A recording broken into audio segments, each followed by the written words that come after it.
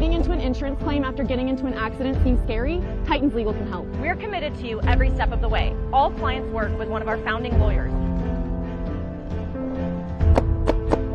Don't go into a gunfight alone. Titans Legal has your back. Let us help you get back on your feet. Consultations are always free, and our fee comes from the insurance settlement and never out of your pocket. Call Titans Legal today. Follow us on Instagram at Titans Legal for details on our 180R giveaway.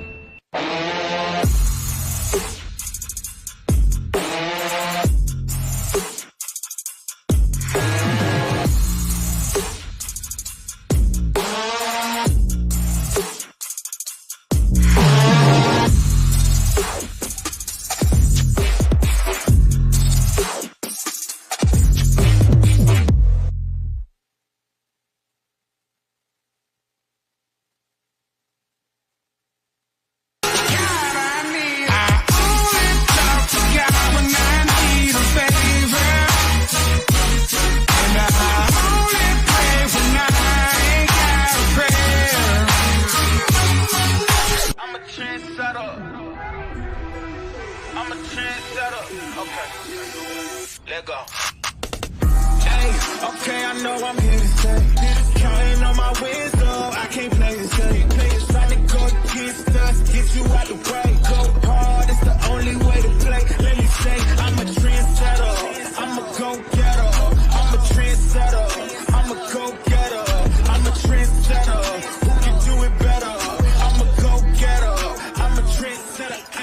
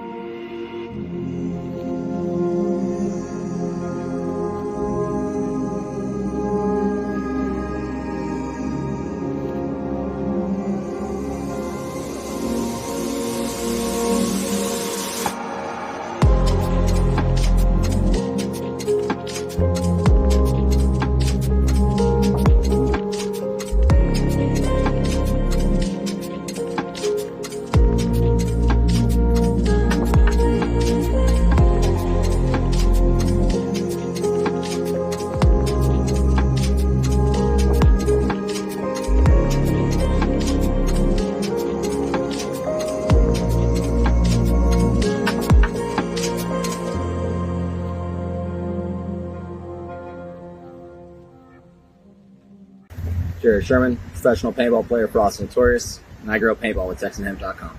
Look like you know your way around plants. Yeah, I'm a pretty good grower. What do you grow? Marijuana.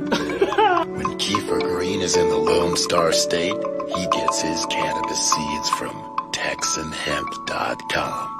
Smoke it if you got it, motherfucker. Where we should ride swingers and put diamonds in our niggas. Both drinking some elimination look like a...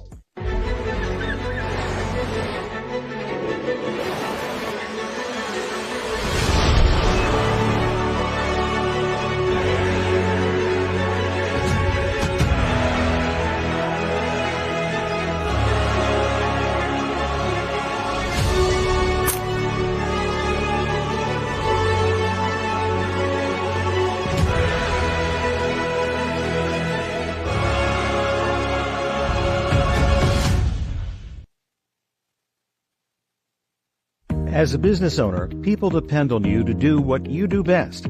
So, who has time to worry about the numbers? If you're feeling overwhelmed with your business finances, there's All-in-One Accountants. We help business owners and entrepreneurs steer clear of the taboo zone of financial headaches. Organized finances now mean more money down the road.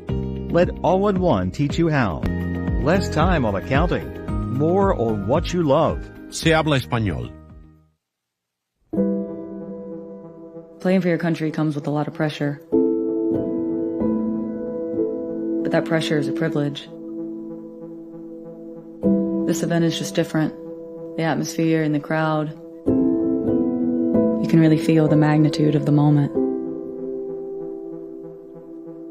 And it's a moment you never forget. I'm Jen Falk, and I play for Team USA.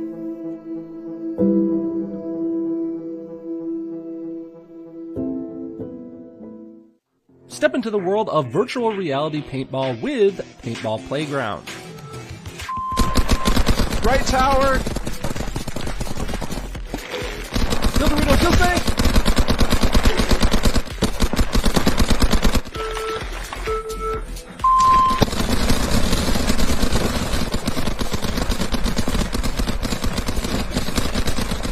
Join us on the field by searching Paintball Playground on the MetaQuest store or Steam VR. My name's Scott with Paintball Fit. I got the Hydra knee pad here.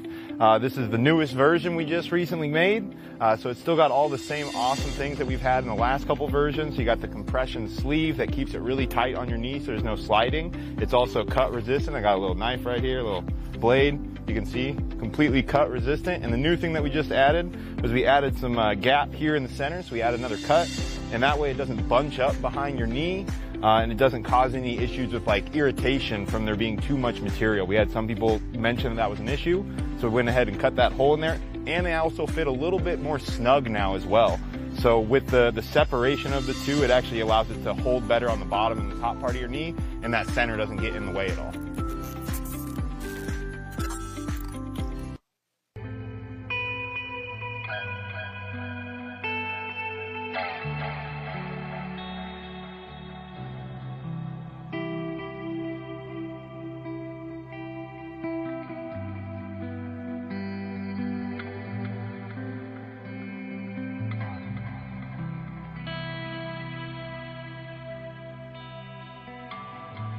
If this is it, if this is all there is, I hope you live, I hope you live. If there's no end, and we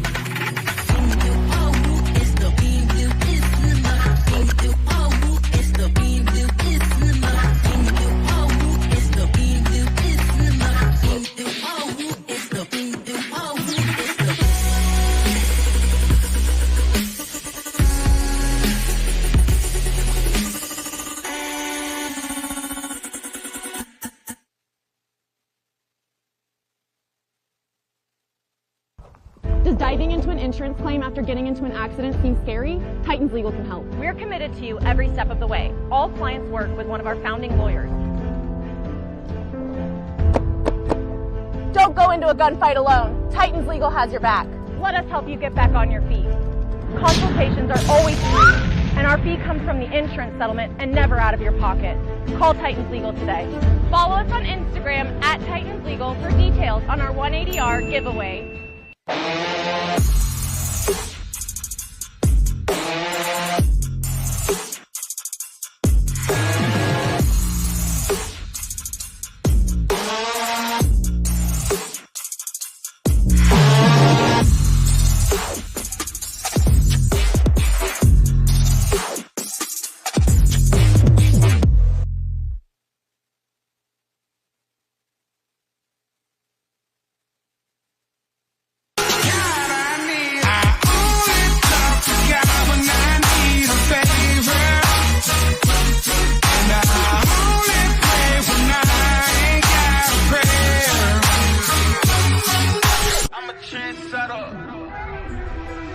I'm a trendsetter. Okay. Let go. Hey, okay, I know I'm here to stay. Counting on my wins, though. I can't play this game. Trying to go against us, get you out the way. Go hard, it's the only way to play. Let me say, I'm a trendsetter. I'm a go-getter. I'm a trendsetter. I'm a go-getter. I'm a trendsetter. Who can do it better? I'm a go-getter. I'm a trendsetter. Hey.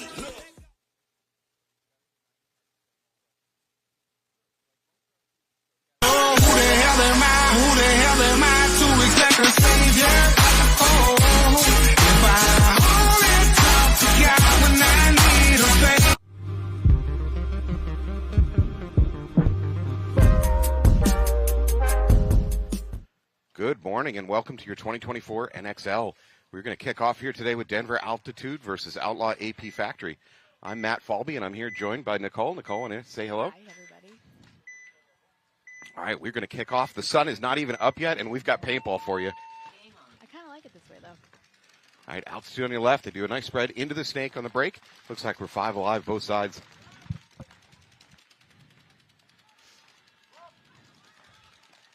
Altitude starting to shift out to support their snake. Looks like we're going to lose the snake corner, however, for Outlaw AP, and sure enough, they're down 2 bodies. So it's 5-on-3 pretty quick.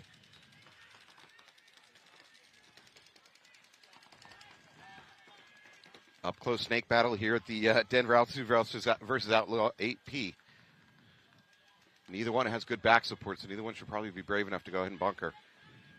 As I say that, I am exactly wrong. There it is, Altitude with a bunker. Looks like he's probably going to be clean. Ref gets in the check. He plays on. That's going to break the game up, but there's not many bodies left for Outlaw to try to stop this. Sure enough, takes that corner, and that should be it, folks. Maybe one player left over in that tower. Nope.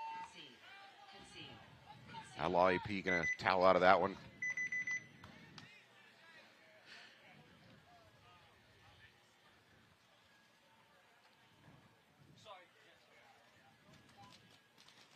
All right, we're going to flip over to the Chicago Distortion and the NorCal Kings game. NorCal Kings are going to be on your right. Chicago Distortion is going to be on your left.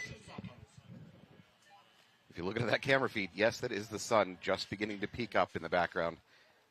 World Cup kicks off early. If you come here, do not expect to sleep in. It's almost romantic that way. That's what the players are looking for. A little romance, romanticized paintball. Are we on resort grounds? I think we might be on a resort grounds. The perfect romantic getaway for paintball players. Yes, everybody enjoy. All right, Distortion on your left, NorCal Kings on your right. Both teams in the snake. It looks like 5 clean, both sides. NorCal Kings first to get up to that middle 50 brick. Super important brick over here on the snake side. Oh. Nice goggle shot. Chicago Distortion snake player going to take a walk. What happens when you're hanging out too wide, though? Immediately filled in. However, it looks like there might be a penalty in the background. I've seen multiple bodies walking out for Distortion. Yeah. And NorCal Kings have a good placement right here in this snake. He's just kind of looking across, trying to find a body. Meanwhile, the Chicago Distortion snake player is in a world of trouble. He's got that brick locked onto him, and he's got a snake player right in front of him. Yeah, he's pretty much stuck there for a little bit. Might as well, build a house and start having kids. Well, they're not going to give him an opportunity. Yeah. Oh, Okay, I've got a quick concession going Yeah. on. I would say that was kind of a no-win situation. I don't blame him.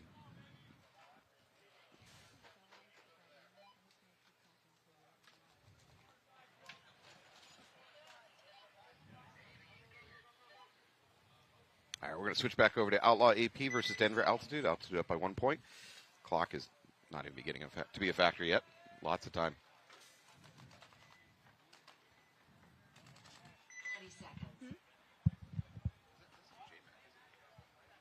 No.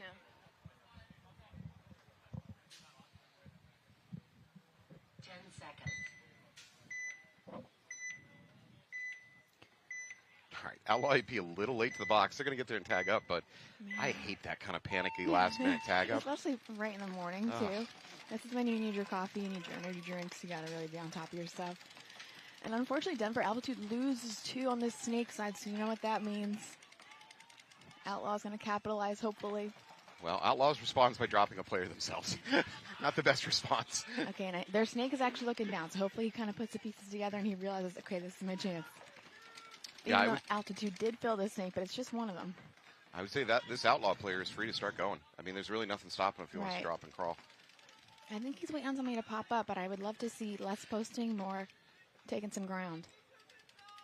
Well, he's getting some cross shot from perhaps the middle of the Dorito side of Altitude, but honestly, if he just drops below the horizon, it goes. And it looks like their wing and the snake guy just kind of gave a head nod, so now it's time to kind of launch it, and it looks like they're going to try to put this snake in, even if the snake starts crawling up. And as I say that, Denver Altitude is actually going to bump over to that Dorito side tower. And as you can see, the snake player is itching to hit the highway. Ooh. He just misses a stray ball. Yeah, Outlaw gets not anymore. Outlaw gets in the middle, puts a stream on him immediately, takes him out. So Yep, whatever urge he had to capitalizing on run highway was pretty quickly stamped out. Yeah, I'm not sure a highway this early in a point is really ideal. Outlaw's going to cruise to a victory on this one. For sure. The snake player doesn't know that yet.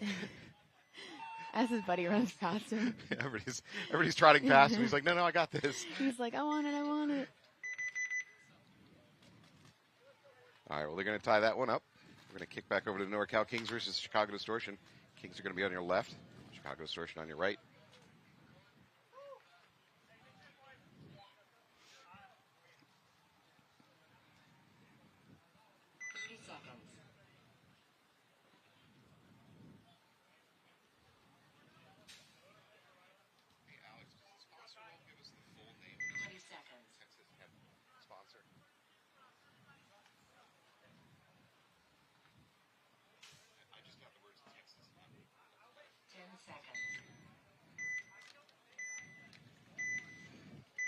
All right, we'll roll with it.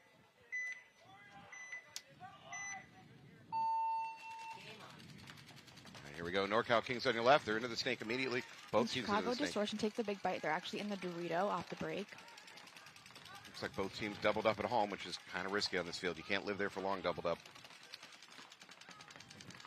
See, but I like the double home, but only like for a good period of time. If you're in there too long, you're going to lose one, absolutely, for sure. You've got to have very disciplined players that stick to the game plan and get the hell out of there when the coach tells you to go. Unfortunately, especially on the breakouts, you really have to stick to the plan or we're going to lose you quick. Yep. I can't tell you how many times you tell a player, okay, only be there for 5 seconds, and then they're there for the next 5 minutes. Right, is it 5 Mississippis or is it 5 seconds? Yeah. So we do have the snake build on both sides, but it looks like the NorCal Kings are kind of, taking some more ground compared to, and you know what, he does take out this Distortion player.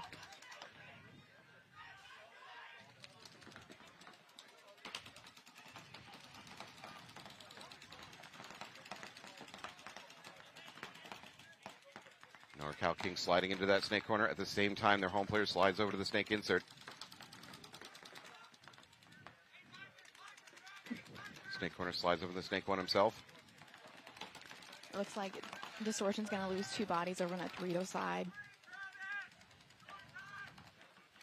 I'm hearing a story time call, though, so I think they're trying to put it together on what the situation is going to give them. I'd love to see this home guy leave the home and start supporting his snake guy, or spread the field either way. It seems a little early to call story time, as if you're trying to kill clock. And as I say that home guy is actually going to be eliminated. They're only up by 1 point. There's 12 minutes on the clock. Right.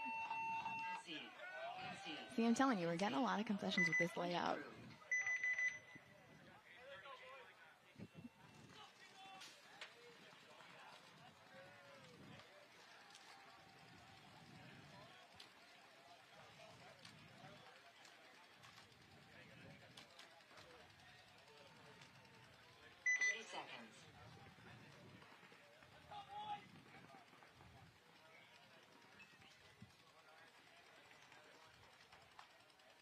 Seconds.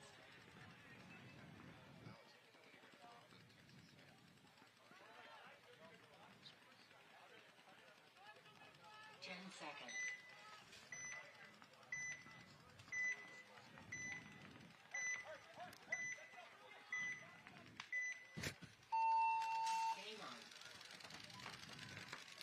So we've got Denver Altitude on the left. We've got Outlaws on the right. Altitude player taking an immediate trip back to his pit. Now his home player is going to do the same. Now it looks like the Outlaws are the only ones in the snake right now. He's looking on the inside. He's trying to shoot some Dorito guys.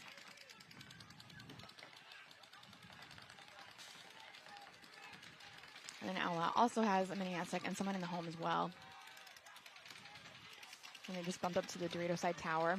Altitude player in S1 taking a real risk playing over the top of that thing. Got a death wish. But hopefully there's a reward out of it, right? You take those big risks and you better pray that you get a reward. If not, your coach is having your butt when you come back. I don't know. I think he just doesn't want to be out here at 7 a.m. in the morning playing paintball. He's like, please shoot me. And as we said, the Outlaws actually lose their home guys. See, actually, I don't know. Altitude into D3 though. They're making. Oh, they're going to get a counter move. Is it successful? Let's see. Looks like a trade. Yep, sure enough. Yep. So Dorito's going to be cleared out.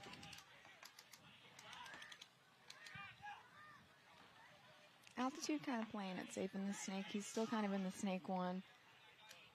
And so Outlaws are going to actually take advantage of that. They're almost on the other side of the field. He's crossed this 50.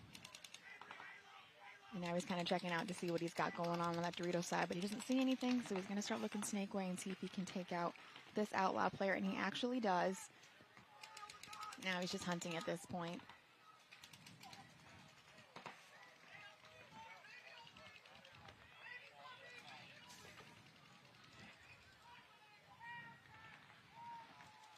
Outlaw now down into their snake and crossing the 50. Yeah, so now they're trying to hunt out this Dorito side tower. Yeah, it's not going to work. A little bit of a late desperation play by Altitude trying to get out to that Dorito side. It's not going to work.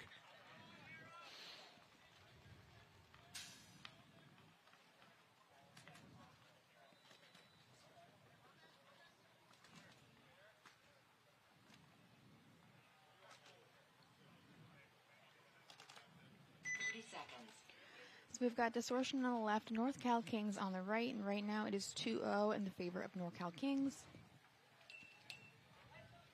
20 seconds.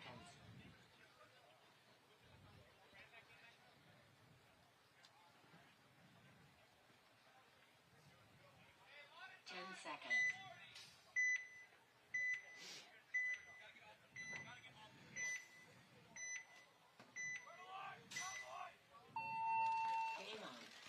So North Cal Kings double this home. Hopefully it's periodically, but also they lose their snake on the run. And I really hope their Aztec player kind of looks over and realizes that and starts filling. Distortion player immediately loses a player out on the Dorito side. They are in the snake, though, and they have more control of the snake than NorCal does. We've got a ref check going on for Distortion in that back line, but he's clean. NorCal slides out to the snake corner, tries to slow down the snake player. Absolutely. Not a good line of fire from the snake corner, though, down the snake. It's not really happening right now. Hopefully he kind of just, realizes this and starts filling. Oh, and as we see that, you know what? Distortion does lose that snake, so now's a chance. Capitalize, get in there, but Distortion automatically fills it. You know what? That's the best way to do it. NorCal Kings are going to lose their player in this Aztec on the snake side. Now their corner is looking to go. He keeps kind of checking it out. You can kind of see the body language of it, but I just don't think he's gotten the opportunity he's looking for. Chicago Distortion player is going to go to the same bunker and wrap around the 40, the S4. Hopefully he doesn't die the same way his teammate did. I know. I kind of wish, for me, I want you to tuck that knee in. I want that to be behind that bunker because, your luck, you're getting shot in the knee. And It's just not going to work out. I'll cover the mic if you go want to have a talk with him after the game. I agree with you. I mean, realistically, I don't know if this mic's working right now. So. Here we go. Bunkering move should be a trade out. I can't see both surviving. Yep, so yeah, definitely a trade out. He didn't get hit in his knee though, so that was. Yes, very true. I want like 80% of your body to be tucked, and I just want your head and your gun to be out. Yeah, if you're just getting shot in your gun and your head, then you're probably doing the game right. Right, that's what I like to see. But if I see you hitting a body part that I know is hanging out, you're getting a talking to. Yeah, a stern talking to. Yeah, so Distortion's actually going to run up this middle. They're looking for the last body, and they find. I was going to say they find him, but NorCal King wasn't aware of how the proximity of the Distortion player tried to run right past him. And Distortion came out clean, so they're actually going to take this point as well, as long as he's clean. Chicago Distortion is now on the board, so it's going to be 1-2 with about 10 minutes on the clock, 10 and a half. This could be this could be a high-scoring match. I'm just, you're watching on the screen the ref look at, what is probably Rob or Neil, and you know what I did not see yesterday? Not one single time. A dirty hang. See, this is what happens. You say this, and then today it happens. It's my fault. But do you remember seeing a dirty hang yesterday? I did not see a dirty hang. There was a potential for one. I did see a nice little, I'm going to call it an elbow, like crushed a ball, and it was a perfect little circle. And I was like, oh, man. But he was so smart. He's holding the elbow up, and he's kind of rotating as away from the ref. Like, oh yeah, he knows, I know, yeah, then that's, I see it. Yeah. You know what? But if you can pull it off, you know what? I give you credit for that. But I was like, that is the most perfect little circle. You must have leaned on a ball, maybe. I'll retract my statement and revise it to there's no dirty hang called. Yes, that's me. That's exactly it.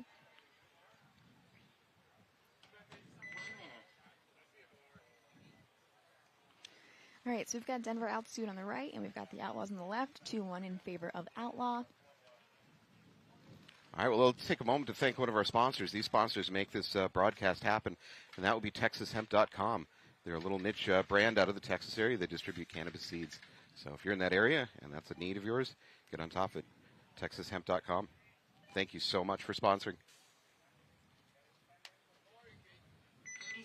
All right, you're looking at our schedule for the rest of the day. Later in the day, we switch over the WNXL bracket. Which was also really action-packed yesterday. I actually went home, was eating my dinner, rewatching. Even though we were here, I was like, this stuff was just insane.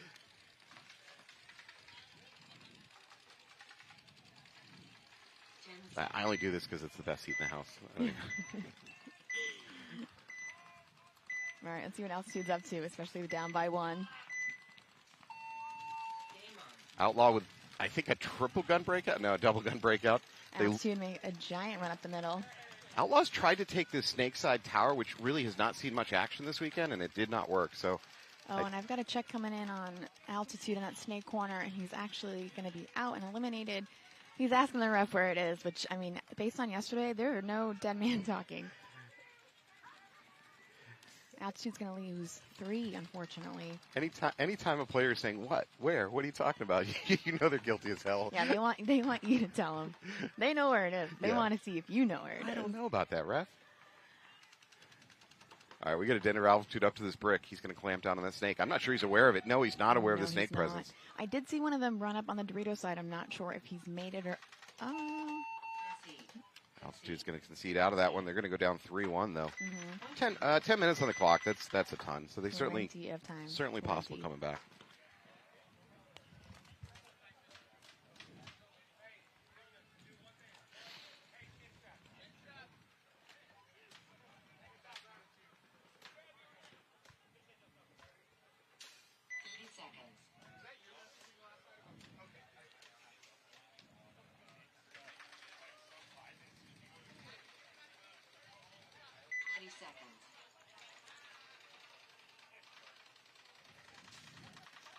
All right, so we've got Distortion on the right, NorCal Kings on the left. Distortion down by 1. And plenty of time. I mean, 10 minutes, 30 seconds. Yeah. You can make things happen that way. Yeah, your coach is still free to throw out whatever game plan they want. Ooh, and you know what? NorCal Kings almost, pulled up early. I do like how NorCal Kings in that Dorito corner are, he's got a few steps back. We do love a certain angle. I love number 52. He's wearing his butt pack as what I'm going to call a crotch pack now. He's given up on having it on his back. I'm kind of interested in if he hops on his belly and he's going to, kind of crawl down, how that's going to feel. Yeah, that's going to be difficult.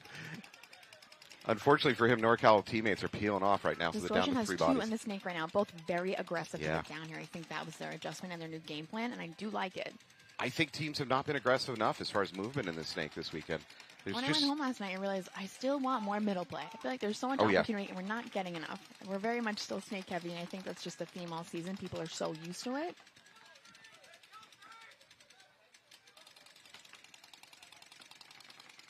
and there's safe running paths to get up the middle too. It's not like we're seeing players dying consistently trying to get up the middle. My only critique on the two of them in here right now is the fact they're both looking on the inside. I would love one to still try Yeah. to maybe hold NorCal in. They do have a back player They do, that but can I look mean, on the side. see, now we've Here we got go. what I like to call a poison. Oh, which is on the nicely other side. done. You know what? He makes it in. Nicely done Oh. by number 52 in NorCal. Let's see what happens here. We've got this ref coming in, which that was the same ref that got shot in the head when he was doing the check in the WNXL. Wearing that pod pack as armor, I guess. He knows he's going to go bunker people. You might as well put it on your front, let it Gotta take the protect hits. the goods, you know. Yeah. He's in his childbearing years. Yeah, I was gonna say maybe they're trying. I don't know, but Yeah. What a lovely colloquialism. They're trying. no hot tubs. Pod pack in the front. Pod pack in the front. If he is a spouse, you know they're probably watching. Like, hey, listen, at No all hot costs. Brought home the vitamins. That's what you get at 7 a.m. in the morning when you tune in for the... You know what? I did spend my night with the Misfits and Rocky Cagnoni, so Oh, yeah. you know there's no filter in that You are household. corrupted, yeah. Yes. You know, we're grilling at 8 p.m. with Rocky Cagnoni with a headlight on. His dog's jumping in the pool. It was just chaos, and I was like, I should really be in bed at this point. That sounds pretty awesome, actually. I got to come party at your house. Yeah, come on over. We had steaks last night. They were perfect, of all temperatures. The production crew went to Applebee's.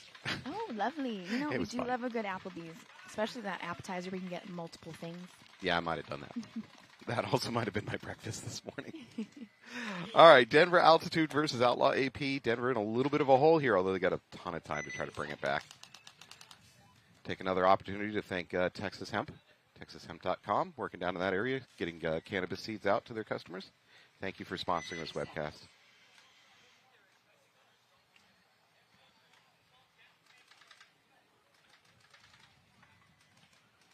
Can we also shout out all these pod runners that are here 7 a.m. doing laps, full speed? You know what I'd like to see more of, though, is pod runners in like Halloween costumes. We see that occasionally up in New England, yes, and it's we had awesome. a monkey, we had a banana one year. I really enjoyed that stuff. It makes it fun. All right, Altitude, Clean Out 5, both teams up the middle. And Outlaws got somebody in that giant brick, and Altitude's got somebody in that giant wing. Looks like 5 alive clean for both teams. Factory's got a snake player in. He's kind of going to wrap really tight. See how his...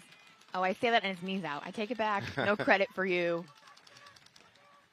Oh, here's an opportunity for a kill here. That player for Altitude needs to get out of that bunker or get back to the backside of it. Yeah, there you go. Okay, and we've got...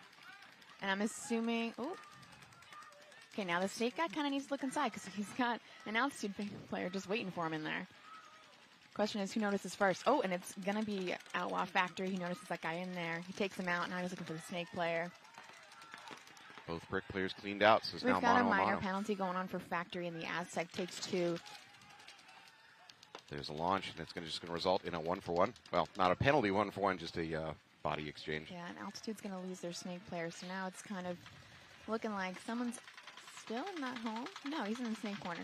Altitude also losing backline players, so they're running out of bodies here.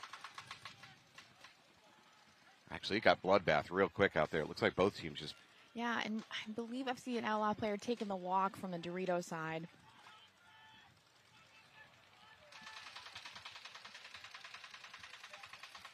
Altitude corner trying to figure it out. He's just looking for bodies. Right. It's a little bit rougher if you're on this snake side trying to look cross because there's still a bit of a sun factor. He's making the run, though. He's going to jump that beam and start kind of...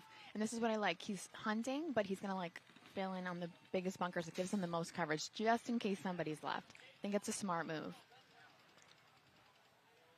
Cautiously closing it out, number 57. Good work. He's going to take that point. Altitude going to claw back into this a little bit. 2 and 3.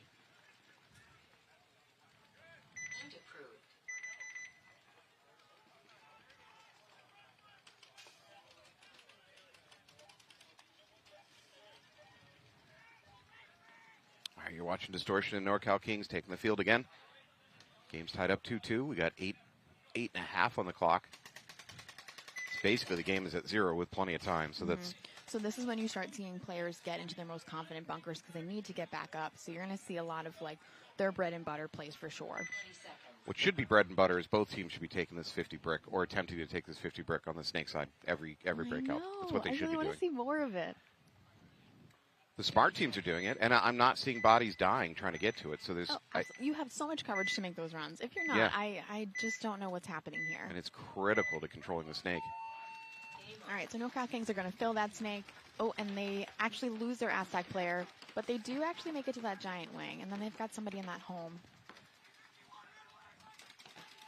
And as we say that, look at they're in the brick.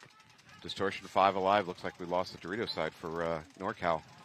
And this is that ideal combo for NorCal Kings. They've got a snake player. They've got that brick player. He's waiting for the other snake to come in, making his buddy's job easier. And as I say that, a ref is running in to check his snake. Again, wearing his butt pack on the front of his body. This has become a theme. Yeah, I don't know. I think we need to ask him, like, what was the scoop? Is this a new fashion trend? What is going on? Something going on here. As we say this, we're actually going to lose a NorCal King. Yeah, so it looks like they're down to 3 bodies over here for NorCal. Yeah, and it looks like Distortion's got, I believe, 4. And as I say that, they lose their snake as well. So now the snake is pretty much open. I'm hoping that snake corner from Distortion notices and obviously takes advantage of that. Distortion player going to cross the 50 in the snake, sliding up to their S4. Unfortunately for Distortion, their snake corner really can't do much about that. Yeah, and I mean, NorCal Kings does have that snake in there, and he's kind of looking for someone in that Dorito side to kind of take out.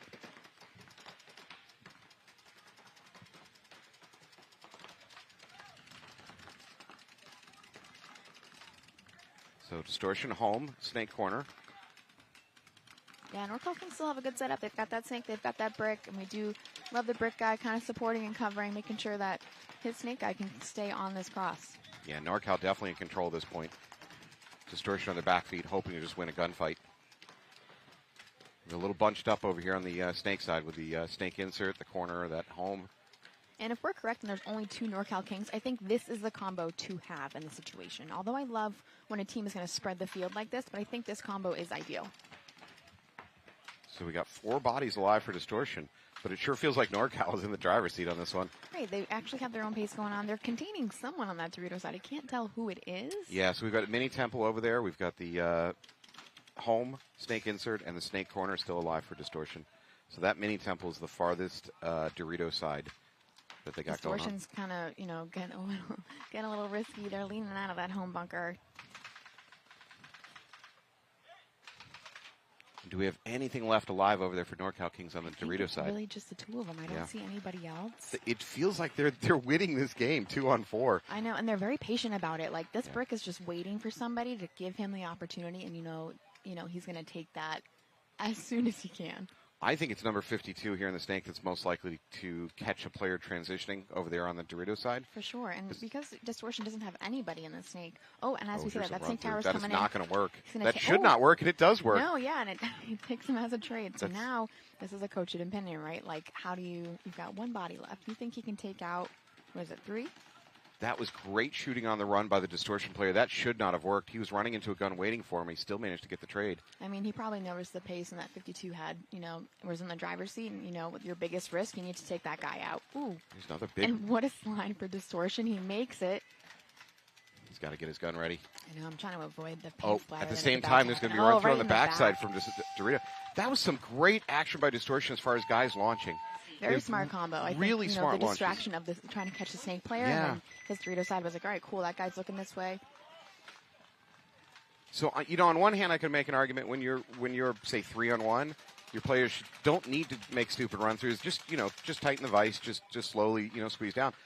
So I would normally not advise to do those big launches, but each one of those 3 launches was a very smart launch. It wasn't, For sure. It wasn't just wild card, rogue stuff. All right. 20 seconds. And I'm kind of impressed with NorCal. I'm assuming that their coach had full faith that he was going to make it happen, and so. 10 seconds.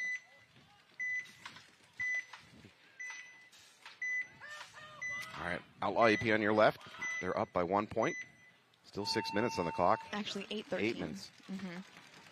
Is that how numbers work? It is. I mean, I don't blame you. The yellow and white is a little difficult, but I do like the color scheme going on.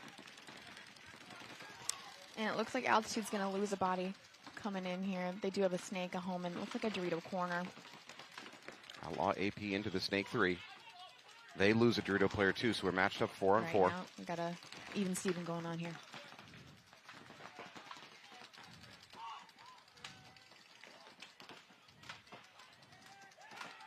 Oh, and Altitude loses their snake guy, so Factory's kind of got the advantage here because they do have the snake here. Yeah, as we saw yesterday, there's a drop shot into that snake between S1 and S2, and you could be hear crawling and feel safe and just get clipped. And I remember when we had Jordan Boyam, he was saying, he was talking about, oh, I want my gun to be at X thing because I want to be able to have those drop shots. Perfect. And Yep. I was like, oh, okay, fancy. It's little details. And we've got a ref check going in on that Dorito tower. It looks like he's clean, though. All right, here we go. We've got the two snakes kind of creeping up on each other. The question is, who realizes what? Outlaw AP player going full on sneaky, although he did bump that 50 bunker. That might be enough to give him away. It does. Take the rundown.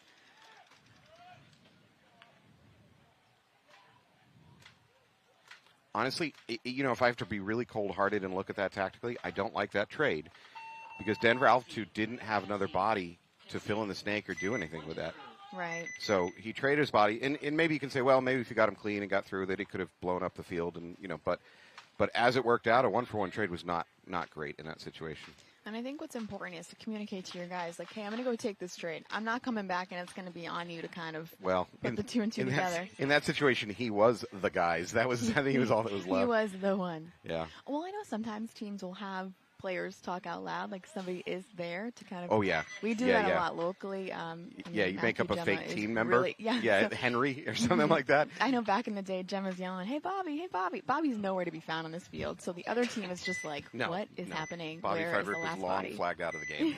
Yeah, that's usually what happens. That's a New England joke for anybody that's watching. Yes, we do have Bobby Fredericks, who is a penalty magnet.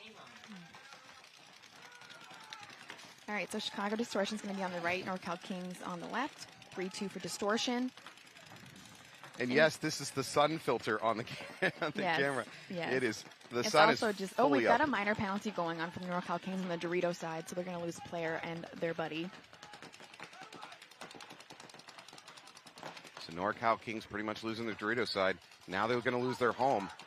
This snake player needs to do some incredible work here to pull this thing out of a tailspin. Yeah, Distortion's watching the bodies drop, so he's going to start running down this snake. He's just got to be a little more careful because, I mean, NorCal does have somebody in the snake with him as well. There it is. There's the towel up. Yeah. The concessions are consistent today. Yeah, there haven't been a lot of buzzer push presses. It's almost all been towels. Yeah, so that last match has, 4 minutes left in it. All right, I'll take another moment to thank our sponsor. That is TexasHemp.com. It's run by Jared Sherman of Austin Notorious. So one of our own. If you want to support one of our own in the sport, check out his website.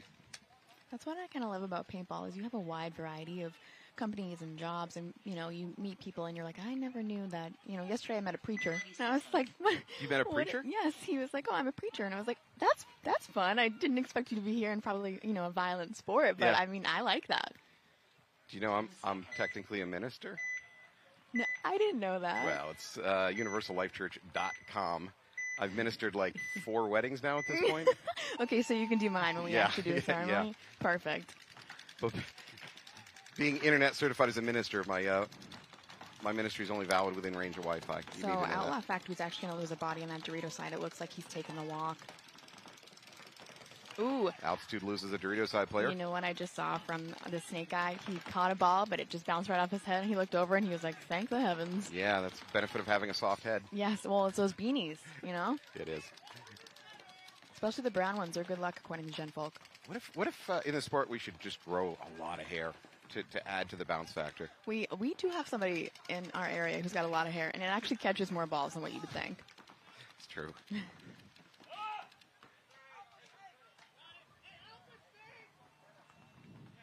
So I do like this Outlaw guy. He's kind of hanging in the cake. He's kind of reading the information, feeding it back to his back guy, and then he's going to start making moves.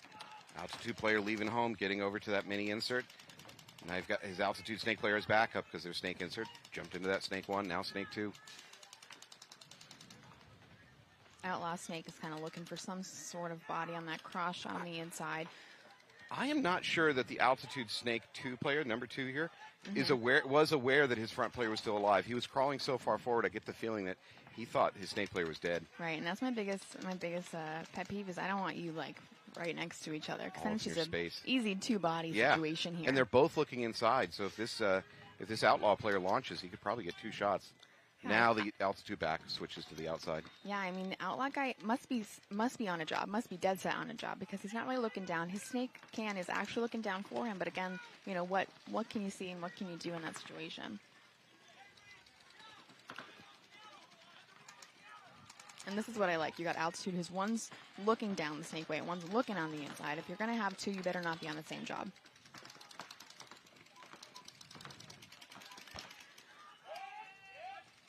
Oh, and you know what?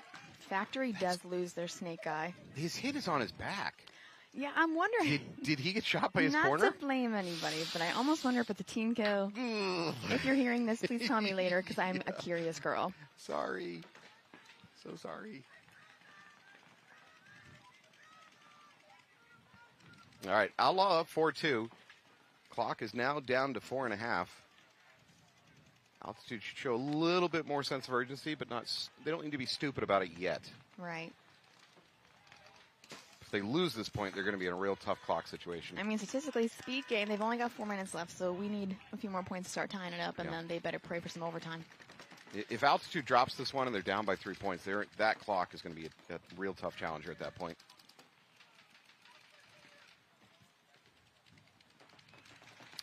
Altitude in that mini wall in the back. He's looking at the Snake side. He's going to try to help prevent a run through.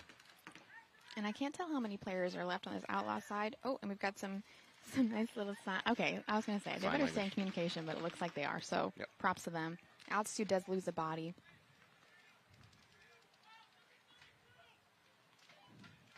Altitude peeling a body off from that Dorito side. Yeah, and Outlaw's actually bumped up to the Dorito. One of their guys is taking the walk, though, so I don't know if they had 3 bodies and they're down to 2. I think Altitude may be down to just 2 bodies themselves. Snake and that mini wall in the back line. Yeah, so we've got a kind of fair trade here. They also have a Snake over here on the Outlaw side, and then the Dorito guy. And it looks like his body language is like he's ready to run it, but I think he's trying to be cautious because there's only 2 of them. Oh, and I see that, and the Snake guy also is showing the same body language. I just don't think a rundown right now is ideal for him. No. I think there's an opportunity to jump the highway, maybe. Well, I don't know, because I think that the mini might be able to see him and take him out. I was saying for the Altitude player. I think the Altitude player might have. Yes, I think that would be ideal. He might Unless be able to the Dorito here is going to watch that happen and try to save the Snake guy. Oh, I don't like that. Oh, no. Don't do that. Don't do that. Especially when the Snake guy is so tucked in. Yeah, see? Yes. You know what? Honestly, I think you deserve that. That was a silly move, and the risk was not giving you a reward whatsoever. Last Altitude player drops back to the home. Now he's going to try to slide over the mini insert. I don't think it's going to work. So that bump, I don't really know why that happens. Well, the home is not a great bunker to be the last bunker to try to live in. It's a bad Alamo. Right. Well, we all know how I feel about cans. It's only a 70% chance success rate off the rip, and it just decreases from there the longer you stay in there. Wait, you have stats on cans? I do have stats. So cans are probably, every other bunker, depending on sizing, 100% success rate the second you get in there. A can, you start off at 70, and it just quickly declines from there, whereas other bunkers takes a little longer to start declining. So I'm not a huge fan of cans, but this can I like because it's got more coverage in the middle because you've got the bricks, you've got the wings. So they're able to double up there, but you really can't be in there long, and it's not a bunker you want to be in to, have a gunfight. All right. We could make up statistics. I don't think anybody's going to check us. Let's go for it. Well, I mean, let's see. I don't even know how long I've been coaching. 2 years, 3 years? Yeah. So, I mean, the stats have always been tracked throughout the years, so developing, the shape and size of things. All right, Distortion up by 2 points. Yeah, and 4 we've minutes got on the NorCal clock. Kings, and I don't know if the field is a little wet and muddy because they're sliding into the Snake corner. Definitely first morning, too. It's definitely very slidey right now. NorCal Kings does lose a body, and they lose another coming up to this middle and that brick. NorCal cannot afford to throw bodies away in this clock and point situation, but they are doing it.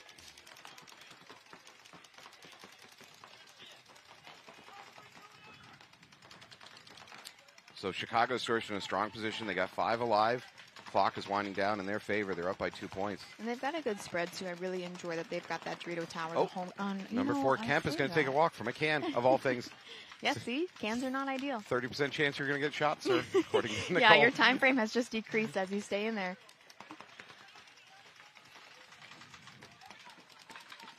So we've got some corner-on-corner action here in this snake, and, looks like Distortion also has a snake player in there. But I can hear corner-on-corner action here at the NXL. Yeah. I can hear a red alert over here, so they know the snake's there. All right, Distortion's still in a good position as far as time-wise and points-wise. See, now this home player on NorCal Kings, it's getting tight. This is your chance to get out of there. But, NorCal doesn't just need to live. They need to actually win something. And losing those 2 bodies right off the rip, that's pretty much put them in an awful position to try to mount an offense. And with 2:55 on the clock, you need at least a point a minute right now. So a little aggression would be great. We've got Jensen 52, who's kind of on the cross right now out of this can. Look at that home player just desperately trying to live. Yeah, he's going to lose his snake corner. He does lose a corner, so now this home guy. I believe if he's all by himself, I can't tell. Oh, actually, no, I take it back. There is one in the Dorito. Moorhead living behind his gun and his beard. That's the only thing keeping him alive right now.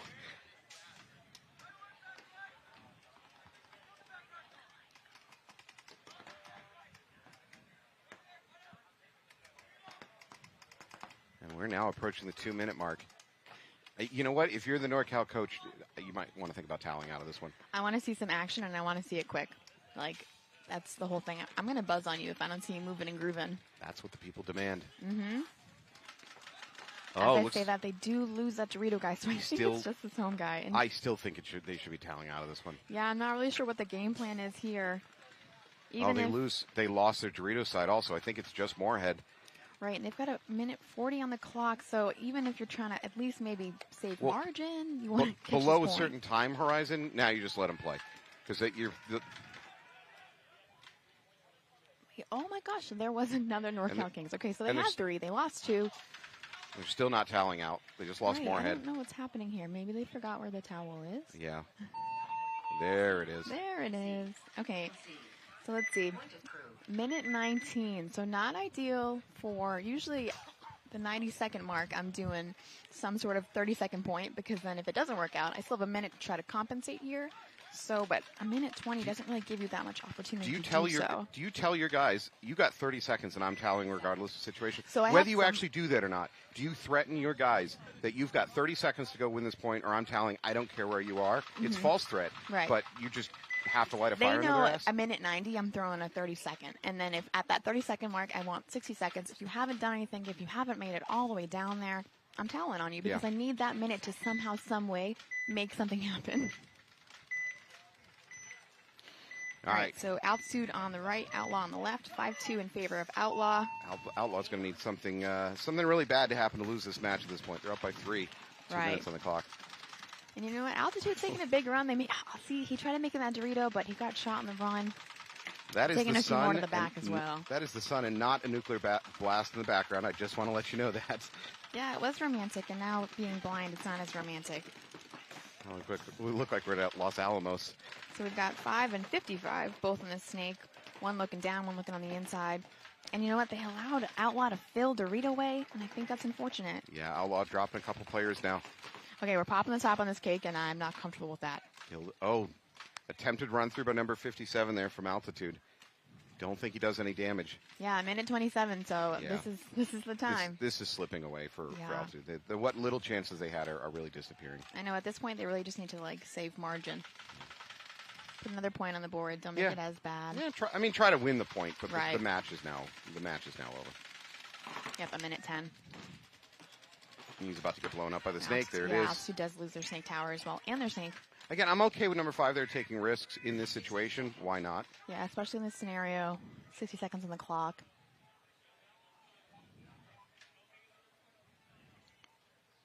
Looks like we might have had hopper problems over here for number 3 on Outlaw.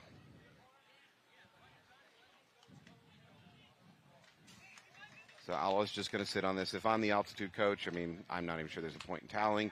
Right. You kind of just have to accept your fate at this point. I mean, 34 on the clock. What can you do? An Outlaw, you know what? They want those points. They're going to take, you know. Oh, look at that clock. You got 20 seconds to check each other.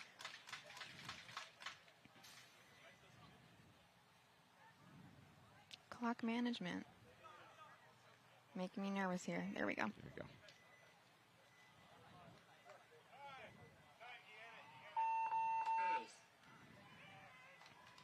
With 1 second on the clock. Oh, gosh. We're going to go up 6-2 on this one.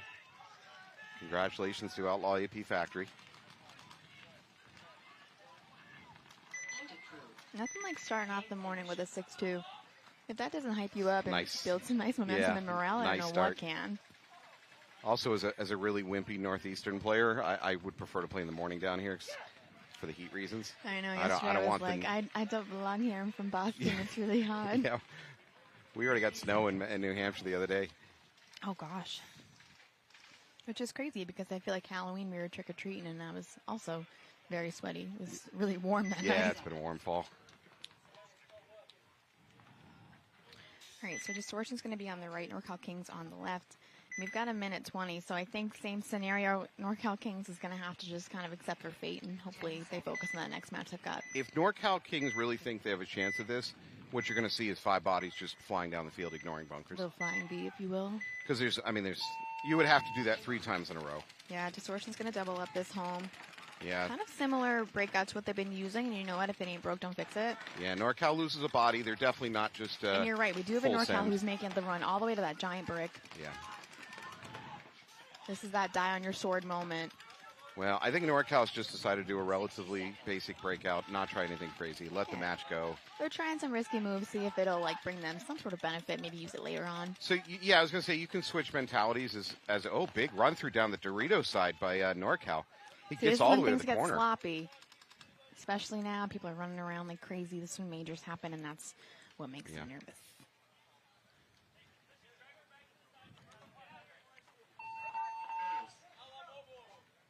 All right. Well, they're going to leave 35 seconds on the clock. With it's going to go up to 6-2, assuming he's clean. He is clean. Okay, 2 6-2s. Maybe it's our lucky number. We should go play the lottery. Well, there's 35 seconds on the clock. There, could be another point scored here.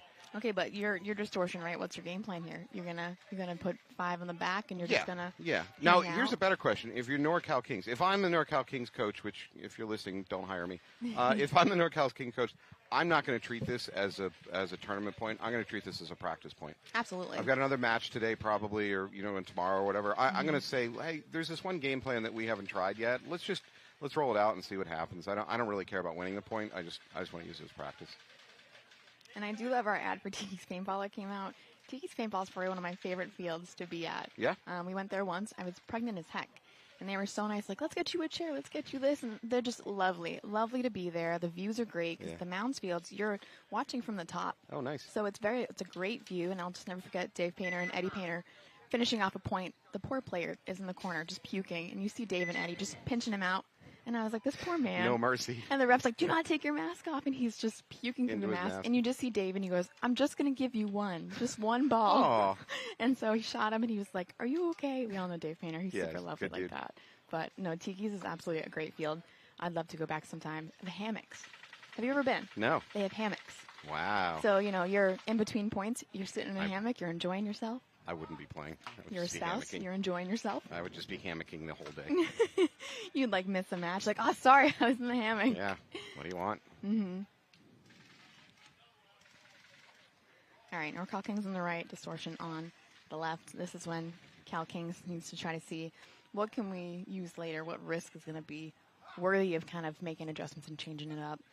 Coming up next, we have a great couple games. New York Wrecking Crew versus Newbies and Leverage versus Royal City Sea Dogs. So excited for this one. You're going to see the spectator sideline really start swelling, even though it's going to be an early game. Oh, There's gonna be a absolutely. lot of See the people numbers here for that. popping up with their feet as well. Yep.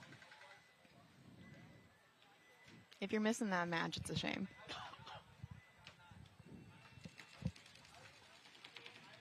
All right, well, let's take another moment to thank our sponsors. So we've got Texas Hemp, run by a member of Austin Notorious.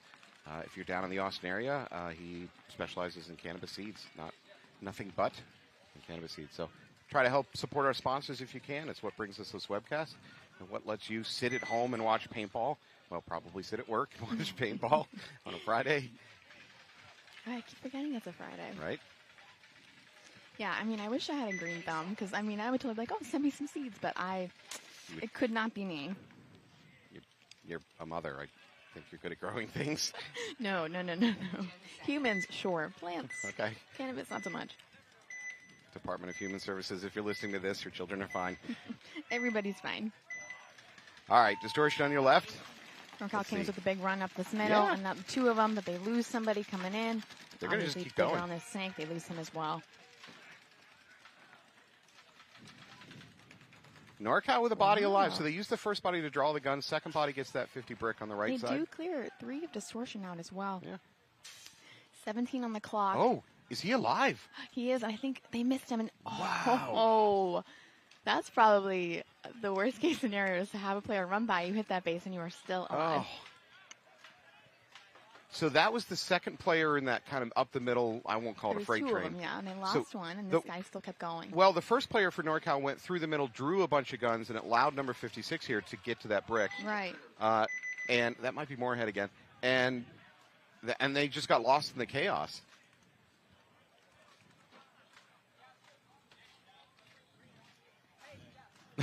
And we are at 12 seconds, so technically there's going to be another what point. That means. Yeah. They pull a Colton Doll. They run an 11. Oh, let's not say that. Okay, minus the injury and the scare Yeah. tactics and all that, and his mom being very worried. Oh. Minus all that. If you were watching the Mid-Atlantic Major at Atlantic City earlier this year, Colton Dahl of New York Wrecking Crew, they were in a last-second desperate situation to get a point on the board. Colton was like kind of at the back end of the running pack, and he got to the start box of the other team. Hit I think it was playing P-Mob actually, and hit the buzzer at Mach 2, and then launched himself, violently into the air. Right. Somersaulted into a flipped pole. right over. It was really, and he was legitimately injured. It was a very scary moment. Very, very worrisome. I know that. His mom was messaging me like, "Are you there? Are you with them?" And I was like, "Unfortunately not." I was like, "I'm also watching from TV and very concerned. I hope he's okay." And we heard from him, and he said he was just fine. It was very scary. Very much, especially he's young. I just talked to his dad today. He says he's fine. He's doing well. Yeah. It was a quick recoup. Especially that age. Most kids recover from things so easily. Yeah, it's not fair. Yeah, it's crap. I wake up every morning full of pain. My knees are creaking. Yeah. I have said that getting older is you just keep adding pains, and that you don't know where they come from, and they never go away. Yeah. And you don't even realize it anymore. If my 20-year-old self could teleport into my body right now, I would immediately drop to the ground screaming in pain and requesting ambulance services. And I'm just like living with it day to day. And you're looking into all things. You're like, I need a chiropractor. I need physical therapy. I need this. No, this body's too far gone. It's a waste of money. All right, NorCal on your left. Down 3 points, 12 seconds on the clock. Another run through. Yeah. You have to. Again, treat it as a practice. Have some fun with it. Yeah. Just don't catch a major or anything. Yeah, this one's not going to work as well as the previous one. I know. And that's it. So Distortion 6-3. All right. Well, congratulations to Distortion. That is going to wrap up our first match of the day. Quickly, while you have about 2 or 3 minutes, go get a drink, go hit the bathroom, because when you come back, you're not going to want to miss these next 2 matches. Absolutely. Grab your breakfast, too. Big teams on the docket. So thank you so much for joining us here on Friday at your NXL World Cup. We'll see you in a minute.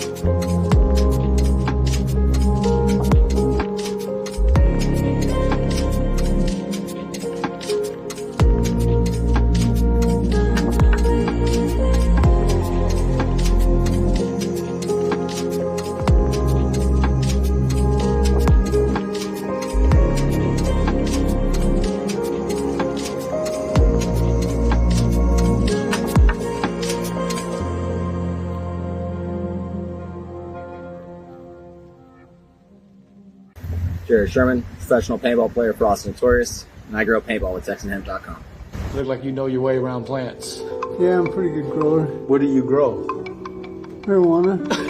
When Kiefer Green is in the Lone Star State, he gets his cannabis seeds from TexanHemp.com. Smoke it if you got it, motherfucker. Chop 'em ticks. Well, we should ride swingers and put diamonds in our niggas. Both drinking some lemonade and look like a...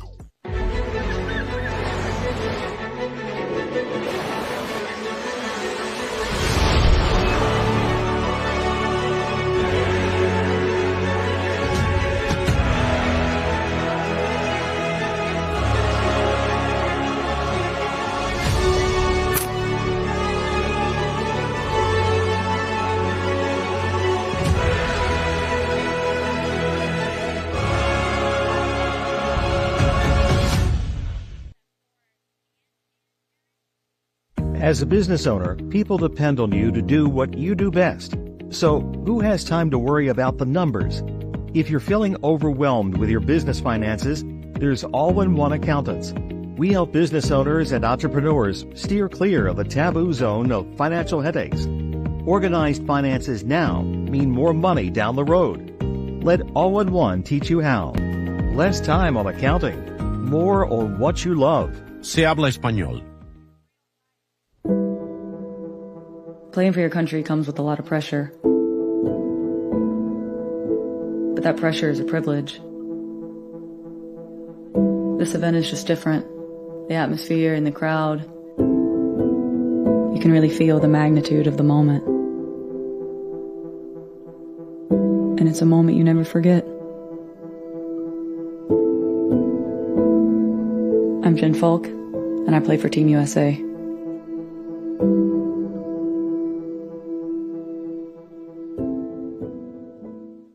Step into the world of virtual reality paintball with Paintball Playground. Right tower. Kill Dorito, kill Snake!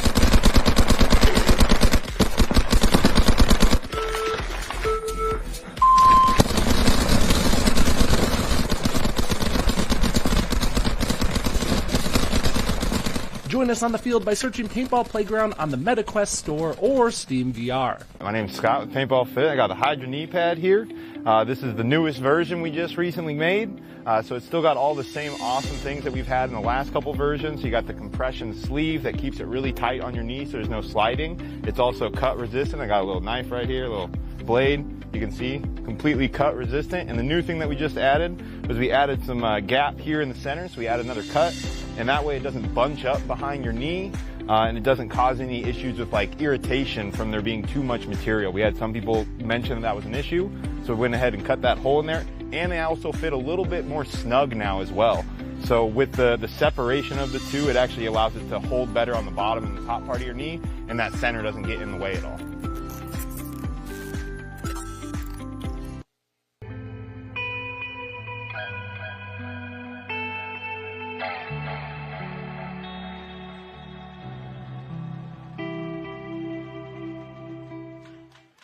And we're back, and we've got one of those lovely, fun-filled matches with New York Wrecking Crew newbies.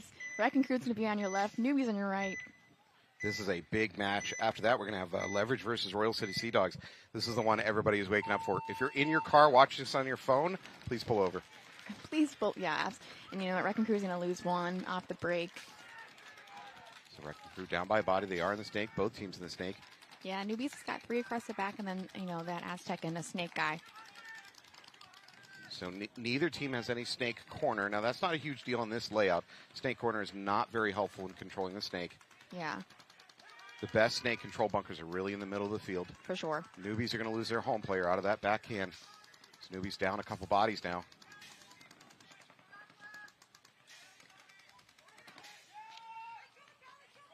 Oh, unfortunately for newbies, they're going to lose their snake insert, the mini temple.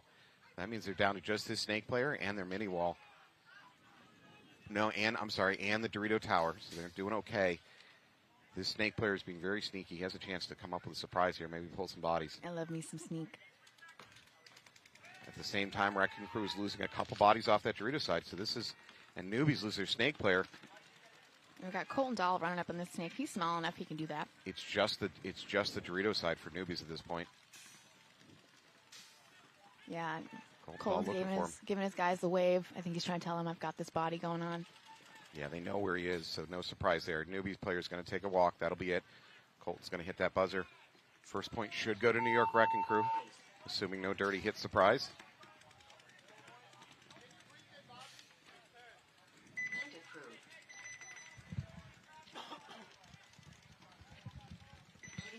All right, good work to Wrecking Crew. They take that first point.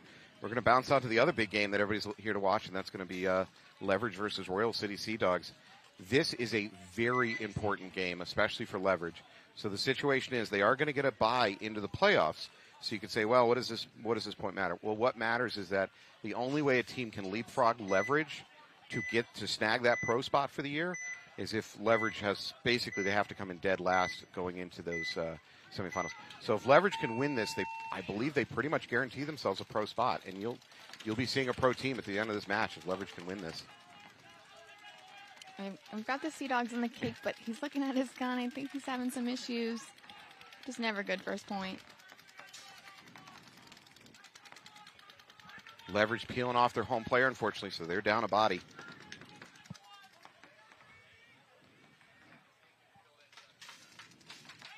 All right, I think the Sea Dog here in the snake has finally adjusted his gun. He's ready to take on some action.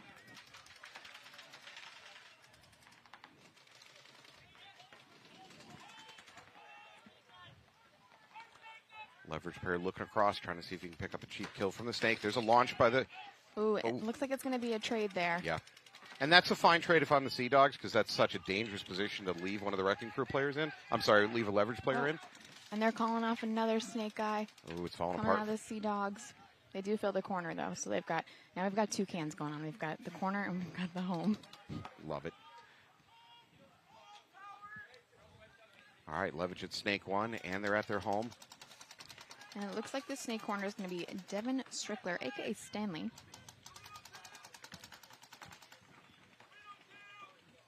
And then the home guy over there is going to be Derek Welts. So and Welts is actually going to fill this snake from that home. Oh. Unfortunately, he doesn't make it on the run, gets shot in the shoulder. So I believe that leaves Leverage with a 3-on-2 advantage.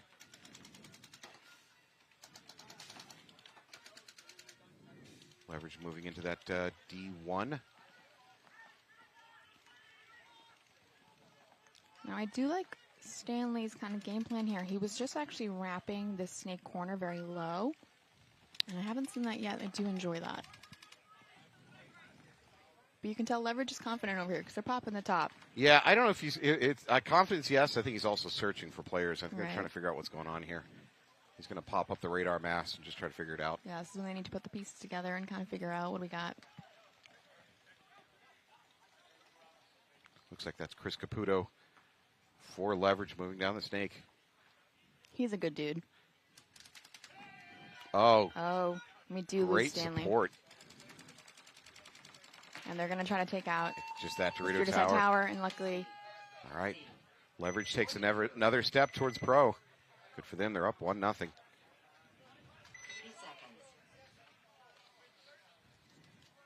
I mean, but I know Wrecking Crew is hungry. They are hungry for that pro spot. I mean, the scores are relatively tight. If you look at the standings for the year, it's not a huge lead for anybody. So I think we are at 382 points for Leverage. Yeah, it's anybody's, just like it's anybody's game at this point. Royal City Sea Dogs at 356. Wrecking Crew at 353. Newbies a little bit further down at 334, but... Both teams are struggling to get to the box right now. It's kind of tight. Podrunner desperately trying to get off the field. Mortified. All right. So, Newbies Wrecking doubled Crew up. had a double home, and now he's launching off to that wing. Good work by Wrecking Crew taking that middle brick. We keep harping on this. It's such a critical bunker. Well, that's the middle wedge. Getting up that brick would even be better. Yeah, and it looks like who's in front of me. So Ian's in front of me for the New York Wrecking Crew, and he's got Colton Dahl behind him to support. They've lost a body, though, for Wrecking Crew.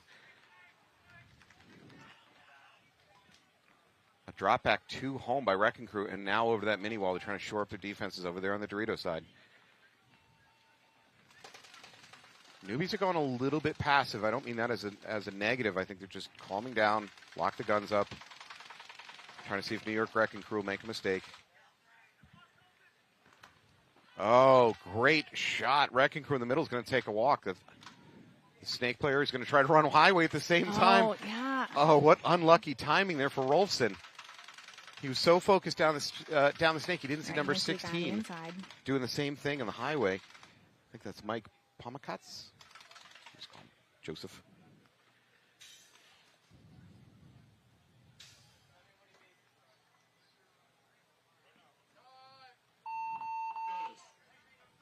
They're going to towel out of that one.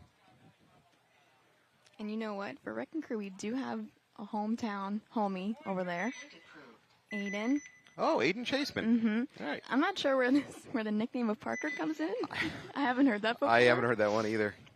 I've got a few on here that I was kind of curious of. Like for Ian, Michael. Maybe some of these guys are avoiding creditors and they're just taking on pseudonyms. They're taking on alternative personalities. Yeah. When they're here at paintball, they're Yeah. a totally different human. They're in the real world. What for happens in themselves Florida again. stays in Florida, I guess. All right, I don't love this. I feel like teams are late to get into the box. We've seen that a lot this weekend. Especially for these teams, well-established, higher divisional teams, it shouldn't be this much of a struggle. And it's bad because it also means that you're getting to the box and you're freaked out a little bit. You're whatever game plan your You're a coach little is giving frantic. you. You don't have time to kind of confirm, like, okay, here's our plan, Yeah. this is what everybody's doing. I'll call that an organizational failure. Got Leverage on the right, Sea Dogs on the left. Sea Dogs, I love their jerseys. I do. White is the theme this year. Yeah, there's a lot of white jerseys here. Now, if they came down here expecting heat, expecting a very hot weekend in the 90s, then white jersey's not a bad idea for that reason. Right. The weather has been pretty good so far.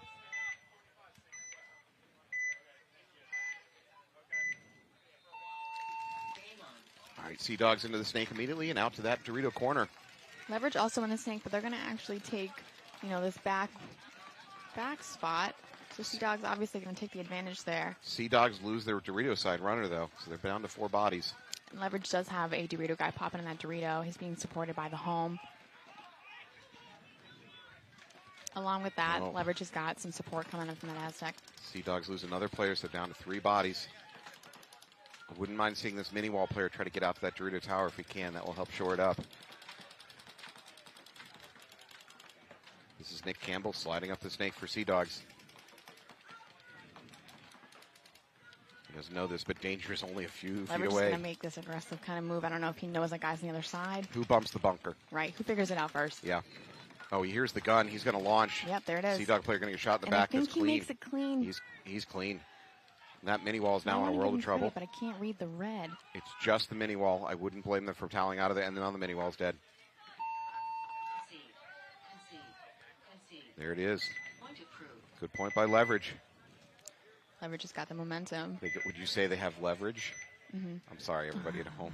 I agreed, and I didn't even realize it was a cheesy joke. I expect nothing less from you, though. I can't be stopped.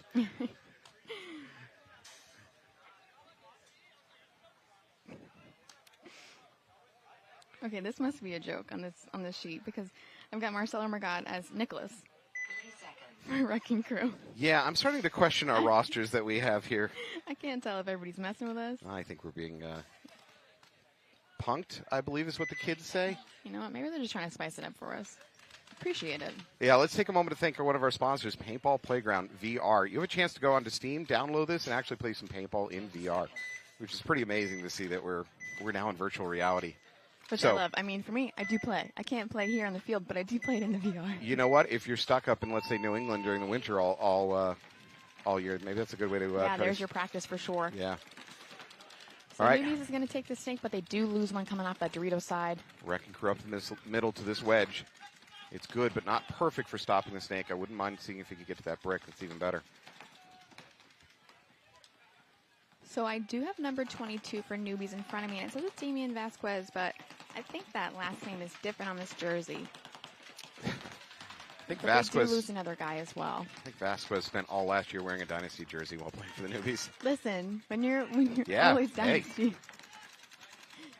If in some warped alternate reality, I made it on a team like Dynasty, I'd wear their jersey forever. I'd get a tattooed We're on all me. part of Dynasty Yeah. at this point. We've got a major penalty on Newbies coming from the Snake corner. Going to take the home out and going to take this Dorito. Oh, nope, we're going to take the Snake, actually. Oh. Yeah, there they go. The newbie's going to immediately towel out of that Yeah, situation. as you know what, I would too. At that point, you've got nothing left.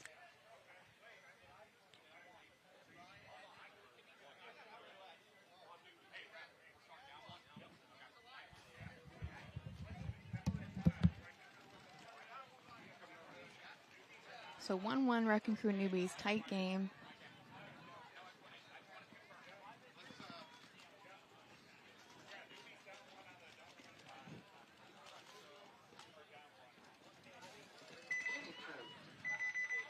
The most beautiful sound you could ever hear. Point approved. So we're going back to Leverage versus the Sea Dogs. We've got a 2-0 in honor of, or in favor of, Leverage.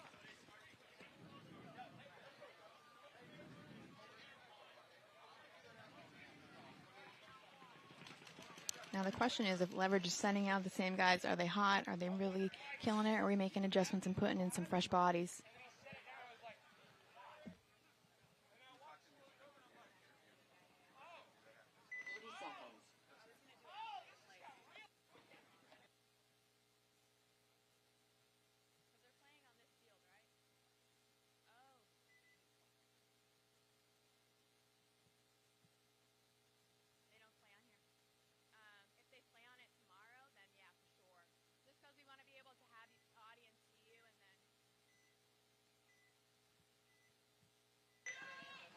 All right, so we're going to start up here. We're watching Leverage breakout. Sea Dogs are going to be on our right. Looks like, I was going to say 5 alive for both sides, but unfortunately Leverage does lose one. Sea Dogs are going to be a little aggressive on this Dorito side. I just saw somebody slide in next to that beam. And as I say that, we've got another launch up on the brick and a snake player coming in. Leverage is hanging on in this Aztec along with the W as well.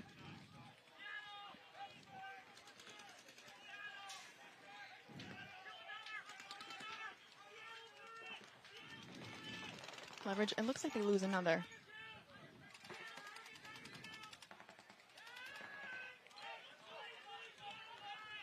And we also lose a Sea Dog going on over here.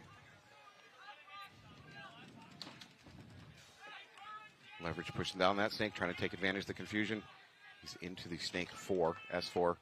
He's playing on the outside of that. It's a little dangerous if this Sea Dog. Oh, but someone does take that brick out, so there's no one holding him up now. Yeah, he just needs to get his gun down the snake and protect himself, or crawl.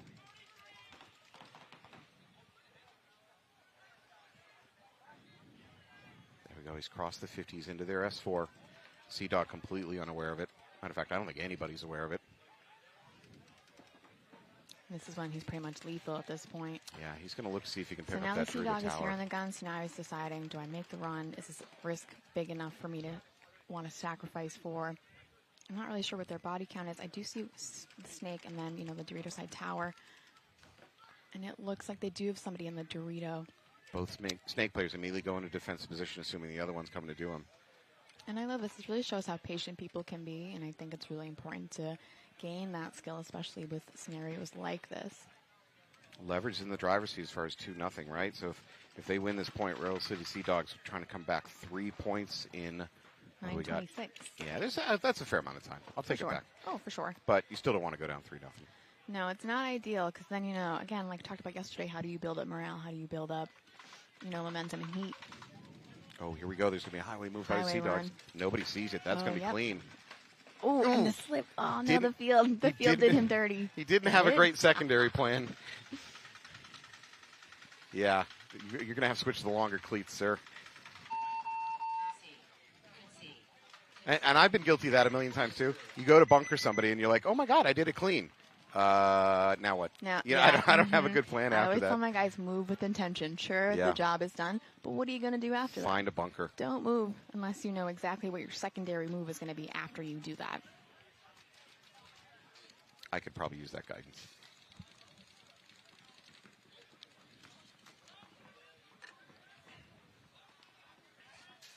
I will say I have even bunkered a player clean and then called myself out because I'm just so I don't You know. were like, I don't know what to do now. I gotta go. No. I'm just Oh. so used to getting shot. You know, like you bunker somebody. You're you so just, used to trading out. And then you're you don't assuming trade it's out. a and you're one-way like, wow, mission, and it's just reflexively, okay, I'm out. I did my thing, and then you're like, wait, I didn't get What hit. happened? What?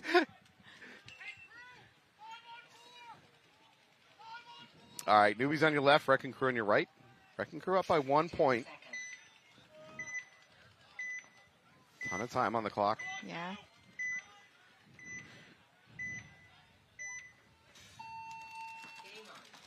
All right, newbies split wide. They're into the snake. I do like this move from Wrecking Crew. He was acting like he's going in this Aztec, but then dove right into that snake, but they do lose the middle guy. Yeah. They are very quick, though, to get up into the snake. And this is our hometown homie. This is Aiden. Oh, I don't know. Aiden's getting a check. Hopefully they do lose Colton Doll. They're clean. They're going to say Aiden is clean. During that Crew- check, newbies take the snake themselves. They're Right, in and the they do S3. have a double home over in Wrecking Crew, so, you know, they're surviving pretty well for such a time frame. Aiden has now crossed the 50. Looking for kills. I don't think he sees anything. He's going to have to wrap a little bit to get a gun on maybe that Dorito corner. Yeah. It looks like the home is kind of putting some heat over here, giving Aiden some opportunity. This is what I mean. They're both so patient. Newbies are not aware of his presence. They don't know how close Aiden And we've got is. Rudy who's coming snake away, and Barker's going to go Dorito side. They're spread on the field.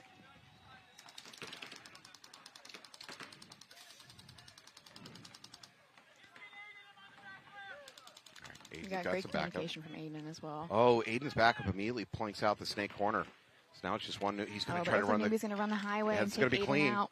Rudy's trying to hide There in the you snake go. corner. He's got a secondary game plan. Oh, see? Yep. Okay. And now, hopefully- Wow! Out of bounds. That's fine. 3 bodies. Yeah, and it looks like he did catch Rudy though in that run as well. So he takes 2. That's what I love.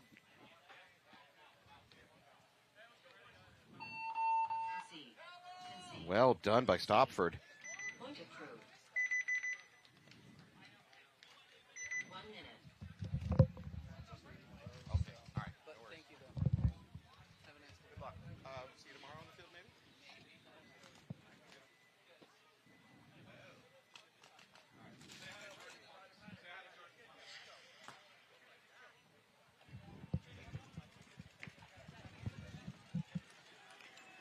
All right, so we're returning back to Leverage and the Royal City Sea Dogs. Leverage up by 3. Sea Dogs really need to put a point on the board. 3 seconds.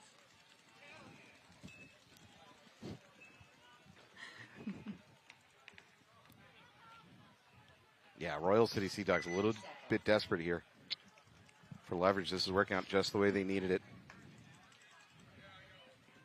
We got a crisp round of high fives amongst the Royal City Sea Dogs. We've got this point. Woo!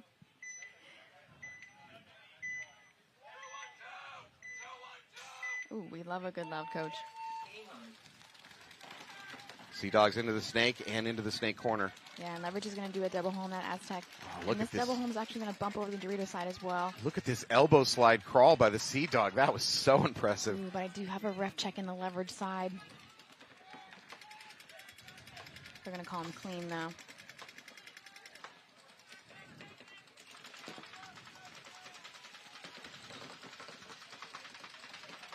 And we've got good control over here. It looks like Leverage has got their Aztec guy kind of on the cross and their home guy kind of snake way. So Sea Dog snake corner decides to go in the snake also, and now fill in that snake corner. Now they've got 3 over here, so now this is really... I don't love it. I would have preferred to see somebody go up the middle. right, It'd be and more you know how effective. I feel about the double up, and you're flying Yeah. back.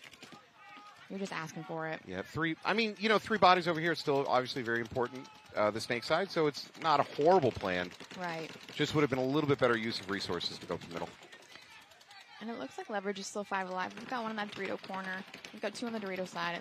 Somebody in the home still. 2 on the snake way. As I say that, they lose somebody. So sorry. That's your fault. That is on you. It's them coming after me later. Like I said, someday we're going to have legalized betting on this, and we can use the commentator curse to enrich People are going to ourselves. start bringing bribes. Yeah.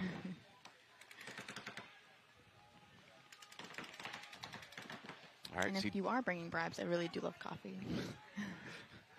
Sea Dogs get into that Dorito side tower. Yep, and it looks like Leverage is still in this home. You're gonna Congratulations. see a launch. Oh, Oh. Yep, there it is. He was convinced, I think it's Campbell, he was convinced somebody was on the other side of the bunker But they from him. do lose their snake corner for leverage, so now the snake is basically on an island because nobody else is over here for him. So Sea Dog still doubled up over here. They need this point.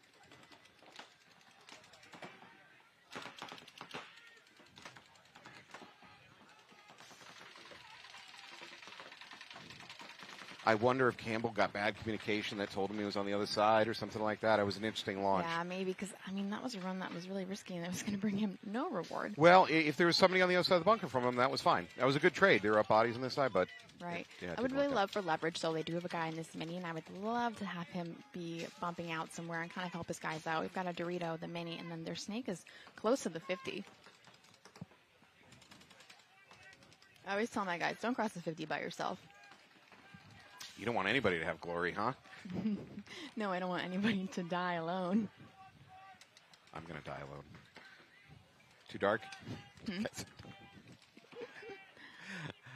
All right. Sea Dog getting a check. Yeah, and we did see one. Oh, he's getting pulled in the middle. Oh.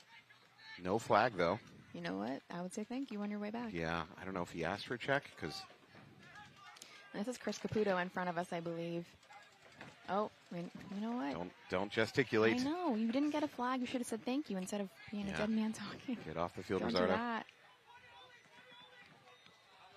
The snake is cleared out. Leverage is going to control this. Leverage is very likely. Yep, they're going to go 4-0 on this one.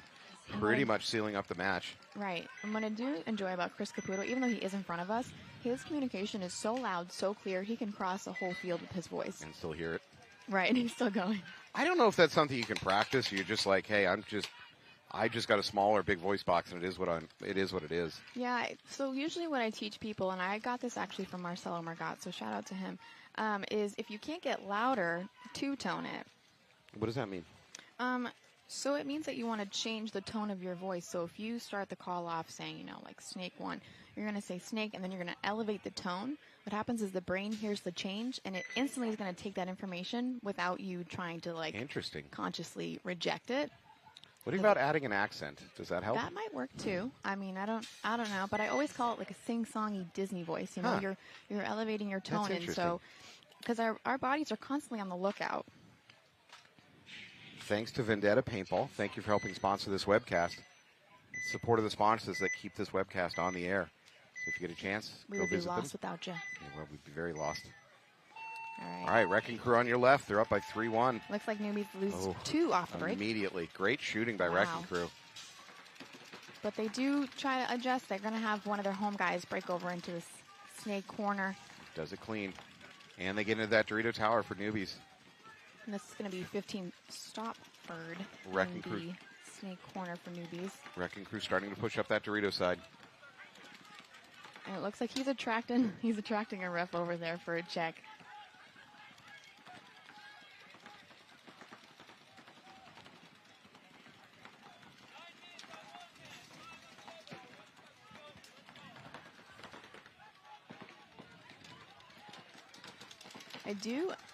For Wrecking Crew, I do want to guess who this is, and I want to see if I'm right. Let's see. Let's say 11. Is it right? So Splitty, that's Splitty. You know why they call him that? No. Because he puts himself in the most uncomfortable positions to be in the snake. So they call him Splitty because you just see him, his legs are all splayed, contoured, and you're like, how do you do that? But, I mean, he's also a great athlete as well. That man is always working, eating like 20 eggs a day. Doing some yoga, apparently. Yeah, really very flexible, I guess.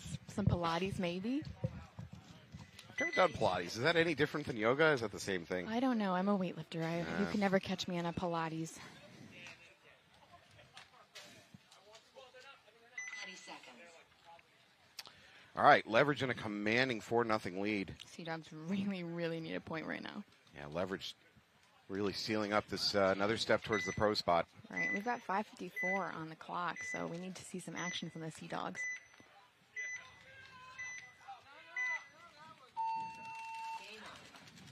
Leverage out to the snake and to the Dorito corner. Okay, and we do see some action because the snake is going all the way. Yeah, real aggressive there by Campbell.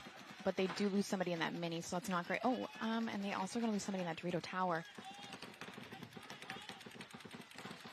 Yep, Leverage is going to lose a player on their Dorito side. And this looks like Campbell to me in the front of this snake. Oh, and they're going to lose their snake insert player for Leverage. I'm sorry, their home player is going to take a walk. Snake insert's still in.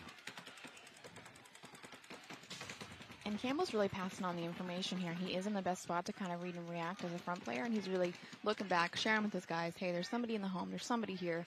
Really important, because then those guys can read and react and feed him information on how to keep going. I don't know if Leverage came out with a, lock it down, kill the clock game plan, or because they've lost a few bodies, that's what they're doing, but I think they're just going to kind of sit on it, try to force Sea Dogs into some mistakes. Yeah, I mean, for 4:40 on the clock, I feel like sitting might not be ideal, but in this case of the low bodies, what else can you do? Yeah. I mean, when you're up by 4. Congrats, that's their new game plan. Got to make midfield adjustments. Your coach is only responsible for the breakout. Interesting. After that, you got to play paintball. Their home player attempted to get into that mini and insert. It doesn't work, and a So penalty. they're going to take the snake out. Oof. All right, that just leaves one Leverage player over there on that Dorito side. Very lonely. Right.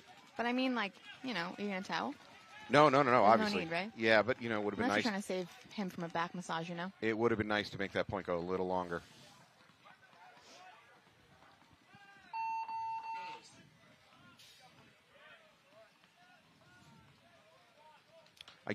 I'm trying, in my head, I'm trying to think about that penalty and what occurred there. So he made a move. He made a move from home to that snake insert bunker. The refs immediately went in, checked him, and threw a flag. I don't know if that meant they saw a hit on him as he was leaving the home bunker, headed towards there. Because if he had just gotten there and just gotten hit, generally that would not be a flag, if he didn't bring his gun up.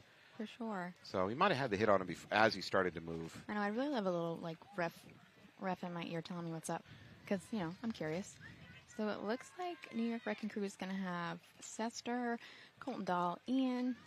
And I missed the last one, unfortunately, but we'll catch you after.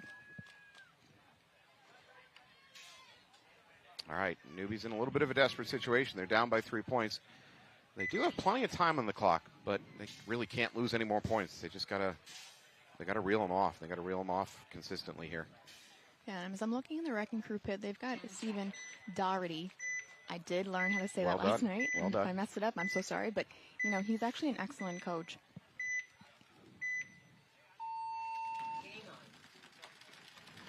We've got Ian diving right into the snake. Colton Dahl supporting him there. Colton also is going to join the snake. We've got a check going on this W. Newbies doubled up a home. They are into snake 2. This is Ian Rolfson here in the snake, number 25 for Wrecking Crew. And they're going to bump into that Dorito corner as well. Newbies are going to lose their snake insert player, their mini temple.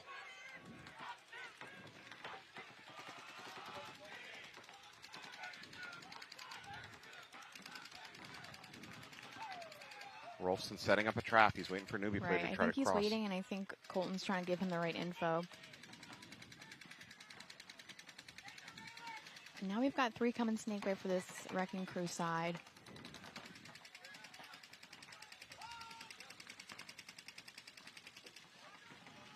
And what I do enjoy about Wrecking Crew is all of their snake players are so patient. Ian's been sitting here for how long, Yeah.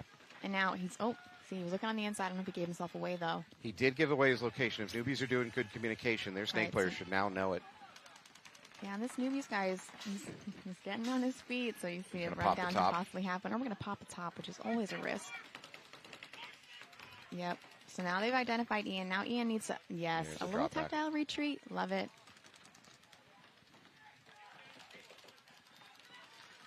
And a little bit of an oversight by Wrecking Crew up the middle. A little back massage never hurt nobody. Yeah. Oh, no. Minor penalty, dead man talking. Unfortunate. All right. I got to be honest. I think that was overshooting. If I was a newbie player, I'd be a little upset about that too. But the fact that he stayed on the field trying to make a thing of it caused him to get a penalty. So from what I've heard, it's ref discretion on how many balls would be an overshooting. So in my opinion, it's not just the number of balls. It's the where is the player facing? Where is he? Like if you stand up into a stream, no, that happens, Yeah, whatever. yeah, But of if you've already given yourself up, you're 10 feet away from the bunker, you're walking down the sideline, and you're still taking the stream to your back, that's blatant overshooting, even if it's 3 balls. Right. So I understand his frustration because, frankly, I think that was overshooting. Yeah, for sure. Yeah, and he's.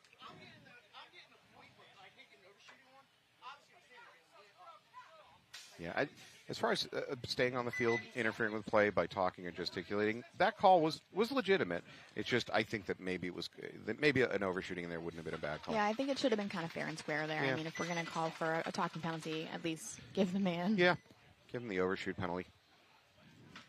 And by the way, I don't have a problem with quote unquote overshooting if a player is playing dirty. Like if somebody goes down your tape line and he's got hits on you and he's ignoring them. He's going to keep going. Yeah, absolutely. You're going to catch a few. Rip You're going to learn your lesson. I've got no. Yeah, you chose that life. So we've got Leverage on the right, Sea Dogs on the left. Leverage up by 3 right now. Luckily, Sea Dogs put that point on the board. They need it.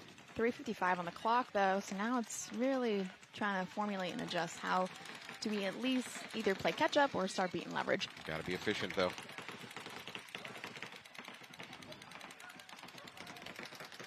This is Campbell again for Sea Dogs. Up into the snake.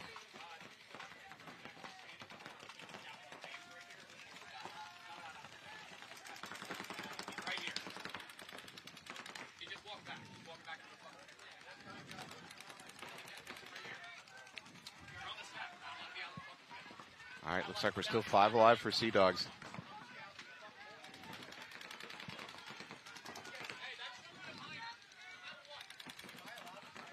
All right, so we're a little distracted by some little ref bit going on conversation. My behind the bad. scenes, My yeah. ADHD was like, what is this convo? Some accusations of scouting pits. Yeah, we do have crossing pit lines supposedly, but I didn't really see it. I could be wrong, though. All right, in that confusion, Campbell's crossed up to the 50. He's locking onto his opponent in the snake. And Leverage has got somebody in the Dorito side corner, but he's actually bumped it to the tower.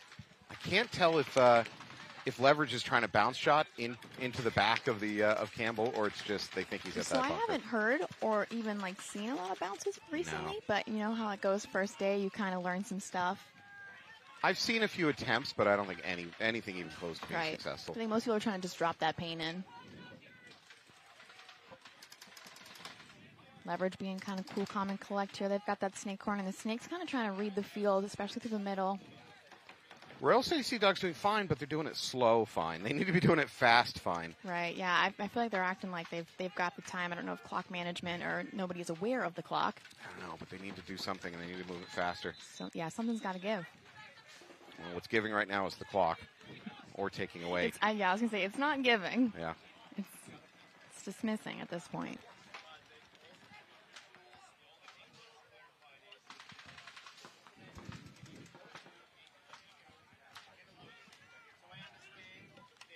Looks like we got a check come out on the snake corner for Leverage. Campbell sliding back across the 50 into their S4.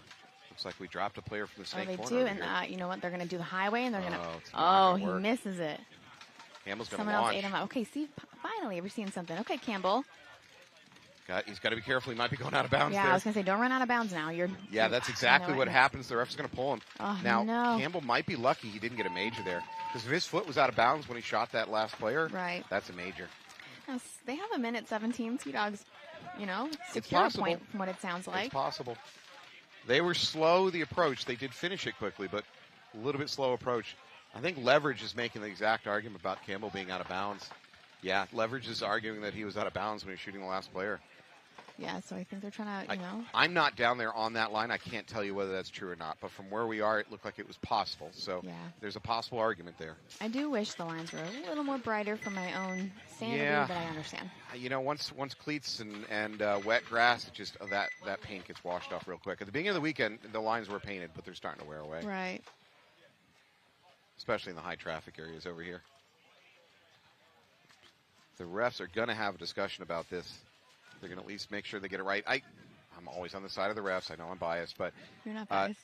I am biased. But at least I'll admit my bias, right? And thanks again to Wasteland Paintball Park for sponsoring us. You help keep us on the air. So if you're in the region of Wasteland Paintball Park, please get out there. If you're in the Texas area, go play. Right, play some paintball. Yep. But I'm going to give credit to this reffing crew. This weekend, like we had a major malfunction yesterday in a call that actually they pulled the wrong bodies, and a lot of reffing crews would have just went, just tell everybody we made the right call. Don't admit Right. to it. Don't show weakness. For sure. I've seen reffing crews that just they don't want it, but this reffing crew did the right thing. They took a long break and they figured it out. So and they fixed it. Jason is the head ref, and he told me yesterday I didn't fly, 1,000 miles to be wrong, but also I'm going to, ref fairly, and I think that's a respectable way to be. All right. So it looks like Newbies is going to be 5 alive, but the snake corner is asking for a head check, and he's going to be called out, unfortunately for them. So newbies drop a body, wrecking crew. Now this is new for me. Newbies is actually, they doubled that mini. The guy slid into the Dorito side corner, and now the other one is going to slide into his giant wing. You know what? When you're down 5-1, you might as well try new stuff. Right, you got to really, give it a go.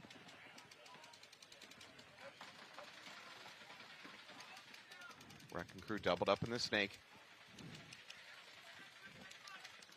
And that is going to be slitty number 11, so I'd love to see what we're working with today.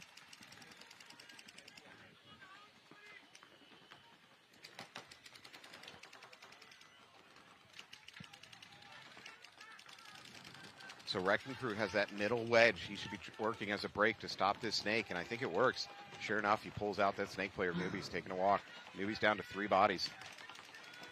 Yeah, this Newbies player looks like 16 is a little unhappy here. He feels like he's getting overshot as well. I do see some hits in his pod and his pack, so I do What's his last understand. name? Would you please try pronouncing that? Don't do me dirty like that. Do your job. Listen. Pomzik? You know what? Joseph. Joseph. That's All a right. nickname. I will not attempt to chop this last name. I feel like it's just, the worst when you try to give credit and they don't get the right name. All right, Wrecking Crew's now across the 50. They're at the S4 of Newbies. Newbies Yeah. down points. They're down position, and they're running out of time. Yeah, it's That's 5:43. Yeah, but if you go down by 5 points, well, actually, it's a mercy. You go down by 5 points, you're done out here. Yeah. DeVivo trying to dig in, see if he can pull out something. Yeah, and this is DeVivo's in a lot of trouble. D-Vivo, something He like is. that, in this corner. He's doing the dance of the dead right now. He's Yeah. just trying to. He's trying to just hold Trying to- on for dear life. Yeah, I mean, trying they to do find have a a Dorito side tower as well. He's kind of on this cross, and they do have a Dorito who just slid in as well. Yep. Doritos into Dorito 3. So they're trying to spread Now- out. They're trying to contain the snake, but, I mean, Splitty is always one to kind of hang low and only pop up when he needs to. That D3 to D50 is a free crawl over there because of the snake beam, but the D50 doesn't do a lot on this field. So what you really want to get to is their D3, and then you can do some damage. Wrecking Crew does have somebody in that Dorito corner, though, so hopefully, Sea Dogs or Newbies doesn't catch that guy trying to take him out when he's crossing that 50-yard line. Now, I do like this cross-up tactic for Newbies. They've got one in that Dorito tower looking this way, and they've got one in the can looking Dorito way.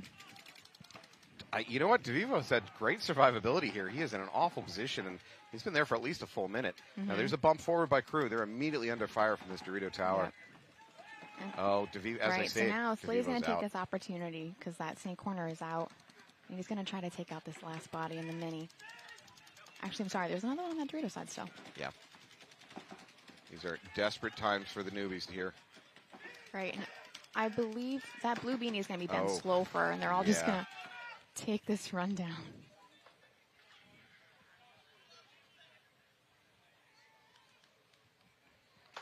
And New York Wrecking Crew is going to seal this with a 6-1 victory.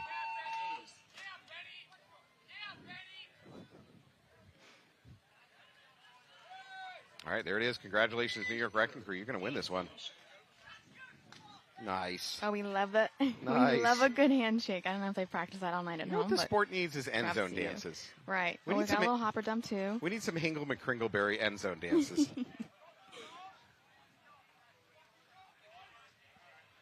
All right, we're going to flip back over to the Leverage versus Royal City Sea Dogs.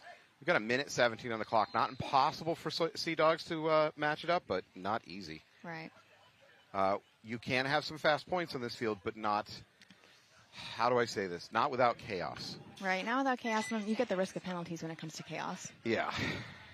But, if you think you're going to win this game in 30 seconds by diving into the snake and then crawl, no. You need to be just sending suicide bombers up the middle. That's about it. We're going to be canceled. 10 seconds. Look at the dedication by that pod runner. He's getting those pods no matter what. Oh, and I do hear some newbies yelling behind me while they're shaking hands. Ooh, you know what? The leverage might have gotten a little false start there on the buzzer, Yeah. but they had that their first point, too. not enough that the refs are going to call it. So The Sea Dogs do lose one, but they are in this giant brick, so that's kind of beneficial for him. The Snake is asking for a head check. this is not fast enough for the Sea Dogs. I need more speed. I need wheels. Yeah. Show me a fire under your butt. Let's go. Sea Dog's going to try to bunker out that middle. It does. It works. He's clean. He's going to keep going. He's going to take a hit, pull himself Yeah, I out. just don't know if he knows that this. Yeah, see, now he's going to be a little caught up with this other Snake going on from leverage. Campbell should jump and run highway. Absolutely. There's no time on the clock to do anything Right. else. We're Just, at 45 seconds. This is that die on your sword moment. They do take another leverage player out, though. Oh, and you know what? Nice He shot by takes out Campbell. that Snake as well. Okay, Campbell. He's here to play today. Well, he's here to play for the next 30 seconds. He's got to make it happen. Yes. There it is. He's dead. And as we say that, you know what? But he had a good run, though. Yeah. Looks like leverage is going to close it out, though. They're going to get that buzzer. Congratulations to leverage. You might have just punched your ticket to pro, if I'm doing my math right.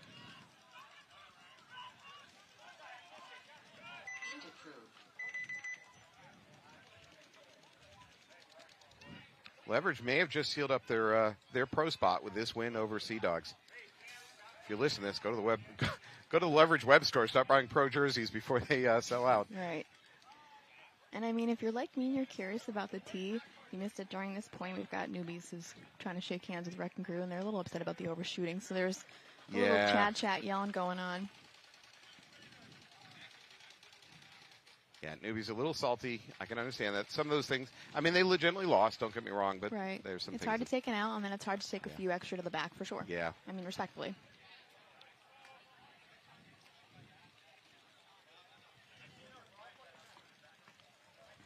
All right, so we've got 16 seconds on the clock. Sea Dogs on the left, leverage on the right.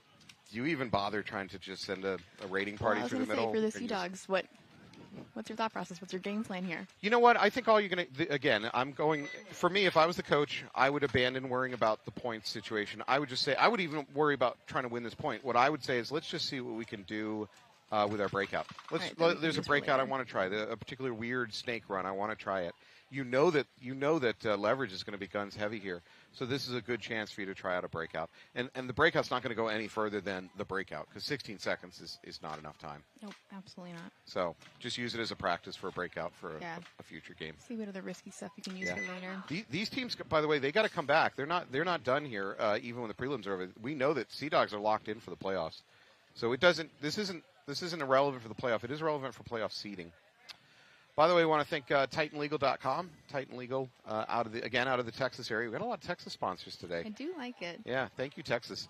And if you're not following them on Instagram, you have to, because Chanel makes some of the best promo videos I've ever seen. For Titan Legal? Yes, that's her work. That's her didn't know job. that. She makes. I think yesterday she made one where she was sliding into the snake, and I was like, "That a girl? Okay." Really? Yes. So go follow them on Instagram. Watch all of her good stuff, and if you need anything legal, she's the one, and Titan Legal is too. Go out there, get in trouble, people. You got Titan Legal at your back. They call her the menace for a reason, and she's probably a menace in any other situation as well.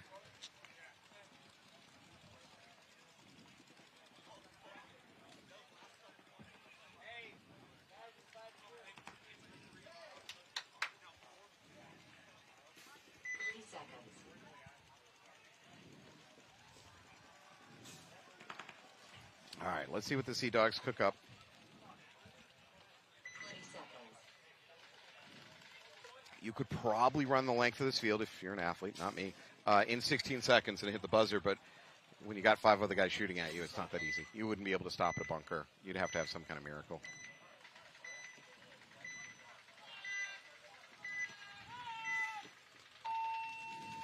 Now, Sea Dogs are going to come out relatively conservative. They are going to throw one body up the Dorito side into D2. Sea Dogs making that large run up the middle, and they're going to have somebody follow them as well. They lose their snake, though.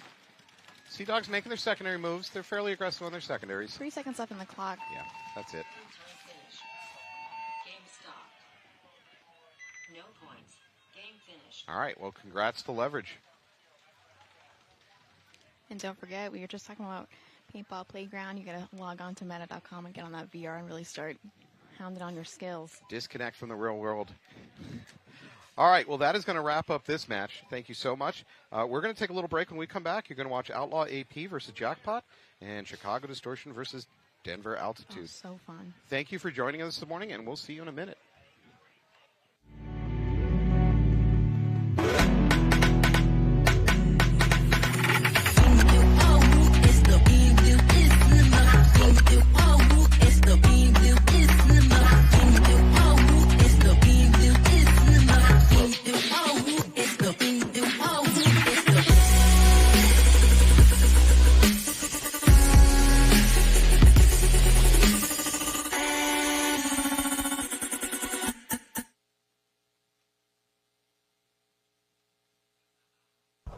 Does diving into an insurance claim after getting into an accident seem scary? Titans Legal can help. We're committed to you every step of the way. All clients work with one of our founding lawyers.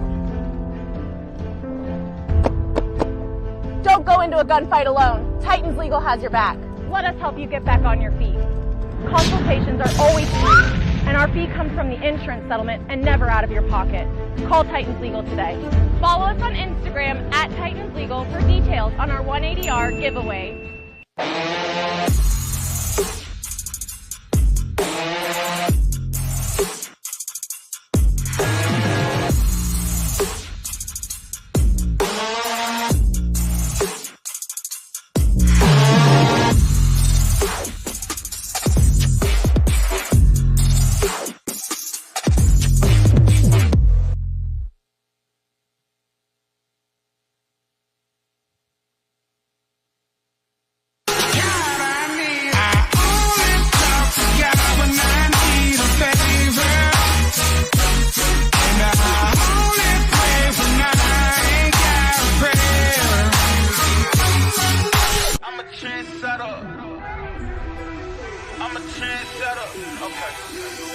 Let go. Hey, okay, I know I'm here to stay. Counting on my wins, though, I can't play this game. Try to go against us, get you out the way. Go hard, it's the only way to play. Let me say, I'm a trendsetter. I'm a go-getter. I'm a trendsetter. I'm a go-getter. I'm a trendsetter. Who can do it better? I'm a go-getter. I'm a trendsetter. Hey.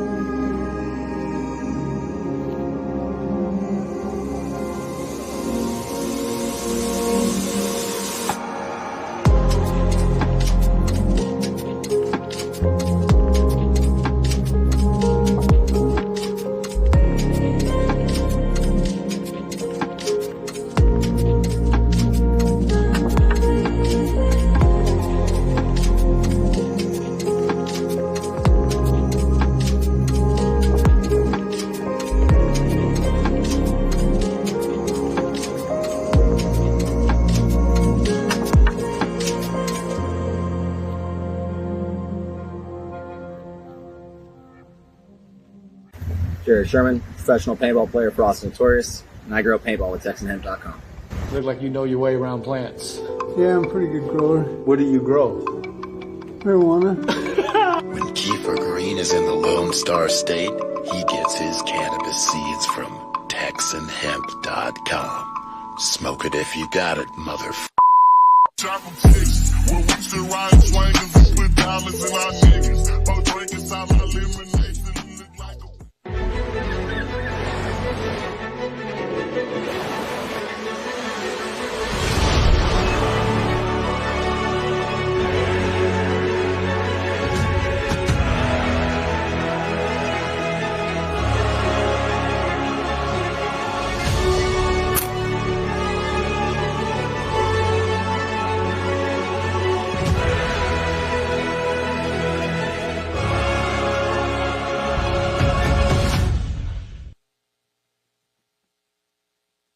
As a business owner, people depend on you to do what you do best.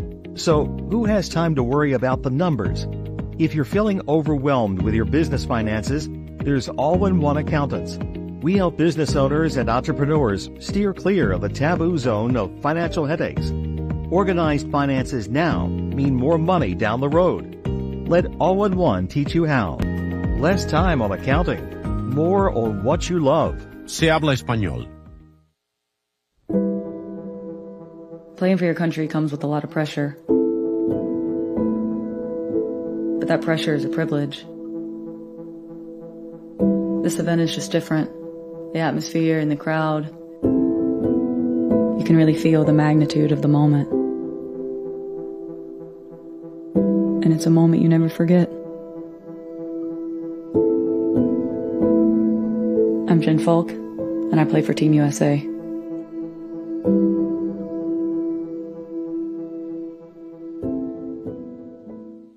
Step into the world of virtual reality paintball with Paintball Playground. Right tower. Kill Dorito, kill Snake!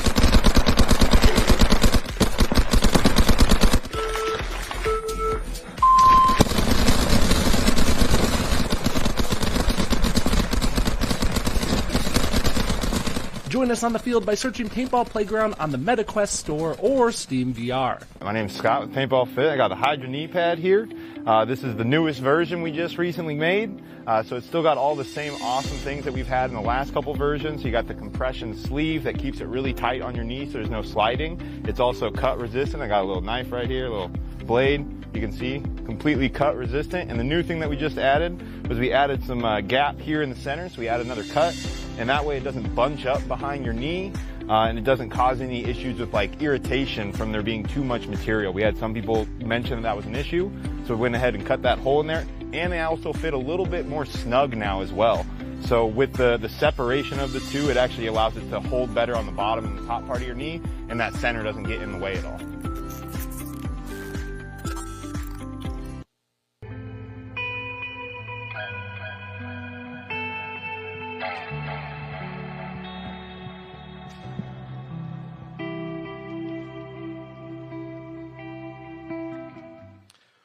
Welcome back to your 2024 NXL World Cup. Here we are in Kissimmee, Florida. I'm joined by Rob from PMOB. Want to introduce yourself? Yeah. Hey, everybody. Bert, play for PMOB. We're out in New England, sponsored by Preferred Auto. Dean, giving us all the greatest support in the world.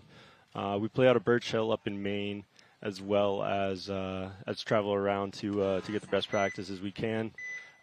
Just got sponsors. Infamous Paintball is giving us all the support in the world. Destroyer Lifestyle, incredible group. Yeah, as we get started here, we got the first point between Jackpot and AP Outlaw AP Factory. Outlaw loses their first player, so the point body advantage for Jackpot immediately. Although, as I say that, Jackpot player peeling off from that home bunker, so we're 4-4. Jackpot player crossing the 50 to the other team, Snake 4.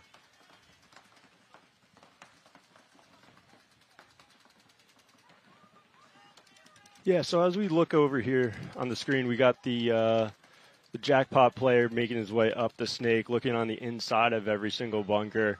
Danger close here.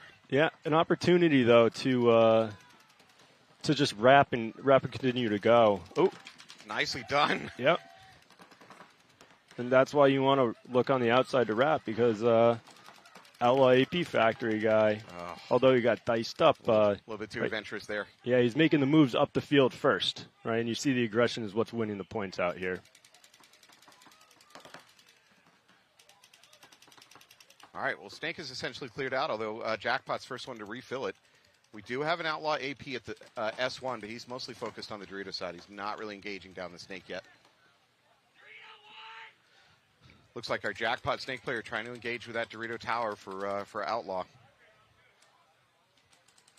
Well, he's not feeling enough pressure. He's willing to stand over the top and gunfight. You see a drop back by Outlaw AP to their Snake corner. Yeah, and as I was saying before, right, if you're not bringing the aggression, you're putting yourself in a severe disadvantage. So filling back to the corner on the Snake side, albeit you have fewer bodies, It's not something you want to look to do. Just sit and wait for them to come to you. You have a chance to take more bunkers, play more spots in the field, surprise the guy. This jackpot player is feeling very confident in the snake. He has no problem playing over the top. He's wrapping bunkers. He is not afraid at all. Because the guy just went to the corner and gave up all of his advantage playing in the snake. Yep.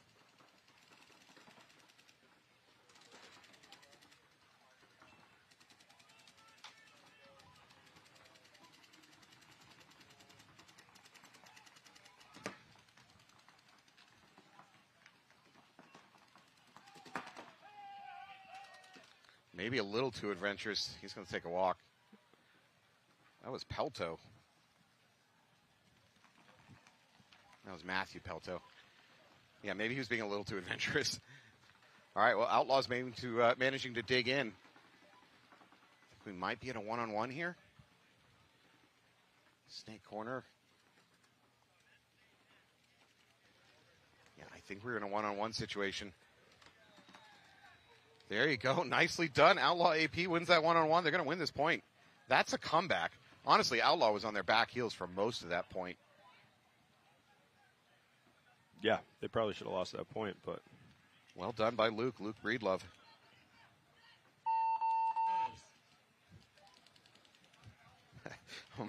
my stats on Luke Breedlove says he's 24 years old, right-handed, and apparently weighs nothing.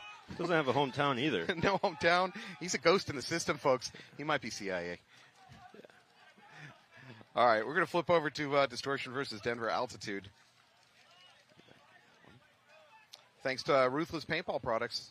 If you're here at World Cup, I believe they have a booth down here. Drop in, grab some jerseys. $40 a jersey. Wow. Custom. Yeah, custom at $40 a jersey. Not even straight off the line. All right. For $35, I'll get a Sharpie and a blank jersey. I'll do it for you. Get free design fee, no design fees, free 3D rendering. Semi-custom doesn't sound custom. Well, again, me and a Sharpie, I can do that. I'll do that for free. Yeah, I'm not an artist. No, neither am I. All right, Chicago Distortion on your left, Denver Altitude on your right. Distortion doubling up home, Altitude up that middle to the middle wedge right off the break. Yeah, so as you guys are seeing on the screen here, yeah, that Denver Altitude guy, right, bypassing that mini cake on the snake side. That bunker doesn't really have that many shots. You want to look to match the aggression that we're seeing in the first point. Just getting up the snake as fast as possible. Looks like he got clipped in his pack, and that's going to get him a flag. So unfortunately for Denver Altitude, they're going to lose 2 players right off the break here. Well, not off the break, but very quickly into the point. This is going to be... We got number 57 here for Denver Altitude. He's about to get stitched up in his back. It's going to be kind of tough because Denver Altitude does not know where the snake guy is. Yeah, if this Distortion snake player wraps, he can blow up a lot of backs. Kyle Weaver. Kyle Weaver's in for a hurting. We're sorry, Kyle. Yeah. To those about to die, we salute you. Yep. We're going to count down in 3, 2, 1. Whoa, into the head, too. Oh, I'm so sorry. Sorry, Kyle. Your sacrifice will not be forgotten. This is Alex D'Acosto, 26, right-hander. But this is exactly what you want to do, folks, in the snake is aggress, right? If you can't see it on the screen right now, as we're looking at Alex in the other team snake one where you want to end up, that's the goal. And they towel out as soon as he gets to their end of the snake. Alex is disappointed because he wanted to just go get a bunch of kills, but the fact is his presence there is why they toweled out. Mm-hmm. So he may not have pulled the trigger, but he killed that game by being there. Yeah. It was slow. I'm a slow guy in the snake as well. It's not necessarily being methodical. It's just crawling's hard, and crawling the entire snake, not fun. Don't do it well. Every move in this game is a risk reward, right? So you can say, well, let's go move faster, but then you're upping that risk versus your risk gets worse. So yeah, it's a fine line between being reckless and being aggressive, I suppose. And I just get tired. It looked like he was getting tired too. Yeah, it's a long snake. Did you play the Mid-Atlantic Major with the double snake over on this side? I didn't touch that thing. I just stayed over on the Doritos. In practice, I crawled the length of that outside snake, and I think I had a heart attack. I was asking for chest compressions. It was brutal. We could have gotten Carter to get you one of those inhaler things. Yeah, mid-snake. Oh, unfortunately, Outlaw's going to lose their snake runner right off the bat. So I believe we have 5 alive for Jackpot. Slight body advantage. Jackpot aggressively sliding up the snake. There's really nothing to stop him. There's literally no guns that can see him. So as you guys see on your screen right now, the Jackpot player is in the 50 snake looking inside, right? That's the aggression that we were talking about before. Now he's going into the other team's mini snake W and looking to wrap, right? He may not know that they killed the wide guy. And there's a tower running right in. The tower's going to run the highway. Ooh, if I'm Guzman, I don't think I want to spin my gun like that. Definitely a penalty. Yeah. Yeah. Matt Guzman spun his gun. Yeah. Really not a good move. That's going to get him a major. That is going to gut Jackpot. Oh my God, it's mayhem out there. People are getting shot. They can't even pull the bodies because everybody's getting shot so quickly. The word abattoir speaks to mind if anybody knows that. Oh my God. Jackpot's going to win this point. Oh, holy cow, folks. In the confusion, he ran down the Dorito side? Yeah. Yeah. And then killed everybody. Oh my God. Wow. We were so focused on the chaos and the flag throwing, nobody saw that. That looks like Preferred Mob Paintball out there. Shout out to Preferred Auto. Helping your sponsors here, Bert. Yeah. Well, Preferred Auto is a sponsor. If you're ever on Route 3 in Weymouth, Massachusetts, heading south from Boston to the Cape, stop by Preferred Auto for all your auto care needs. Service with a smile. All right, now we have to bill Dean for $50, just so you know. That's how it works. He's now a sponsor whether he wants to be or not. Should get Dean back here. He would be electric. Dean's a good dude. There's my friend Patrick out there, number 0 on Distortion. Patrick O'Brien. All right, so let's see O'Brien do some damage. Distortion's going to be on your right, Altitude on your left. Altitude down by 1 point, but we've got 13 and a half on the clock. That's essentially a fresh match. I'm sure Patrick's nephew Hollis and his buddy Louie are watching. Shout out to you guys. Growing the sport, a couple of young guys playing paintball. Oh, we got Red Beanie on Distortion making into the snake off the break. I don't like wearing super bright beanies. I think that's not a great thing to do. Makes it too easy for the other team to see you. Oh, yeah. Oh, all right, we got some aggression. Oh, they both stop at snake 3 and look inside. Give up their opportunity to get further up. That's Alex D'Acosto for Distortion. He had a great game just a point ago. Looks like we still have 5 alive for both teams. They're essentially mirrored up in the snake, although it looks like Alex is going to be a little bit more adventurous here for Distortion. There is nobody in the middle bricks, which even more so allows the snakes to be adventurous. It's those middle bricks that can really stop this snake. Oh, this is a great shot by the truck back there. Right, you could see, well, I mean, it may not be great for Distortion seeing 3 guys shooting down this, 2 guys shooting the same shot down the snake, not really being able to stop them getting the snake 50, but you'd have a snake mini W for Distortion, and you have the guy in the, in that mini cake, and then a guy in the corner. So, right, the snake's the more valuable side on this field, so if that guy, the front guy goes and trades out, right, they got somebody to fill it, bring back that aggression that, that's not traditionally matched. Oh, here's an aborted run through. I think he aborted at the right time, got the kill, and immediately dropped into the 50. That's rough. Refs are going to check him. Oh, wow, great move. Oh, and they immediately takes on the hopper. Yeah. Oh, what a waste. Still embarrassing nonetheless. Yeah. But now, see, folks, now you have exactly what I was talking about, where, right, Distortion is now just is back in the snake, is able to apply that pressure that was just vacated by that, essentially a trade-off. Not necessarily at the same time, but the 2 front players got in, got their guy out, and now it's Nate Roberts taking over for Distortion in the snake. They're mirrored up. Nate's about to come out into a gun waiting for him, though. He's got to be careful. It looks like we got Dorito on the Doritos side. We got Mike Kerr in that Dorito tower for Distortion, and my friend Patrick in that Aztec over on the Doritos side. Played with them a couple years ago in Amsterdam, a couple of Hawkbirds. Nice. Best team I've ever played on. Just throw together for an event, but great personalities. You know, P-Mob just heard you say that the best team you ever played on was a couple years ago. I just want you to be clear about that. Noel was there. Noel knows. Noel understand. All right. It was... By the way, what I was just watching was Denver Altitude attempting a bounce shot off the Snakeside Tower into the back of Roberts. I've not seen many successful. Yeah, they're doing it again. I've not seen that be successful on this field, but teams still try it.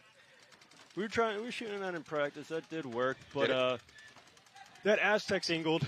It's got an acute angle, so that ball is going to be bouncing up. So can't really see it here on the screen, folks. But that dude, the guy on the left side tower, on the Dorito side, far back on your screen, he's sitting down on his knees. Right, that ball is just going to bounce over him from the bounce shot. But now he's standing up. So well, he just blew up the snake corner here for distortion. So he switched off. He switched off targets and immediately got a kill. Yep. Yeah, that's another good blind shot. We got another body walking off for altitude. The looks altitude like maybe they're red home. team. So it looks to be 3-on-3. We got an island over here on the snake side for distortion. I'm going to talk kind of softly so it doesn't hear my voice. Oh, sorry. Nice. And he overruns the Mike, tower. Poor Roberts. This is super common. It's the, oh my God, I got away with a clean bunkering and I don't have a backup plan. I don't know where I'm going from there. Yeah, so he overran the tower. That's going to end that run through. Just a trade. So Snake is now an advantage over altitude. They do have somebody at the Snake 1.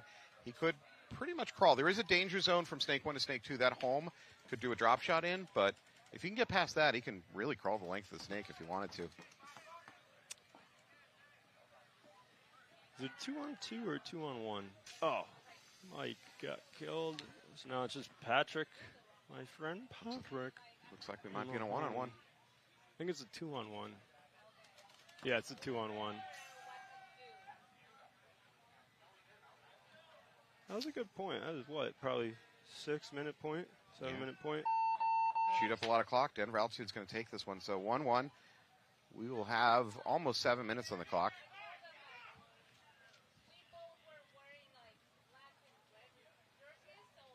Up here in the booth, up in this tower that we got going on here, we like long points. Right, gives us something to talk about. Right, breakouts are just vanilla. We don't, us commentators, we don't like talking about breakouts. Yeah. We like to see these long points, kind of get the methodical paintball and talk about that. It's about the viewers. We got to give them what they want. They want to see run-throughs. Speaking of viewers, right, all you viewers out there, let's start opening the other tabs, getting 5, 6, 7 tabs open with the stream going so we can start monetizing this, get the league to grow, make some more money. We got Green Devils, Mexico, proud sponsor of the NXL and its players. Luchador mask, I love it. So can I tell you Luchador story? That's a Luchador mask, right? Mexican wrestler? Oh, I'll give this story later. We'll get back to this. Luchadors. All right, Outlaw AP versus Jackpot. They're tied up 1-1. 10.5 on the clock. Big run. That was a wild double knee slide. A big run by Outlaws. Oh my goodness! The camera had the Jackpot guy double knee slid. He didn't even make it to the Snake 1, and somehow he survived. Holy cow! Never seen anything like that, folks. At the same time, Outlaw AP a huge run out to the Dorito side. I've seen that a few times, but very rarely do teams send a body that far up on the Dorito side in the breakout. Hey, if you're not getting shot, do it. Yeah, keep going. And if you are getting shot, slide on it. That's the rule of paintball. Or slide it, or get into your bunker, rub yourself up on the bunker so you can kind of wipe it off. We're not endorsing. And then this. ask for a check. we're just saying it's a reality of paintball.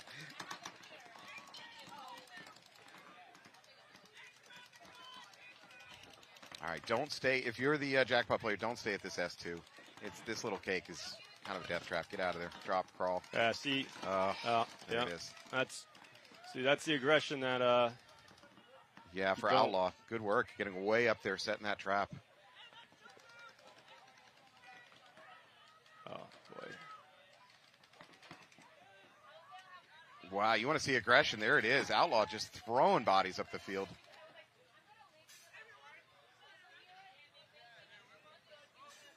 All right, back to the Luchador thing real quick. So Greg Hastings Paintball had a couple video games. Yeah. Right?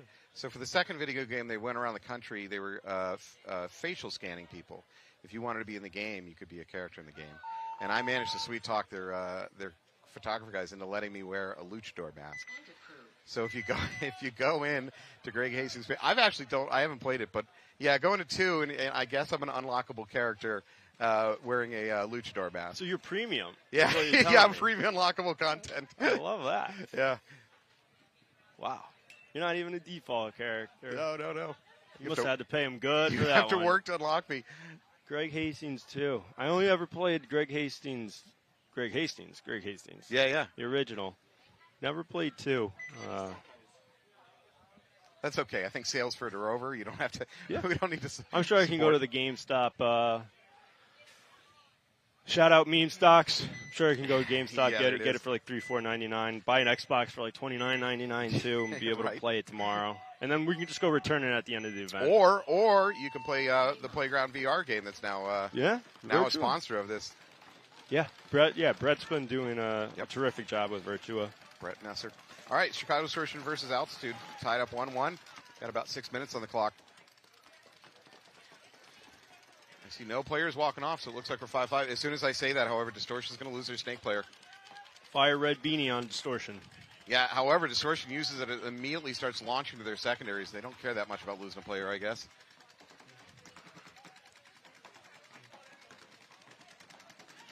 I see my friend Patrick over on the Dorito side in that Dorito tower looking inside. This Snake guy for Denver Altitude shoots that bounce shot we were talking off. My friend Patrick would get his head blown off. My friend Patrick's. He's ready to get it. He's shooting inside, standing up. He's got all the hard surfaces on his body exposed. Right, you can see him on the screen right there, the far body in that tower on the Doritos side. He's basically just, right, he's playing that defensive paintball we were talking that hasn't necessarily been working well for some teams out here. Number 5 slides up to the S4, looking cross. He might be shooting up your friend Patrick.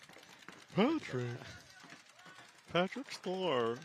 His name's not Patrick Starr. It's Patrick O'Brien, but well, he's from Boston. He's a big fan of SpongeBob. Of course, it's O'Brien. It's O something. You're from the Boston area. My friend Patrick.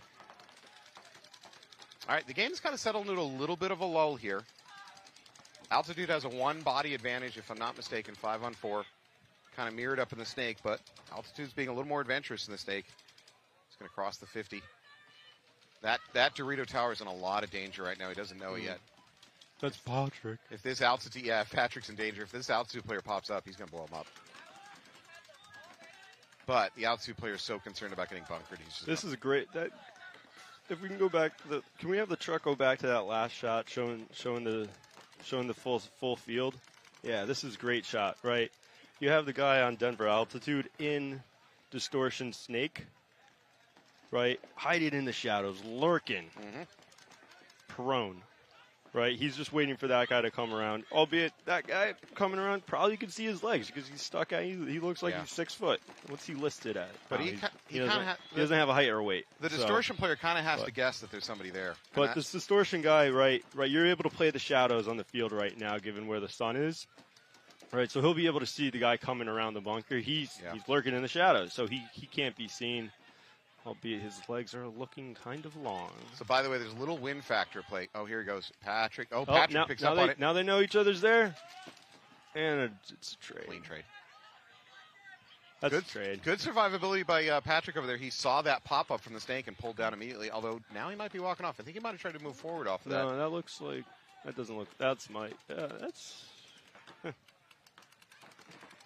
Now we got movement into the Snake 50 by Distortion. And crossing the 50. He's going to go run down, trying to take the other tower. There's a ring around the rosy. You don't get to see those many times anymore. That was an old school trick. Somebody's coming to bunker, you just start running around the other side. Yeah. Circle around, shoot your attacker in the pack. It's a 1-on-0 right now. Oh. Nope. 1-on-1. We have Snake corner for Distortion and up the middle for Altitude. Wink has a hopper and a little bit. For a 1-on-1, even just the hopper should be enough. I don't know about that. Oh, he's got hopper problems. The Snake corner for Distortion shaking his gun. Oh, boy. That's rough. He's about to get his head blown off. Yeah. No, arm blown off. Yep. Yeah. What an awful time to have your hopper go down. By the way, as a gun tech, I can tell you most hopper failures on the field are simply the batteries popping out of place. Most of them are not truly a broken hopper. It's the Indian, not the arrow. Yeah. Yeah. Nah, you know, one hard dive and a battery pops out and your hopper's dead. So, pro tip, if you're in the field, your hopper starts working, and you have the time, pop it open, look for the batteries, reset them. You're probably back in the game. Yeah, don't play with electricity, though. Okay, here's another thing you can do. On a lot of these hoppers, not all of them, pop the top of your hopper, yank the drive cone, because a lot of them are just attached magnetically these days, toss the drive cone to the side, and now that's gotten out of the way. You can have essentially a gravity feed hopper at that point. I've done that. I've been a victim to it. I threw the internal guts to the hopper away one time. I got pulled on a penalty because I left some of my equipment. They changed those rules a few years back. I don't know where we are with that. What is considered? Whenever anything like that ever happens, folks, take it, pull your jersey down, throw it in the inside of your jersey, and then try not to land on it. It's already broken, so it's not of any use anyway. I'm worried about landing on it and taking your breath away. All right, jackpot on the left, AP on the right. Outlaw it by 1 point. We got close to 9 minutes on the clock. Excuse me. Yep, 9 minutes on the clock. Yeah. Nice. I love this by Outlaw. They get up to that snake brick, which is so critical to stop the snake. Now if I were that Outlaw guy, I would I'd be using the height to my advantage, and I'd be standing up a little bit higher to shoot down on the snake. But hey, whatever works for you. The jackpot player in this snake 3, he is really stuck. If he tries to wrap, he's going to die. He's got to win a quick snapshot battle, basically, if he wants to get past this point. Yeah, if I were the jackpot guy too, I would just pop the top. I believe jackpot is down to 3 players, Outlaw at 4 players. Oh, there's a hit in the back. We had a movement by jackpot up the Dorito side. That's a big kill. That's going to free up their snake player.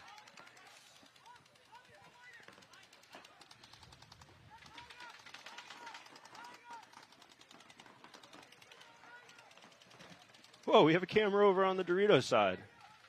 Who knew? All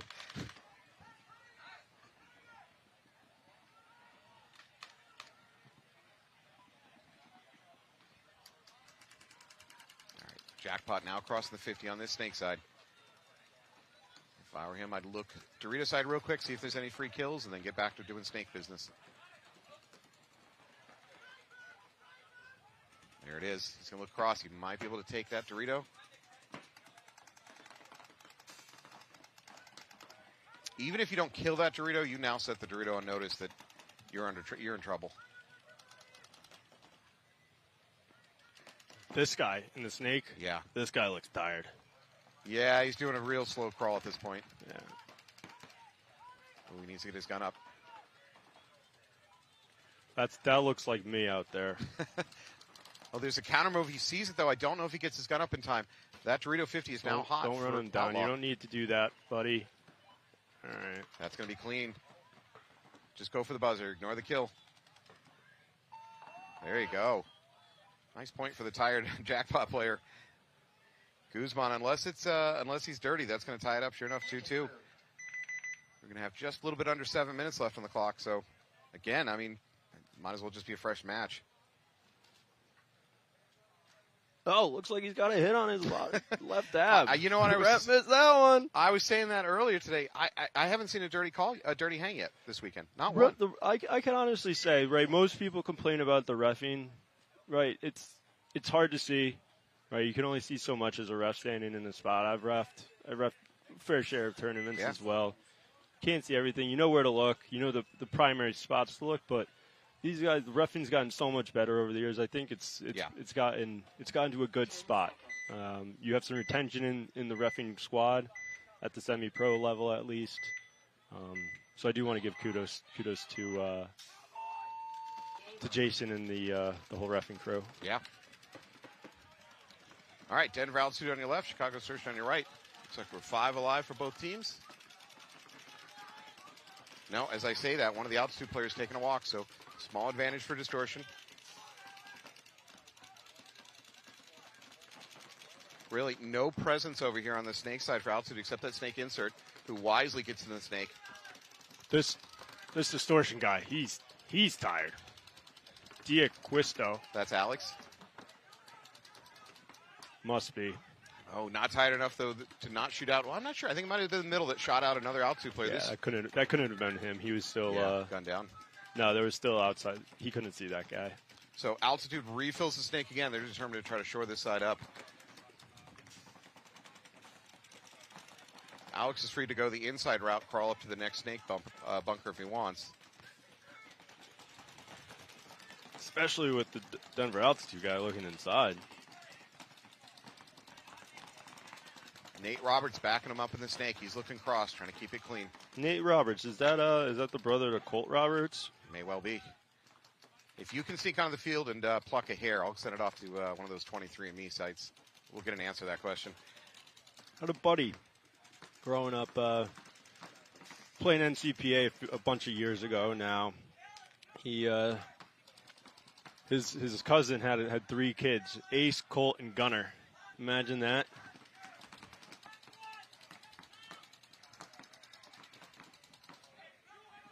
All right, Altitude player going to try to sneak up on him. The best you're going to hope for in this situation is really just win a quick snap battle. You know? And what he's done by going into the snake, too, is he's given up his chance to look cross. So he doesn't have any versatility anymore. He's just stuck on playing snake. And when you're in a low body situation, you need to maybe stay a little more versatile than that.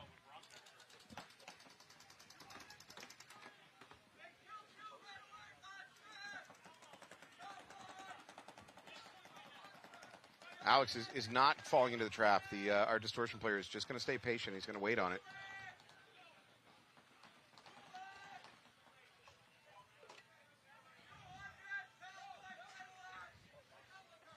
Time is surprisingly sneaking away on us. We're closing in on 2-minute mark. Is there overtime in semi-pro? Yeah. Okay. Let me take it back. WNXL, there's overtime in prelims. Not sure, because I haven't seen it happen yet. Because Legend has it. Inside information here, folks. You've heard it here first. Bert reporting. The winning team gets sloppy steaks from Trifoni's tonight, paid for by the losing team. Is sloppy steaks a reference to I Think You Should Leave? The TV show? It's Friday. We're going to be driving through the city at 65. We're going to be leaving on Friday, getting there on Saturday. Nice. All right. There might be a Richard Nixon mask out around here. Robinson Banks. All right.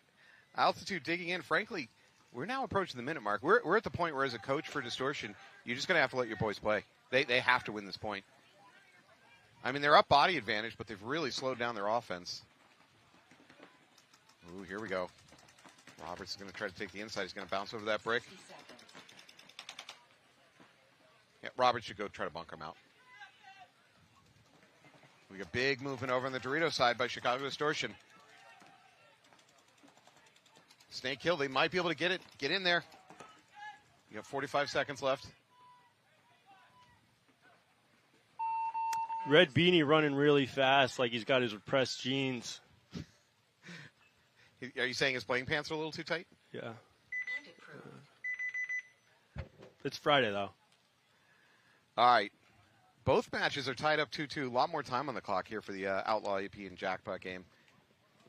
Wow, Distortion needed that. Right? When they're down in a minute. If they had lost that point, that was it. That match was basically done. 30 seconds.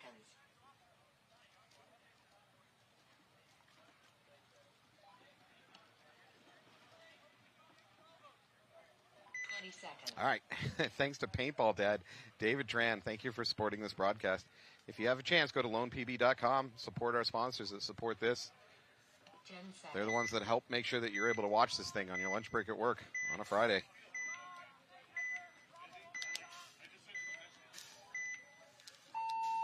Game on. Here we go. They're tripled up at home for Outlaw AP. A rare triple-up home shooting situation. They're going to result in an immediate death, however, for Outlaw. Don't think I'm a fan of the triple up at home. Don't have many places to hide if you're that third body sitting out there. All right, we're going to see real up close and personal here on the snake side very soon.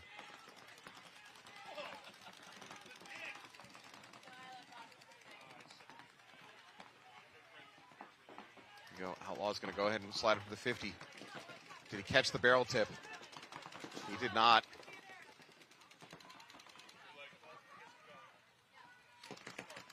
No, he still didn't get it. Ouch! And now poking your gun around is just, well, you got the trade.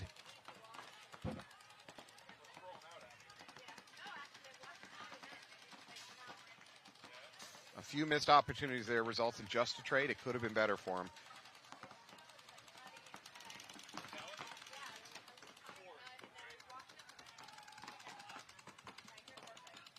Loses another body for Jackpot off the Doritos side. So it's 3 alive for Jackpot. You see the Jackpot guy going up the Doritos. However, at the same time, Outlaw losing another player off that back line.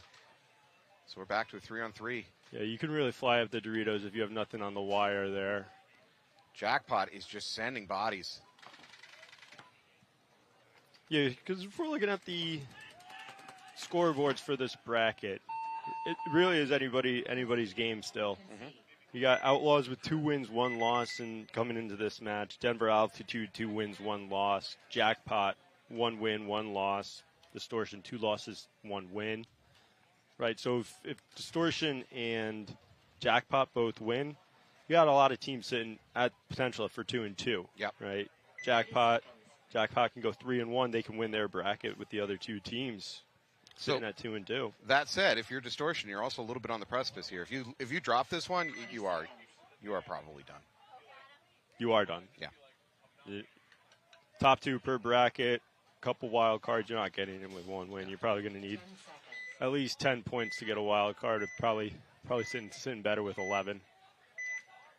So critical point here coming up. 40 seconds left. Distortion and Denver Altitude. We'll see which team is willing to roll the dice on a major and just set Denver bodies. Altitude look like they have much more to lose off this one, even though they already have 2 wins. But maybe that's why they are sitting better, because they are taking the ground. They're being the aggressors, as we were talking about at the top. All right, so Denver Altitude right now has got 3 guys basically at the middle of the field. Got 2 guys at the 50 now. We're at 15 seconds, though. Oh, there's another guy. You got 3 guys at the 50. 4 guys at the 50. Now one of them is peeling off. There is a minor penalty. A minor in Distortion. Gives a possibility. This is chaos here. Altitude has a chance. We're at 1 second. That is it, folks. Game stopped. No points. Overtime. All right, we are going to overtime. There's your answer. All right, so nobody's going to be having 11 points from the prelims here in semi-pro to make it to Sunday. That's news to me. All right, 3-2 match here, Jackpot versus Outlaw. 5 minutes left on the clock. We're going to timeout. Well, thanks again to Titan Legal. Thanks for being one of our sponsors, keeping us on the air. If you're in legal trouble or plan on getting in legal trouble, go ahead and put Titan Legal in your favorites. All right, so coming up next, we have another set of good games. Some team called P Preferred Mob. Wow, that 1040 bracket this morning, Preferred Mob, the team that your host Bert here plays for. Couple Hawkbirds that we were talking about earlier from playing over at the NXL Europe a few years ago. A couple of the guys from Nasty Hawkbirds as well. Basically the whole Hawkbirds roster. We could put a whole Hawkbirds team together. But instead we wouldn't practice, but it would be fun. Yeah. It'd be fun. Really do endorse playing in Europe though, the NXL Europe. Very similar to the United States in terms of setup of the event, structure. So if you're looking to kind of expand your experience in paintball, it's a great opportunity. Your ID from over here works, and really just a great culture, great atmosphere. The people over in Europe are extremely welcoming. How was, may I ask, trying to get into the country with paintball guns? Was that a hassle? It hasn't been a hassle for me. My friend Patrick over there, he had some trouble a few years back. There were rumblings of it being him getting to the airport late, him not having a piece of paper, but the Portuguese or the Spanish government seized his paintball gun. He was really sad about that one. He was emotional for that. I don't blame him. But all right. If I know my friend Patrick, I think it's because he got to the airport late. All right, Trevino checking his gun. Looks like he's going to make clean. Jackpot. I've dropped one body. Is the guy over in the mini W on the screen here? Is that like the 13-year-old on Jackpot? Being able to stand and be able to shoot just right over the mini W on the Dorito side? That's Cameron Blanco, also known as Lee. This is a sport where it's actually kind of an advantage to be a little guy. It's a way bigger advantage to be a tall guy, though. Being a tall guy, shoot way, down into way things. better. Yeah, way cooler. Well, you look better than us short people.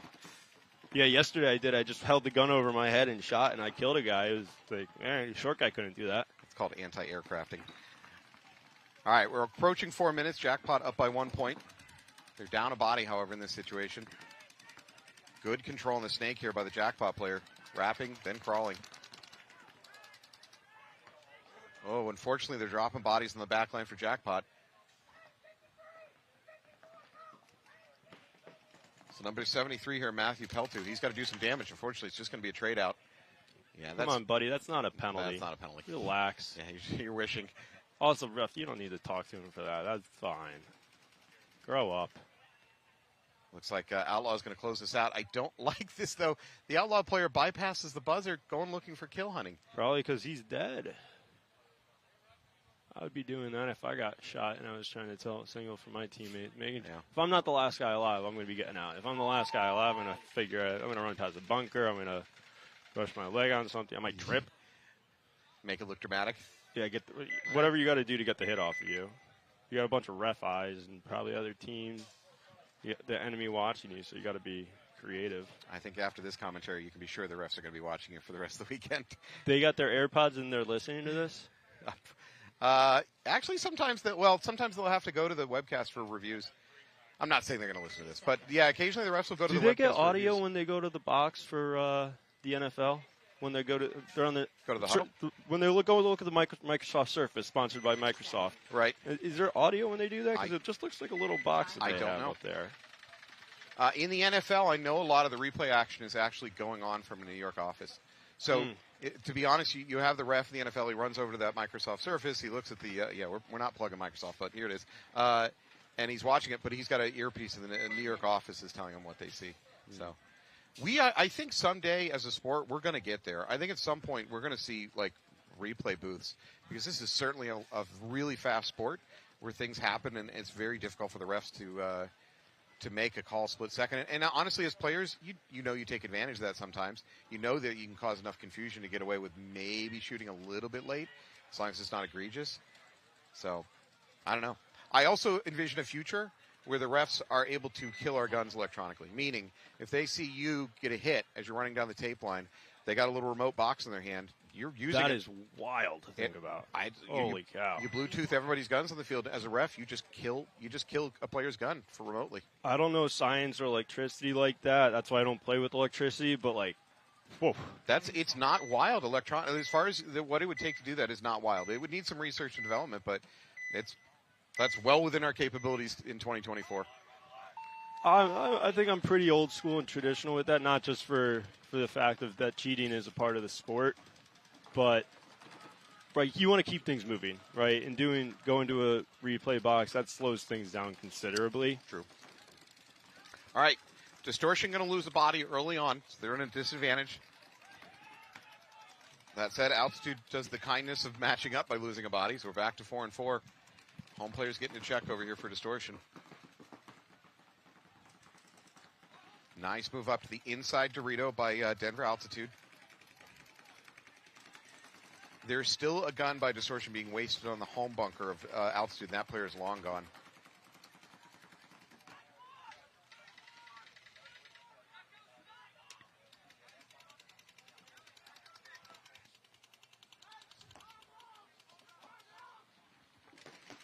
They know he's there. He had a moment of advantage, and unfortunately he's going to panic a little bit, pop over the top, and he's going to die for that. You're going to die for your sins, Mr. Chamber.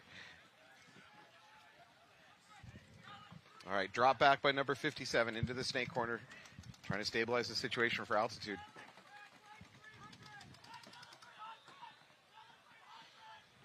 This is number 24, Alex, for Distortion, leading the charge down the snake again. This is yet another Altitude. Player. Oh, yeah, Altitude player. You're right.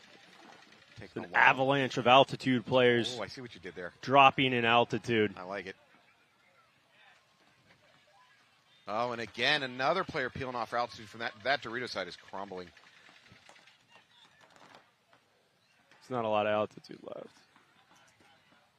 So we're at 3 minutes. If I'm If I'm the altitude coach, maybe see if Weaver can do something crazy here in the net. No, that's not crazy. You got to towel out of this. Save the clock. It's overtime. Oh, you were right. I'm sorry. Yeah, there's no clock to be saved. That's going to be it. And you guys see Mike Kerr walking into your screen in just a few seconds. Legend has it, Mike Kerr has a green car. No. Believe that. Okay. The legends that the forefathers told Also, us? if you're looking for some personal training in the southern Chicago area, is that the south side? No, I think it's great. It's like the south of the south side, suburbia. But you can contact Mike Kerr, Facebook, Instagram. There you go. All the normal socials. I don't think he has TikTok, but yes, he is shredded. So if you just want to look at his body, you can have his body if you want to. Pay for his services. Why were you staring at me when you said if you need physical training? That made me. I was staring at Mike when I was saying that. All right, going back on the field, we got Outlaw AP versus Jackpot. We got about 3.5 on the clock. There's enough time for probably 2, maybe 3 more points. So with Distortion winning that, Distortions are going to go 2-2. Altitude will be 2-2. So that, as we folks say, puts this bracket wide open. That is called parity. Parity. Is that a pun? No. Parity is what they say when you have a bunch of teams that are roughly at the same level, that they're all in it. Oh. Yeah, parity. They say that a lot in the NFL. The salary cap forces parity in the NFL. No team can get too far ahead. All right, here we go. Outlaw AP doubling up at home, spreading into that Dorito corner. Also doubled up at home for Jackpot. Now we're going to lose our first Outlaw player, and it's a minor. You're going to lose. You're going to lose more than one Outlaw player with a minor. That's the middle of their field. But hey, Outlaws got the aggression there. They're pushing into this. I'm going to say crossing the snake 50. Everybody on the screen, I'm going to say acquired because we're pretty close. Albeit we're up in the tower, but we are pretty close to the snake side, so they might be able to hear us if we get too excited. This is a big moment here. If Outlaw's going to win this point, they have to win this little exchange right here in the snake. Oh, now they know. Good communication by Jackpot. They alert their snake player. The snake's hot. They're both posted up. It looks like they're scared to get shot. I think the Outlaw player is going to be first to launch. No. No, go over the top, buddy. Yeah. Ooh. I think that might have been a hit down the goggle to the inside of the goggle. Basically, to hit the vents on top and just spray it inside. Wear a visor. Yeah. Yeah, good work by the ref trying to get that player off the field safely. Ouch. Starting to fall apart here for Outlaw. Oh my God, what are you doing? That's kind of a wild drop back. Buddy, at least go bunker by bunker. Nope. Yeah, I get it. You want to try and get lost out there, but no, he's rolling the dice. Outlaw player running the full length of the backside of the field. Going to take that snake corner to defend. You got Vasquez here for Jackpot trying to finish this out. Yeah, this Jackpot guy in the snake must not play the snake too much. And there it is. Jackpot's going to take this one. They're going to leave 1:20 on the clock. That's enough time for Outlaw to maybe come back and tie this up. That's well within reason.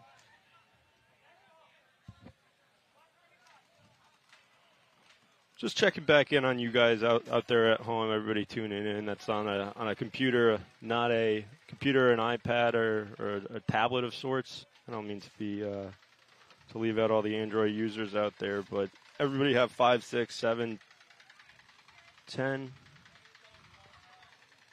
windows open so that we can get paintball growing.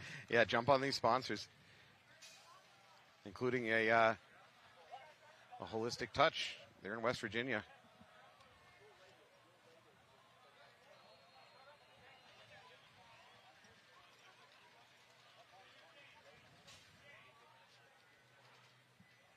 All right, we are in X-Ball. That means that we've got a little bit more time between each point.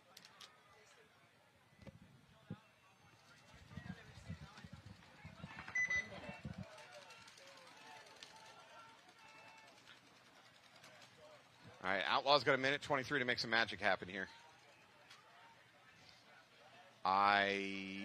Yesterday, I saw a lot more push up the middle, and I'm just not seeing that a lot today.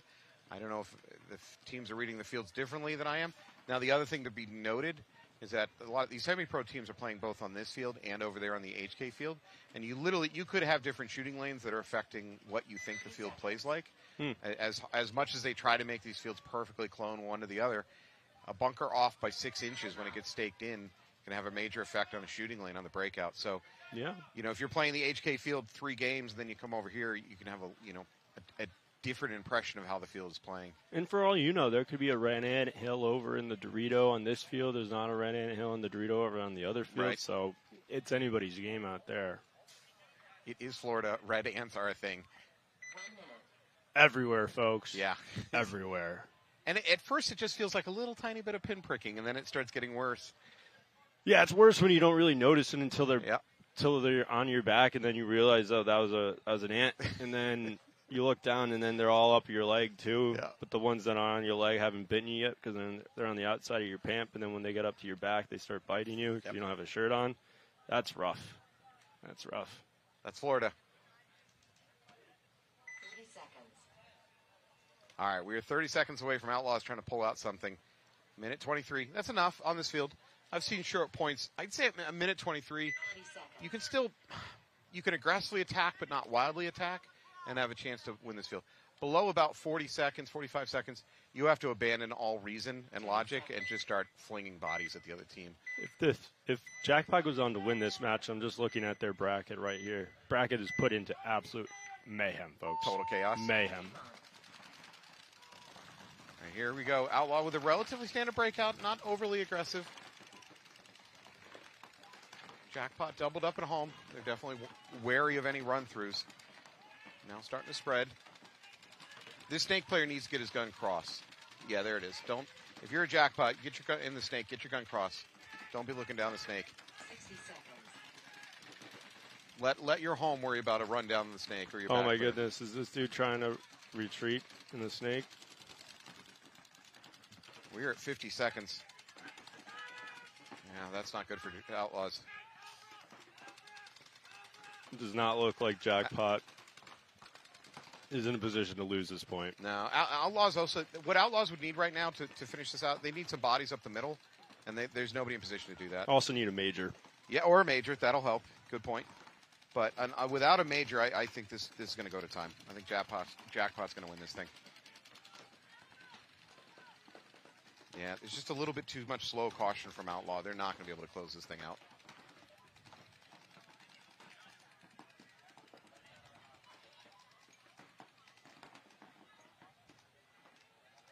Yeah, now they lost their snake play. This is over. 4-3. All right, well, Outlaw just couldn't quite pull it out at the end, so congratulations to Jackpot. No points. Good luck to the bracket. And there you have it, folks. 3 teams with 2 wins, 2 losses. It's going to come down to point margin. There's heads. There's going to be some tiebreaker action. We're going to have to consult the Noel Tran for those, how that's going to work. Go to the Because calculator. I certainly don't pay attention to that kind of stuff. Just get out there, play paintball.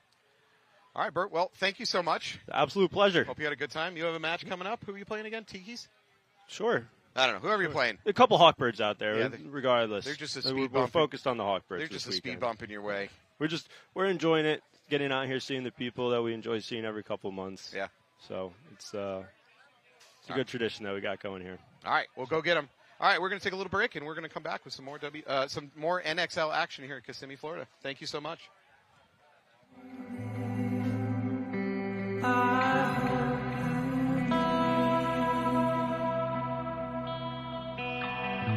If there's no end,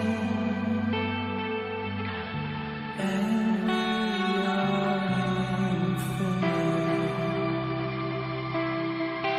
still I hope you live. I hope you live.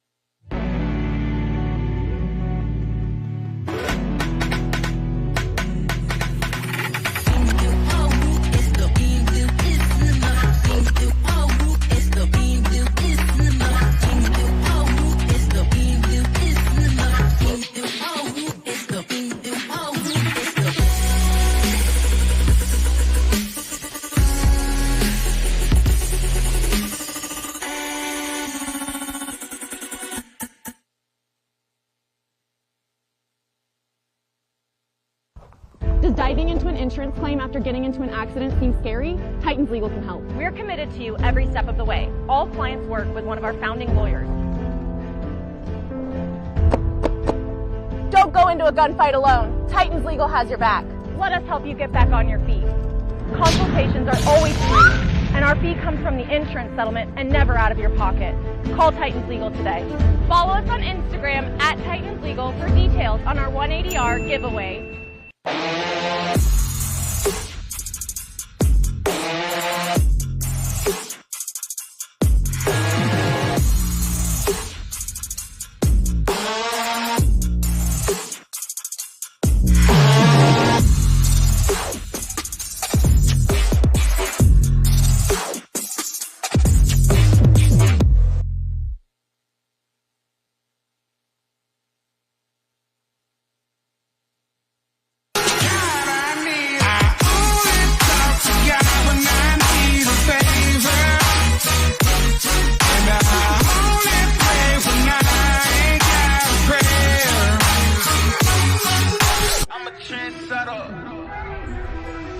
I'm a trendsetter. Okay, let go. Hey, okay, I know I'm here to stay. Counting on my wins, though, I can't play this game. It's like to go against us, get you out the way. Go hard, it's the only way to play. Let me say, I'm a trendsetter. I'm a go-getter. I'm a trendsetter. I'm a go-getter. I'm a trendsetter. Who can do it better? I'm a go-getter. I'm a trendsetter. Hey.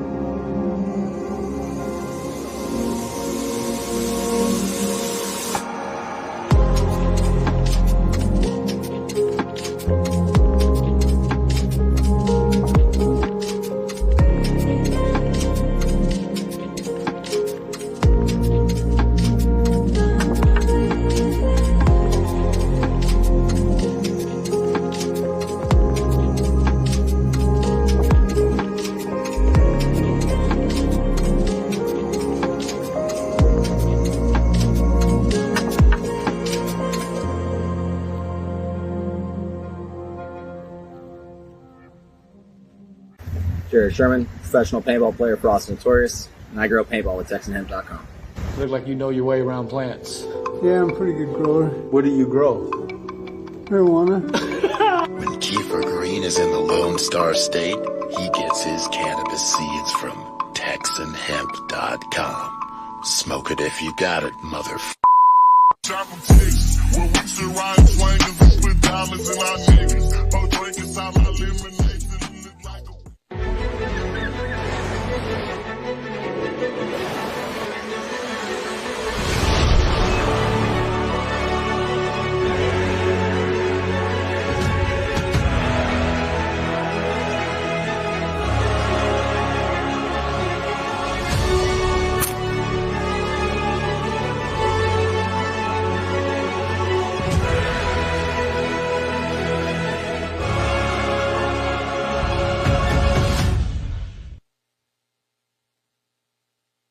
As a business owner, people depend on you to do what you do best.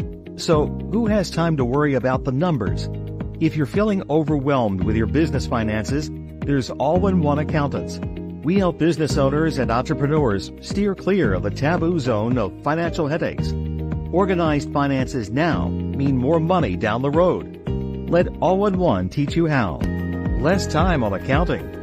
More on what you love. Se habla español. Playing for your country comes with a lot of pressure.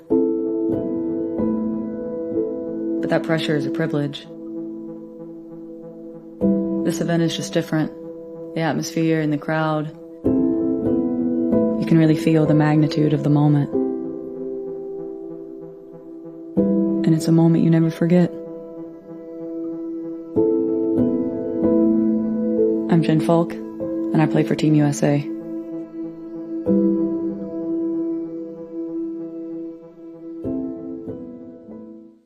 Step into the world of virtual reality paintball with Paintball Playground. Right tower. Kill Dorito, kill Snake!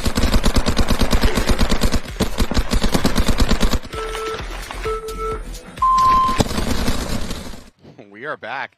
Welcome back to the NXL here in Kissimmee, Florida, 2024. I am Matt Falby. I'm here with Allie from Northern Lights. Allie, want to introduce yourself? Hello, Allie, number 88 Northern Lights, representing Canada all the time. Big shout out to 86 Headgear. Check out the shirt. He's a great guy, Dan the Man. Check him out. He makes headgear, hats, t-shirts, everything you need. Shout out to Di, supporting us all the way in this humid Florida weather. All right, well, we're about to watch the Sea Dogs take on the Newbies, a fellow Canadian team for you. And then on the backside of that, we're going to watch Leverage versus New York Wrecking Crew. Sea Dogs on your left. And we're on 5 alive both sides. Immediate kill, though, for Newbies. They're going to take a walk from this snake corner. See the Sea Dogs player trying to get up, see what he can do. This is Campbell. Nick Campbell. Yeah, he's all the way past the 50. Well, he pulled up. There's very wisely pulled up. There's a stream coming in. Somebody knew. You got to keep your head up. Watch that paint coming in. This God for the Newbies on that guy. Tries to bite in. He makes it. Campbell's going to get a little bit of an examination from the ref. Doing what he can to make that cross shot, and I think There he it gets is. clipped. Yeah, I think the home managed to drop a shot in on him when he ran around that corner. I did notice on this field the home bunker on the right side, specifically here, it's a little bit higher. The ground isn't super level, so you're able to drop in those shots pretty good. Yeah, that's one of your risks on this field as a snake player. There's some drop shots that can just come in and surprise you. Absolutely. Even when you feel you're safe, you're not fully safe. Nope.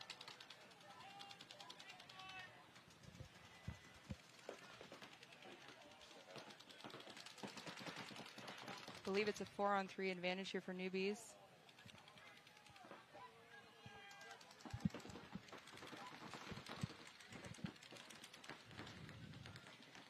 Bite into the snake for the Sea Dogs here, trying to make something happen. All right, losing Campbell really blunted the tip of their spear here for Sea Dogs. Yep. They need to get Rosardo in there doing some damage. This newbie snake player posted up, waiting for him. I think we have, again, a bounce shot. Somebody's trying to bounce a shot off this Snakeside Tower into Shoemaker. I don't think it's super effective, but it's worth trying if you got no shot. It's hit or miss. Oh, I see what you did there. Pun intended. All right, Sea Dogs still at home. They're in the S2. They're in the mini wall on the back line. Can't see if there's a Dorito on that side. I think it's just the mini wall. That's Mark G. Connor Smith.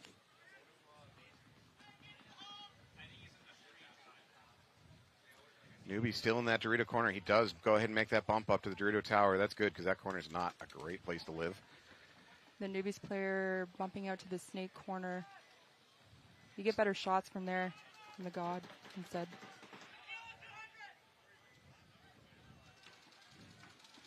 Neither of these teams want to make a mistake right now. Rodriguez trying to look for a cross or something. Game has kind of entered a little bit of a lull period where the teams are digging in, trying to figure out the puzzle, seeing how they can break this open. Looks like Sea Dogs are going to take the initiative here on the snake. Rosardo trying to crawl up, gets to the 50, he's going to pop, look for a quick kill. He might have that tower Does he have vision on that tower? Yeah, Clayton's trying to look for a cross shot. Oh, he hears him. He knows he's in there. Ooh. Oh, nice kill by Rizzardo. That's a big one. Yeah, he does still have to worry about that backhand, so he can't be totally cavalier here, but... Mark G fills in behind him, trying to go to work here. So I think the two newbies players are just crossed up now. Yeah, that's the best they can do at this point. This can for the back corner snake can for newbies. That's a tough position to live in.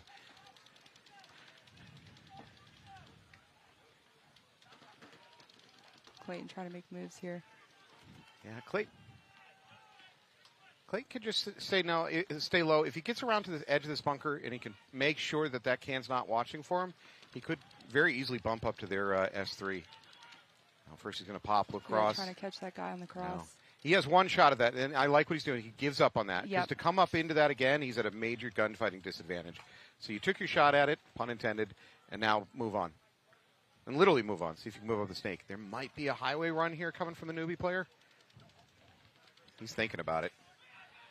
This is that puzzle solving we're talking about when the game slows down. He knows there's a cross. The Sea Dog's filled into the Dorito, I believe. I could make an argument for a drop back here by Clayton in the Dorito snake. 50, yep. I believe that's Dylan over in the Doritos. The Dorito 50. That's a big position. That should shut down any attempt at a run through by number 33 for the newbies. Yeah, both teams are just crossed up here. There's the drop back we talked about. Drop back, look for something new. Yeah, tower's still on him.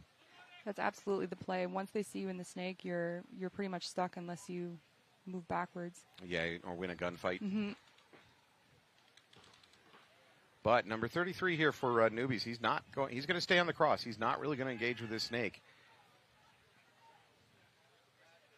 If Clayton wanted to take a huge risk, he could just attempt to crawl the whole length of the snake right here. He could. That tower can't drop it in, and it's very clear that number 33 is not going to be looking down that snake. It would be a very ballsy play.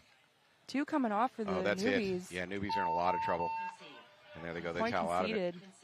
That was a good, slow, smart point. That was methodical on both teams. Yeah, nobody made stupid mistakes. Everybody kept their calm, tried to figure it out. Moving on this field is so important. It's very easy to get stuck, especially in the back line. So, you know, for us especially, it was a race to the 50 and then spreading the field. That was the most important. So I don't know what's changed, but we've seen a very different attacking of this field today compared to yesterday. Yesterday we saw a lot more teams, including WNXL, getting to this 50 brick really early on and successfully. And today, the teams really have kind of abandoned that strategy. All right, Wrecking Crew on your right, Leverage on your left. Leverage may have already locked up a pro spot. Big bite. I like this. Wrecking Crew up this 50 brick. Big bite out of Wrecking Crew. 5 alive both sides. The great thing about that center brick, you can absolutely drop a shot onto the snake if you know he's in there. One coming off for Leverage in the back there. And a very, very late pod runner trying to get the hell off the field. This Leverage player is in a world of trouble here.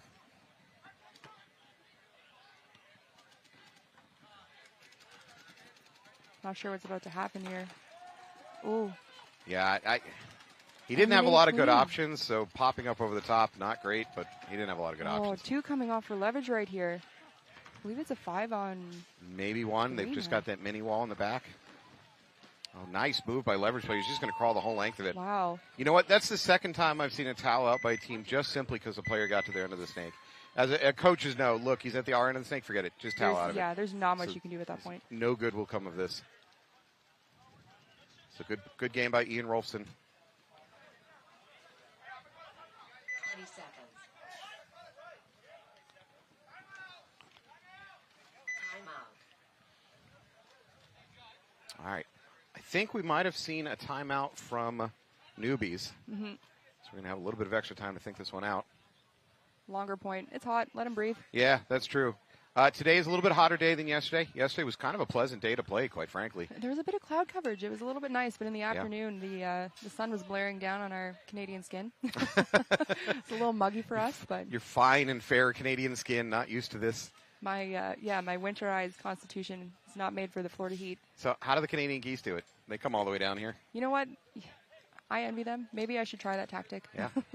Eat grass, Yeah. poop out in the open. That's the lifestyle, man. That's what I want to do. All right, newbies are going to be a lot. I don't know where to go with this conversation for that one. That's it right there. We'll just cut it right there. I apologize. We just lost viewers. Newbies on the left, Royal City Sea Dogs on the right. We got almost 10 minutes on the clock. See what kind of breakout they go with. I don't know if this is true. I'd have to go back and look it up. But I feel like the first points have averaged around a minute and a half, 2 minutes. And then the second points, for some reason, go 4 minutes or something like that. It's very interesting on this field. All right. Double up the home for the Sea Dogs. Ooh. Both Two coming off for Snakeside for the Sea Dogs. Huge opportunity here for newbies. Even And this one matchup. from the newbies coming off. Newbies mini wall getting checked. He's clean. 43 situation advantage newbies, I believe. Newbies player crawling all the way up almost. Snake 3. Trying to catch some packs on the cross. Newbies mini wall not really in on the action. He either needs to find something to shoot at or he needs to get out of this bunker, go do something new. Because right now his gun is kind of wasted. Sometimes it helps to draw the guns too. Yeah, it's not bad, just even if you do that. Yeah, he needs to move. We do have a newbies player up here at the 50. I don't know if he knows that they killed the whole Snakeside. That's Tyler Hunter. Number 22 for newbies. All right, well, they've locked on to him now. They know he's there, so Yep. he's not going to get any free kills Dorito side. He's going to have to do some work. Now, frankly, there's nothing opposing him down this snake side. He can crawl. He's got to take a little worry about the home, maybe doing a drop shot, but home's not even looking his way right now. Big move up the Dorito side by RC. Watching that cross just in case. I think it's Dylan still alive over in the Dorito 50, looking for that cross. What did I'm gonna pat myself in the back. What did I say about the second point being longer? You did say that. Yeah, something about this field. The second point Yep. is a long point. This newbies player is just waiting for the something to happen. Royal And they City's- get Mark G out of the home. Yeah, gonna Sea lose the home. Dogs. Now we've got two newbies players in the snake trying to come up, make some moves. You know, again, there's nothing opposing them. This is the point. If they realize the situation, they can just keep crawling. Yep. There's nothing opposing you. The only thing stopping you is you, son. I find it's really hard to hear, and point conceded. I find it's really hard to hear, especially when you're up far enough and your bunker's getting pelted. Sometimes Yeah. you have no idea what's going on behind you. Yeah, these big, hollow, empty, Yes. air bladders are incredibly loud. If you're not a paintball player and you're watching this broadcast, first of all, thank you. Second of all, it's really loud when your ear pressed right up against one of these bunkers. Yep. It's like having I don't know my drums, but it's having like one of those big kettle drums or something just going off in your ear. Hey, thanks to Tiki's Paintball Park. If you're out in that area, give them a chance, right? Jump out there, play some paintball. Thank you to Tiki's for sponsoring us. Tiki's, I'm assuming, behind Tiki's Totem and Tiki's Ohana out here this weekend. We play them later this afternoon. Yeah, good luck. Be a good game. Hey, they're our sponsor. I need you to go lose against them, okay? We're taking bribes. Yeah, please, Northern Lades. Please take a knee. All right, Wrecking Crew on your left. Yep. 10 seconds. Leverage on the right. We got three kind of stacked up snake way over here. Looks like we have Reyes on snake duty here for Wrecking Crew. He's in there immediately. Double a home. They make the bite out to the snake. Oh, Leverage loses one of the Doritos. They get a minor. Not what they needed. New York Wrecking Crew doing a great job moving up the field pretty much unopposed. Wow. Yeah, 5-on-3 advantage. They're really capitalizing on that. Reyes getting great support in the middle here. He does have a snake opposer to him, though. He needs his middle wedge to lock that down. Yeah, Another leverage player walking off the back line. Quick one here. Yep. And yeah, it's last just the guy. snake. He's got a hit on his hand. It could be rub, but I don't know. That leverage player had something on his hand. Kind of close. Doesn't matter. It's irrelevant.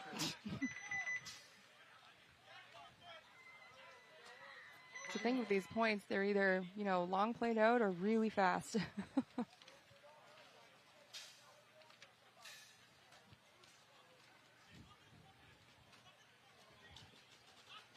All right, Sea Dogs versus Newbie. It's all tied up. 7 minutes, 30 seconds on the clock. Both of these teams are getting a free pass into the playoffs, by the way. So they're not playing for whether or not they can get into the playoffs. They're already in. They're playing for seeding. And if you're Leverage, you're playing to make sure that your seeding is high enough to guarantee you a pro spot. Leverage is leading the league right now, the semi-pro league, by not a lot of points. So as long as they can get a certain seeding or above, and I don't have the math in front of me, they've won it for the year. So they don't even have to win the whole thing today. Yep. And that's what's on the line here. Now Leverage already won their first match. Somebody smarter and closer to the computer can do the math right now. Leverage may or may not have already locked up that pro spot due to their earlier win.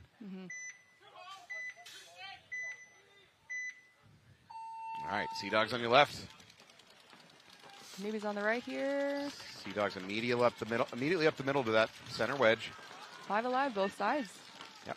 Sea Dogs trying to take that bite right away. Newbies look like they pretty much just spread across the back. They're starting to make their secondaries. They're locking down this snake side for sure.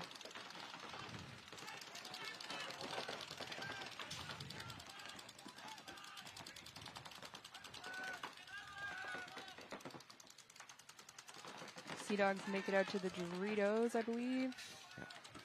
I think it's Clayton and the Snake. We've got one coming off for the Newbies. Campbell now up to his S4 for the Sea Dogs. He does have backup in that back can.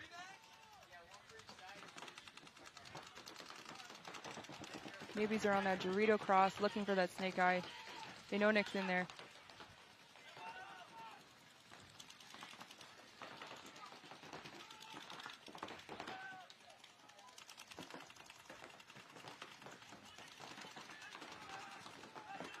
Campbell's looking cross, seeing if he can pick up any kills on that Dorito side, but they're not giving him anything. They're playing it really tight on the Dorito side for Newbies here. He's waiting for that guy. They know he's going to be in there. We're approaching the 6-minute mark. Time is not yet an issue for either one of these teams. Anybody's game. Oh, big run through down the Dorito side by Royal City Sea Dogs. Does it pay dividends? We've got someone playing off the chaos in the middle here. All right, he gets a 1-for-1. Just more importantly, he does not get a penalty. It's always risky on those big rundowns. Refs are definitely not playing around this weekend. No. I think the teams clean themselves up a little bit. We're not seeing as many flags today as we did see yesterday. Yesterday was a flag fest. I doubt the refs are being more lenient. I suspect refs teams are figuring it out. Oh, did he miss him? No, I think Campbell got nothing out of that. Refs going in to check. Not sure. Yeah, just double check. That was a wasted body for Campbell. You're going to immediately fill out another Sea Dog coming off that back line, though. The Sea Dogs are running out of players. They're running out of options. This newbie snake side is solid here. They lose their mini wall. This may just be the snake here for Sea Dogs. Yeah, and he is in trouble. There's going to be a highway run here. Run down here. It's going to be clean. Yep, there Ooh, it is. Both sides. Concede. Point approved. Point conceded. Point on the board for newbies. 30 seconds. 1 minute. All right, thanks for joining us here. By the way, we don't know the percentage of veteran paintball players versus friends and family. You get these broadcasts, you often do have friends and family watching, so please remind me. Occasionally we'll slow down and try to explain some stuff. If you're a veteran paintball player and I'm sitting here explaining something you already know, I apologize, but understand there's a lot of new people watching, maybe new players and friends and family. So very exciting. It's awesome. I think it's awesome. I wish when I was young and still viable as a paintball player that I had this kind of thing going on. What do you mean? And so, to have your family watch you, and especially a lot of that family who thinks like, oh, you're playing paintball. That's cute. You're in a ghillie suit. No. Mom, Dad, this is real. This is like, I get that reaction a lot. Yeah, this is a legit sport. Yeah. Like, oh, good. Can you bring your cousin to a paintball game where you guys play? No. No. Not happening. No. We'll sign him up for a birthday party. Yeah, this is wrong. I'll help get him to a fine sponsor like Tiki's Paintball for his birthday. Leverage left. Wrecking Crew right. Ooh, big dive in. I think it's successful at Wrecking Crew. He does take that middle wedge.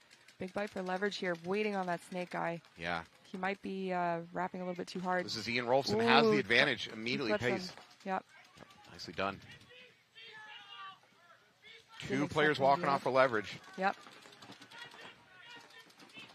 Didn't expect him to be up so fast. Rolfson not only getting killed, but doing a great job using his voice to help control the field and communicate. You don't usually expect your front players, especially your snake players, to be your communications hub. Yep. Because you're head down, you're under a lot of fire, but Rolfson doing a great job of it. It helps when your next player over is, right 20 next to feet you. away. Yeah. It makes you feel more confident in there. This is a very interesting slide back. I liked it. By the New York Wrecking Crew into that backhand. A little side leg. A little knee drag. Rolfson head checking. Leverage is trying to figure it out here, make something happen. Wrecking Crew really feels in control of this match right now. Their players are getting a little more daring about how they're approaching it. They look solid and kind of hit the brakes a little bit just to get some bodies out of the back line here.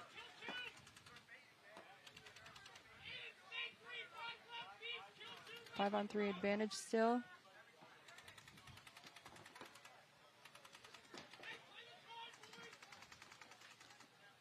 Did you hear that? They just, Ian Rolfson telling his guys, play the time. Mm-hmm. They're up by 2 points. We're at 11.5, which is a ton of time. So much time. But, if you're up on points and you have an opportunity to kill off some clock, it makes it more difficult for the other team to come back. So that's what he's trying to tell his guys. Slow it down.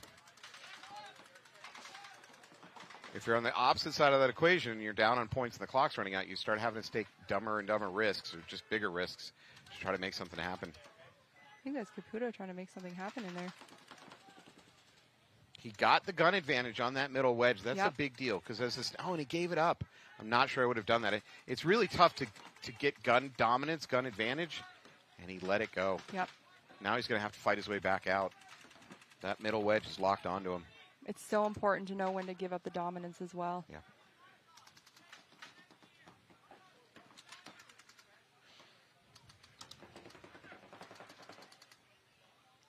Now, this is another long, slow, grindy point. That's advantage to New York Wrecking Crew. A lot of clock peeling off. 5-on-3 still, I believe, trying to make it work. Yeah, Caputo's being really active here for leverage, trying to find an answer to this. But frankly, I think his teammates need to pick up some of the slack.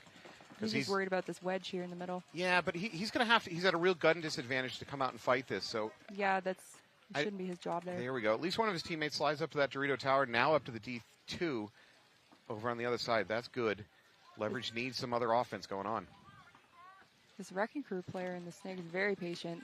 Just posted on that guy.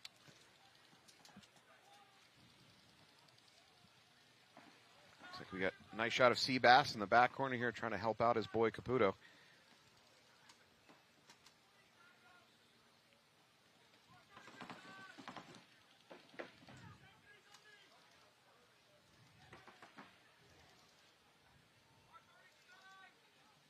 Okay, here's what this is not realistic for Caputo to figure this out. And he could jump, not run highway, but he could jump and run through the middle actually, and run around the backside of that wedge. Ooh, nicely done. Nice move. I think Caputo got hit in the pack, but I think he took 2 at least. yeah. Unfortunately for him, Wrecking Crew has now crossed the 50 over on the Dorito side. They're going to close it out.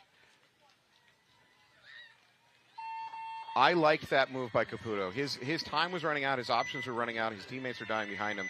He rolled the dice and did something. He figured out that instead of going straight forward, which would have resulted in his death, or jumping the snake and trying to run straight forward, which would result in his death, You got to find the route. his option was to go sideways. And while it didn't work, it was a very smart move. He did get a kill out of it, but he couldn't finish a 2-on-1 at that point.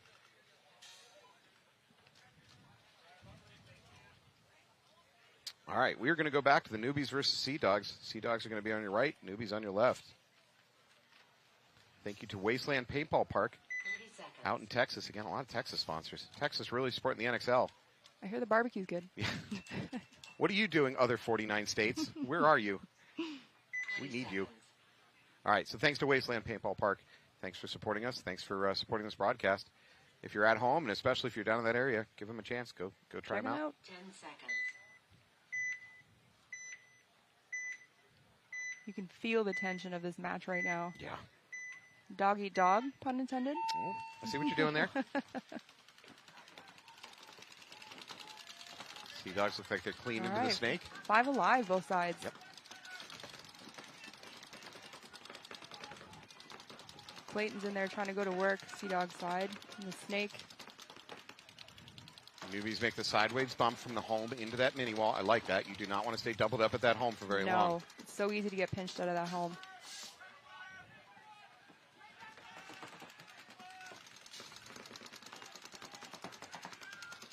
All right, Newbie's at the snake insert, this mini temple. He's going to decide to go out to the snake corner. Still out there, yeah. Almost took a dive. I would have preferred him going up the middle if at all possible, because I think you can do a lot more up the middle of this field than you can from that snake corner.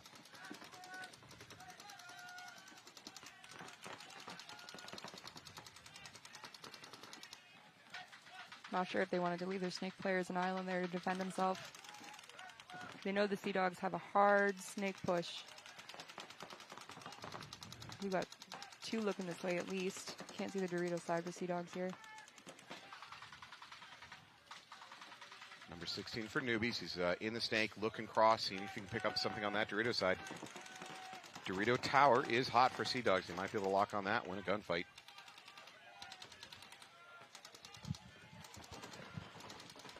I think Clayton's looking for that cross Dorito shot. He knows there's a guy in the back wing.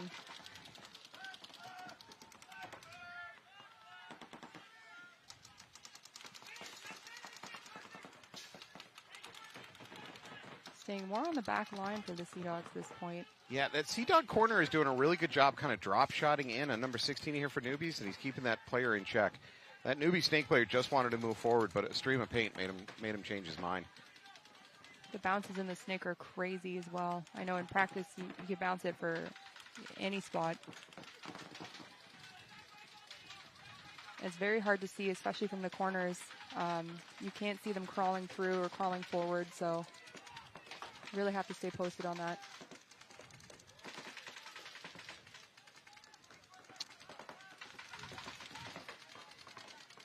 Garrett Baldwin's trying to look across, see if there's anything he can shoot at.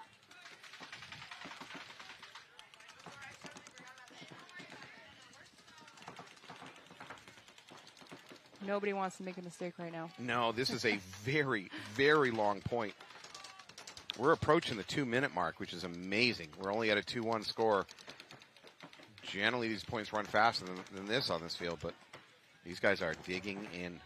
They really want this point. They're trying to play more cautiously. You know what this looks like? This looks like playoff paintball, which both these teams are going to the playoffs.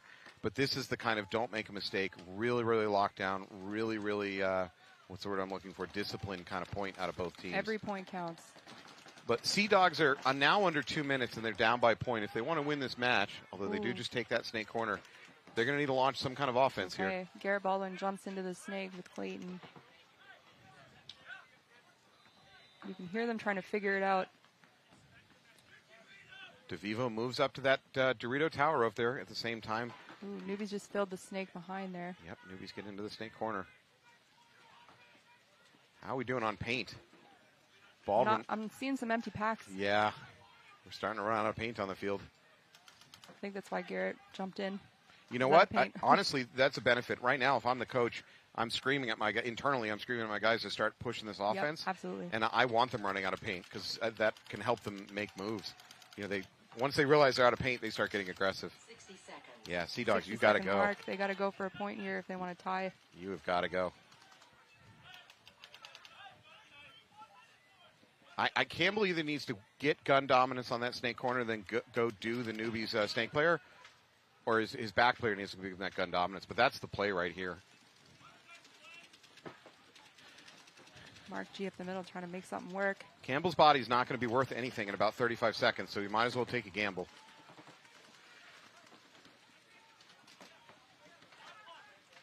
There you go. Let's go, Mark G. One at least. Ooh, he's gesturing. Oh, no. No, that is going to be against the Newbies. There's an opportunity here. Oh, that is a major. That's a major under 60 seconds. That's a swing point. Yep. So, if you're at home and you're relatively new to the sport, one of the rule tweaks we have going on is, so we have minors and majors. A minor is you get pulled and a teammate gets pulled. A major, which is a red flag, you get pulled for cheating or whatever, and you get 2 of your teammates pulled. Mm-hmm. But the little tweak on that rule is underneath 60 seconds, if your team gets a major, the game automatically stops, that point stops, and a point is awarded to the other team.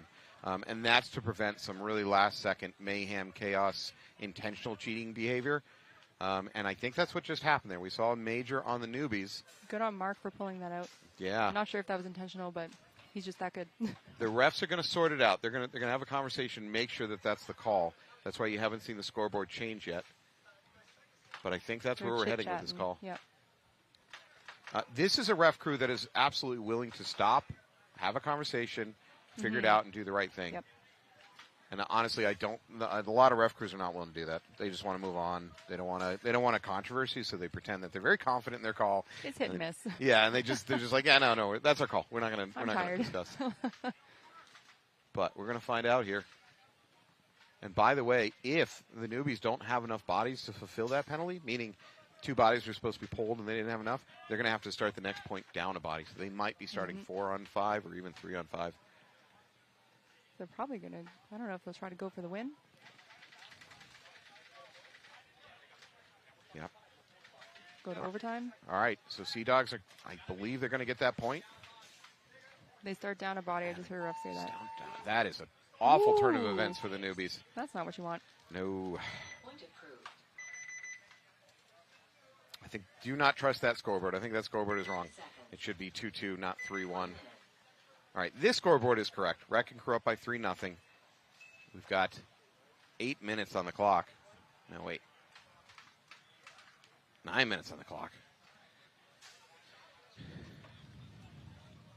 Thanks to Titan Legal for sponsoring us. Titan Legal, do you have a paintball lawyer division? Somebody that can come out here and argue on the behalf of coaches? I think there's room there. Might have a few spots. Yeah, there's an opening in this sport. Nobody yells here. What do you mean? Yeah. Nobody argues. Yeah. Everyone's friends. Maybe afterwards. Hit the beer tent. Everything's fine. 20 seconds. All right. Leverage down by 3 points. This is really not what they wanted, especially as they're trying to lock up this pro spot. We got to pull some out here, boys. Plenty of time on the clock.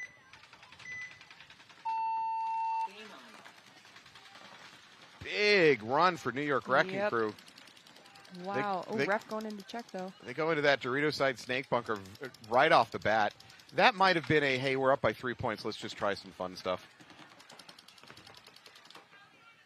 Wrecking Crew also very aggressive up the snake.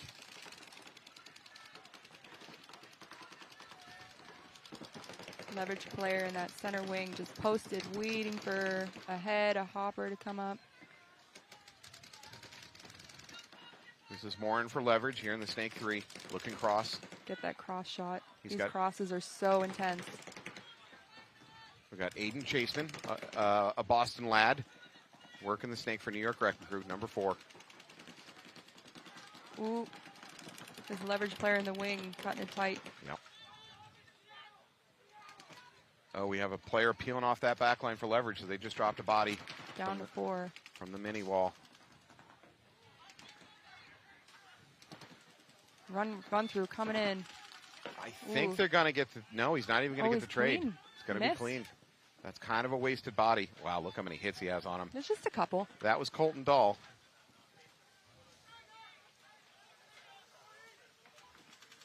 Moran absolutely shut that down for Leverage. He's like, no, you're not taking my player. Absolutely not. You're going to pay the price. I admire your spirit, but I'm going to pluck your heart out and eat it.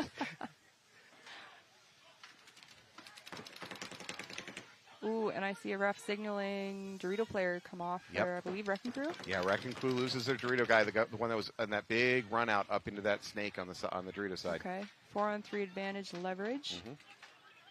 Wrecking Crew has decent setup for a defensive situation. Just as I say that, snake player gets clipped. Oh. Now, Leverage is the one under pressure to make something happen. They're down 3 points. We're now at about 7.5 minutes on the clock. Caputo's looking to go. Up until this point, Wrecking Crew is the one that's been bringing the aggression. And he's going to get the snake That's player. a trade, yeah. Caputo's trying to clean up here. He might have shot his own guy. I think you can make an argument, if you're the Wrecking Crew coach, that maybe we were too aggressive at that point. It's a mental game, you know. Do you sit on the back line and wait for them to come at you, or you push forward, right? Yeah, you go for it. You can argue either way. They do chew up some clock, so Yep. that's good. Yep. But I think their players took a few too many risks and lost that point. Yeah, lots of big moves. Yeah. Okay. Well, we're going back to Royal City Sea Dogs versus Newbies. There's 18 seconds on the clock. We'll see what happens. So if you're a viewer at home, you're either going to see two teams come out relatively spread across the back line, which is a tell that says, hey, we're not really going to try to win this point in 18 seconds. Alternatively, if you see a team sending 2, maybe 3 bodies running through the middle like their tail is on fire, that's a team that says we're going to try to win it. Yep. That is risky, of course, because when you're running, especially when you're sprinting full out, it's really easy to not notice yourself get hit. Absolutely. And if you do that, you're in line for a penalty. And if you get a major under 60 seconds, again, the point ends instantly, and it's a swing to the other team. So it's risky. Refs get their flags ready. I suspect you're going to see 2 teams spread across the back and just play for overtime. I suspect the same thing. Yeah. Bite into the snake for Newbies. Oh, run up the middle. For the Sea Dogs. They lose their snake player, though. That is not a full commitment by Sea Dogs to doing some super aggressive, so I think they're going to go to time. And this will be an overtime game. Just tried to see if they can make something happen. He crossed the 50s in their wedge. Yep. Okay. Good effort. That player did great, but the game plan clearly was not realistically try to win it in 18 seconds. So they went a little conservative on that. All right, we are going back to the leverage Wrecking Crew. Wrecking Crew up 3-1 over leverage. 7 minutes on the clock. Wrecking Crew probably left a little bit more time on the clock than they should have coming out of that last point.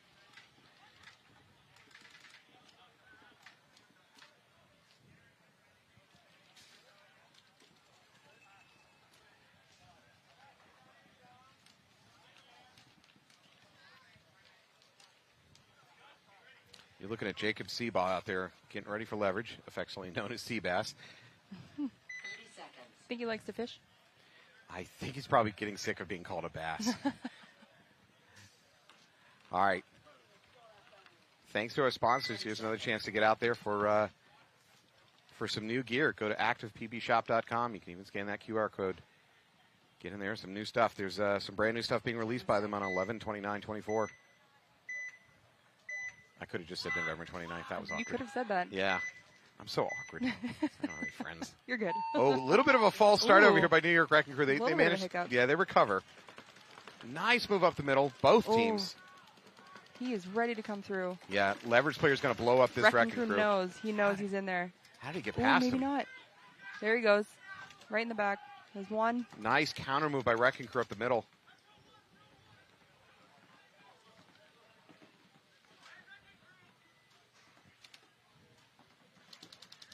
That snake player just posted up again. Wrecking Crew side. I don't believe anybody in leverage is aware of Wrecking Crew being on their side of the field. I don't think they. Yeah. So I think he should probably stay locked on snake side. Yeah, we call it the crisscross applesauce.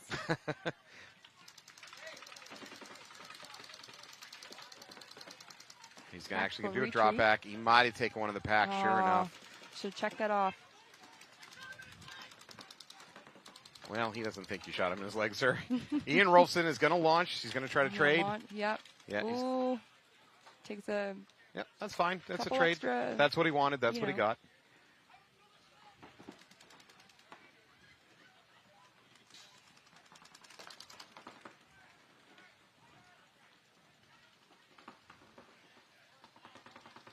Pluto's looking to go leverage side. Can almost see his brain analyzing, trying to find the route. Can hear it from here.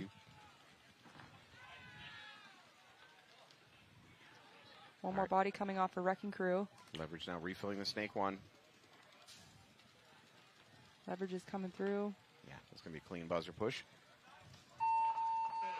Wow, Wrecking Crew really looked like they were in control of that early on, and it just all fell apart. Bringing it back now. And as a matter of fact, that a big pivotal moment in that point was when their player that had crossed the 50 to the other team side, he tried to do a drop back to say, look, I'm not going to gamble my body. And the act of trying to drop back, be more conservative, has actually got him shot.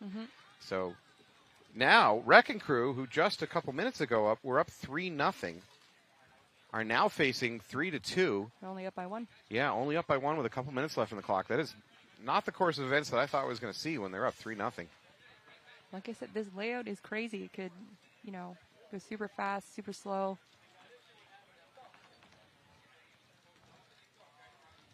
All right, we are all tied up here. Sea Dogs versus Newbies. We got 5 minutes on the clock, which is in these terms for semi-pro, that's a ton of time. We could possibly see 4, even 5 more points in 5 minutes. It's theoretically possible.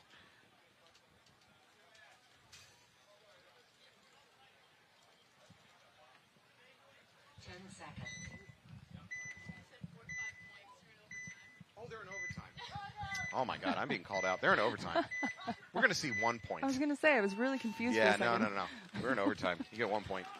Okay. All right, one first Sea coming Dog. off for Sea Dogs. Yeah, they lost their snake corner. 5-on-4 advantage Newbies. Oh, another one comes out as soon as I say that. 5-on-3. Newbies are pushing the agenda here. They're already up in the Dorito 50. Uh-oh, and a minor. That's it. Sea Dogs are absolute train wreck territory now. Newbies coming through.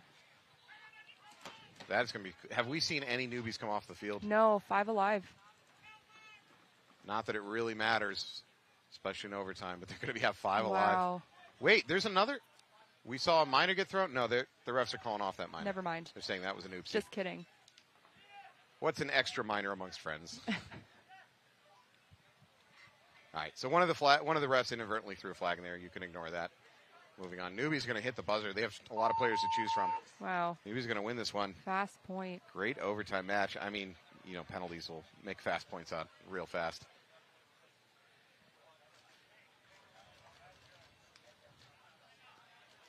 All right, congratulations, Newbies. Good job, Newbies.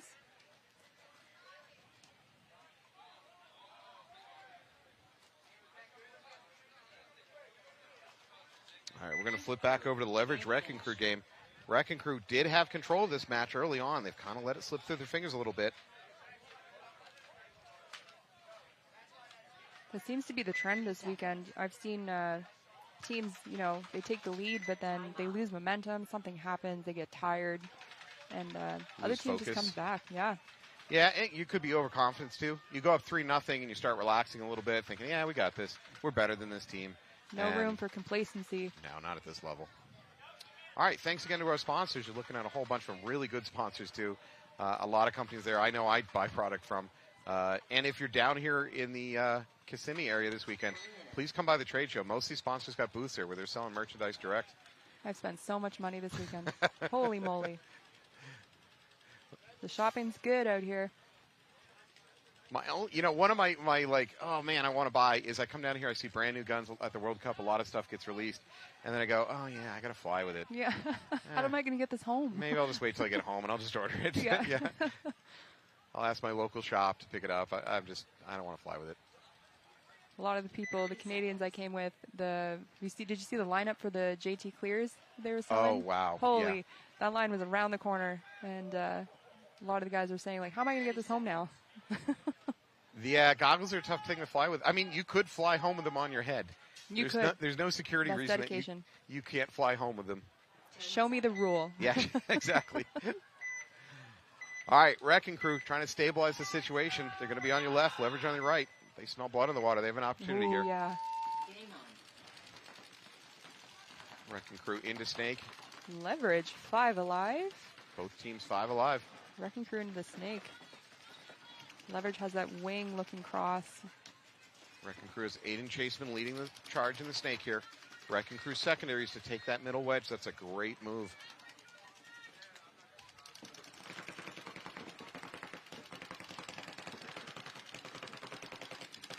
Leverage is locking down the Snake. They know that somebody's in there somewhere. We're just under the 5-minute mark here.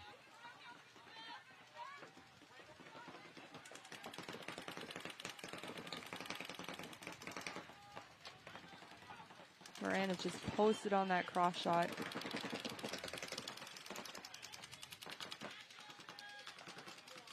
Chaseman going a little bit passive in the Snake. He's not going to risk his body. He's got a teammate on Overwatch with him. He's in there in that middle wedge. Keep him safe. So important to have protectors on this. Yep. As we say that, one of the New York Wrecking Crew comes off that Dorito side, so they're down to 4 bodies, 4 and 5. 5 on 4. Yep.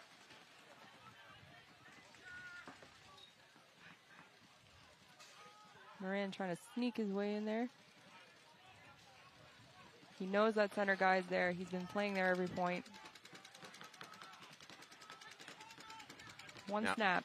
Oh, the go. Wrecking Crew player Flipped looks him. away for just a second. Moran takes advantage of it. Timing. That is a big kill. That's going to free up Moran to do a lot more of whatever he wants to do. They can push their Dorito side, and just to say that they push the Dorito side for leverage. He's locked onto that. Did you just make a pun? He just locked onto that mini wall. He's trying to win that gunfight. Aiden Chaseman needs to come up with something to dig Moran out of there.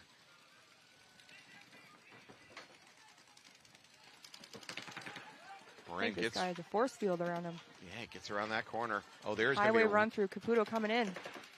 Ooh, he might have had some bad information there. He tried to bunker the snake 3, but he was in the 2.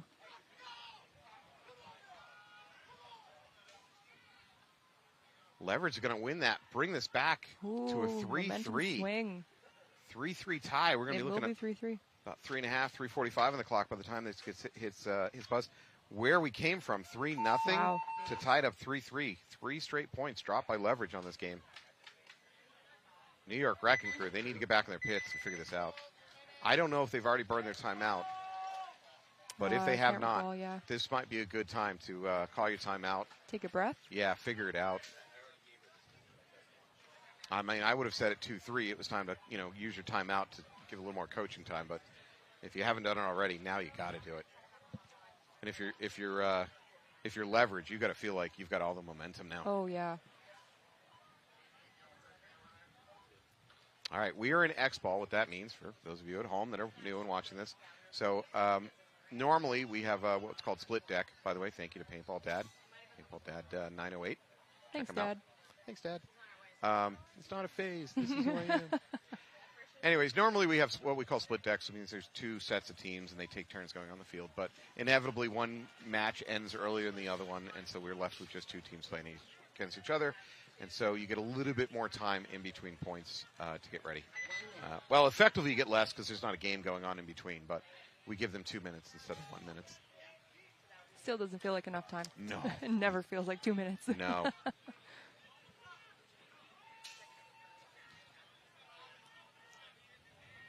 Oh, Wrecking Crew having a gun problem. They might be burning their time out. There it you is. go. Yeah, Wrecking Crew having a little bit of gun problems. Take a breath, boys. Yep, take a timeout. A lot of this game is mentality. It's so quick to just get in your own head. And you're not playing on point. You're not playing your game that you know how to play. Yep. Well, all right, Wrecking Crew's got another gun. They're coming back out. They had a problem with a gun. Not a fine product like Planet Eclipse, sponsor of this webcast. I'm sure that was a player failure, not a gun failure. Definitely. There you go. They got their timeout, so they're good. No panic. Mm-mm. You know what's really annoying as a player when you have a gun go down and you scream, you can't fix it. You just scream for a teammate to get your gun. And then somebody hands you a gun and it's just not set up the way you like it. It's the little things. Yeah. The tank's not on right. Yeah, the trigger is set up different It's than you weird. like it. Maybe you're playing with a 68 cubic inch tank when you normally play with an 88 or something like that. Yeah, I play with the 77, and a lot of my teammates have 68s on there. So if I ever had to switch a gun, it's different. I play with a 48 cubic inch tank most of the time. Oh, a baby. Yeah, little tank. I have short arms. A little peanut. My mission is to either go kill somebody or die in their bayonets within the first couple minutes. So you of play the the snake 1 off the break? Is that what you're saying? I'm not fast enough to always be a snake player, but I'll do it. I'll go for it. The intensity is real. All right, here we go. 3-on-3. 3-3. Just under 3 minutes on the clock. Anybody's game. Ooh, one coming off for Wrecking Crew. Immediately filled snake corner. Leverage with a little advantage here. 5-on-4 leverage. Leverage in the snake. He's free to go ahead and start crawling up. Nobody in. No, Holmes not looking at him, and there's nothing in the brick. Leverage players should just keep going.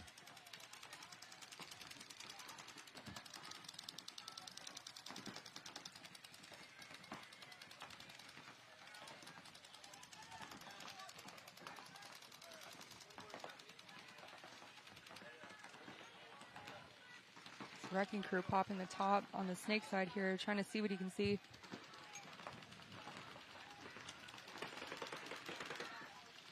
This This is Moran, number 21 there for Leverage in that snake 3. He's looking cross, see if he can pick up a Dorito side kill.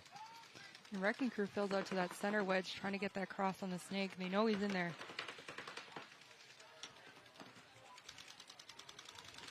Gotta be careful, yeah. Leverage also has that middle wedge, so they got good control of the snake. There's that crisscross applesauce we talked about. I've been meaning to talk to you about that phrase. That is what the ski instructors use to teach little kids how to brake. And as a Canadian, you're using ski terminology. You're falling into a real stereotype here. I just want you to know that, Allie.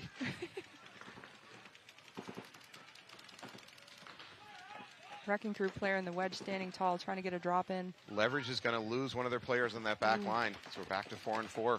I just saw a big fill for Leverage out in the Doritos. One coming off for Wrecking Crew out of the Dorito side. So 4-on-3, advantage Leverage.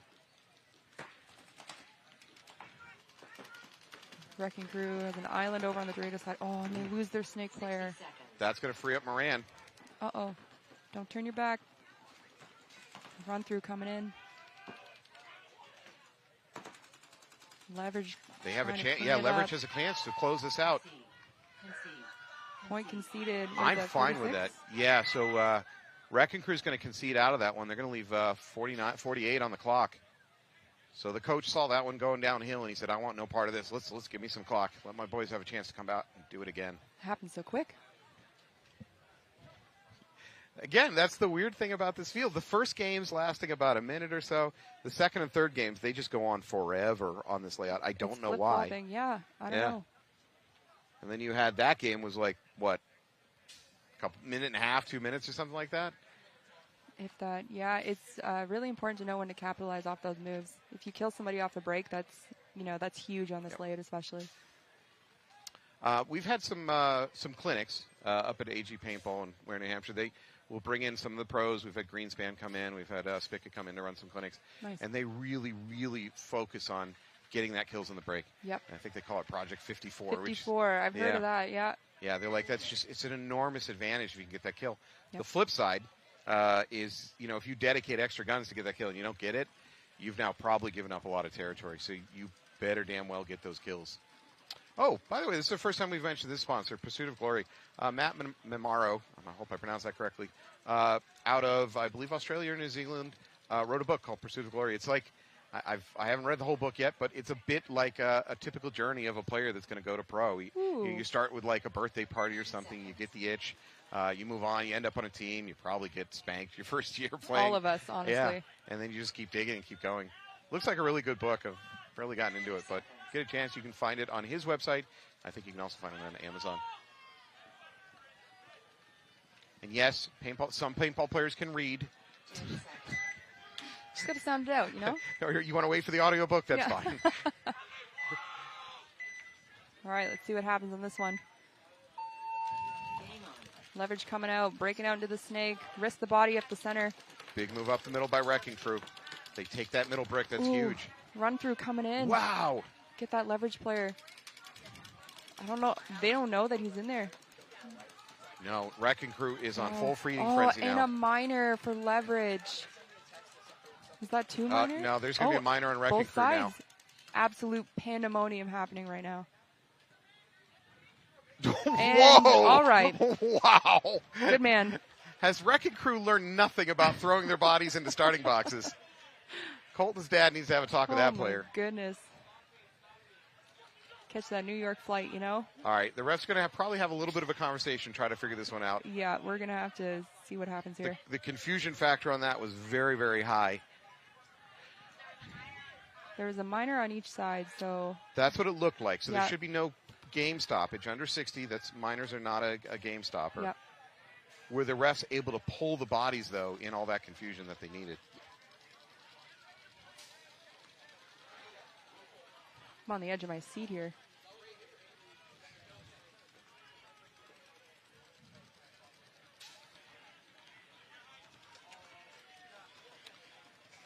Refs over here by the snake having a little conversation. Oh, they're going to turn that into a minor, into a major. And that's the question is which one? Okay, who got that? Because that would be a swing. Yeah. If it is Leverage, that'll tie it up, and we're going to go to overtime. If that was on Wrecking Crew, then Leverage walks away with this match. Our head ref, Mikhail, having a talk with his refs, trying to figure it out. I'm seeing some, people saying how much, how good the refs are doing, and friendship, a lot of friendship.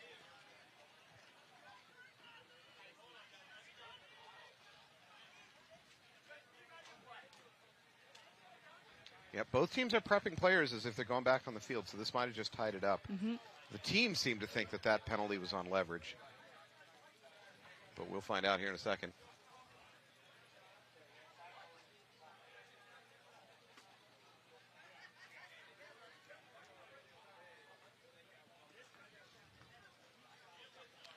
That is a very confusing set of events at the end of the game. You've got players flying downfield. You've got refs throwing flags. And by the way, when you throw a flag as a ref and you pull a penalty, obviously you pull out the player that committed that penalty, but you pull one or two teammates, and you're supposed to pull the closest teammates to that penalty occurring. That is a lot to ask when you've got all these chess pieces flying around on the board. You see, that's why I run away. That is actually a legitimate tactic. When you see a flag open your team, you try to get way away from it. The opposite direction. Yeah, go pull one of my teammates. Leave me alone. I see Leverage Leverage out of the gate. Yep, so they're waiting.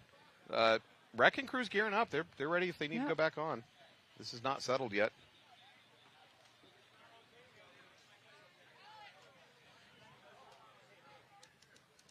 I think they got one more. 20-second point if there is one more. So, by the way, if you're trying to figure out why we went from a minor to a major, and maybe I am too, a minor is when you get hit and you continue to play without killing somebody. That's the typical minor. You might have it on your pack or your arm or whatever, but you're playing enough to affect the game, but you didn't kill somebody. Now, if you have a hit on you and you shoot somebody else, that now becomes a major. You're going to get 2 bodies pulled for that offense. So the refs had in that confusion, it was probably very difficult, but the refs obviously identified somebody as having killed another player.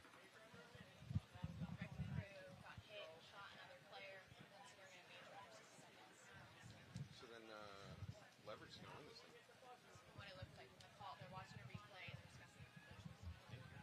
thing. Ooh, watching the replay on that one. So Nicole, right on top of that one, she knows what's going on, so she informed me that we believe this penalty is on Wrecking Crew. The refs are trying to figure out how many bodies to pull, time on clock, all of that business. It should mean that the score is going to go to 3-5 in favor of Leverage, if I'm not mistaken.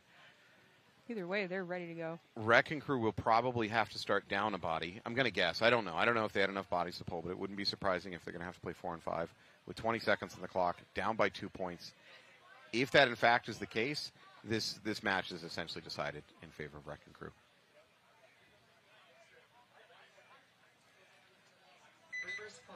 And if you think this match is over, then get ready for the next match. Nasty versus Virginia. Virginia. Wow, I'm a mess here. Don't hurt Am I yourself. having a stroke? Look at my face. Is either side You're okay. sagging? Virginia Vendetta. And we got Tiki's Totem versus Preferred Mob. Last match we had Bert from Preferred Mob in the booth with me. Now we're going to root him on. All right, so that was a reverse point. Was. Leverage Leverage got that one.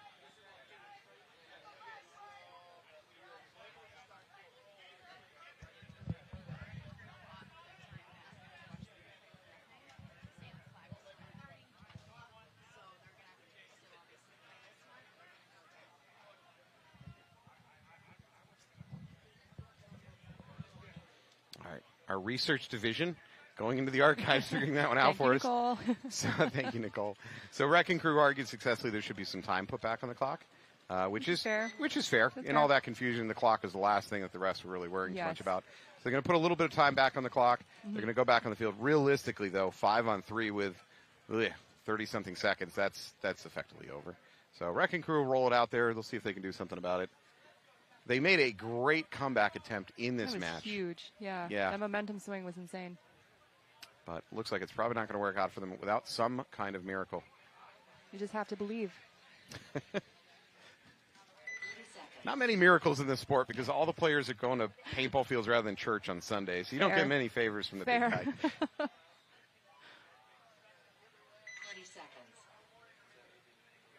All right. If you're Crew, do you attempt something crazy? Or you just, Yeah. You do? Okay. Oh, yeah. Okay. You're going for ego win here. Well, I mean, you might be able to claw a point out of this. 2 points is effectively impossible. They are going to send some runners up the middle. Two up the middle for Crew. Yeah. 3 Secondaries. up the middle. Yeah, they're going for it. We've seen 9-second points before, so one coming off for Crew.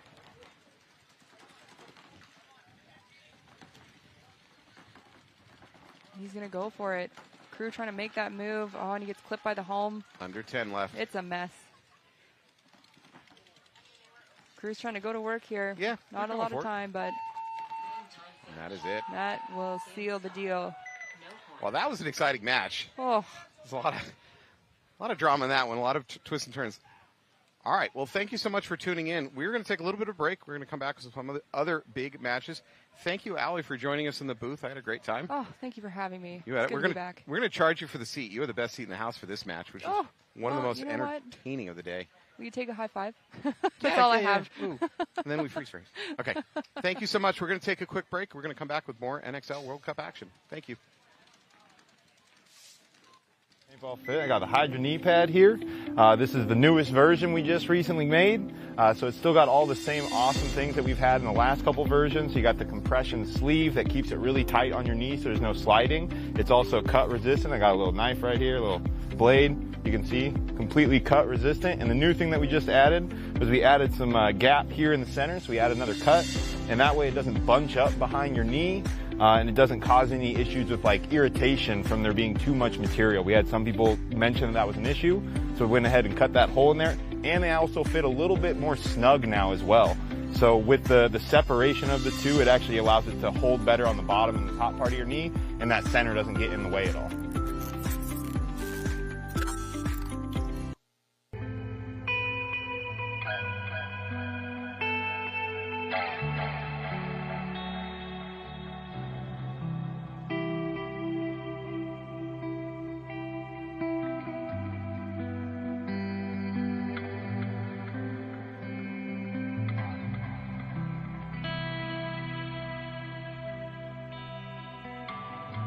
If this is it,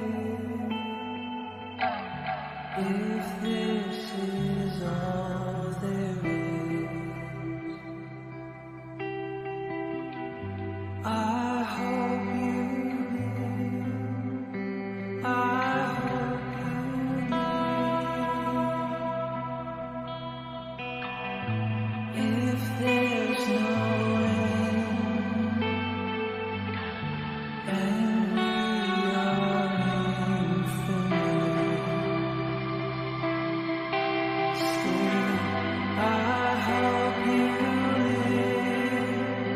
I hope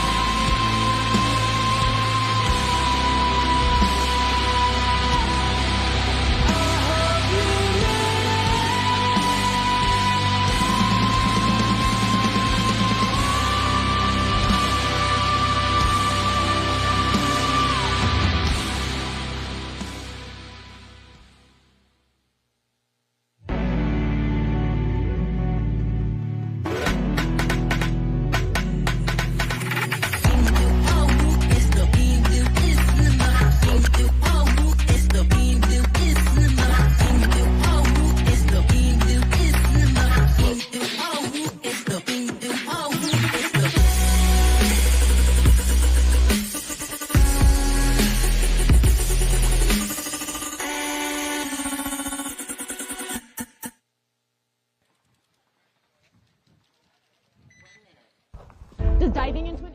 All right, welcome back. Welcome back to your 2024 NXL World Cup. This is the big one.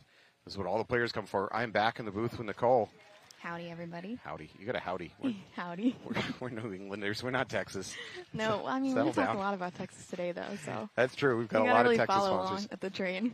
This match is sponsored by Tiki's Paintball Park down in this area. Tiki also helps run the MVPS, which is local to the Tampa area league. So if you're down in this area, you probably already know about it. If you're not in this area, get in your car, drive down. Silly. Yeah. This is the World Cup. This is the great urge to migrate occurs in all paintball players around November. Yep. And we all just migrate down here to Florida we all for just one travel weekend. down, not just for the paintball, but for the sunshine. It's especially genetic. for my area. We can't stop ourselves. Nope. 10 seconds. All right, we're going to see Nasty versus Virginia Vendetta. Hey, I pronounced it right. And then after that, we're going to see Tiki's versus P-Mob.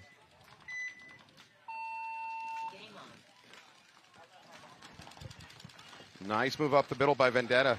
For sure. Oh, but Vendetta loses their snake, though. We've got another mill fill here going on that wing, and someone still in that home, and then along with the Dorito.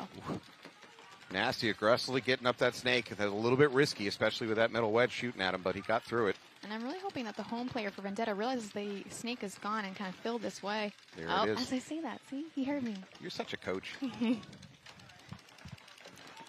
Ref going to go in for a check on the snake one. Nope. Yeah, Nasty player going to take a walk. That is going to be a minor. Ooh. Minor on Nasty, so their back line is going to take a big hit. I think at this point we have the snake and we have the mini wall for Nasty. Not sure what else they got. Yeah.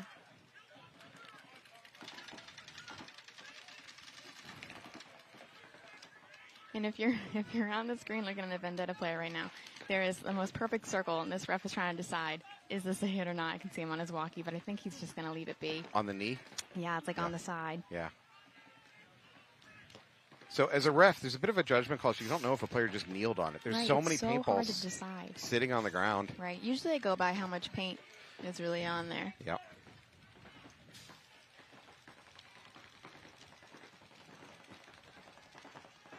All right, Virginia Vendetta well in control at this point. They got good presence up the middle. They're up on bodies. Very much good placement.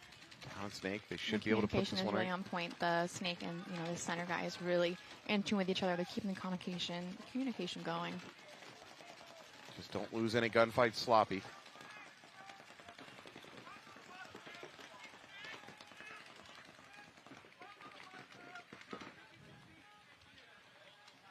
They've got this Vendetta player in the Dorito kind of popping up, trying to see what he's got going on over here. They're also going to be in this little wedge here. Good communication between these two Vendetta players, working the snake and working that middle wedge. Mm-hmm. My only concern with communication, and maybe it's just me, I have a pet peeve.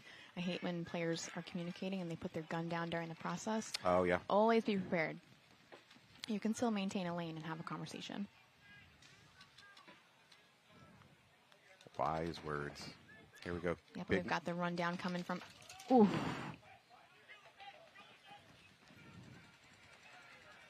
Bit of a risk by number 10 there for Nasty. It's Yeah, not and now gonna this work out. Vendetta player in the wing has gone to the brick. He's getting a little frantic. You just got to kind of take a breath. Read the field. Number 99 for Virginia. He's going to close this one out. Takes the last Nasty player. Oh, how would you say that one? Shaquem Silver. Okay. Shout out to him, 99. Just say it confidently. Shaquem Silver. Nice work. Good job.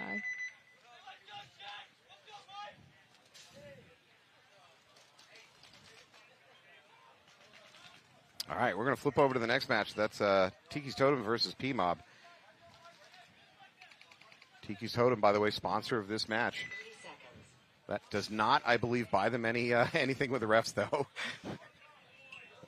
I mean, unless they're sending all the refs hammocks by chance. So Tiki's Totem, by the way, a local team. So they certainly didn't have much travel. They might even be staying at home. P-Mob's a Boston area team. They long travel to get down here. I know Dean Carlton, the team owner, has a big old RV. He might have come down with the whole team in the back of the RV. I actually think he flew. I was just talking to him. He's been up since 2 a.m. Oh, really? He's traveling down. Yeah, I Yeah, think not he doing did it. fly. All right, we got double up at home by Tiki's Totem. They're in the red jerseys on the left. They're going to lose their snake player. Yeah, we've got P-Mob with a Oh. good breakout, but it looks like their home player's having gun issues. I think their middle player also just took one. Yeah, he took one off the dome. Yeah. So good shooting early on by P-Mob. Tiki's Totem has no presence over here on the snake side whatsoever. Yeah, so I really hope that whoever's in the snake for P-Mob is picking up on that. But they do lose someone in that mini W, and they've got someone filling to the snake corner. And they do lose their home player as well. Tiki's Totem responds by going ahead and filling in that snake corner P-Mob and the making snake. a huge run on the Dorito side, like past that 50. Tiki's Totem taking a walk from that Dorito side. It leaves just, I believe, 2 players over here on the snake. That run paid off. Yeah, P-Mob just needs to close this one up. I think we're going to see a highway run by P-Mob. By Sammy, actually. Nope, he's just going to jump. Sam Lana. No, he's just going to move over to the snake tower. I mean, it's a good move.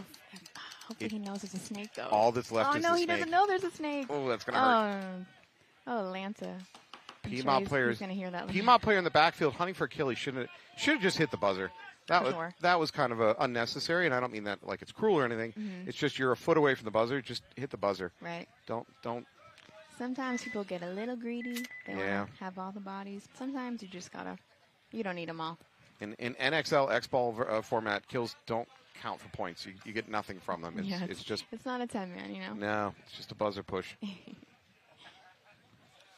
My other pet peeve. This is a really specific scenario, but it seems to happen every tournament. Is a player sees an opponent approaching their buzzer, about to hit it, so of course they start shooting at him. That part's good. But then the opponent hits the buzzer, and they keep shooting them after they've hit the buzzer. And it drives me nuts, because now what you've done is you've effectively covered up any legitimate hits with illegitimate hits. The refs just watch you shooting a player after the game is over, once the buzzer is pressed. So the refs, how are the refs going to tell what's a good hit and what's a bad hit? Right, and now they can't decide, and then they're just trying to make the safest call, and it's just. They have no choice but to call the buzzer push clean. Yeah. So it looks like Nasty's going to have 5 alive off this break, 2 in the home, 1 in the snake. Vendetta very aggressive up the middle. Yeah. That's how it should be. Use this middle. It's such good coverage. Nasty X does lose their Dorito player, though. They're still double up in that home. I'd start launching by now. As I see that, he moves to the mini W. Virginia filling out to the snake corner, trying to give support. You know what I love sometimes is when players really lean into these bunkers, like this can over here by Nasty. Yeah. I mean, for me, I'm like, at what level, what angle is it manipulation? Yeah. All the way down? Yeah, there's some rules about how far you can go. Right. I don't know if it's once you start pulling stakes out, the refs are going to start calling a penalty. You start moving it like an inch. So Nasty still has 2 in the snake so far, many W in the home. Virginia Vendetta player is going to go ahead and cross that 50. He's into their snake. Unseen, too. He's going to have a chance to wrap here. Ooh. Nice work. Although he's exposed. Shooting, yeah. If the S1 of Nasty takes a peek, he's in trouble. So what Nasty's issue is, and maybe it's just me, I keep watching them, but I feel like they're all looking the same way at the same time. They really need to communicate and talk and be like, hey, I'm looking this way, you look that way, etc. But there's been a few times where I've caught them all looking one way. Ooh, and they're going to catch a major penalty as well, which I believe... Oh. That is a major on Nasty. That is essentially going to clear out this side. For sure. Yep, that's going to be it, it looks like. Number 97 is going to finish this out for Vendetta. They're going to go up by 2 points. No, actually, the refs are going to stop the clock. Oh. Because they want to figure it out. I think what might have just happened, and I'm theorizing here, I could be wrong. The home player was shooting down into the snake, trying to pick out that Vendetta player. Right. A ref ran in to pull the Vendetta player, and they believe that there was a hit on the home player doing the shooting, and that would have been a major. But the Vendetta player was actually not dead. So that major might get downgraded to a minor. I don't think there's a lot of argument whether or not the Nasty player at home was hit or not. The question is, did he get the kill or did he not? And that would downgrade it from a major to a minor. Now the question is, how much does Tiki's Paintball deal with stuff like this? At their park. At their All park? the chaos. With the fine reffing staff at Tiki's Paintball Park? They're just so chill and nonchalant, so I feel like they don't have this much chaos going on. They're probably like, you know what, let's work it out. Everybody stay calm. You sound like a local. You played there a lot? No, I just really enjoyed them when I went. I feel like I got to give them a try. Yeah, you do. You know what?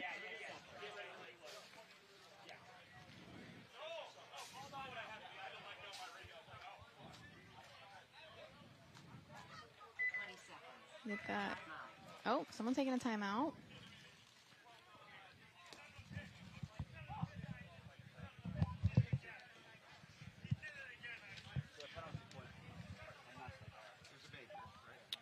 Not me, just taking care of Falby and his papers. He's losing everything now.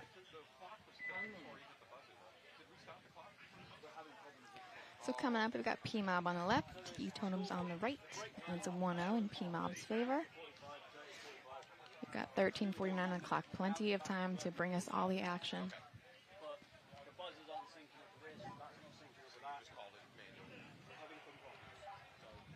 No, I'm good. That's yours. Thank you. All right, I just got an explanation from the head ref. It was a major. Okay. They've been having some technical problems with the buzzers, so they stopped the time not to sort it out. They stopped the time because they weren't confident the buzzer was working. So it is a major, and they're going to have to start down a body. Oh. Yeah, rough. Unfortunately. So I saw the ref come over with a pod. So clearly there was a hit on the nasty player. If he had it in his hand and was playing with it, that would still be a minor. But if he shot somebody. Right. Well, that's the second day in a row we've seen pod hit kind of be Yeah. a deciding factor here. All right, here we go. P-Mob on your left. Tiki's Totem on your right. P-Mob immediately loses a player heading snake side. Yeah, so Tiki's is going to fill this snake. He's trying to avoid a headshot, but he's catching some pain over there. Pretty standard breakout, I feel like. Snake, second snake, the home, mini W. I believe someone made their way to the Doritos. Tiki being slightly more aggressive on the snake. They're a little bit further up than P-Mob. P-Mob countering, though. And you have got Tiki's moved out of that mini W into the Dorito as well. They do lose their snake, though. Nice kill. I believe that's Nate Brodell working for P-Mob in the snake.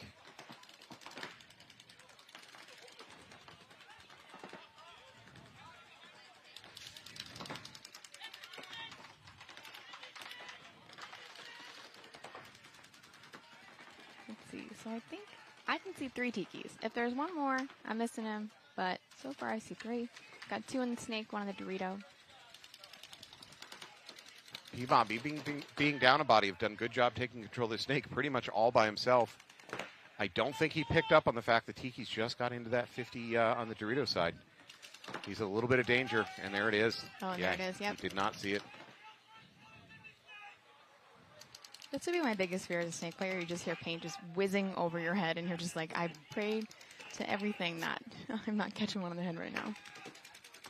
That was actually Isaac Luke in the snake there. He's doing a great job, but he just lost vision on the Dorito side. Cost him his life. So Tiki's Totem is actually going to cross the 50-yard line on the Dorito side. Another P-Mob player walking out. It's falling apart now.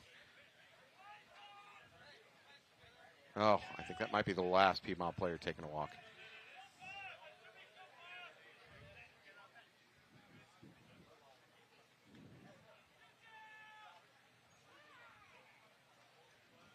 Yeah, this is going to be a walk-in win for Tiki's Totem. They're going to tie it up 1-1. An enormous amount of time on the clock, so that's not an issue. I was just saying that. With like plenty of time to give us all the action here.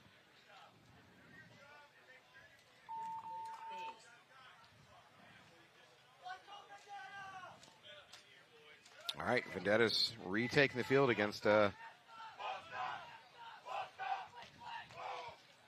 Nasty. Nasty's going to have to start down a body. I would rather have that issue now with early on 10 minutes on the clock rather than later on in the match. So when it feels like there's so much more right, pressure. you've got a lot of pressure going on, and you're trying to, really clutch a win. So you schedule your penalties. That's what you're saying. Sometimes I try to take more risks later on. I know we have a local team who will make plays based on penalties. You're just going to run up the middle. I know you're going to get a penalty, but take everybody out with you. They accept it as a business expense. Right. And so the play is based on the penalty, and I was like, you know what? It's kind of smart, but also, is it really worth it?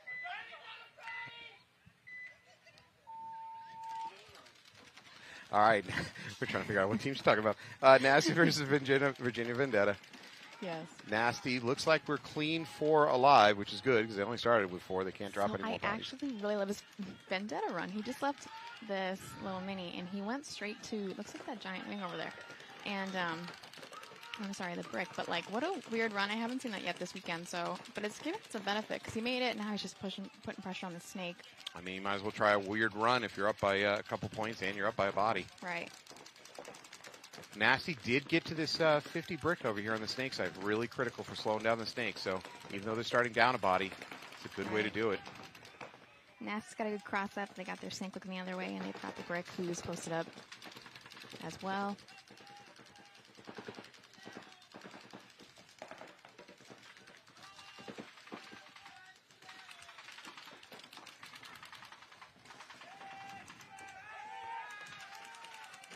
Virginia Vendetta is going to lose their middle player. Lose that player in the middle. Yeah, it's a big loss. That frees up number 10 here for Nasty. He's giving him a little more breathing room to do some work. The Vendetta snake is kind of fighting off this brick from Nasty, and it just, I feel like if he just angles a little more, he'd catch him, but he's not going to risk his body for that. No, that Nasty player's posted up from that brick on the snake. He's waiting for him for sure. He's got all the gun advantage right now. Yeah, I do wish this Vendetta's corner was keeping an eye out because Nasty's taking advantage that nobody's watching them over here on the snake.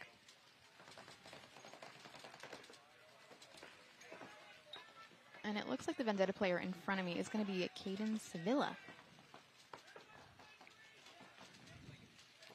Caden's kind of in a real disadvantaged situation here with the gun just waiting for him. Yeah, I mean, and especially with his back player not looking down the tape line, he's also waiting for him, though. They're both in a very patient position where they're waiting. But unfortunately, Nasty is going to take advantage of, the both of them caught up here. And we're going to call a Vendetta player out of that giant wing. I think that's Geraldo for Nasty doing that work. That was a good shot. So now Caden is kind of waiting for Geraldo to kind of bump up again. Well, no, that's the thing is that Vendetta really wasn't putting any eyeballs down the snake side, and that allowed Geraldo here to do whatever he wanted. He just missed him. Now he's just sneaking in. Yeah. Which is shocking because the corner's here, but I haven't heard him make any calls saying that the snake's hot. Matter of fact, I'm not hearing much communication from Vendetta, period. Tisk, tisk. That is something in your control. Now we're getting a little bit of chatter.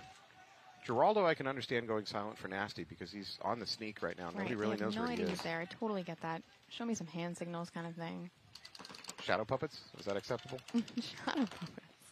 That's a good one. I mean, back with us, it could be like a snowball. All right, Nasty into that Dorito side 50 cluster. And Caden has picked up, I think. Oh, no. I was going to say he's picked up that there's a snake, but now they're both looking the other way. So this is kind of his chance to take them both out, maybe with a rundown.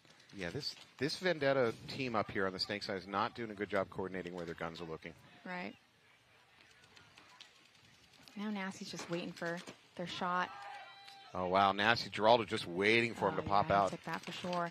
Ooh, and now he's going to battle his corner out. Let's see how that goes. Now Geraldo should go a little bit more passive. He's got a gun waiting for him. Mm-hmm. There it is. And they do take him out. And now he's just finishing off with this Dorito guy for Vendetta. And finishes it out. Good work by Geraldo that game. If I'm going to give criticism, I guess I already did. I don't feel like Vendetta did a great job working as a team out there. They seem like they're communicating. I think completely missing the snake coming all the way up on your side. Big L. Big L. Yeah, both of them were looking inside. Neither one was looking at all down the tape. Nobody's making sure. And at that point, if you want to play the Doritos, play the Doritos, And even if you can't truly stop the snake looking down it from that corner, at least you're going to see a pair of legs disappearing into a bunker and you can know about it. But right. they stopped monitoring it whatsoever. And that let Geraldo just slide down it, blow up the middle, take their own snake player, and then finish it off by killing the Dorito side. Or at least have some awareness. I mean, he was all the way down here. They had no clue. All right, so Vendetta, go back to your pit, clean it up a little bit. Not just communication, but actual teamwork. Right. I see a lot of two-man operations. You want to have a five-man operation over there. All right, Tiki's Totem versus P-Mob, all knotted up at 1-1. Lots of time on the clock.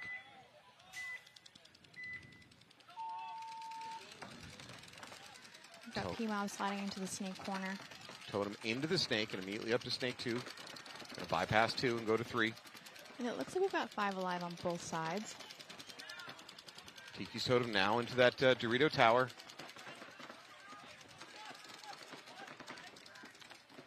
P-Mob is going to fill this snake. And that's going to be Sammy again, so hopefully plays this smart. You got both snakes kind of crawling in.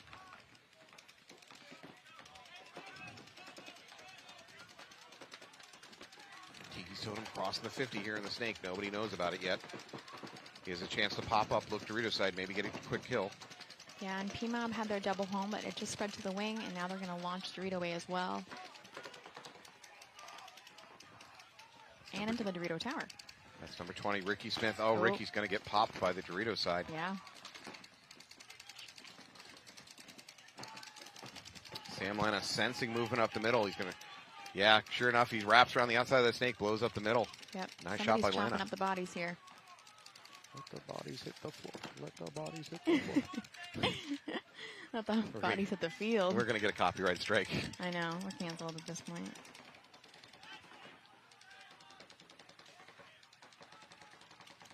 P-Mob is kind of checking the snake, but he's going to be called clean. So now they've got two of them in here.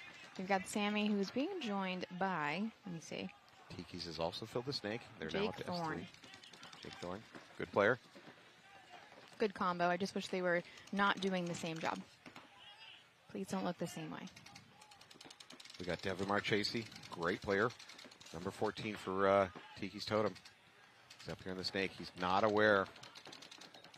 Yeah, Sam's going to pull back. Now they're just going to engage in a gunfight.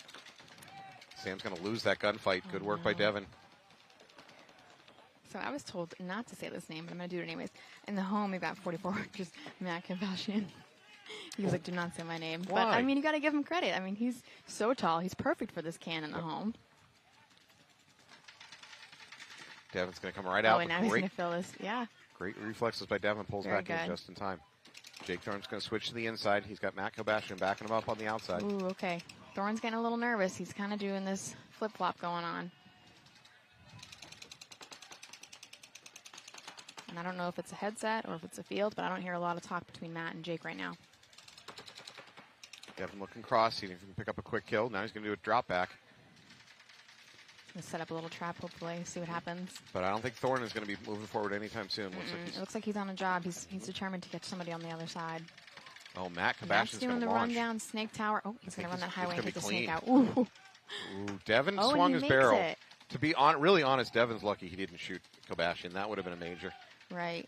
Well, I think Matt thought he was in the bunker ahead of that one. Yeah, Because yeah. you could tell he paused and he was like, oh, nope, not this one. But it worked. Hey, I do want to take a moment to shout out Matt Kobashian, not for how he played, which was really good there, but for coming back from a real knee injury early this year Yeah. at Atlantic City. We feared the worst. I didn't think we were going to see him again this year. Right. And So- it looks like, I mean, his walk looks really good, so it must have been a really solid recovery. I've been told that he did not end up needing surgery, which surprised me lovely. considering him being carried off the field. But he did have to do some rehab, so glad to see he's back out here. You got to tell me, how many people did it take to carry him off? That's a big man. Yeah, That's he's a tall man. He's a big boy. I think it was two. I think he was using one functional leg and two support people. All right, we'll take it. But that was scary. All right. Congratulations, P-Mob. To be honest, and you know what? They're milking the clock. Totem didn't even notice. They probably just lost about a minute there. Yeah.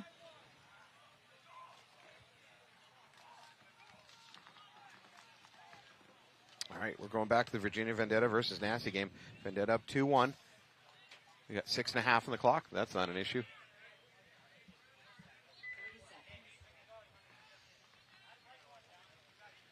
Good sportsmanship between these two teams. I always love that. They're so nice to each other before the point, and the point happens, and it's all bets are off. I'm such a softie. I really do love the sportsmanship stuff. It means a lot to me. No, it is good. I always love when like a team is your players kind of overshooting, and your other teammates like, hey, that's enough of that. Yeah, Like, please. I always love that stuff. I agree. All right, Vendetta on your left, Nasty on your right.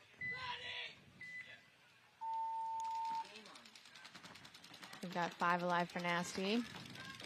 Virginia into the snake and up the middle to that middle wedge. Yeah, and we're gonna have Nasty in the Dorito tower at Dorito as well.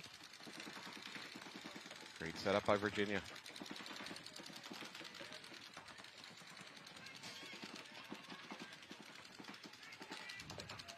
Nasty's gonna travel up the snake.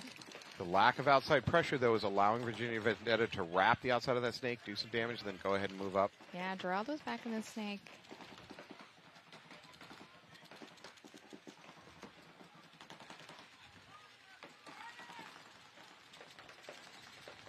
This is Geraldo for Nasty, number 10 here in the snake. He's locked into a gunfight between himself and that middle wedge. Yeah, and his communication is really good right now. Him trying to go under this lane, I would be impressed. Vendetta goes ahead and fills in that snake can on the outside. They're really putting the pinch here on Geraldo. Oh, here we go. Vendetta's going to get this gun going and try to see if he can catch this guy.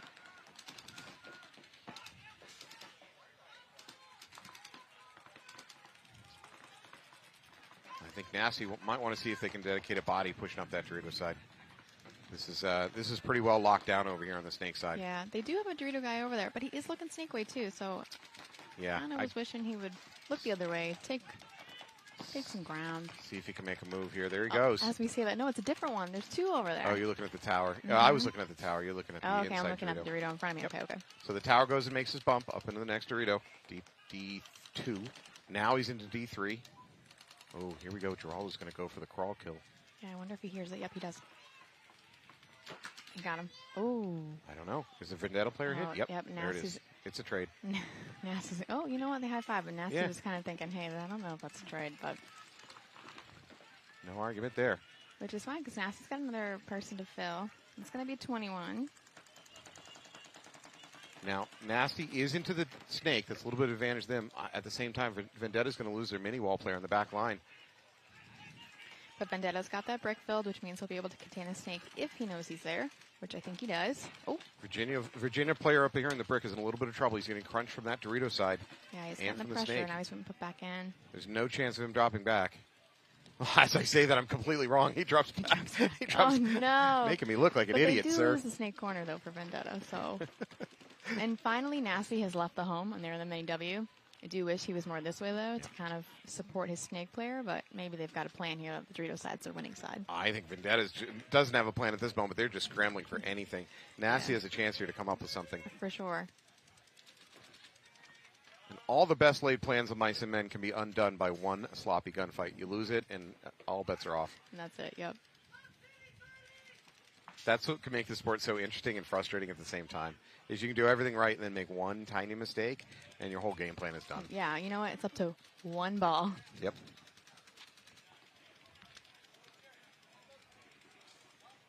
All right, Vendetta's still pushing the snake. I wouldn't blame them for going on defensive, but he's not going to do it. And you know what? This is an interesting pose to be in right now. I almost feel like it's one of those, like, paint me like one of your French girls. As he's laid out a little wide. Yeah. Well, his teammate tries to push up that middle. Number 99 gets blown up by that Dorito side. This really just leaves the snake player trying to figure it out.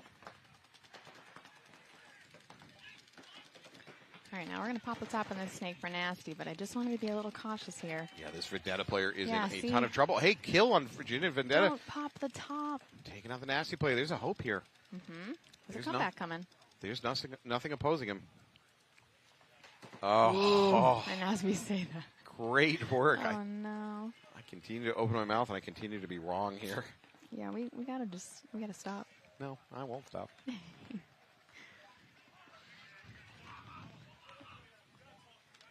All right, we might be in a one-on-one. Yeah. You know what, though? But I do hear communication going on. I'm hearing an Obama call. So I don't know if that's a trick or if there is two somewhere along the line. We got a Vendetta player in the middle here behind this wedge. I'm fairly certain we have a mini wall on the back line for Nasty. I think D2. there are two Nasties. Yeah, Yep. D2. Okay, so so that's 2 where on the 1. Obama's coming from.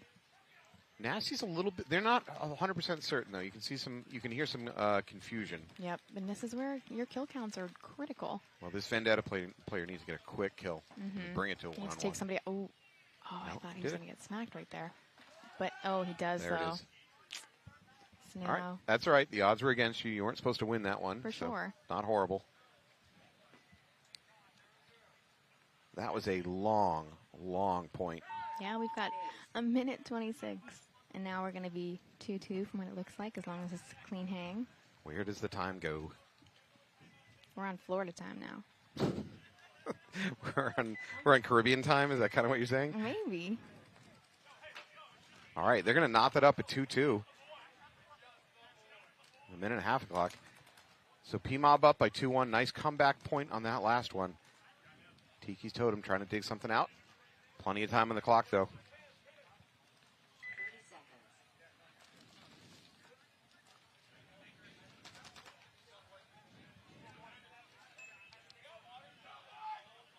20 seconds.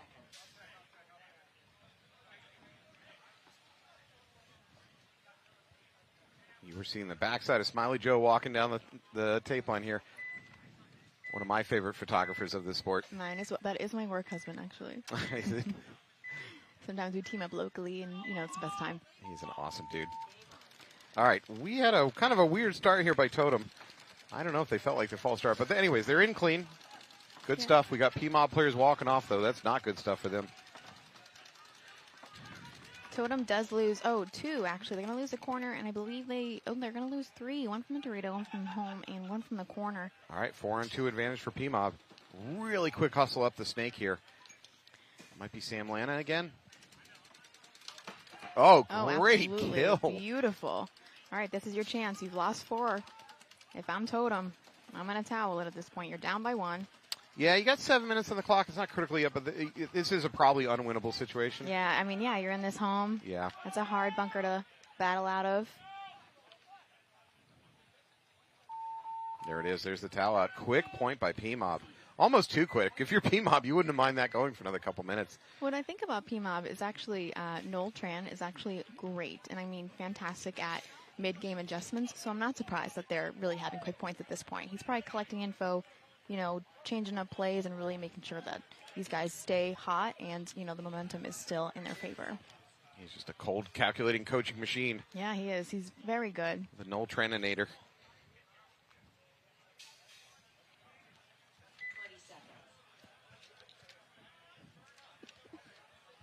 All right, thanks again to Tiki's Paintball Park.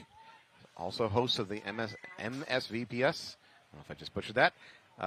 Paintball series down here in the Tampa area. Okay, you're missing it. Smiley Joe's blowing kisses for everybody. I caught one. I caught a Smiley Joe's blowing me a kiss. Those are sacred. I mean, realistically, if you don't make it to Sundays, you could always go to Tiki's. That's true. Enjoy yourself, play some paintball that isn't as stressful as World Cup. Is that an incentive? Just go ahead and bow out on this one? I mean, Sunday morning, you're like, do I fly home? Do I go to the field and spend money on drinks? Or do I spend money on paintball? A little more Florida paintball in? Yeah, absolutely.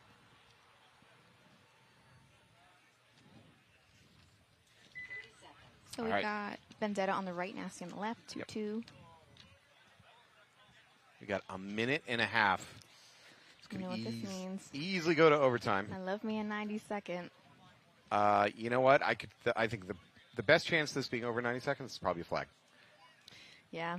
If both teams get out 5 alive and they don't do anything stupid, I think this goes to overtime.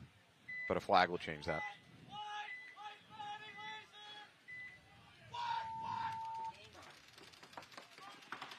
Nasty X is going to make a giant run. It's like 5 alive for Tiki. Yeah. Oh, Tiki's going to lose her snake player. Yeah, so Vendetta's going to be in that wing. They're in the snake behind the cake, but they do lose somebody out of that Dorito corner, it looks like. I'm saying Tiki because of my sponsor. That is Nasty. Nasty's lost her snake player. Yeah, Vendetta loses another one out of the home as well. All right, this is that cue. Question is, does a team launch? Do they just wait for the OT? We got 2 players walking off for Vendetta, so Nasty has an opportunity here if they want to do something crazy. Now's their chance. Snake player locked onto that middle brick, though. I don't know. They're pounding the paint in that brick. That guy is not going to be looking this way, that's for sure. I still think this is going to go to time at this point. I do as well. And if I feel like we say this, and then it doesn't.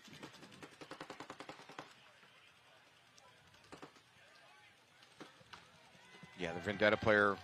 You lose him. Oh, Nasty's crossing the 50 over there on Dorito side. But I don't think. Oh, the snake guy's going to go too. Oh, yeah. Can Let's that see what happens. Can they hold off? Yeah, that home player is critical. Can he keep it alive for just a few more seconds? Let's see what happens. Oh, I wouldn't stop there. I would not stop. Number 25 is going to come in for the button push. Hurry up. There we go. Assuming it's clean. The body language of that Nasty player, I felt like he wasn't sure if he was clean. I thought that's what he was holding uncertain. You know what? Another rep's coming in. You know what that means when you need a second one to look? Can be sketchy. No, they're calling it clean. They're calling it clean. Okay, great. I have still not seen a dirty hang this weekend on this field. Not one. If you want to manifest it, manifest it. I hear you. You've put it in the universe multiple times now. It doesn't help or hurt me. I mean, it adds a little drama to the webcast. I guess it's good for drama points. Drama yesterday with the WNXL. Yeah, we had plenty of drama. Yeah. But it's just surprising. I mean, I know locally we see dirty hangs on the regular, And again, most of them aren't because people are trying to cheat, just because they got a hit on a butt pack they don't know about. But Right. I mean, but different divisions, right? Like, locally we have a D4 and a D3, so higher division, you should be able to kind of be a little more hopefully self-aware. understand if you're hit and not be touching that buzzer. Yeah. They're not playing. All right. So Virginia Vendetta's just told us they're not going to play the 4-second point. I think that's probably a reasonable decision. Yeah. All right, we're moving on to P-Mob. All right. Tiki's Totem needs to get something going here. P-Mob looks like they're 4 alive. Tiki's Totem real aggressive. There might be something on the hopper, that middle player for Tiki's Totem, sure enough. And that is going to be a minor. Oh, okay, a gift. Will P-Mob use it? Oh, whoa. We got a lot Wow. here. 1, 2, Woof. 3, 4. 4 totem. Oh, there's another minor There's going another up. minor. Oh, no. What a train wreck for Tiki's Okay, Totem. what just happened, you guys? Chaos, anarchy. The gates of hell open up on Tiki's Totem. Their pod runner's running around, but he's got nothing to pick up because that was like a 5-second game. Maybe he's looking for other team pods. Oof.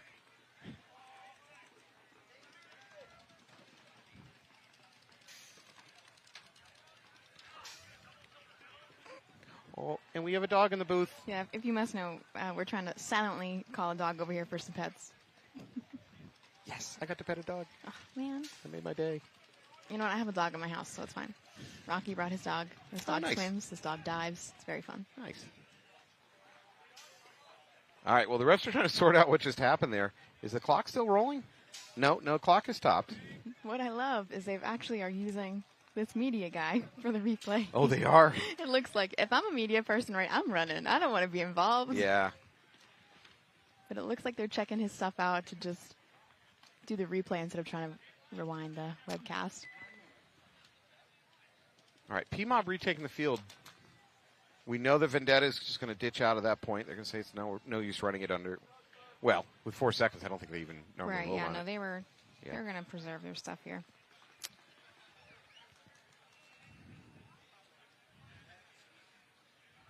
Well, credit to P-Mob. They have, it's been a weird match. It hasn't been a very consistent, I don't know, point to point. It's just been weird on this one. But P-Mob is up 4-1.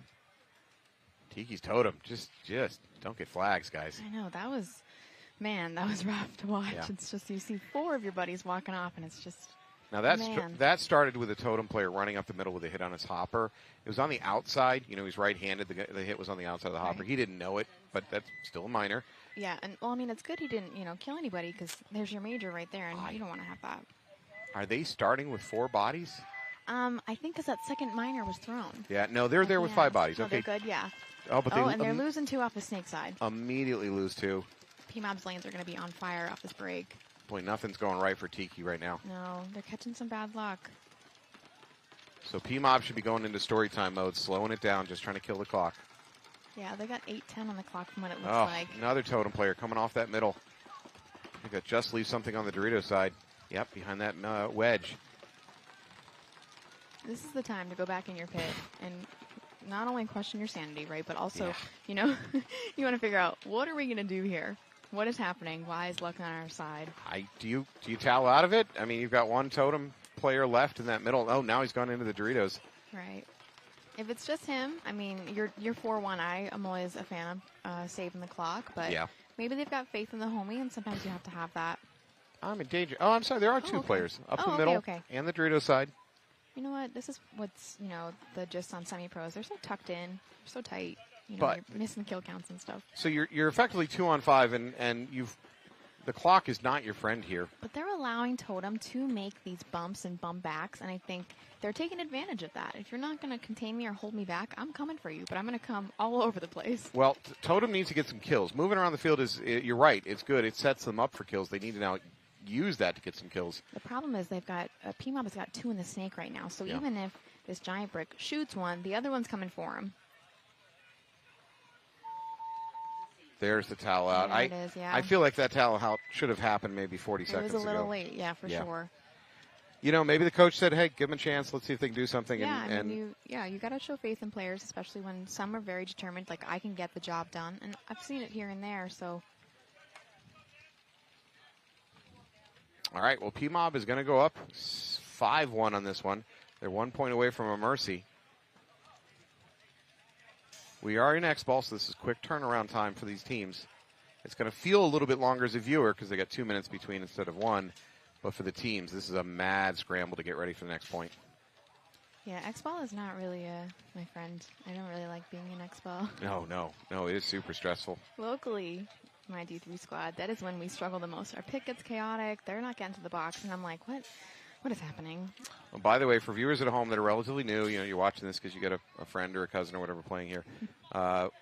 We use the term X-Ball in 2 different ways. We should probably clear that up. X-Ball is used as a generality to refer to this type of format, this air ball on a really flat field, not in the woods, this timed format. That we call this X-Ball. At the same time, when we say we've gone into X-Ball, we're meaning that half of the match is over and the 2 remaining teams are in a lot of stress to get ready. They only have 2 minutes between points to get ready. Right, whereas if they're, on the other side, they might have 2, they might have 5. And that term is a real throwback to the old days of paintball when X-Ball was invented. We didn't have a split deck. We didn't have 4 teams working the field at the same time. It was literally just one-on-one, and you had like 2 minutes between points to get ready. So I know that can be confusing when we use X-Ball for 2 different things here. There it is. Yeah, I'm glad you clarified. Yep, that's Matt's dictionary kicking in. Trying to clear it up. Falbopedia. Can I trademark that? Falbopedia. You better trademark that before somebody takes it from you. I don't think anybody's taking that. All right, Totem on the left. They're looking for Miracle. P-Mob's gonna... Oh, sorry. They get one off the break, so they're going to actually go 4 alive here. Minor Miracle. Totem looks like they're 5 alive. Yep. No, they're going to lose their home player trying to fill out to the snake. Okay, so now we're evened out. We're at under 5. Now they're going to lose the snake corner. Totem is on the edge of getting Mercy killed here. At a 5-point differential, the match is over.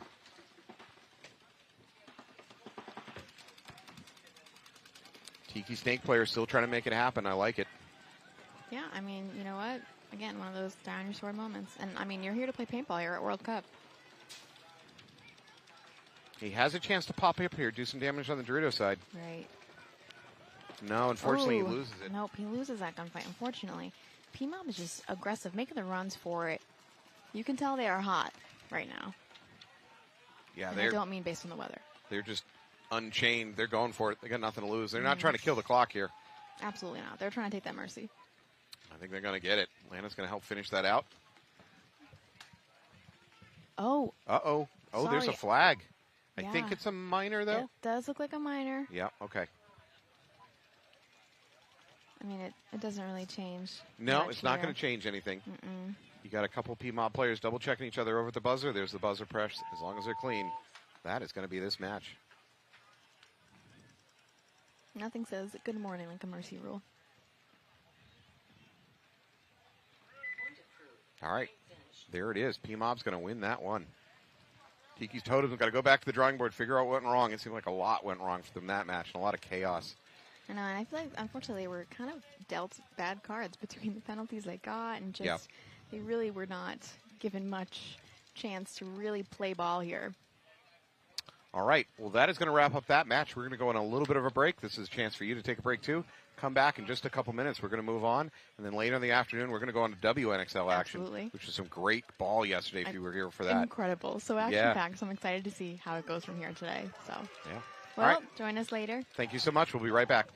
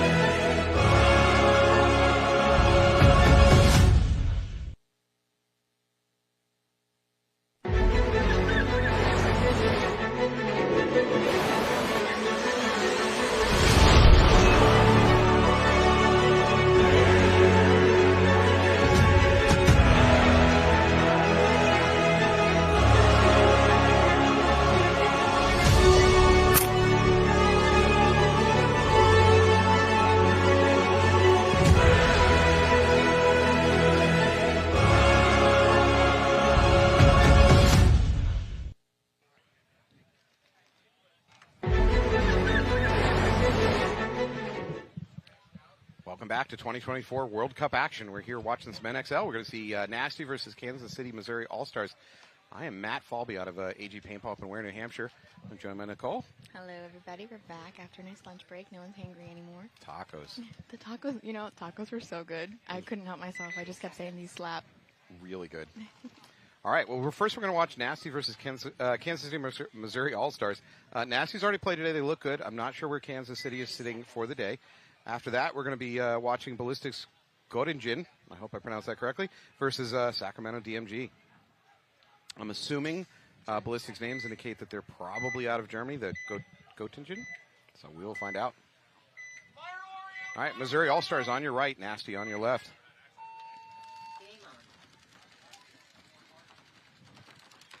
I like Nasty's run. They went to the corner and then wrapped around it and immediately crawled into Snake. I haven't seen many teams attempting that so far this weekend. And as you say that, I actually really like the All-Stars breakout. They had one in the home, but one actually at the start box as well. So they didn't technically double it up. So it's a different angle, which we all know that I enjoy. Huge run by the All-Stars up to that brick. Unfortunately, got a little bit sloppy. He should have just tucked in tight and not try to immediately come out. He got blown up by the Snake. Moving up as well. And they're going to push some Dorito presence as well. They've got two over there. You're watching number 10, Geraldo here for Nasty in the Snake. He's the S3.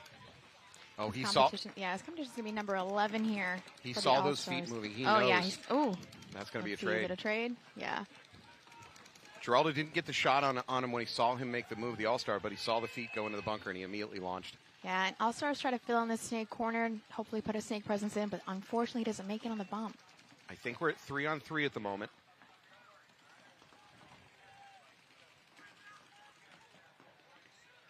So, Nasty's the closest to having any Snake presence now. They're in the Snake insert. They are very aggressive this match. Oh, huge run through by Nasty. Looks like it's clean, too. Successful, wow. He's hunting for bodies. There's nothing left to shoot at, sir. Okay. Nice. They must have learned some things from their last match for sure. Apparently.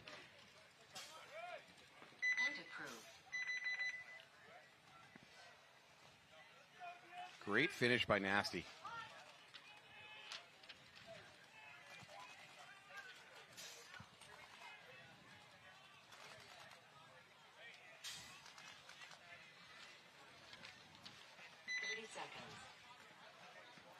All right, so now we're going to start with DMG on the left and Ballistic on the right.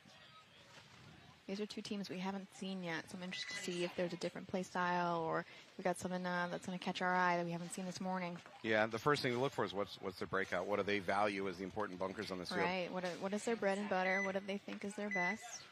So yesterday we were seeing a lot of teams getting shot going into the Snake. Surprisingly today, teams are getting in the Snake on the breakout pretty much consistently, and nothing has changed.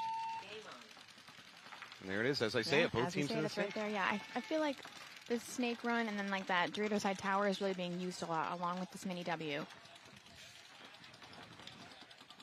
DMG into Snake. They're out and out to Snake 3. I also see a big move up into that Dorito side cluster up at the 50. Yeah, number 10 for Ballistic is actually posted up on the inside. DMG fills out to that Snake corner, trying to give their Snake player some support. He's allowed to wrap. Makes his bump. All right, let's see if DMG is picked up on this guy, and he's going to kind of, I would just wrap my gun. Don't even, there it is. See? Clean. Oh, but he makes it. Oh, very clean. He's got to be mindful of the Snake corner, though. Now he needs to calm down a little bit. There's guns waiting for him. Take a breath.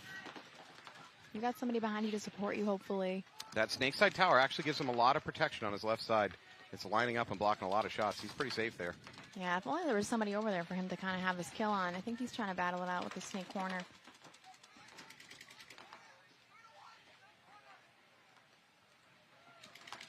That's Caden Spencer doing work. He takes that can. He does take the can. And he's going to also take that Dorito player out. So that's a 2-pack for him. Great work, Spencer.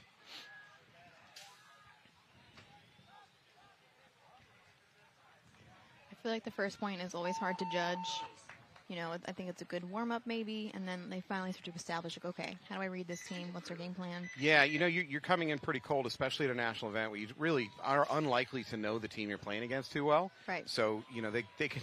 You can watch better teams lose to, in theory, what are worse teams just because they're not ready for that particular breakout or that style of play. And, you know, they try to warm up and they just don't warm up in time, and then you're down by 3, and you're like, how do we get here? Embrace the chaos. Sometimes it's the best way to do it.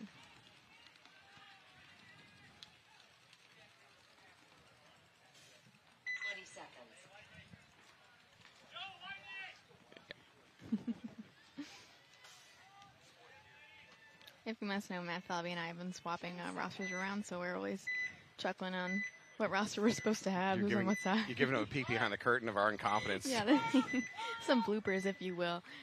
So we've got Nasty on the right. All-Stars on the left, All-Stars into the snake immediately. Both teams into the snake. Oh, so we were supposed to have 5 alive for Nasty, but they do lose their snake player, and they also leave the Dorito side tower. But they do instantly fill their snake, which is very important. Keep that presence in there.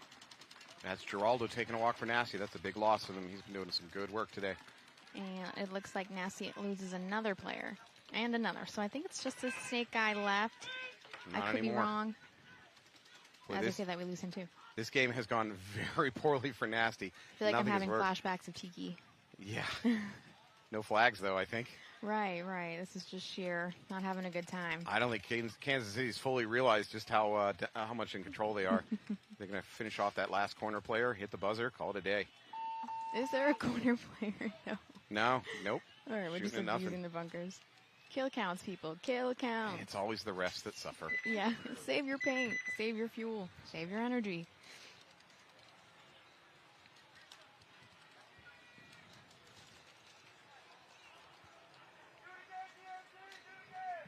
All right, we'll take a moment to thank one of our sponsors, and that's Committed Paintball.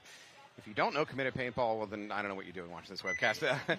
They are producers of the Twister line of paintball guns, doing it forever. I have to admit, I was involved with that company for a number of years, too.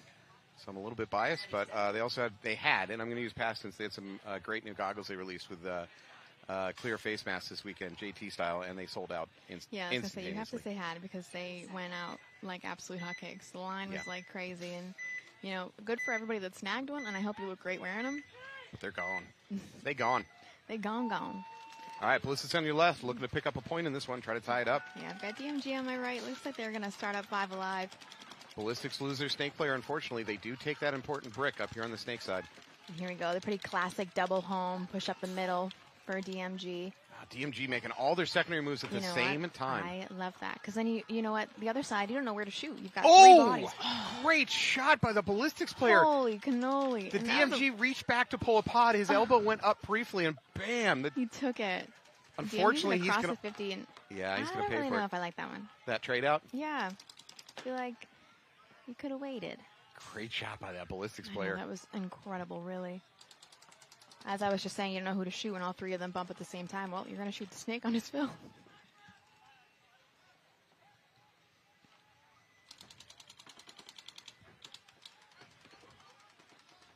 From what I can see here, I'm only 5'2". I believe on a DMG, I see a Dorito side tower and then a snake corner. Ballistics are holding down the snake corner. They got that mini wall on the back line towards the Dorito side. And as I'm sharing, the replacement DMG left that tower, went into, it looks like, the Dorito.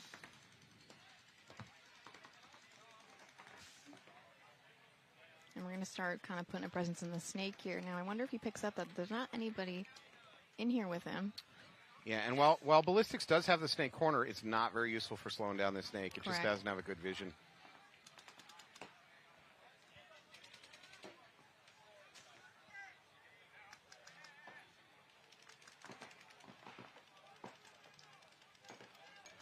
So Ballistics is not crossed up. They're actually both guns over here on this snake side. DMG has an opportunity to do some damage over there on the Dorito side. Question is, does he know that info and capitalize on it?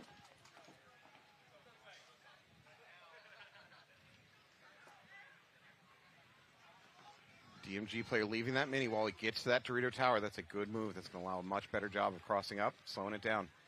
They have a good spread right now. I know that they still had somebody in the Dorito. And now, kind of seems like the snake and that Dorito guy are kind of matched up. Snake Make corner sure took a snake look at the corner, wrong yeah. time. Takes the ball. That's it.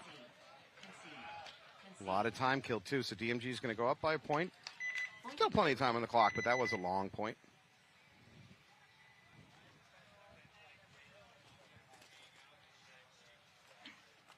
All right, we're going back to the Nasty versus Missouri All-Stars game.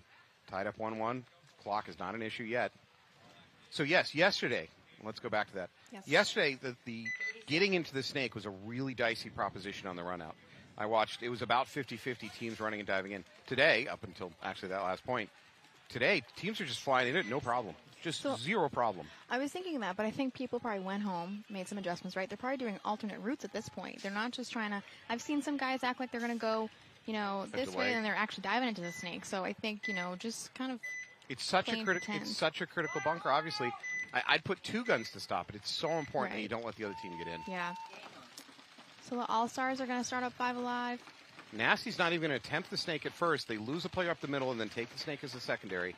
And they lose a player on the Druida side, so they're down to 3 bodies. Look at this move. We got to double up over here. Oh, yeah.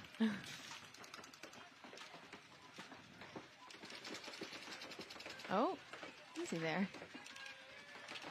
This all-star player was trying to fix his hopper, and then he's trying to check his lane, and he's almost shooting this ref over here. He's net dumping on a ref over here. All right, well, Nasty down to 3 players. They do have the... No, I'm sorry. They are down to 2 players. They're crossed up from the snake and that Dorito side tower. And I feel like All-Stars are actually really creative right now. I haven't seen this cake being used often in this snake, and this player is going to hang in there and not just use it as a transitional bunker. Well, the All-Stars certainly have the momentum here.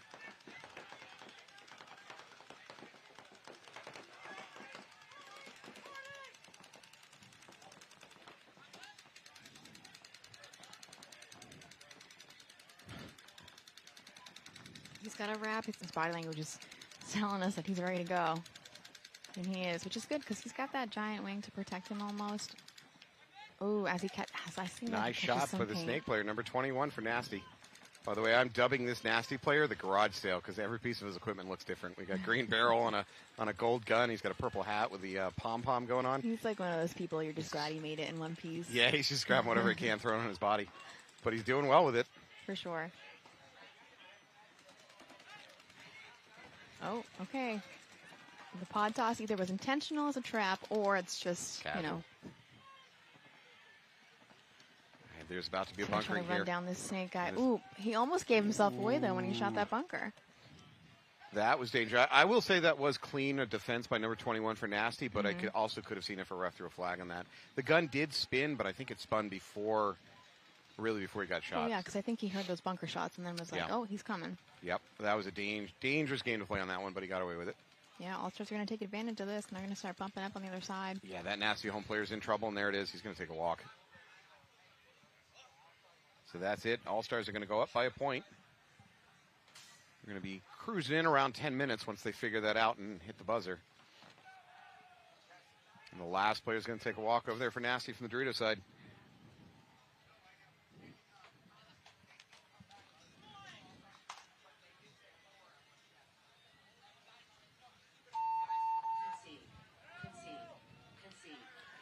Give credit to Nasty for digging in and making that point as long as it was. They lost 2 players pretty quickly into that match, and they still managed to hang on for quite a while. Doesn't feel like a victory, because technically it's not, but a little bit of a moral victory there. I think some teams like to kill off the clock a little bit because they have faith that they can pull through in the end.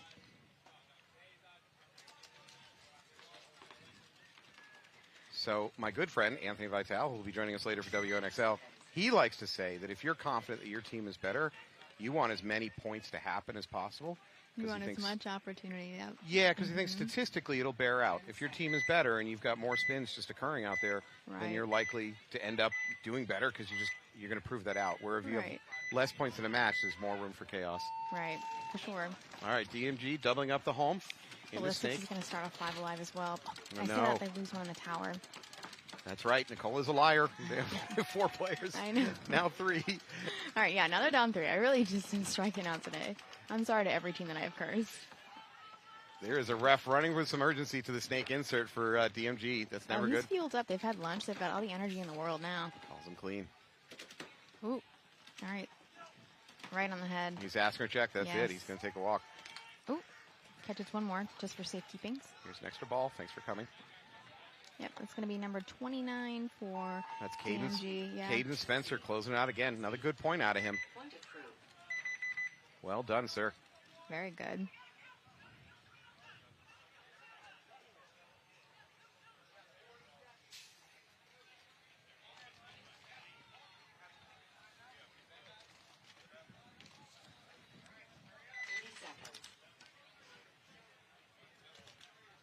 right, All-Stars retaking the field. They've got a slim lead. Lots of time on the clock, so it's going to be hard to try to defend that. They just need to go out there and try to win some more points. Yeah, I'm really intrigued by their side. They have been very creative. They've done things that I have not seen yesterday or this morning. Like when they doubled up that temple, I was like, oh, interesting. That's and the it first. worked out for them. Yep. Was that a delayed break into the snake? Is that what they were doing? So they doubled it up, and then they broke off one into the snake corner and one pushed up the middle, I believe. I like that. But it was something we have not seen yet, so I'm here for it. All-Stars into the snake immediately, doubled up. That double up at home doesn't stay for very long. Yeah, Nasty's going to be right at that brick. Yeah, huge. Posted up on that snake. He's going to make sure he's not going to go anywhere. And their snake guy's going to start sending it a little bit. First All-Star player taking a walk, so down to 4 bodies. So this is my concern with Nasty, right? He's crawling up, but his butt and his pack are so far out. At that point, you've got to just lay in this dirt, because if you get shot in the back or the pack, it's a waste to start moving like that. It's really critical on this field that your teammates recognize the existence of what's in the middle and communicate it to your snake players, because your snake players are in such trouble from that middle brick. For sure. And then, we've got to bump up from that Dorito side corner into the Dorito side tower, so that's beneficial to start taking on ground. And the home is actually moving into the mini W. They're kind of spreading apart. They're starting to put it together. All-Stars a little bit on their heels right now. They're going to need to win a gunfight to try to steal the momentum back. Yeah, and this is actually Geraldo again in the snake, and I mean, what a perfect person to put in there. I feel like he's put in a lot of work, and he's, bringing a lot of success to the squad.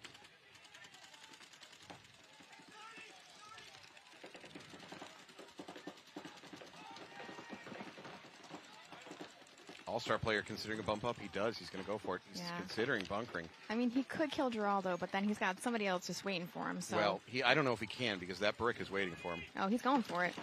Ooh. If I'm a ref, I'm thinking about throwing a flag just because that brick was waiting for it. There it is. There's the major. Major penalty. Yep. That move was never going to work because the brick was waiting for him. So now we've thrown 2 flags. We're just throwing the flags in the sink? Or no, the refs on these European refs, they throw flags in the sink. So if one of them throws a red, they all throw the red. Okay. I was like, dang, we don't have enough bodies to pull for 2 majors. No. So that was never going to work. There was a brick, and you don't have all the knowledge in the world. I'm not trying to be too critical of the player, but there was a brick waiting for you. I'm surprised he even got 3 steps before getting blown up. The problem is he then pulled his trigger. Yeah. It's fine for the All-Star player to make that move and it doesn't work, but you've got to recognize you're taking the hits and just bail out and say, yep, didn't work. Just put the gun down. Just take the L for now. Move on to the next point.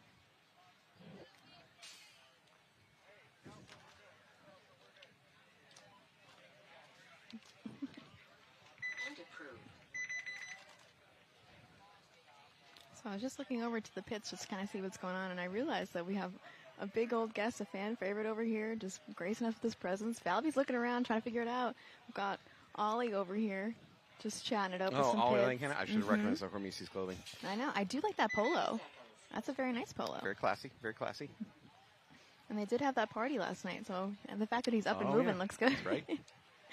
Apparently the party was a flop because he's conscious. No, I mean, if it was a great party, he'd be out getting his stomach pumped right now. He's trying to, keep himself out of the sun. And you know what, as I say that, he sits down. Okay. A really good party. He should be hooked up to an IV right now trying to recover. All right, Ballistics on your left, Sacramento with a nice 3-point lead. Ooh. DMG's lanes are on point right now. They doubled that home, and they were both just straight up, ready to go. They do lose one coming out of the Dorito side, though, and they also lose their snake and catch a minor. Oh, gosh. This is going for Ballistics now. So now they've got somebody in that home and then a Dorito corner who's going to bump to the Dorito side tower. Ballistics into the snake from the home. Oh, we're catching another minor for DMG. So that's God. Everybody's gone. Oh. See you later. Oh. Okay, now I'm really having flashbacks. You've lived this nightmare before? It just feels like I'm watching Tiki's all over again. Yeah. Oh, gosh. Nobody's catching a break here. If you're thinking you got any wiggle room with these refs, you are wrong. No, you're catching laundry. All right, well, that was an easy win for Ballistics. There you go. It's going to be 1-3. They're clawing back into this one. Plenty of time on the clock.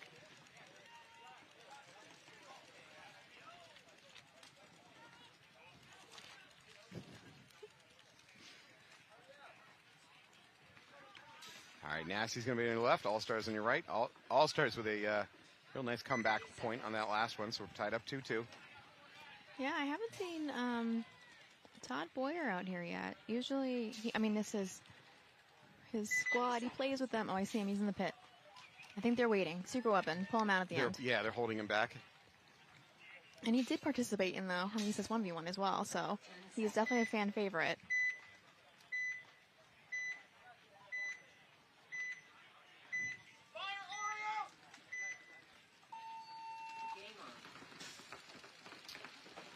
All right, Nasty chooses to spread wide. No, that's not a wide spread. He uses the outside crawl from that can to get into the snake. Yeah, and All-Stars are going to start 5 alive, but one of their guys really struggled to dive into the Dorito Tower. It was a little sloppy. I think he just tripped on his own feet or the mud. You can't always be looking athletic out here. Yeah, you can't always look so graceful, and that's totally okay. I'm also not that graceful. I believe we're still 5-on-5 at the moment. Correct. No snake presence yet for All-Stars. I think this Temple's looking to move in there, but I think he's being held up by somebody. I believe Geraldo is getting a check in there for snake. He's called clean. Nasty now doubled up in the snake. Casey finally responds by getting into S1 themselves. As he should, but he's also looking the other way. I'd love to see him start pushing down a little bit. He's got to start matching the energy. And for the Casey All-Star player in the snake one, there's an opportunity to do it because there's nothing hot in the middle of the field. Right. So he could absolutely crawl. And for that matter, the home isn't even looking his way, so there's no chance of a drop shot. Yeah, this is a window for that Casey player. Yeah, absolutely. Move up the snake. I just wish they would pick up on it. But also, I can't judge because maybe they don't see it. Well, maybe the comms are a little off. Or he was given a job, and he's going to do the job. Yeah, sometimes, you got to stick to the job or your coach is going to have your butt. But sometimes you got to just play paintball and change it up a smidge. Coaches are the worst. Yeah, they stink. All right. Number 20 taking a walk for Nasty. That's the first player off the field. Yeah, and it looks like we were in the snake, and now we've, gone back to the snake corner. I'm not sure how I feel about that one. Casey into the Dorito side snake. I believe they're at the D3 at the moment. Ooh, Geraldo, is he? Thought there might be something in the hopper. But he checked. The ref didn't see concerned. Even if there is, it's gone now. I wasn't saying that part out loud. As we see that. Now the ref's popping in. Yeah. Yeah. Yeah. Frankly, he's lucky the ref didn't realize it until that point. Right. I can hear the All-Star pit right now. They're fighting for a penalty, saying that he tried to wipe it. Yeah. You know what? It clears the snake open, so now their guy can start sending it down.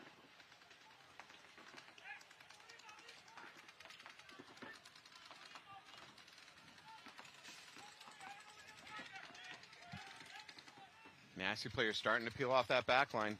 Casey All-Star attack now up the Dorito side also. This is falling apart for Nasty.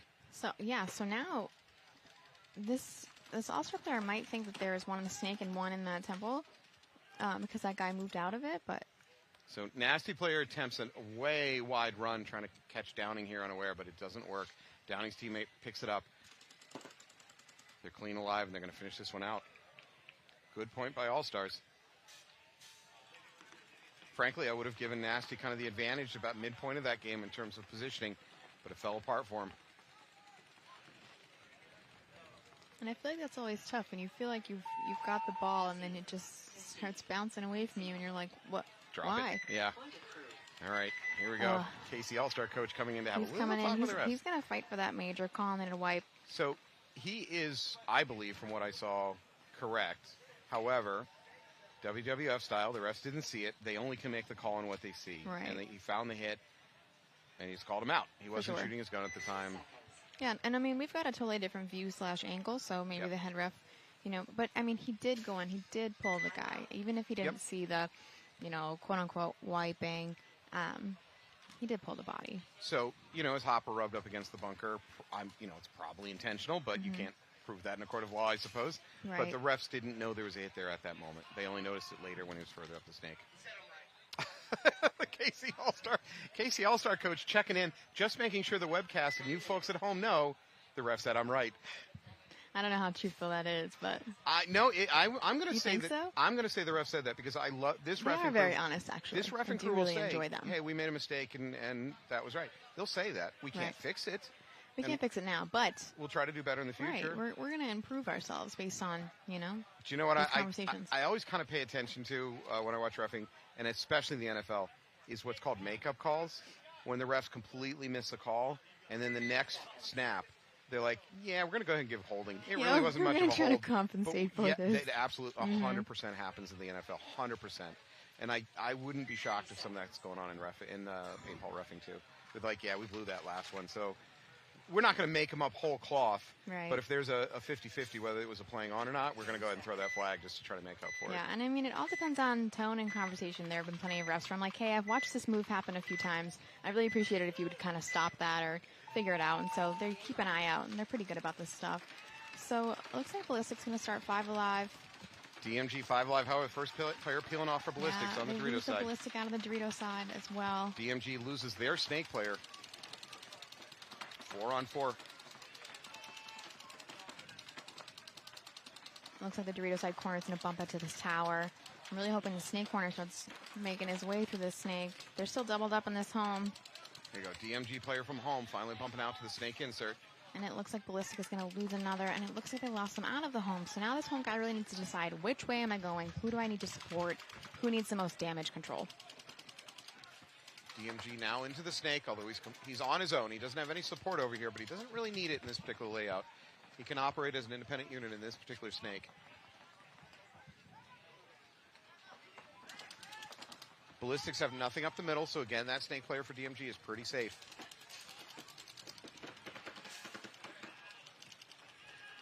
Yeah, they got to start putting it together with Ballistic, because now they're both looking the same way, which we know that is always an issue. You do not need to be on the same job.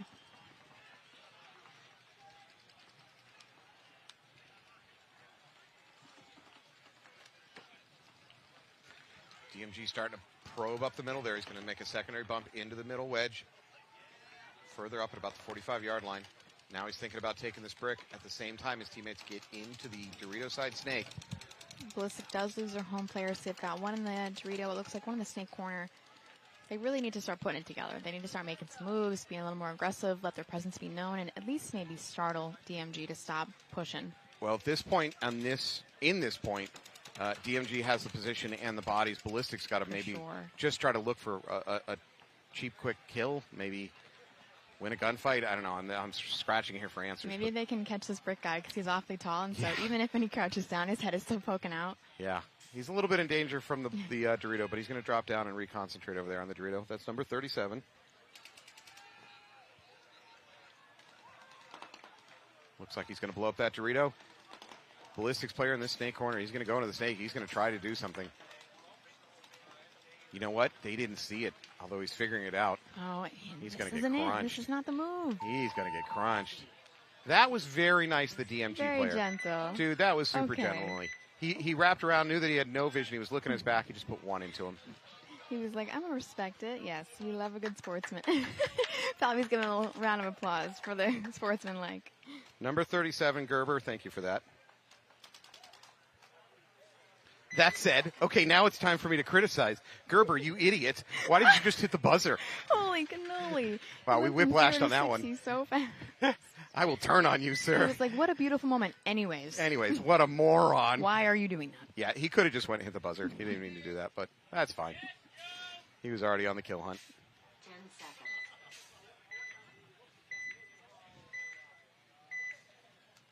All right, All-Stars on your left. They're up by 1 point. We got almost 5 minutes on the clock.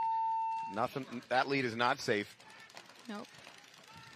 And we've got Nasty. They're going to start up 5 alive. Oh, we're asking for a head check in the snake, and he's actually going to be pulled out. And they actually lose the Dorito side corner, too. So now we've just got 3 in the back line. We need to start making some moves here. We are 5 alive for All-Stars. They're starting to split out from their home bunker.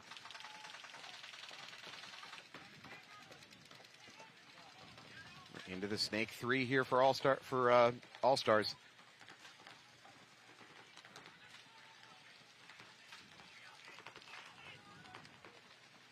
So now Nasty has a home player trying to put some paint the snake way to kind of give their guy an easier opportunity to kind of start pushing.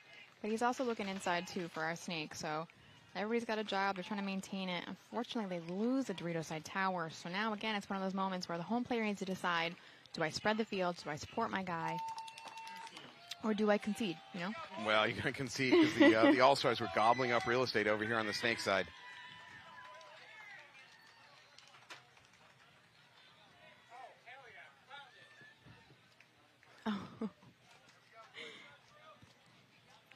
So if you missed it, one of the refs threw his squeegee in the most beautiful way, and It was amazing. he thought he lost it, and then he just luckily found it. So you know, and one of tragedy those things are like gold. Tragedy can turn to joy so fast out here on a paintball field, including a ref losing his squeegee. It's the little things, you know. He's going to be telling his grandchildren about this moment. And then, Jen, And when then- all hope was lost, I would never see my squeegee again. Yeah, they're like hotcakes. I know. Oh, actually, you know what? BKI Paintball at summer camp, squeegees are just a hot commodity. Oh, I was looking for one. Well, they're the next level pod theft. Mm-hmm. All right, so we've Oh. got DMG on the right here. First ballistics player taking the walk, trying to run out to the snake, doesn't make it. So we got 4 and 5 in favor of DMG. Yeah. It looks like. Oh, Ballistics moving up the middle now to that center wedge. DMG loses the guy on that Dorito side, and they start kind of filling snake way. All right, so we're 4 and 4.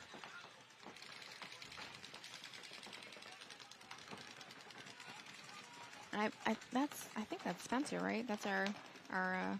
trusty.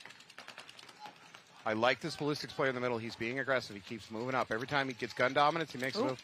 Unfortunately, as he do that, he loses a gunfight. I commentated, cursed him. I am sorry.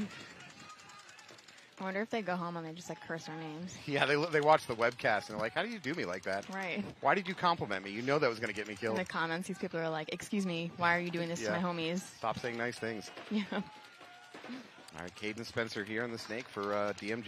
Doing some work.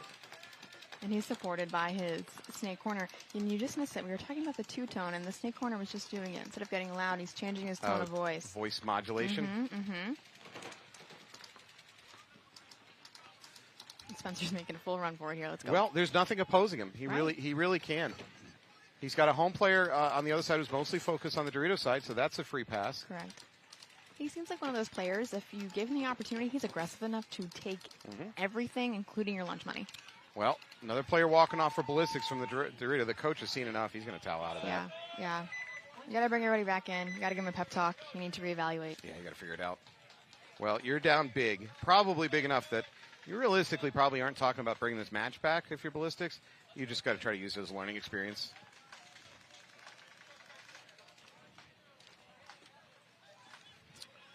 All right, back to Nasty and All-Stars. All-Stars doing really well. 4-2.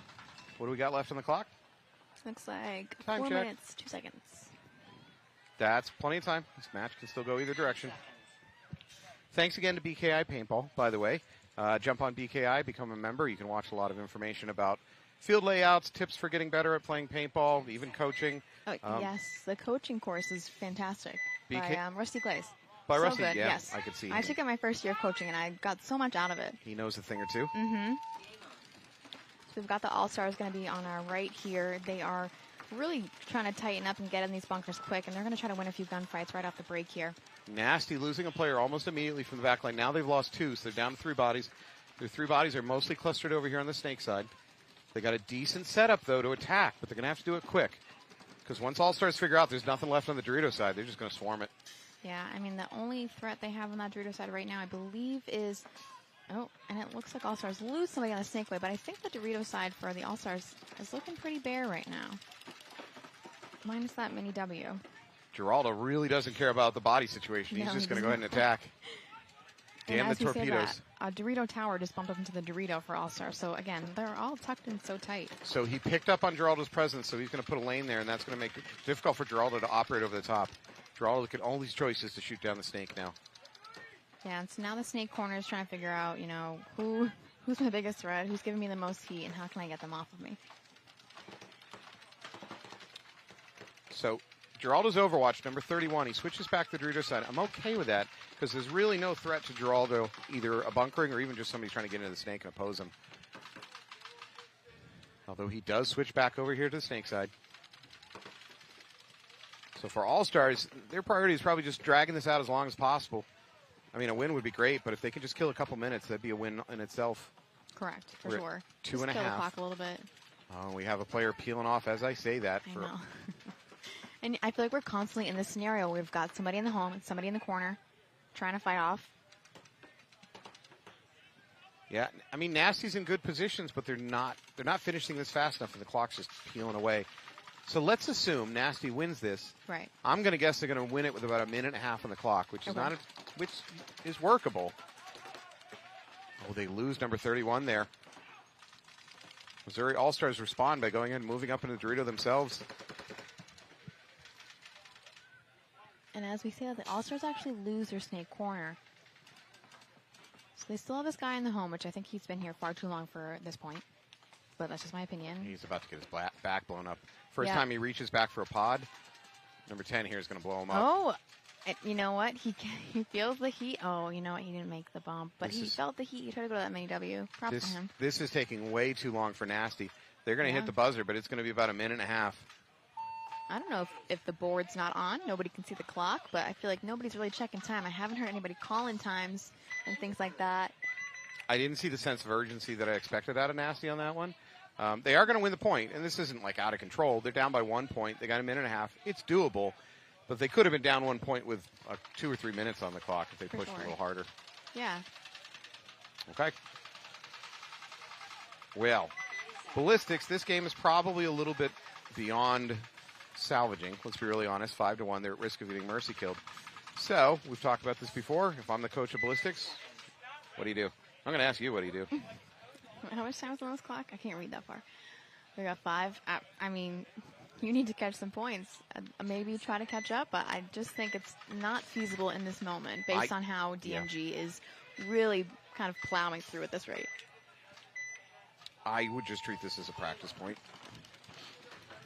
As we say that, they filled the snake and the corner. Yeah, double move. I haven't seen a lot of that at all. I do like that because, like I said before, you don't know who to aim for if you got 2 bumps at the same time. You got to pick one, and then it's you could possibly miss trying to pick. And if your snake player gets clipped going in, your snake corner can instantly dive in and take over. And they do have a bump coming out of that mini W into that Dorito side tower, but he's also getting a check by the ref. Hopefully he makes it in clean. And it's going to be a minor penalty on that Dorito side tower. They're going to take him and the home guy out. That was not part of the game plan for Ballistics.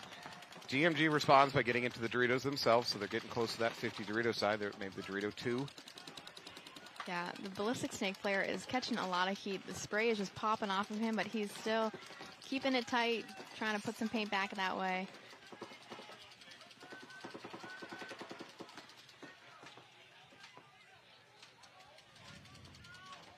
DMG stabilizing a little bit here. I thought Ballistics was just going to fold, but DMG's willing to drag it down. There's no reason for them to push it too hard. There's no rush when you're at a scoreboard like this right now. Yeah.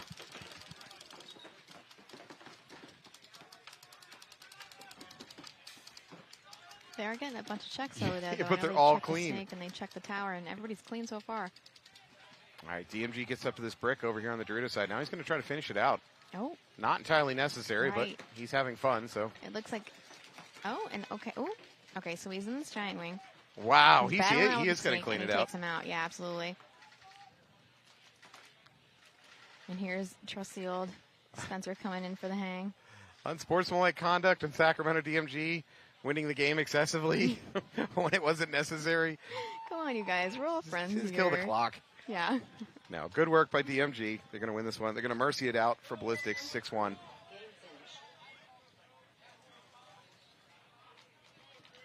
We are going to go into X-Ball. KC Missouri All-Stars versus Nasty. Nasty has a minute and a half to come up with a point, which is very doable. Look at all the pods in the back of the All-Stars. They're prepared for sit and shoot. I know. Oh, 24. He's getting a talking about tucking in his shirt. It's Todd Boyer. Yeah, Tuck he knows better. Young man, tuck in your shirt. Right. With all those pods, come on now. Tie your shoelaces, tuck in your shirt. Yeah, if you're listening to this later, I know you know better. 10 seconds.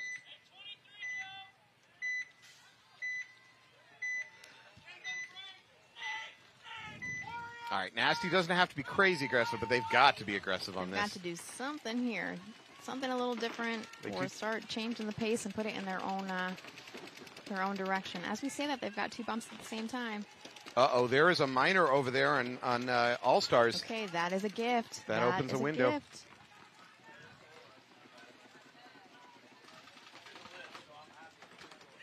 And there is nothing opposing this Nasty player from just going the whole length of the snake. Well, I take it back. There is a snake player. Yeah. That's Geraldo, number 10. Okay. We're at 60 seconds. You know what, Valerie, you did say.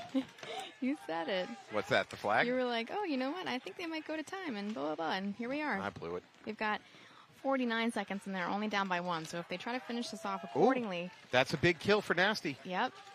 They blow up the snake player. That leaves Geraldo free to do what he wants. Now the home's going to take a walk. I mean, they're going to get this. Yes. And they're going to tie this up. And you know what? You said it. Now we're going to go into OT. I was wrong. You know what? But you know what? Actually, can I just plan it out there? If we're going to OT, I would love, and I mean love, to go in 1v1. Oh, yeah, totally. I do love me a good 1v1. For the views? Yes. Yes. We need the clicks, folks. We need the clicks. Speaking of the clicks. I did look at the views while I was in the van cooling down. Yeah. Hundreds of thousands or merely hundreds? Well, so, you know, it was just a few. Don't answer that question. Just kidding. No, we have a great viewer interaction. It's good to see everybody, you know, commenting and talking about the old days. Someone brought up 2007, and I was like, wow, okay, we got an OG in the house. So, I mean, if you're from back in the day, it's glad that you're still here watching us, hanging out, and we appreciate that. And remember, this sport, if you get too old to play, you can always webcast. You could webcast, you could coach. Those who can't play, they teach. All right, well, another thank you to BKI and Committed Paintball.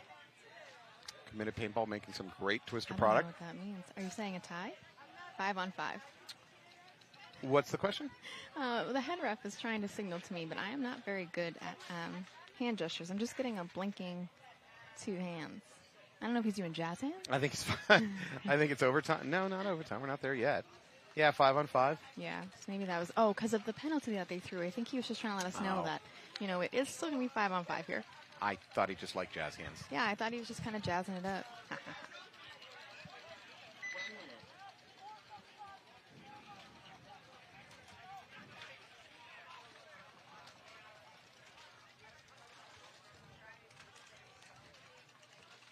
All right, so 15 seconds on the clock, obviously. It's 4v4. All right, after this match is over, by the way, we're going to watch Nasty take on... no, I'm sorry. We're going to watch Virginia Vendetta taking on ASG Waniacs. And we're going to watch Tiki's Totem take on Dynamic. And based on looking at the Waniacs, it looks like they've got Mikey Macy, or Mesa, and then they've got Ollie. So I think they've got a pretty solid crew going on over here. It's not bad.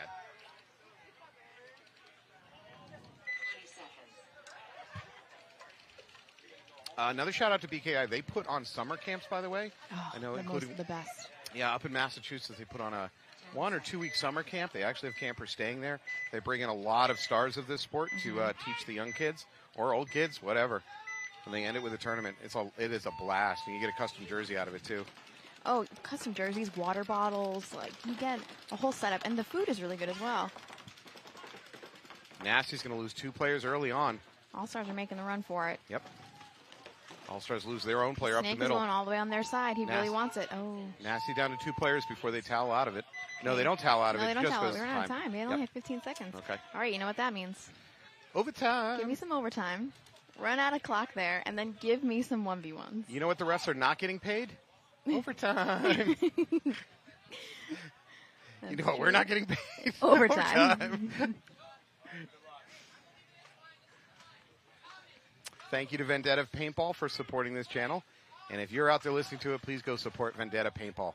That's the chain of support life. That's how it works in this sport. For sure. So if you can support Vendetta, they can continue to support this webcast.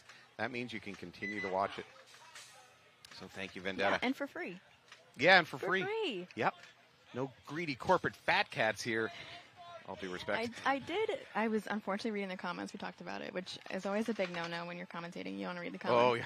But some people were like, oh, this is free and this is so nice to watch and blah, blah, blah. So, you know, we have to thank our sponsors a million times because without them, we wouldn't be able to give this to the people. And people deserve to watch some action-packed paintball at World Cup. We need every possible sponsor dollar to continue to support my nonsense being spewed onto the field. All right, there you see the rest of our Friday schedule. We are going in this afternoon to move into the WNXL portion of our playoffs. Well, not playoffs, of our prelims. Great WNXL action yesterday. The games just get better. I'm sounding fully corporate sponsor here, but the WNXL games I watch have just got better and better over the years. Right, they got so intense. They're so close. I was like, oh, this is what I love to watch. This is what I love to see. I could make an argument for Ultimate Endgame. Perhaps there is no more WNXL because the skill gap, if there is a skill gap, disappears, and it's like, you know, let's just mix it all into one giant co-ed league. That theoretically could happen in the next few years because I'm just, like I said, I'm seeing the WNXL skill level and the level of play just get better and better and better and better. We do see a lot of co-ed teams. I know Jen Folk was playing with Underground. There's someone who was playing with Pittsburgh, I think it's the Saints, semi-pro, and then was playing with the women as well. And I was like, yes, that's what I want to see. I want to see, So eventually we'll approach the point where, let's go play. Them. Yeah. Absolutely. I am not calling for the abolishment of the WNXL. No one is saying. Tom Cole's out there cutting our feed. What we're just saying is there's such a skill level that eventually we just got to put everybody out there and just may the best man or woman win. 30 seconds. All right, so it looks like I've got All-Stars on my right, and it's going to be Nasty on the left. They are tied. They are in overtime. Now, what do you do? What's your game plan here? You got a play meant for overtime, or you're just going with what you're most confident in? Or I think you go pocket play to begin with because you don't want to risk losing bodies in the breakout, and then you start making your secondaries from there. For my own selfish reasons, I hope that everybody goes pocket and I get my 1v1s. Quadruple up the home. Yes. Take your time. All right, looks like 5 alive for both teams. All-Stars do take the snake. Nasty fulfills that pocket play destiny. Kansas City All-Stars lose their first player on the Dorito side. Yeah, they do. And it looks like they've just got the snake, that temple home and a mini W. Nasty is now into the snake. And they're He's looking for a kill, but there's nobody up there yet for him to kind of take out. Nasty lost their middle player in that wedge. So now we're back to 4-on-4. Slight positional advantage for Nasty being doubled up in the snake. Yeah, and the All-Stars are going to bump up out of that mini W into this Dorito tower. And it looks like he's going to send some paint this way. Hopefully, not even, if he doesn't shoot anybody, he's making his presence known.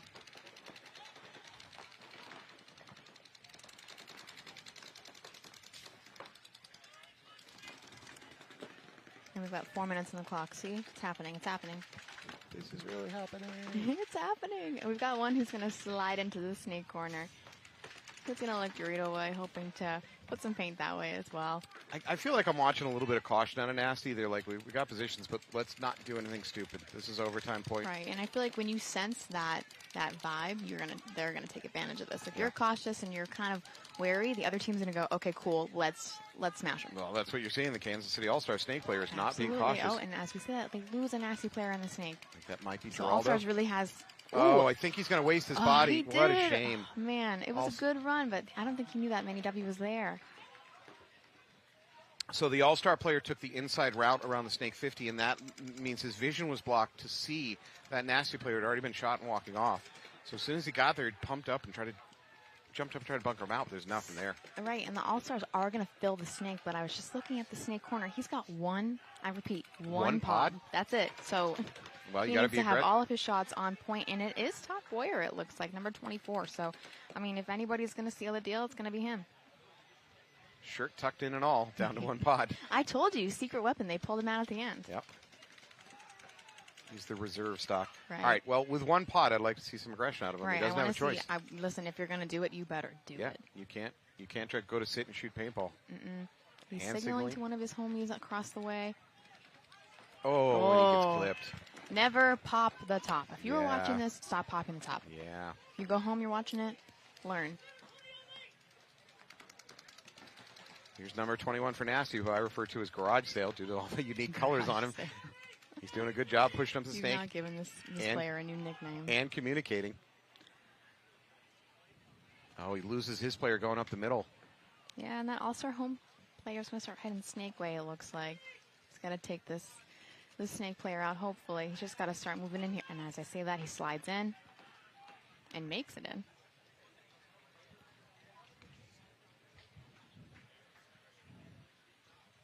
So Nasty's got 2 players, I believe, at the moment. One over in that corner, that Dorito corner, and they've got the snake, of course. Yeah, I'm trying to read this All-Star side, but again, I'm only 5'2". I see one. I see one for sure. I'm trying to see if there's one on the Doritos. Oops, sorry. All right, he's talking to somebody, so somebody has to be there with him. And I see it. So he's bumped into this Dorito. What's good is, this is a big attempted run. It is not. It should not work. Oh, oh, let's see it. Oh, If he has a hit on him, that's going to be major. there it is. Yeah, it's going to be a major penalty for sure. Yeah. That is going to be major, and that's probably going to end that one for Nasty. Do they have the bodies to fulfill it? I don't think they do. So now the problem is All-Stars are cheering. No. Nasty had exactly 2 players. They're going to come to 0. I think that's going to be a no point.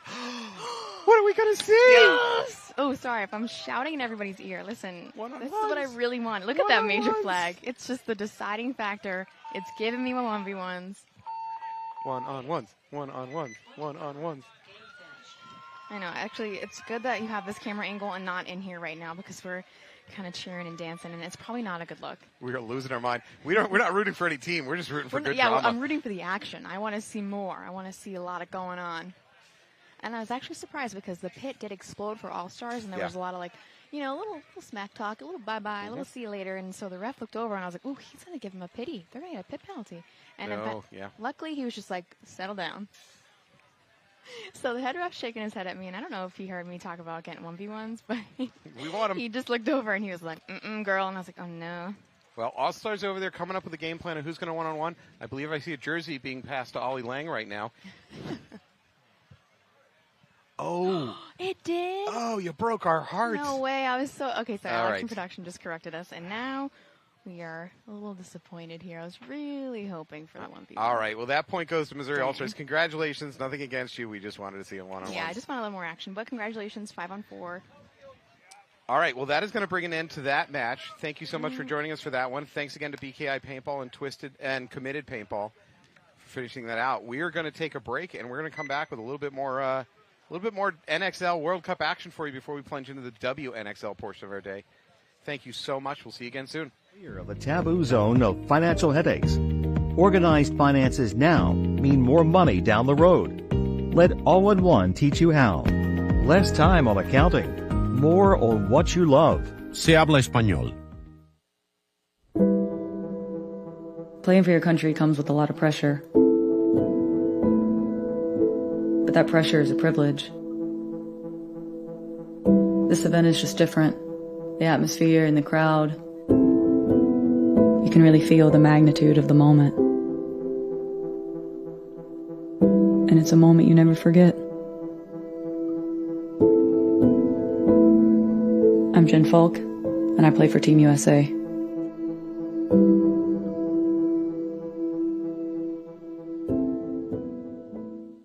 Step into the world of virtual reality paintball with Paintball Playground. Right tower. Kill Dorito, kill safe.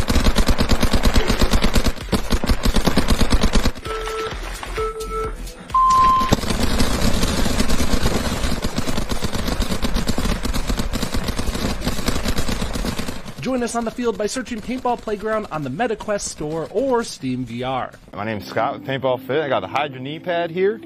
This is the newest version we just recently made. So it's still got all the same awesome things that we've had in the last couple versions. You got the compression sleeve that keeps it really tight on your knee so there's no sliding. It's also cut resistant. I got a little knife right here, a little blade. You can see, completely cut resistant. And the new thing that we just added was we added some gap here in the center. So we added another cut. And that way it doesn't bunch up behind your knee. And it doesn't cause any issues with like irritation from there being too much material. We had some people mention that was an issue. So we went ahead and cut that hole in there. And they also fit a little bit more snug now as well. So with the separation of the two, it actually allows it to hold better on the bottom and the top part of your knee. And that center doesn't get in the way at all.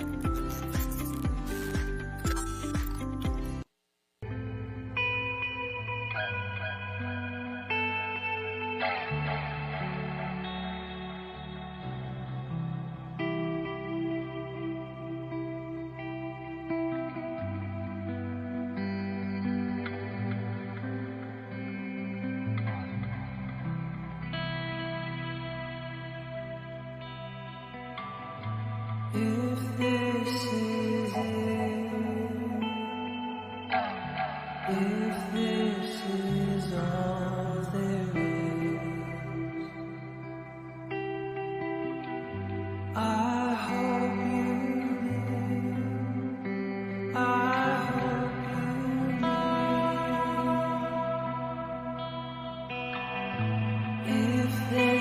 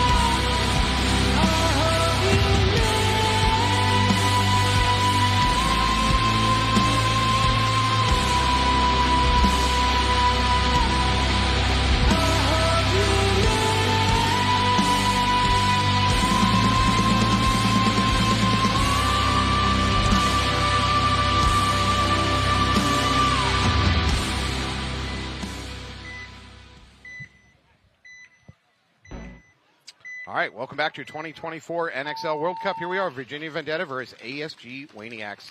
And we did watch Vendetta earlier, so I'm hoping they kind of learn some things and are going to start adjusting and changing up game plans and play styles. Waniac snake player a little bit risky there. He's doing crouch walking, I suppose I'd call it, down the snake, especially with that brick in the middle waiting for him.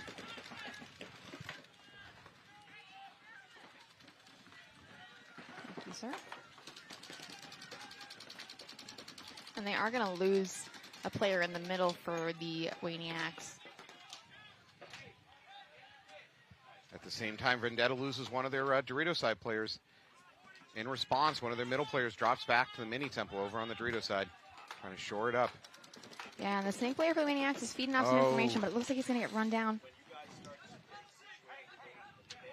Yeah, there is going to be a penalty on Virginia Vendetta. Oh, Frankly, the Vendetta Vendetta player was going after what he thought was the wrong bunker. Correct. And the back player chewed him up. He then found the occupied bunker and unfortunately pulled the trigger. That's going to get a major. Yeah, and I mean, the Waniacs must be on top of their kill count because there was no question that was all the bodies because this player was like, yeah, that's it, we're done. Let's head off. Yeah, that Vendetta player he did two things wrong. Let me put on my coaching hat. He did two things wrong. One, he launched to try to kill a bunker that was empty. It was actually further down the line. Right. And number two, he ran wide, which drives me nuts. You go in to bunker somebody, you draw a beeline between you and them and go straight at it. Maybe even run in, like into the shadow of the bunker you're running at, but never run wide. So, anyways, he did those two things. He got shot by the back player, and then he shot the Waniac snake player. 10 seconds. To which we say, oops. All right, we're going to see Tiki's Totem versus Dynamic. Totem on your left, Dynamic on your right. Totem we've already seen playing today. They had a rough first game, I think. They're about to lose their snake runner. Yep. No. And Dynamic's going to catch a minor penalty. Already off the rib, taking 2 off the snake side. Things going Totem's way.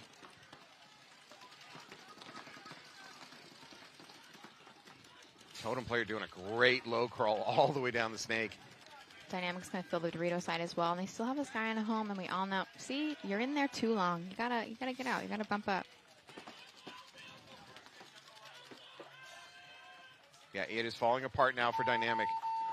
Yeah, Totem overrunning that one. Dynamic coach towels out of that. That was not working.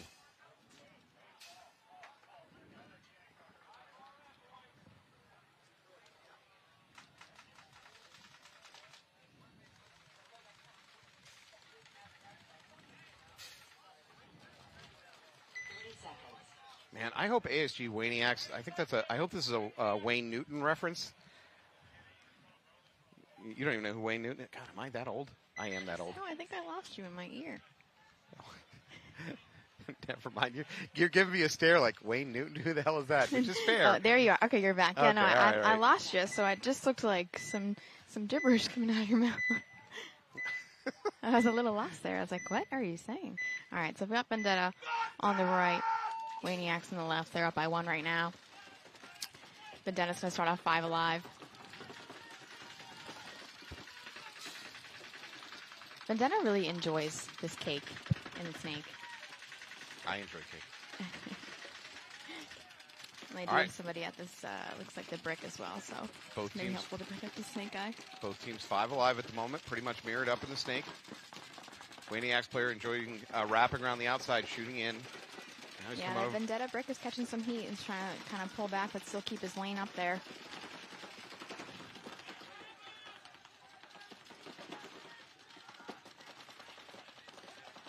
Waniac have this wedge in the middle of the field trying to stay on the snake, trying to limit the damage that the Vendetta player can do.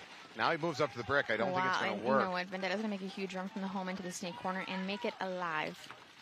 But they do lose a middle guy as well. Yeah, so both teams lose their middle presence right in that moment. Oh, both snake players are wrapping on the outside of their bunkers. They just don't see each other. Oh, this is going to be a battle for sure.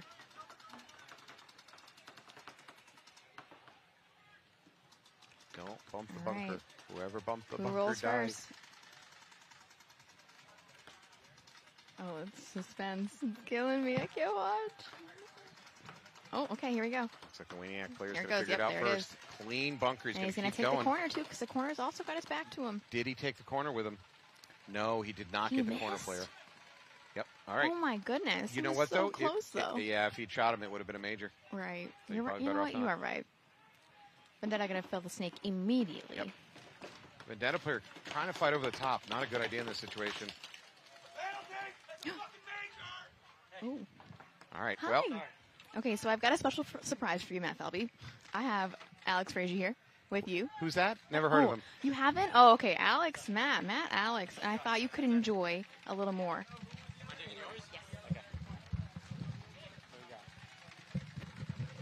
Welcoming to the booth. Some guy you may have heard of before. Alex Frazier. What's up, everybody? Ooh, is that hot? Is that better? There we go. There you go. All right. Sorry, I'm out of breath. I was running over here. It's about the most exercise I've had this weekend. So, all right, give me the rundown. What do we got? All right, we got WNXL versus Virginia Vendetta. So far, pretty early in the match. You haven't missed a lot.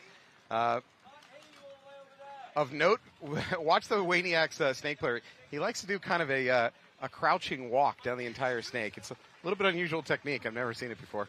Yeah, that's the WNXL are actually local boys from ASG in Southern California, where we practice as well as Aftermath, and that's Mickey Mace's team. Some hometown heroes over there, definitely for us. You got Troy Erickson, who played on Aftermath for a little bit. You got David Ramirez's son over there on Aftermath, and Can you give me the backstory behind the name WNXL? So I'm guessing. So the owner of ASG is Wayne. Oh, okay, all right, that makes sense. So I'm guessing that it's Wayne Woodruff. There you go. It's probably a nod to him. So absolutely, it's a good name. When I hear that, I think of that movie Vegas Vacation. That's what I thought it was a reference to. Wayne Newton. All right, thank you. I said that to Nicole. She stared at me. I know I'm old, but no, I got you. You appreciate me. You appreciate me at a deeper level. All right, Dynamic on your left, Tiki Totems on your right. Totems up by 1 point. 14.5 on the clock. That's basically infinity. Totem's taking a snake off the break. He looks like he's alive, and he's cruising down. Dynamic loses their snake runner on the break. Looks like Tiki's also lose one, so we're now at 44. We are still doubled up at home for Dynamic. That's pretty dangerous on this field. You need to get out of there, son. Nice move up the middle to the wedge at about the 45-yard line. Another Dynamic peeling off, this time from the Dorito side. Totem uses that confusion to go ahead and slips into the Dorito cluster up there in the 50 themselves.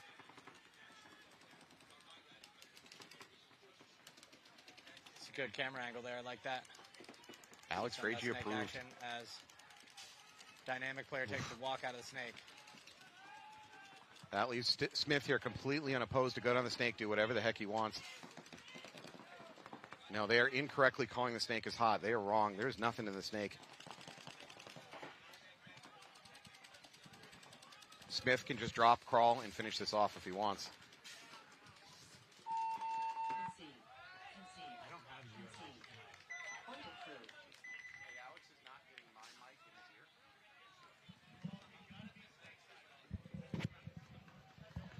If you want to call to the production man, you can hold this down. All right, Tiki's giving each other some love there as they take the lead right there. Tiki's going to go up, I believe, 2-0. Okay, 2-0. All right, so on screen, but WNXL also handling business. 20 seconds.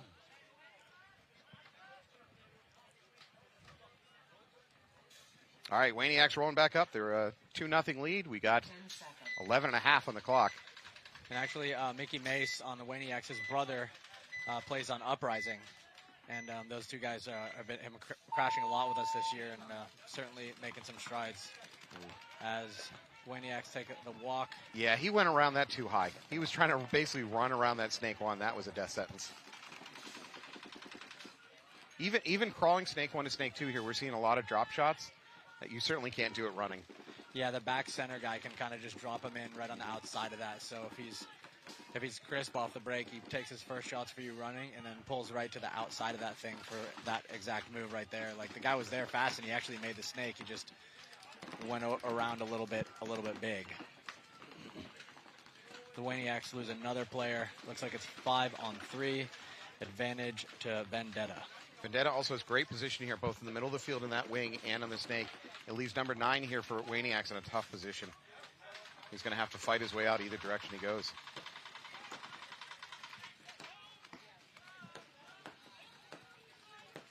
Have you seen success taking this 50 brick, snakeside brick on the run out? In the center? On the pro field, yeah. Like we just played, we played Tauntauns and we played Blast Camp today, and a lot of points were decided up there.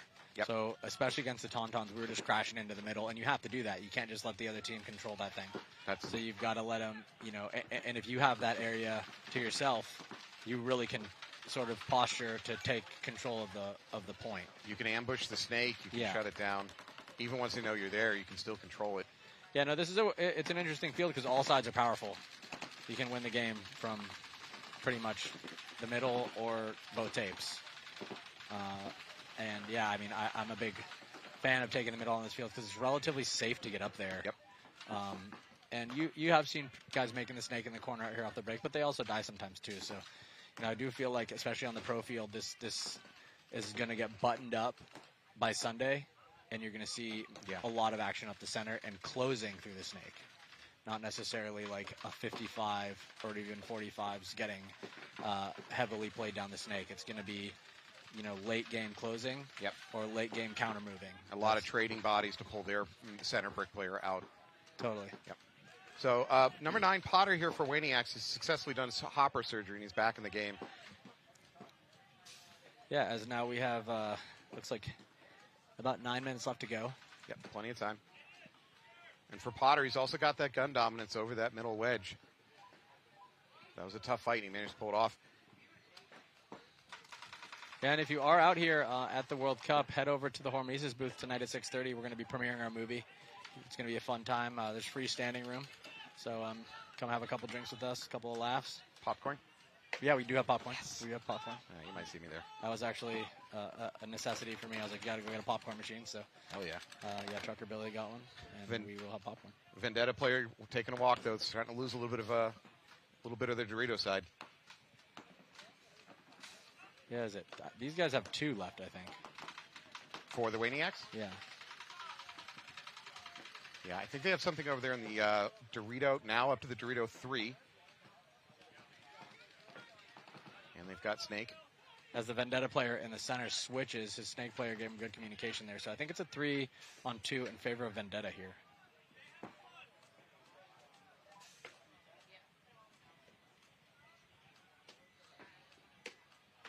So yeah, the door's open here in the Snake for the Vendetta guy, but it's just, you don't know what the guy in front of you is doing. It's just, you don't want to, you want to make a mistake, but you also want to close the game out. So it's well, Vendetta, the clock is still, plenty bountiful. We're at about 7.5 right now, but this is a long point, and they're bleeding a lot. So Vendetta really doesn't want to go down 0-3 and have lost all this clock time.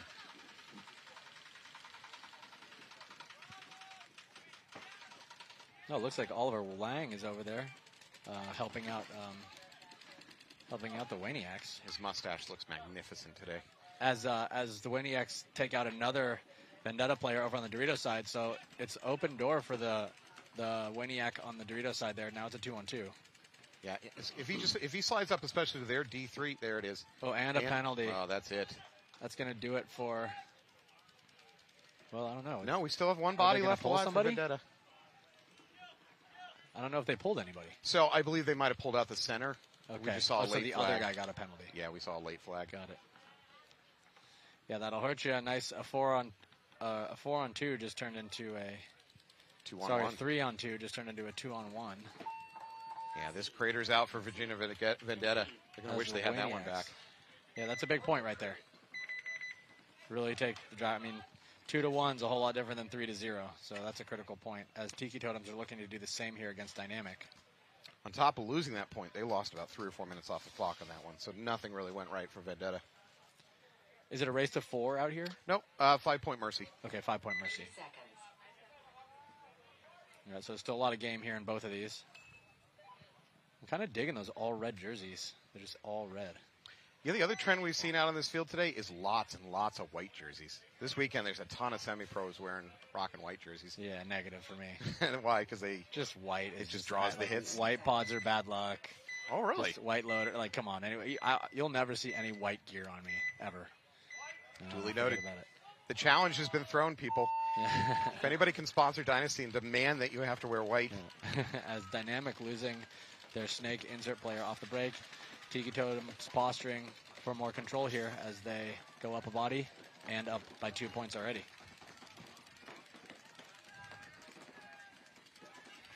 All right, Totem doubling up the snake now. And you can just look at as a Dynamic player slides into the Tiki Totem side of the field here. Let's see if he can make something happen.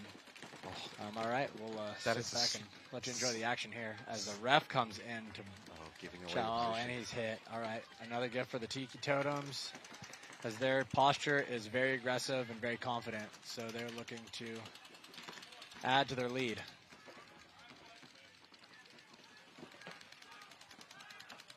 So transition for Dynamic from that snake corner into the snake one. Frankly, he couldn't do much to stop this snake, so he's just going to repossession a little bit safer bunker.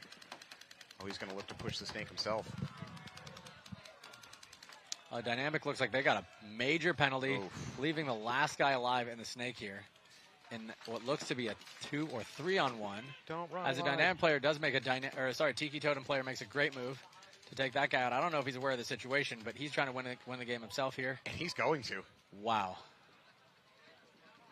And a little dance there. Look at the Fortnite dance for the crowd. And I mean, I don't know if he knows what happened to his team, but no, he never looked back. Don't really. It's hard because that's a point that looks like they threw away. Yeah. But he came down and handled it his way anyway. So yeah, Dynamic is. They got to be asking some questions in their pit right now. Here as two what appear to be blowout games happening.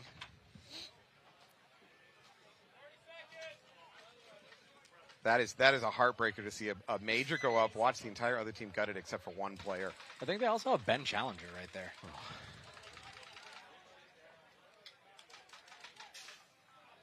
20 seconds. Do you have their roster?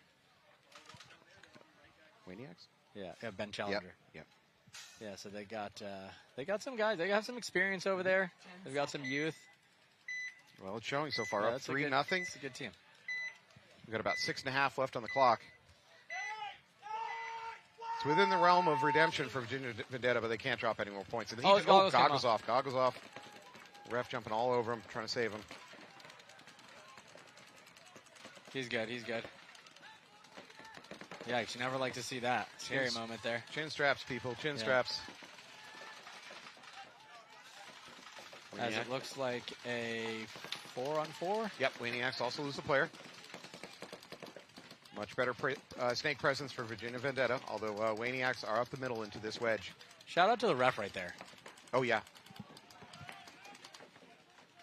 Immediate dividends here for Virginia Vendetta, blowing out that middle wedge. It's now up 4-3 and up a great position.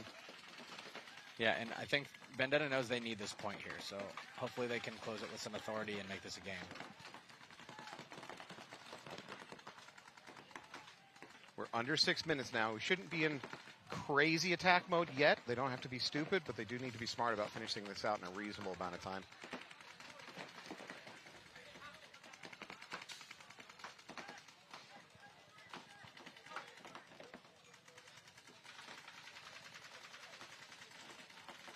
Just ripping his gun back there from the back corner can.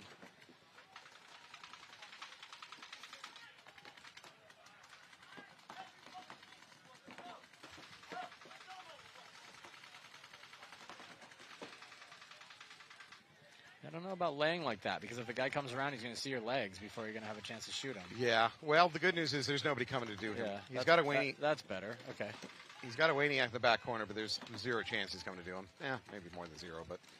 Another Dynamic or Vendetta player walking off, so I don't know what the count is. It looks like I think Dynamic has or Vendetta has 3 guys. Might be a 3-on-3. That's so hard to see. As the Waniacs come up into the snake, kind of upper hand for this guy. I feel like he has a move to make, possibly down the highway here. Yeah, there was an opportunity for a highway run there, actually for either team.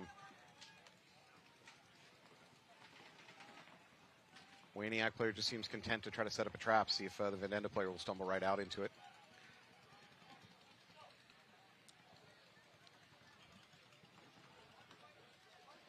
Oh. I believe the Waniacs might have just crossed the 50. They did into the Vendetta's Dorito. There's going to be a drop back smartly. Oh, no. His own guy lit him up. Oh, Whoops. no. Oh, that's brutal. Oh. And the Waniacs pulling another down body situation back as I think this is Troy Erickson with experience here cleaning it up. They may have 3 guys alive. Waniacs are going to go. Yeah, they had 3 Ben Challengers alive over there. I don't know why Vendetta's not toweling out on this. Maybe they're just in shock right now.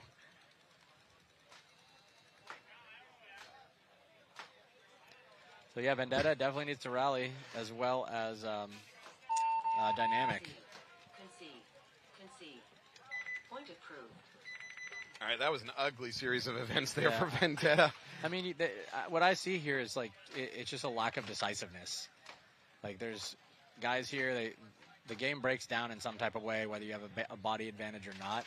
There just needs to be decisiveness of how you want to play it. There's just it seems like 2 or 3 guys just playing individual paintball there. So would that Not a lot also of team decisiveness? Would that also have what I'd call field awareness played into it? If you're just not really sure what's going on out there, it's hard for you to be decisive. It is, yeah. I mean, if you don't have information, then it's certainly hard to be decisive, and you have to use the information that you do have and make some kind of a decision. Yeah. Whether it's going to be sit there and protect the tape, or whether it's going to be try to make a move on the guy, or whether it's going to be to try to set up some other type of other move for your teammate. It doesn't seem like there's a lot of connectivity happening. Even if you make a less than ideal choice, just make a choice and go do something. Totally. As Tiki Totem eliminates the Dynamic player running to the snake off the break, as a Tiki Totem player who saved it for them last time makes it in there. Big move by Dynamic. They're up into that left brick over on the Dorito side for 50. They do lose one of their back players, though, on the Dorito side. And that looks to be Juan Cardona, possibly. It looks like he's got... Oh, there's a bunch of guys at 0. So I believe we have 3 Dynamic players left over here. Who bumps the bunker? There it is. He knows. Oh. And he's going to get blown up himself. So that's a trade. Not a great trade for Dynamic. They're already down bodies. And there's going to be a major on Dynamic. Ouch. Is it Dynamic or Is Tiki? it Dynamic? I don't know. The refs are running over here. No, I guess it's a major on Tiki. They still have plenty of guys, though. Looks like it may have been a minor. Perhaps an incorrectly thrown flag? I don't know. All right. Well, I don't know. Either way, there was enough bodies, and Tiki Totems have 1 Tiki Totem left in the back center, and that's going to make it 4-0. As I would hit the horn here for Dynamic. There you go. As there's still 10:36 left on the game clock. But they're 1 point away from being mercied out of here. Dynamic cannot lose another point. Same thing here as Waniac's got Virginia Vendetta's feet to the fire. If you're Vendetta here, I mean, I put some type of game plan together that's got some teeth, Maybe come up the middle. I mean, it seems like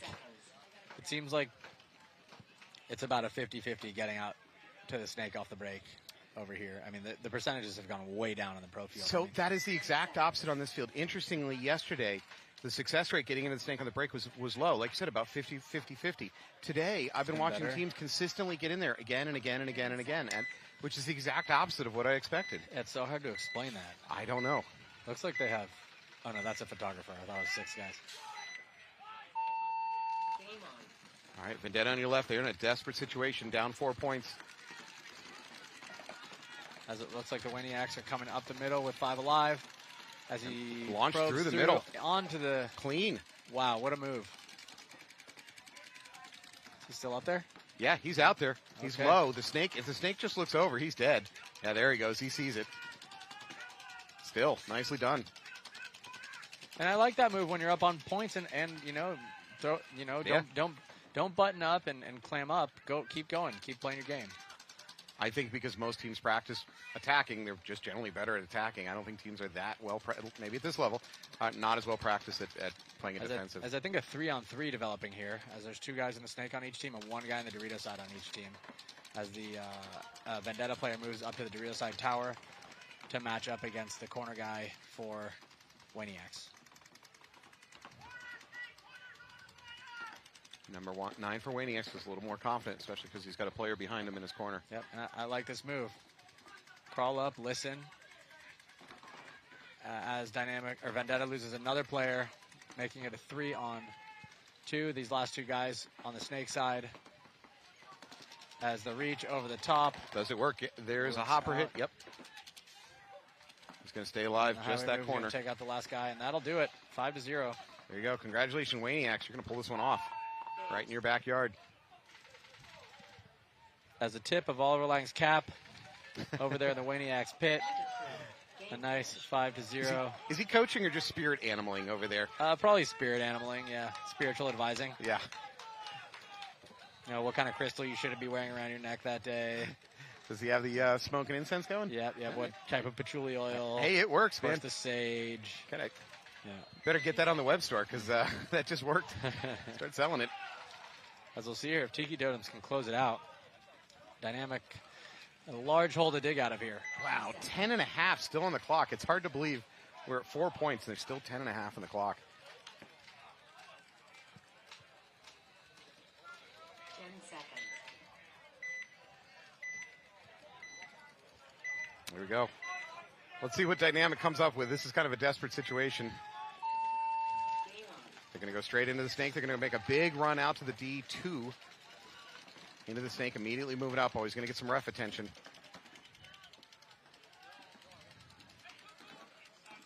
Two players peeling off for Totem, so there's a Totem. There's an opportunity here for Dynamic. Another one gets shot out of the corner, so Dynamic's coming.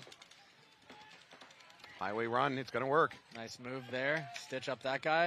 And a couple of bonus balls from the snake guy. Dynamic doing what they need to do to get a quick point on the board there. Still double digits of time left with a 3-point game. So, yeah, we have a game here now. All right, riddle me this, because I have always wanted this in paintball, and I don't understand it, right?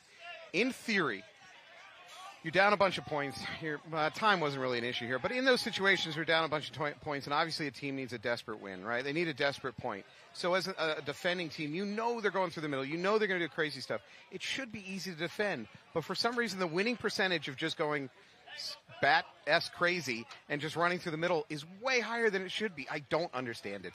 It is strange how when you clam up against a team that is coming, somehow it appears you have the disadvantage. That's so mind-blowing. It is kind of.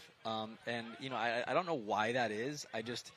In general, I feel like in a lot of sports, the aggressor has the advantage. So it's an intangible thing that I can't really explain. But, yeah, it does seem like when you're the aggressor, you're doing it by your hand. And you, even though have to dig the guys out of their spots, you're coming with authority and conviction, and you're making them put the shots on you. Yeah. Again, it seems like an overwhelming percentage of the time the defenders should win those. They should, because they could just get to maybe even 3 spots and just make sure that their guys don't get bunkered and cross up. But yeah, it's not that simple. The only explanation I have, and I'm just occurring to me now, and it's Machiavellian, it's if on the attack you say, well, let's just create enough confusion to overwhelm the reffing circuitry and do some dirty stuff. But that's not generally what I see happen. It just generally seems to be just pure suicide bomber tactics running through the middle, and it just works. Certainly not on the pro field. The pro field, the refs are on you. Yeah, you're not getting away with it. No, you're not. So, there is an element of, creating chaos to confuse the guys that are defending. Yeah. Right? So if they're shooting up one guy who came through, then you got guys that are guns turning the wrong way. Yeah, and guns turning the wrong way. And if you shoot the right guy, the plan to zone up can collapse. Yep. So like a smart team will key up on a certain guy or take something away from them and then exploit that area. That's a good point. It's kind of like a Jenga tower. You pull out the right piece and it all falls apart. Totally. Yeah. All right, Totem on the right. They're up 4-1. Still plenty of time on the clock. No, it's like the difference between playing to win and playing not to lose. Yeah. Like the team that plays to win, I think usually has a little bit of the advantage. Yeah, in paintball, the evidence is that's true. All right, looks like it's about to go down here in the snake again. Did the totem player see the dynamic player at the 50? Did he see like a cleat being pulled in at the last second? No, I don't think so. He's gone passive. He's not even prepping his gun to get bunkered. He doesn't know he's there.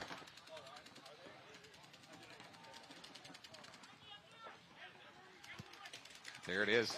The gun wraparound. Oh! And he runs right into Marchesi's gun waiting for him. Brutality. And he's going to get blown up. All right, that's a huge moment right there for Dynamic. Yeah, 2-for-1 trade. They'll take it. Looks like a one-on-one situation over here on the snake side. And for the dynamic player, he had a chance to look across the Dorito. Didn't get the shot off. Now he's not going to really be allowed to come back out and do that. He's going to have to probably win this gunfight with the snake corner. The snake corner is just not going to engage. He's going to stay crossed. I like this move. Closing the gap here. Nope. Misses that shot. As the totem player bugs out to that back W, which I actually like that move. It's a much safer spot. It's gonna take a lot now for this dynamic player to close it with the guy in the little W there. No, I don't think that's going to work. No, he didn't even didn't even put a ball on him, I don't think. Check the hopper. There's either spray or a hit. That's going to be a minor. Yeah, I can't say I disagree with that call. Nope. As Totem's going to take another one for a 5-1 lead. Just like that, Dynamic's going to be right back on the brink of getting mercied. They still have hope. They still have a player in the middle.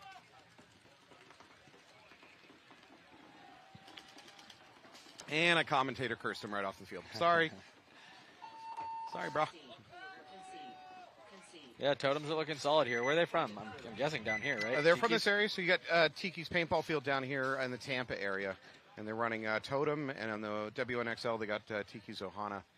Yeah, they're great. Shout out to Tiki's and all the teams that come out of there, really doing good things for the teams in this area. And, you know, we appreciate that. Need fields like that cultivate tournament paintball and, you know, support and promote what we're doing. And I love to see teams repping their name. Tiki's Ohana and Tiki Totems. And I like the playing style of Totems. They seem to be willing to throw bodies and try stuff. They're not boring to watch. I appreciate that at least. Totally, and they have some big boys back there that are just, you know, big guns and also not afraid to make moves. Mm-hmm. All right, we're in Expo. We got a little more time. I don't know what the dynamic coaching is going to come up with on this one. This is an awful situation to try to dig yourself out of. You got about 7.5 on the clock, so there's plenty of time. But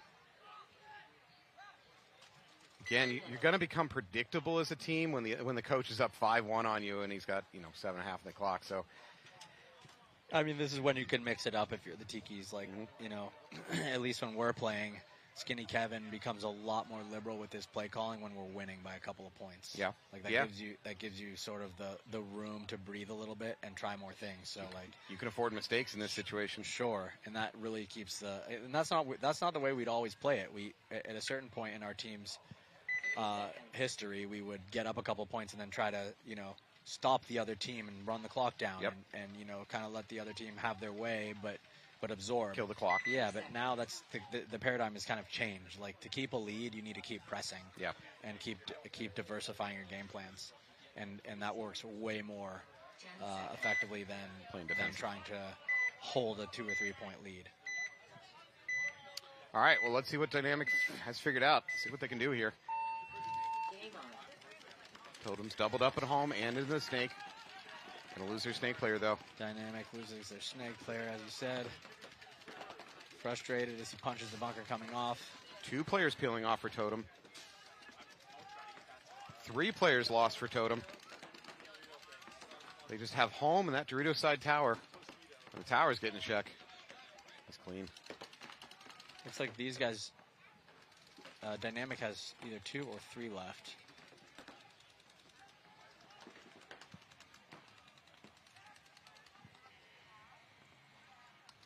Tiki's home player successfully bumps out to that snake insert mini temple. Now he's going to go snake.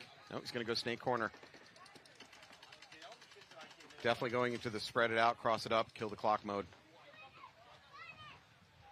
What do we have left over here for dynamic? We got the snake corner, and what else? I think they only have maybe one guy over on the other side in that tower. All right, maybe not. Maybe they have two guys over there. I know they have that tower, and they might have a guy in the 50 Dorito also. Hard to see, but the ref is looking down there. Yeah, we got the tower. All right. Still plenty of time. Yeah, we're not desperate about that yet. So these two snake corners are just going to engage in a gun battle.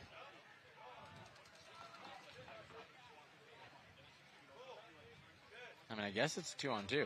Yeah, there is a movement into the Dorito side snake over there. Yeah, for the Tikis. Yep. So it is 2-on-2.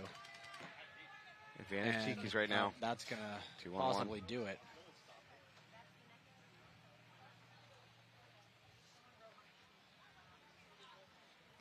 All right. Tiki's closing it out, looking good in the red. Well, they tried to make it interesting, but in the end, Tiki's managed to finish it out. Good set. Pretty disciplined paintball. I mean, not a lot of big mistakes. I mean, I feel like all around across divisions, people are just getting better. I think like the gap between, the divisions is getting smaller. It might be because the pro teams are spilling all their secrets by doing clinics and teaching on videos. You're giving away knowledge, man. It's good stuff, Yeah. Even the lower ranked pro teams, I'm a fan of those guys, right? And we had we had one 1-point win against Uprising and a 1-point win against Blast Camp this weekend. So, both tight games of teams that, I want to see do well. Yeah. Of course, I don't want them to beat us, but No. still, it's good to see them hanging instead of just getting, pummeled by. The differential's getting narrower. Yeah, totally. All right, well, Alex, thank you so much. My pleasure. We're going to be wrapping this one up. We're going to take a break. I think we come back with some WNXL action, which is really also getting just improving every year. It's so impressive how well they're playing. Love to see it. Yeah, stick around at home, and we'll see some more. And thank you, Alex, so much for coming out. Take it easy, everybody. All right, take care. We'll see you soon.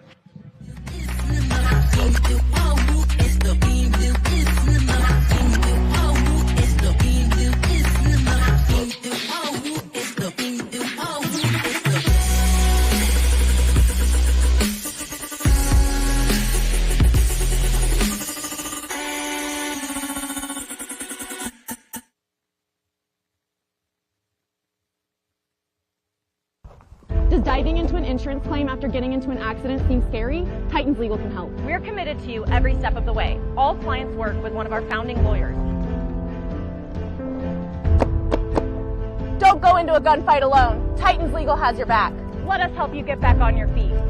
Consultations are always free, and our fee comes from the insurance settlement and never out of your pocket. Call Titans Legal today. Follow us on Instagram at Titans Legal for details on our 180R giveaway.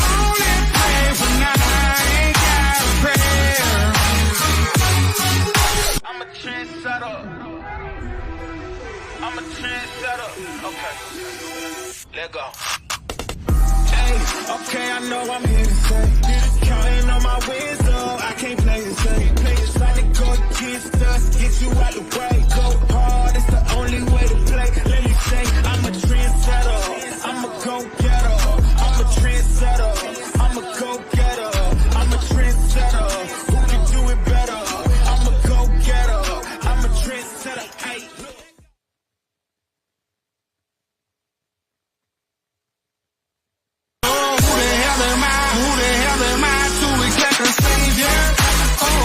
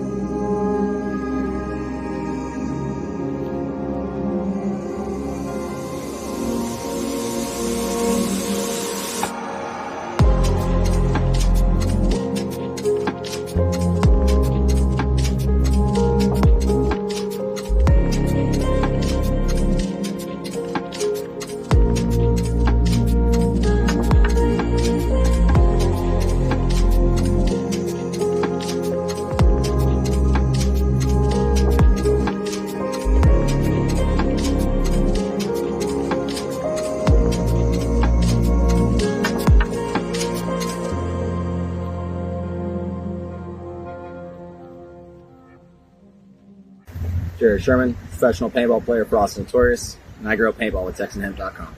Look like you know your way around plants. Yeah, I'm a pretty good grower. What do you grow? Marijuana. When Kiefer Green is in the Lone Star State, he gets his cannabis seeds from TexanHemp.com. Smoke it if you got it, motherfucker.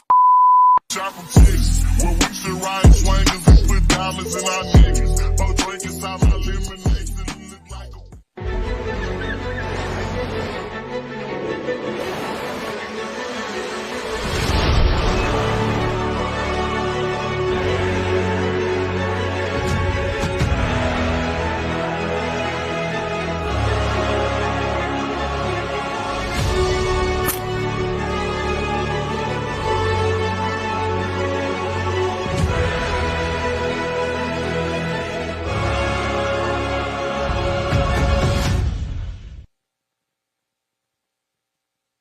As a business owner, people depend on you to do what you do best. So, who has time to worry about the numbers? If you're feeling overwhelmed with your business finances, there's All-in-One Accountants. We help business owners and entrepreneurs steer clear of the taboo zone of financial headaches. Organized finances now mean more money down the road. Let All-in-One teach you how. Less time on accounting. More on what you love. Se habla español. Playing for your country comes with a lot of pressure. But that pressure is a privilege. This event is just different. The atmosphere and the crowd. You can really feel the magnitude of the moment. And it's a moment you never forget. I'm Jen Falk, and I play for Team USA.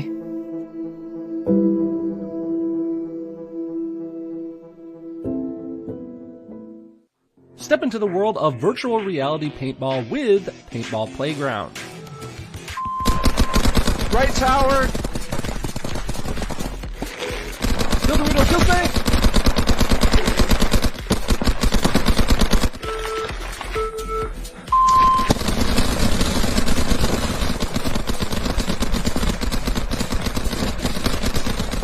Join us on the field by searching Paintball Playground on the MetaQuest store or Steam VR. My name is Scott with Paintball Fit. I got the Hydra knee pad here.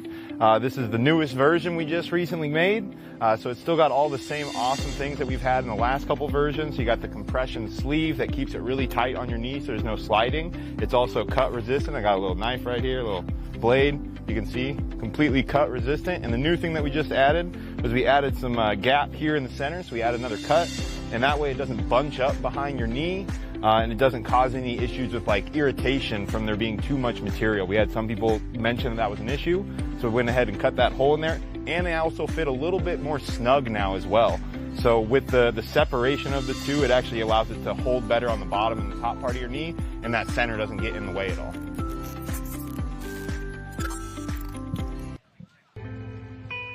All right, thank you so much. Welcome back. You are now going to be have the pleasure of watching some WNXL action. I have the pleasure of getting to share the booth with one of my favorite friends from the sport, T2. Who? Where? When's he getting here? I'll settle for him. Real downgrade from Alex Frazier. You're going to have to settle for Sorry, guys. for Tough T2 act to next. follow here. T, introduce yourself.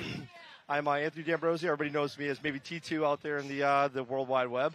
I make a little gun called the Twister, as well as some other little products. I made the Revo 2 Clear.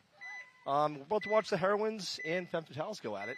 All right, Heroines on your left, Femmes on your right. Let's see the breakout. Heroines into the snake off the break. We're going to lose her. Femmes dropping real early. So 5-on-3 advantage, Heroines. Femmes attempt to fill that snake. Heroines switching to their Spider-Man jerseys today? That would be the Silk jerseys, the Silk Spider-Man kind of takeoffs. And that was from Atlantic City, so maybe for a little bit of good luck today. Plus, white jerseys, very good in the Florida sun. Not so good for wiping. Not saying they are wiping, I'm just saying. That's very accusatory of you, Matt. We were all thinking it. It was on. I'm just putting it on the table.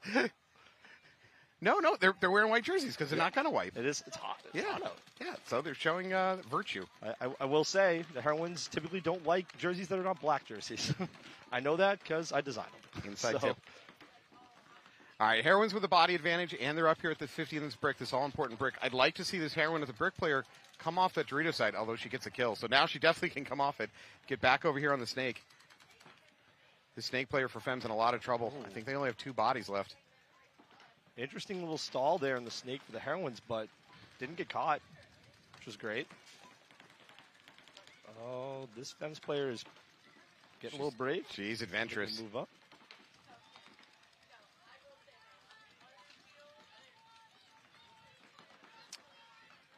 This could be a very crucial move right here. It's a question of, will the Heroine look back over? She's not. The Heroine's going to get shot in the back here in a second. This pack's supposed to get blown up, folks. There's a free kill. There you go. But that alerted the Heroine player. Oof. All right, good recovery. Heroines can afford to take that trade because they're way up in bodies. I believe that just leaves a femme fatale over in that Dorito corner, Dorito tower. Very, very smart play by the one of the Blanco sisters here in the snake. Just waited for that hopper to pop out, and she struck right time. And it looks like the Heroines in the driver's seat for this point. Yeah, I don't think there's anything left. There it is. And there we go.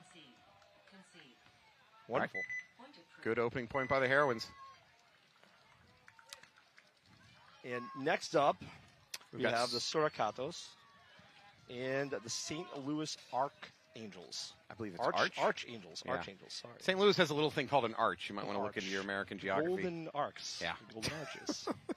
All right, after this, we're going to see Tiki's Ohana versus Northern Lights and New Jersey High Rollers versus Belladonna. And then to wrap up the day, we have Cheetahs versus Femme Fatale and Dallas Vibe versus San Francisco Sirens. Stick around for that.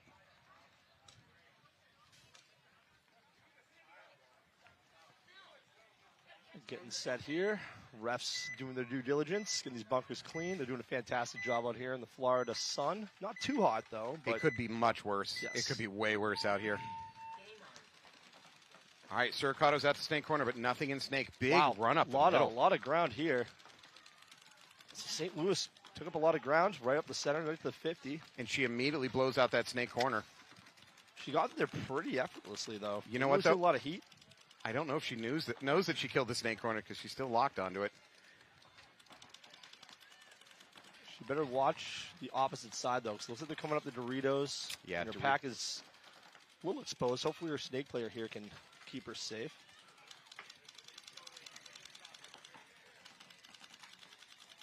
So I'd say body advantage and positional advantage for the Archangels. This brick is key on this field. They've cleared out the snake. Not even the snake corner's hot. Frankly, the Archangel here, number 14, could just go ahead and crawl if she wanted to. Well, the Suricatos had a good opening set, I think. It was yesterday. I know they got a win yesterday. I believe so. Maybe the voice of God may be able to prove me right or wrong here. But Research department. Yes. All right, this is Vivian Pham here for the Archangels. She has an opportunity to just drop and crawl, finish this thing out. I've seen a bunch of matches out here where the coach towels it out as soon as an opposing player just gets down into their snake. They just say, yep, that's all I need to see, and I'm just going to towel out. Seems pretty even here. No one's really taking that many risks. And this snake player here is taking some ground, but it looks like the Angels have the best position, even though they just dropped the player here in the back of the field. So I would say Archangel is starting to lose the Dorito side. They need to shore it up. I need to see Vivian Pham go ahead and push down the snake, finish it out, man. Yeah, she just makes this move up to this next kind of knuckle of the snake and looks crushed. You should be able to lock down that Dorito pretty easily. Nope. You just want to stop that Dorito from making that hop into that secondary snake on the snake side. Well, Suricato's player manages to slide up to that Dorito tower. It's going to put pressure on Vivian. She just makes a couple steps on that side. She could get some really good field position. So, I can understand being a little conservative on the first point. You don't want to lose the first point, but there's a lot of opportunity here, and that window is now going to close. Vivian Pham, just a little bit too late crawling up that side now.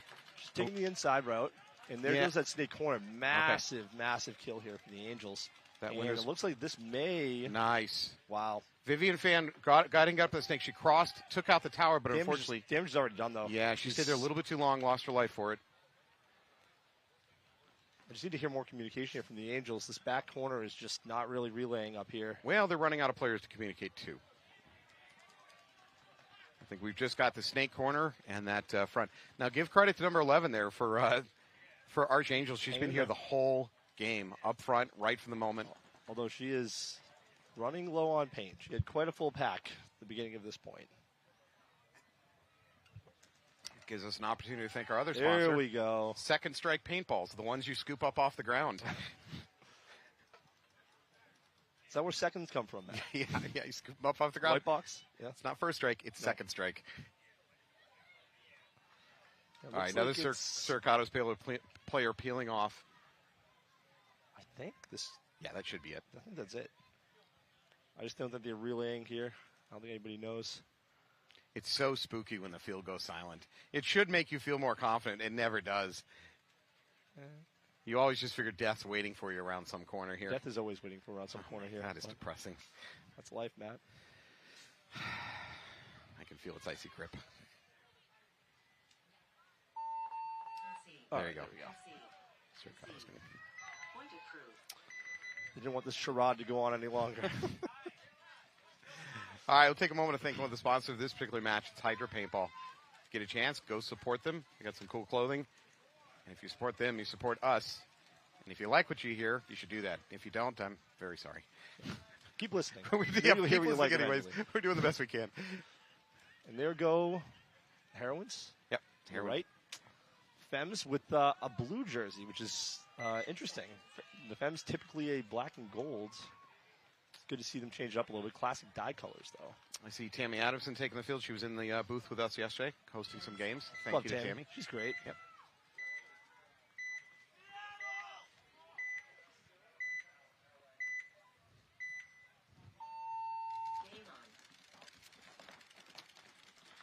Nice dive into the snake by Femmes. I also like they matched here on the snake side.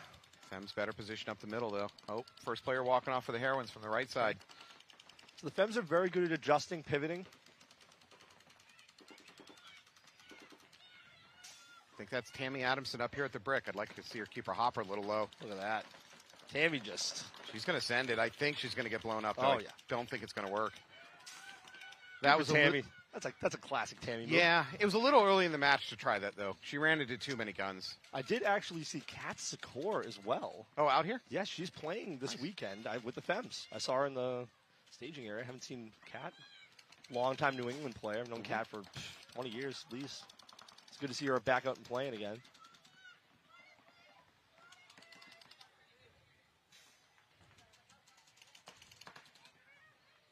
All right, I see another Femme player walking off. Probably. All right, nice fill out to the corner here by the Heroines. With that snake corner player, and it's really good protection here for her snake. So it looks like maybe this Blanco sister. It's very easy to spot them because they shoot LVs. So yeah, it's always true. tell it's one of them. So she's opposed by Roxana Montano here in the snake for Femmes.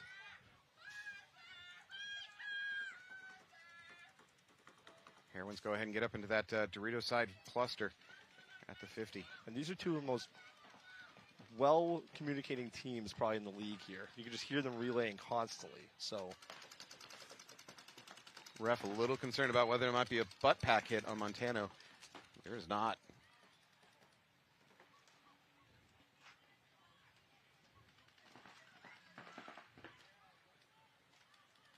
Everybody playing a little safe right now. Burning some time.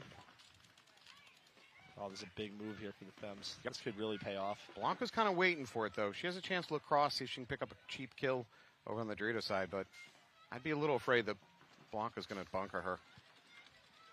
Blanca's got back support. Pretty. See, this little move back here, she might get a shot at the second Dorito, D2 on that side. She knows she's there. This is going to be... Yeah, Blanca's getting ready to go for it. She looks the wrong way at the wrong time. That's going to get her blown up. Does Blanca get in there clean is the question.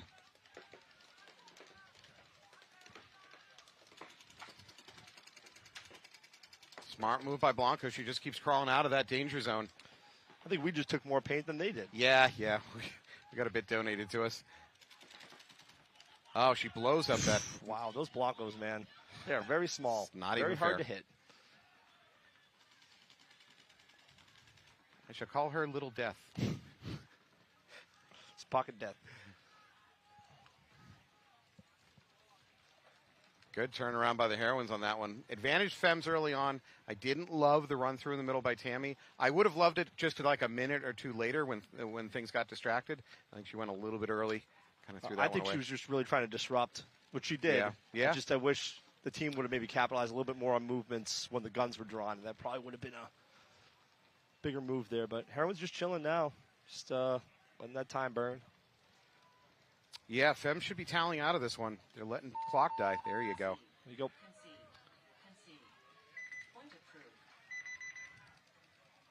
So, Matt, so far, pretty good matches today out here.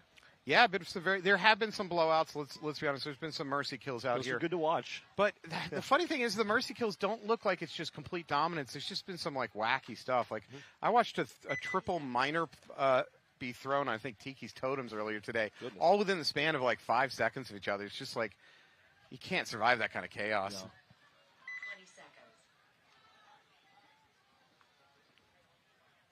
All right, Archangel's rolling back out to the field. Suricato's looking good. It's good to see some international teams. Oh, I don't know if boy. number 14 is going to make it. 5, 4, I think No. she may. She might get it. Oh, No, doesn't make it. Archangel's going to have to start with 4 players. heartbreaking. It's been happening way too much. Archangels lose another player, so they're going to be down to 3 immediately. You know what will not happen again for the rest of that match is that. Yeah. They need a bouncer at the door just to keep a body count of what's going in and out. Should maybe you send 6 players onto the field? Just and I think the big thing is the Suricatos saw that, so they just immediately made some big moves. So not optimal. Maybe this is an Angels. They drop one more. I think it makes sense to maybe towel out of it. Yeah, probably towel. They got time. Clock is not an issue. 10.5. Ooh. Yeah, this is getting into a mercy towel situation where you're just trying to save your last player from just getting swarmed and destroyed. I've seen this story before. It's not going to end well. It's on repeat. Yeah. Although, I mean, you have the home. It looks like the home and that brick to the left. You got the mini W in the back line. If they just cross it, no mind. Nah, home's taking a walk. Now that player's on Island Sadness, and now she's off the island. So Sadness, disaster. Like it. Thank you for coming. Exit through the gift shop. That's great. Tip your waitress. Try the veal. Good night, everybody. Well, when you go back to the pit, do you blame everything that happened on that game for your player getting to the box late? Is that a convenient scapegoat? Your pit chaperone that should be keeping track of attendance is probably the one. I don't know. And you don't know sometimes. You know, maybe that player just I get air at the last second or one more pod, and that makes the difference in you missing it by a second, you know? She was one step away, which is a shame. It has actually happened a lot on this field this weekend, this late to the box, starting short. It's actually been pretty common, surprisingly.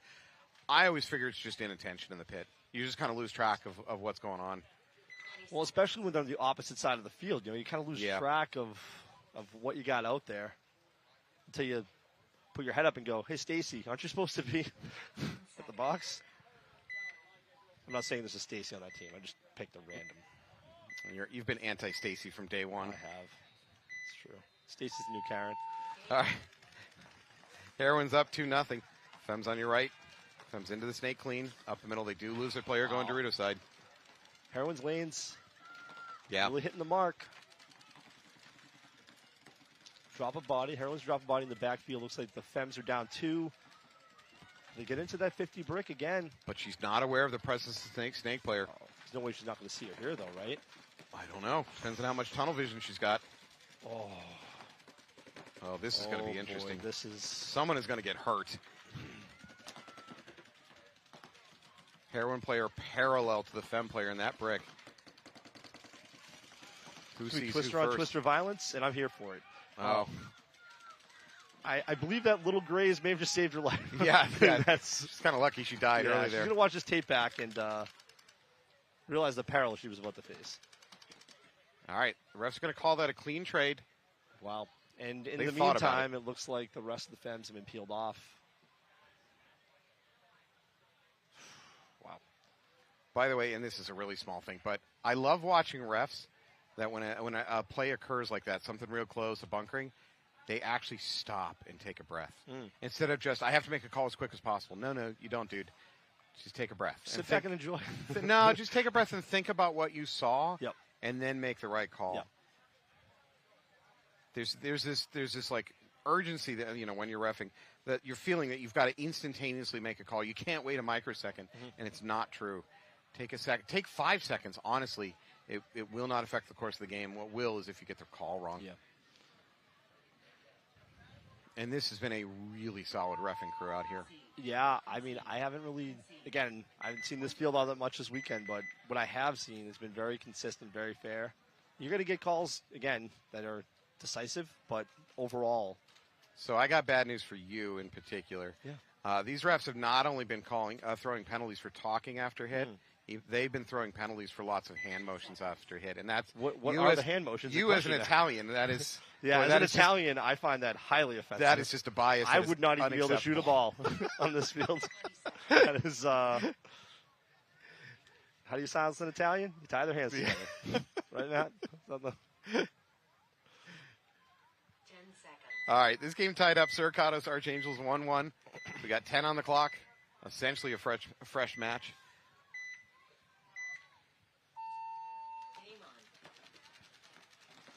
Surcados into the snake on the run out and in the D. No, they're going to lose that. They're going to lose their snake insert player. Overall, pretty balanced match with these two teams here. Not really. The break hasn't really been a deciding factor. They've been making some good decisions. The back half of the points. Archangels need to get some presence over here on the snake side, though. They've got nothing. Surcados hasn't realized it yet, but she's pretty much free to do whatever she wants. There is a drop shot that can occur from the home right there where she's crawling through. That's a little bit of a danger zone right there, but if she can get past that, in this situation, she's free. She could crawl the whole length. Home seems pretty occupied with that left side mini temple, so it doesn't really seem like she was paying much attention to that snake move at all. No, I don't think the Archangels are even aware the snake is hot. They're about to be. In the most painful way possible. Yeah. All right, good move here to kind of get some eyes on this side. So that said, this snake, this snake hand does not have a good line of sight down this snake. The truth is, the snake hand can't do much to stop the snake. I mean, really, if you look at that 50, they could go inside, so it doesn't really matter. Once you get in here, you kind of own the land. So number 5, Surcados taking a walk. However, well, at the same time, Archangel taking a walk from the middle, and Surcados get into that 50 cluster of Doritos over there. Good fill out to the center, but I don't really know if that is going to be a helpful move. They're probably better off in the back where you can cover a little bit more ground from a higher standpoint, but you got to be so critical. I'm not an analyst here. Let me do my job.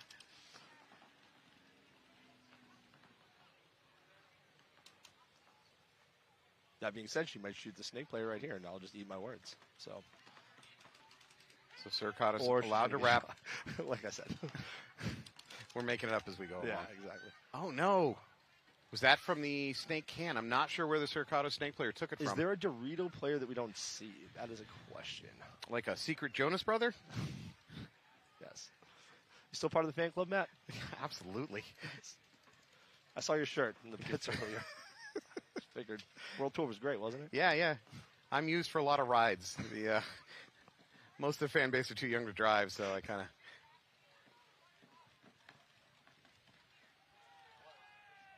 Yeah, it was a Dorito player that shot that snake. It was a good shot from where she was. That leaves a very, very lonely can here. Trying to think about her life choices and what led her to this moment. Well, how many Surcados do we have? Oh, we have one up the middle. Oh, boy. Oh, no. She's going to run like right into a gun. No, she sees the bunker moving. She knows. She knows. Oh. That is a coach saving the life of an Archangel. Man, you owe that coach a beer. She's like, for sure. That's... You'll watch that tape back. And here, track the Archangel player into the pit, see if she gives a firm handshake to her coach. Good heads up on the Surcados, though. She knew exactly what she could and couldn't see and just weaved her way through. I think she might have seen a barrel sticking out or the bunker moving. It or was shadow. One of those two. Depending on the shadows are falling. Yeah, shadows are pushing towards the direction of Surcados in that one, so I think that would have been a little hard, but I like where your head's at, young man. You're going to go places in this sport. One of these days I'll play paintball. Yeah, won't that be nice? I'm tired, Matt. Stop. No, you know what? You've run into the 3 C's trap. We just had a reffing clinic. Learn to play tournament paintball clinic at AG, and I got to do some teaching. And one of the things I said is the mid-20s 3Cs are career, children, or college. All those things take you out of the sport. Oh, man. And then you come back in your 30s. That's pretty typical, or 40s.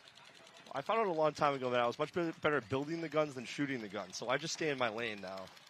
You were an arms dealer. I have literally a la Nick Cage. Don't you use his name in vain. Yuri. That's right. All right, Femmes on the left. Heroines in a commanding 3-0 lead. 7 minutes on the clock. There's enough time for Femmes to come back on this one, but they got to string some points together. I don't love that one of the Femmes is kind of trapped in this mini temple in the middle. I'd love to see her get up to this wedge if she could, just in front of her. Well, the Femmes really need this point. Down by 3, not a crazy amount of time left, but enough to do something. But they really need this. They can't have this be a long point, and they definitely can't lose this point. Femmes get into this snake corner, but she's primarily not going to be looking snake. She should primarily be looking cross because there's not a lot she can do on the snake from that corner. I think the Heroines are just going to try and stall here. Just burn as much time as they can. Why not? They don't really need to make any crazy moves, penalties, anything nuts. They can just kind of chill, step back, and the Femmes, if there's any team that can do it, it's going to be the Femmes. Yeah, money? You want to put money? Money? Betting? No. I don't bet anymore, Matt. I went to the meetings and everything. Yeah. Mr. Papa Giorgio. Big Tony's got my Honda Civic still. Yeah. Back. And he's got 30 grand worth of your kneecaps on the line.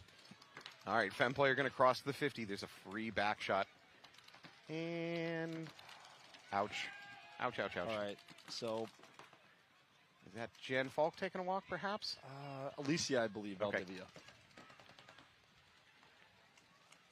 Femme's got the momentum. Don't bump the bunker. Someone's about to have a secret handshake here in the middle. Make new friends. Montana, don't bump the bunker. She's going to, I think. Who wants a new welt? I want a new welt, and here it is. Fresh welts for everybody. Well, trade the trade. Better than walking off alone. I went to Florida, and all I got was this crazy welt. See, this is what the Femmes needed. They just got to win their gunfights, be smart, keep their bodies alive. That said, there's been a lot of time milked off this clock. It's not a clean win for Femme Fatale, even if they win it in the next 30 seconds. They did lose a lot of clock. They have a good system over there, good coaching, good players, good plans. So there is a good chance that if any team, again, could do this against the Heroines, it's going to be them. I love this refill. And did you see that? She immediately grabbed a pod dropped by her teammate, filled off of it. Why not? Oh, is she out of paint? That's why she did it. Oh, wait a minute. Femme player on the Dorito side taking a walk. Just doing a walk right. Heroin stabilizing the bleeding here.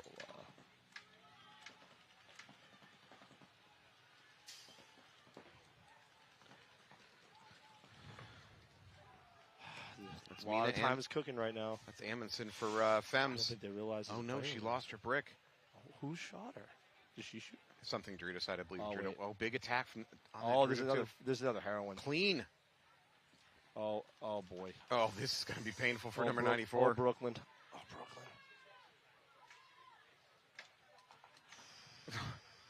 Ooh. Okay, 1 in a billion chance. There's an overshot. Femme on Femme fatality here. This is. Oh, man, that's brutal. That is the brutality. Wow. Finish her. What a ninja. That was Amundsen laying the pain on. Yeah, she just kind of chilled out, picked her shot, relaxed. That was trapdoor spider territory there. Wow. I mean, it leaves Femmes. We lost the time here, but Femmes probably have about 4 or 5 minutes left. Yeah. I don't know. I lost the time here, but which is 3.5. Okay, 3.5 points are possible. Crazier things have happened. They've let you on this webcast. I mean, anything's possible. I can't believe I'm back after last time. After all those FCC complaints, we just got through the litigation process, yet here Anthony is again. I've returned. Have a Gansett sponsor. That is a very New England beer, is it not? It is one of the New England beers. A fine beer. Yeah. I'm not a spokesperson. However, I'd like to be. So Gansett, reach out. You know what it's not? It's not an IPA. And I am sorry for all you IPA lovers, but you are just the worst. It's like eating a loaf of bread. IPAs? Scans it smooth. They go down smooth like water. Smooth to the last drop. That breakout not smooth to the last drop for some of these players. Not a good walk here. Archangel walking off. Same thing for the Suricatos. They lose their snake player. Oh, meeting of the minds here in the middle. Yeah. Oh, she got her hopper. Wow. That should not have worked, and it did. Oh, wow. Angels are wow. I don't think there's any Angels left. No. They're Yard sale. Peeling out of here on a conveyor belt. Yeah, we got a game here, folks. Whew. Here's a proposal. Yeah. Instead of one single towel button in the pit, you should have like a choice of those buttons, like they give dogs to talk to the crowd. So you can just be like concede or good game or treat. Yeah, exactly. For a good move. You should have a choice of what you hit as a coach. A little treat for him. That would be nice. Technology's there. Yeah, why aren't we doing more here? I don't know. Make it exciting. It's like we brought up the last event. We need dogs to pick up pods. Yes. Pod dogs. Just like they do in a lot of football games. They have a dog that runs out to 50, grabs the tee. There is no reason we can't have been in development. This is an announcement to the whole world. I've been in development of dog goggles for the better part of a year since we had the conversation. Have you gotten a groomer to twist their hair pattern? No. Working on it. They keep dying. So that's a selective breeding issue. Yeah. All right, Heroin still with a nice lead. First Femme Fatale is going to take a walk. Femmes really need to pick it up here. Yep. Not a lot of time. 3.5 on the clock. Yeah. But this is a very steady crawl by the Heroin player up the snake. I don't know if it's in a much more conservative breakup for the Femmes this time. Maybe just trying to keep bodies allowed to make secondaries, but nothing up the middle, nothing crazy. Nothing beyond the 40, it looks like. Maybe even 30. Ref going in, calls the Heroin player in that Dorito corner clean. Femmes, nice move. They're into that D3 over there on the right side, on the far side of the field from us. Femmes also slide over to the Dorito tower. I like what the Femmes are doing this game. They're doing much better controlled secondary pushes. They're not having sloppy deaths. May not be the time for it though, because they don't have the time for it though. Yeah, that's a good point. Another Heroin walking off. I do appreciate changing the style of play here, but they really need to put the pedal to the floor. So across this 40 here in the Dorito and in this Knuckle of the Snake, the third. 220. This may. She's about to go right into a gun. I don't like Montano's future. Yeah, she knows she's there now. Yeah, that's. Miss, let's talk about your future in this sport. Suboptimal. I mean, she could do something with it here. I mean, yeah. I would, if I were her, I'd try and focus on getting inside, but it doesn't. Does Blanco get the kill? No, she doesn't. Wow, Montano lives to tell the tale. Wait. Heroin's refill. Montano's in position, though. Just got to be careful of that Dorito tower. Way to be patient on that. Question is, the new Heroin player in the stake, is she aware of Montano's presence? I think she's very aware she's there. Yeah. Oh, yep. There it is. And she solved that problem. Refs being a little bit tolerant of after-death motion there. 1:30 left. The Femmes really need this point here. They got to get moving. Is it Tammy? I think that's Tammy. There is really no clear opportunity to get over here snake side and finish it out. The problem is for Heroines, they are bunched up over in that Dorito side. But it's a gauntlet. If you want to get to that buzzer, that's the problem. They know it. So there's an attempted run through by the Femmes down that right side. We are now at the 1 minute mark. They're crossed and locked. Yeah, Femmes very difficult here. Yeah, this match is slipping away from the Femmes. All right, let's see what we got here. Wait a minute. Oh. But even with a butter. Oh, yeah, they waited for it. Right into a gun. Possum. I don't think she realized there were two back there. She saw one leave. Then we got Jen Folk. Perhaps. Brown beanie. That's Jen Folk. All right, Jen's in a one-on-one. There still is. Yep. Still one. Win or lose this one-on-one. Heroines have already accomplished. Look at that, Jen. Yeah, you know what? It's kind of a hollow victory. Oh no, they traded. So yeah, even if Femmes won that one, it's a hollow victory. There's just not enough time. What a little push there at the end, though. If they just did it maybe a minute sooner. If Femmes had done that same game plan and had been successful earlier, they'd be in this match. But that just took too long at the wrong time. So Heroines are going to win this one. Does that put them on 3-0 for the weekend? 2-0. They haven't played they played one yesterday. They played one yesterday. They played 5-0 yesterday. I don't remember the team. Oh, sorry. Then today. So that means they have a double tomorrow, I believe. So thanks again to Paintball Playground VR, run by one of New England's finest, Brett Messer. Putting together you can go on Steam, download it, play some paintball during the depths of New England winter. Or any winter in the United States. I don't know about down here in the South. You get to keep playing through the winter. We don't. Yeah. My son glued to the to all the computers over there playing. Yeah, great parenting. Earlier today. Great parenting. Yeah, that's just let them raise them. Let the TVs raise them. They're free range, my kids. They're feral. Let's be really honest. All right, Suricatos with a big lead. They do lose a player on the back line trying to get to the insert bunker. However, Archangels lose a player up the middle.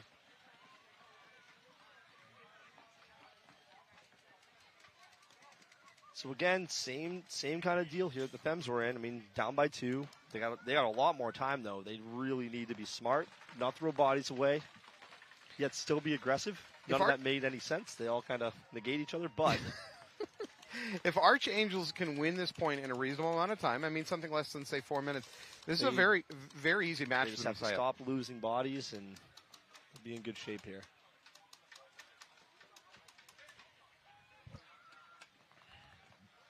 Trying to get a read here. I believe I'm hearing story time from the Suricatos, which is a kind of an international code word for slow down and kill the clock. There's a penalty right there.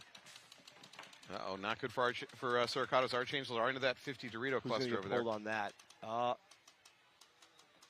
Okay. So 2 walking. The snake player is probably going to be a game breaker here. Smart.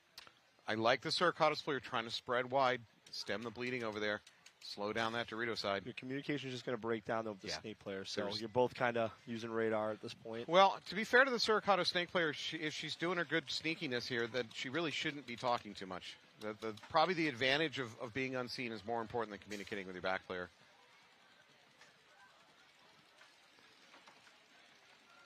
She is making a real mess for this player here on the snake side, Dorito snake side. So we have Dorito 50 over there for Archangels.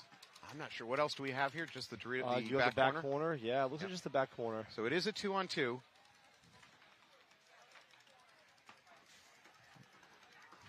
Clock continuing to bleed away.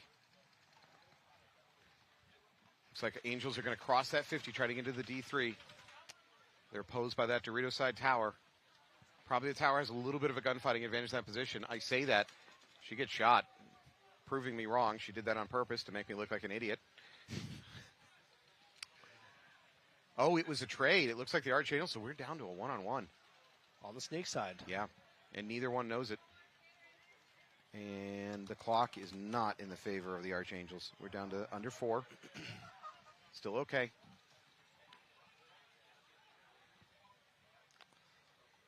Oh, this is isn't it nerve-wracking when the field goes quiet? All right, now they know where each other are. So now they know, and there's definitely a gunfighting advantage to the play in this corner can. Oh, she gets hit on the elbow. Oh, that's heartbreaking. Now, still, the Suricatos player who's all alone doesn't know she's all alone. Doesn't matter. That's towel out. 3-point hole here with 3 minutes 28 left. That is a. I don't. Why did they concede that one? They're still up by points. I don't know why you would want to save the clock. Maybe. I don't know. Well, this is why I webcast and I don't coach. All right, well, unless we see some, I mean, the Russians have done it, 8 seconds. Okay. I've seen it. All right, We've seen it. Let's lower the bar a little bit, my friend. Although there was an X in the field at the time, and you could go underneath it, and it was a shorter field. So all we're asking is that you play as well as the Russians during their heyday, 2005. Yeah, that's all we ask. Yeah. Just a couple Russian points back to back. Yeah, leaping over incoming streams of fire. It's not a big thing. They're also not human, so yeah. I will crush you. They will crush you. I think we might going on a little bit of a technical timeout to reinflate some bunkers. In the meantime, Matt, how you doing? Hey, I'm great. Thanks for asking. Nobody else seems to care down here except you. I care, Matt. All these hosts, they come in, they act like they're my friend, and then they just leave me. It's just business. It's like my father all over again. No, I've done enough business outside of here. I don't want to do business here. Although I should obviously take care of our wonderful sponsors when they come on the screen. Yep. For this match, that is Hydra Paintball. Again, give them a chance. Last match, we were shouting out Committed Paintball, but honestly, it's a waste of your time going there. There's no product left. Yes, I've already, unfortunately, folks, if you're listening to this and you're coming to the event to get our products, we're already sold out of our products. You have wasted your time. Yes. Yes, we've had a very good event so far. It is only technically day 2. I don't consider the setup day. I consider that day -1. I didn't really consider that the... Yeah. Yeah.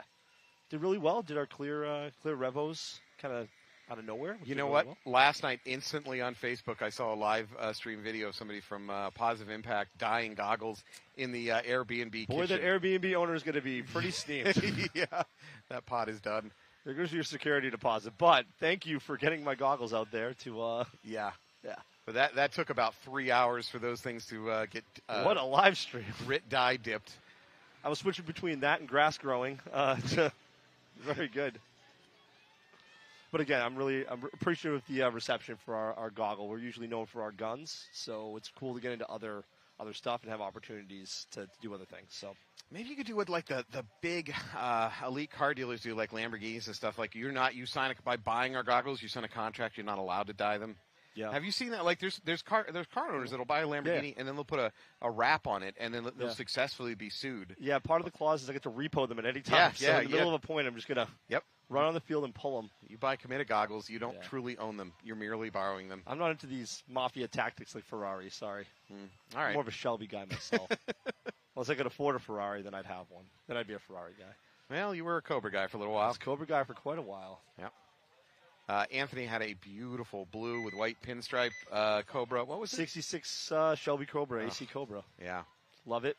Yeah. Then he had kids. And then I had kids, and my life was that dream came to an much end. better, Matt, because my wife is watching this. Exponentially better. Your wife has beaten the tar out of me. She has, and she will again. She's a violent woman. I don't blame you for being afraid.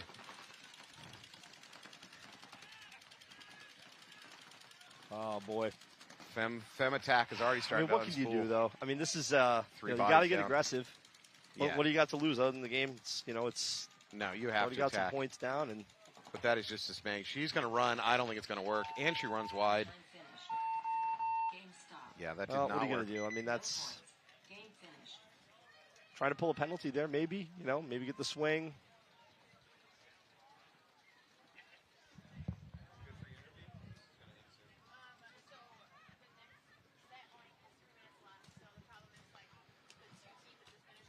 All right, looks like we got the Angels and Suricatos heading back out. We got 3:28 on the clock. Still a lot of time here. Time is a fleeting commodity, slipping through all of our fingers.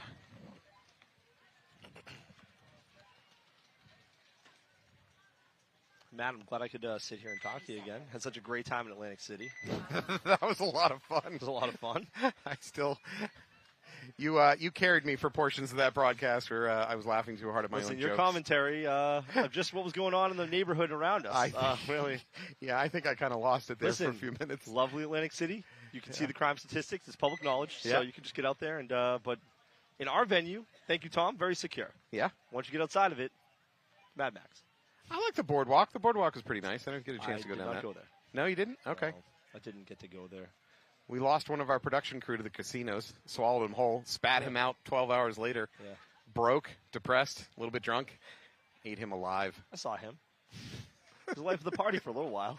He's also one of our cameramen today. Here's Steve. Yeah. Steve also snuck out of the Airbnb last night to go fishing in one of the gator-infested ponds behind our Airbnb. Steve's a risk taker, and I like that about him. We were not sure he was going to be coming back this morning. Cool. We're glad he's here. I'm glad he made it. We did a finger check on him this morning, see how many he had left. There? Yeah, they're all there. Gator didn't get him. Nice. Shout out to wildlife down here. Shout out to Gatorland if you get a chance to go there. It is just the white trash amusement park special. I love that place. Fish and Game that is watching. I love Steve. He'll be here. The address in the comments. Come pick him up. All right, Archangel spread wide. Suricato's in control. You know what? Suricato's have nothing to lose here, so they're going ahead and being real aggressive up the middle. I mean, we're just going for point differential at this point, right? I mean, that's kind of... Yep. Archangel peeling off that back line. Looks like she got a hopper hit. Is this the point where the coach kind of says in the pit, if you want to do anything fun, like just go do it now? I'm going to turn around and look the other way. You do whatever you want out there. I'll be packing the pods. You guys just kind of go out there and have fun. I take no responsibility. Yep. She does the dramatic clock punching motion. Roughly 3 minutes, but yeah, this is really a lot. This is a lot to ask for the Archangels to dig out of this situation. I think the snake player is about to tip her hat. If she had one, the hat might be blown off in a second. I don't know how people aren't seeing people in that snake gap right there from that bunker. It's interesting. Oh, she is going to blow. Yeah, oh, she is. Suricatos, I'm very surprised she didn't see her go in there. Suricatos gets a venturous through the middle, and that ends poorly. When you get that far up the field, you can't be surprised when somebody jack and box you, you know? Suricatos losing their Dorito side. They do have one in the middle box. Got to watch those feet. Oh, boy. There's a bunker. Oh, the ref is going to get the ref is going to get destroyed. Oh, my God. Well, we got to get him out to the massage chair on the other side of the field here. Well, the ref is British, and they don't show show fear or pain. He is in a lot of pain. Yeah. Very stiff upper lip. Oh, he's gonna yeah. Sorry. Oh, man. I felt that one from here. He's like, I went to school to become a barrister. I don't know what I'm doing out here.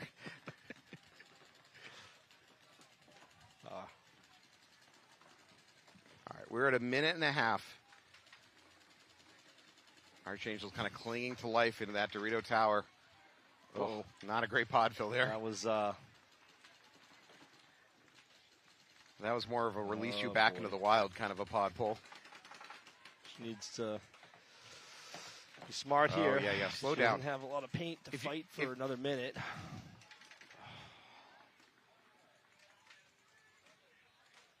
So we're in a one-on-one situation. Yeah. There you go. Suricatos is going to get that one. Finish it Wow. off. And she just lost the other pod, so there's nothing she could have done there if she didn't win that gunfight. Good for her. Let's see what her bloodthirst factor is. Does she hit the buzzer to try to get more points, or does she pull it back?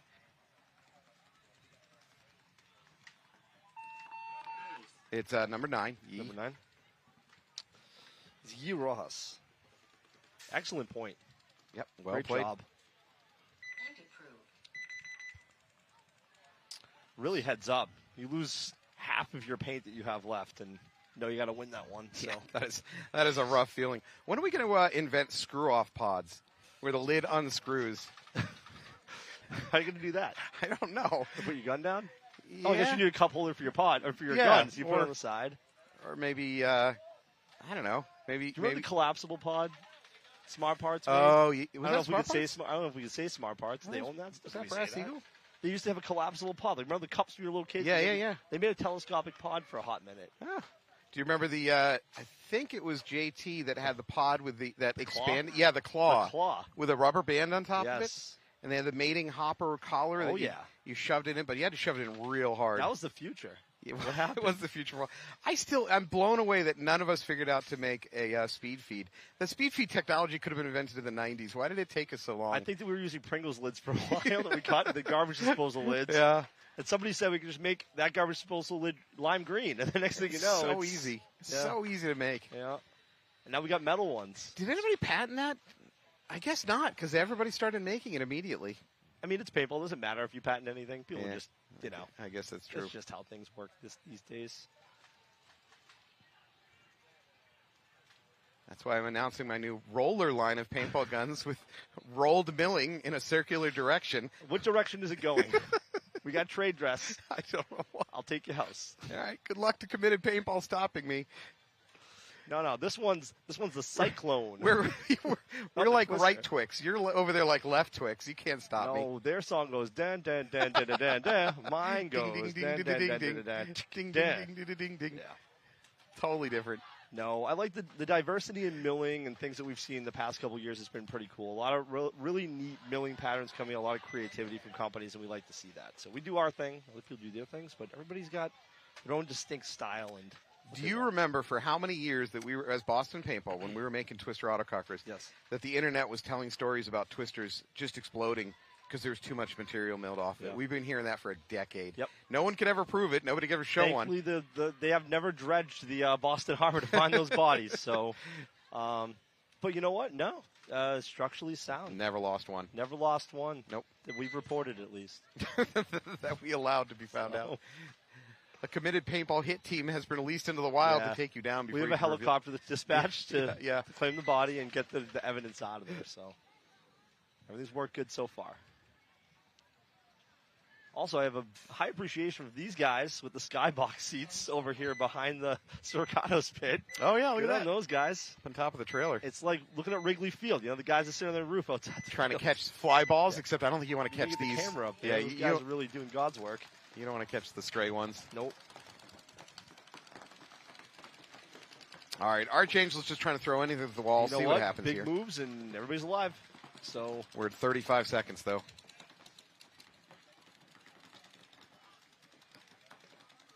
It's a lot of paint for the Cercados to go out with only about 40 seconds on the clock. I would just put a pod in my pocket, and that would probably be it. Especially as a snake player.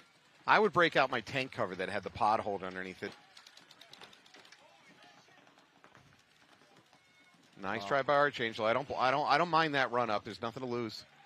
Cercados player going to lose her life. We're under 7 now, so not body's just peeling off left and right. It's good. I want to see good gunfights like this. That's it. Well, a good effort there by the Angels.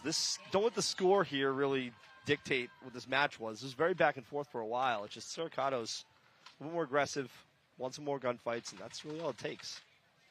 And on the flip side, Heroines won their match against Femmes Fatale. Yep. So Heroines in a nice position moving on to tomorrow. And again, Femmes, some little tiny things go one way or another, and they win that game, you know? So it can go either way. All right, well, that wraps up that match. And unfortunately for me, that wraps up my time with Anthony. I will be back later this weekend if you allow it. Hands down, my favorite guest. If your wife will allow it. If she promises not to threaten me with... She's in the pool right now with the kids, so I think that she is always lurking. You know how I know? She called me. She doesn't even know I'm here. All right, well, she's got a tracker on you.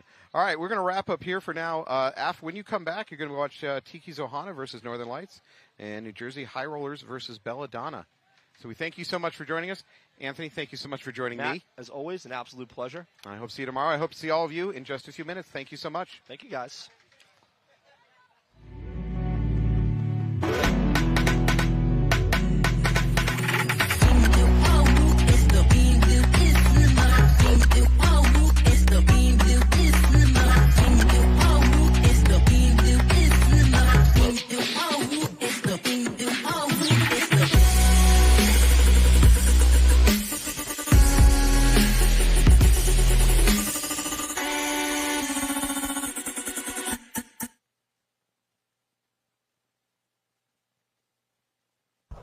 Does diving into an insurance claim after getting into an accident seem scary? Titans Legal can help. We're committed to you every step of the way. All clients work with one of our founding lawyers. Don't go into a gunfight alone. Titans Legal has your back. Let us help you get back on your feet. Consultations are always free, and our fee comes from the insurance settlement and never out of your pocket. Call Titans Legal today. Follow us on Instagram at Titans Legal for details on our 180R giveaway.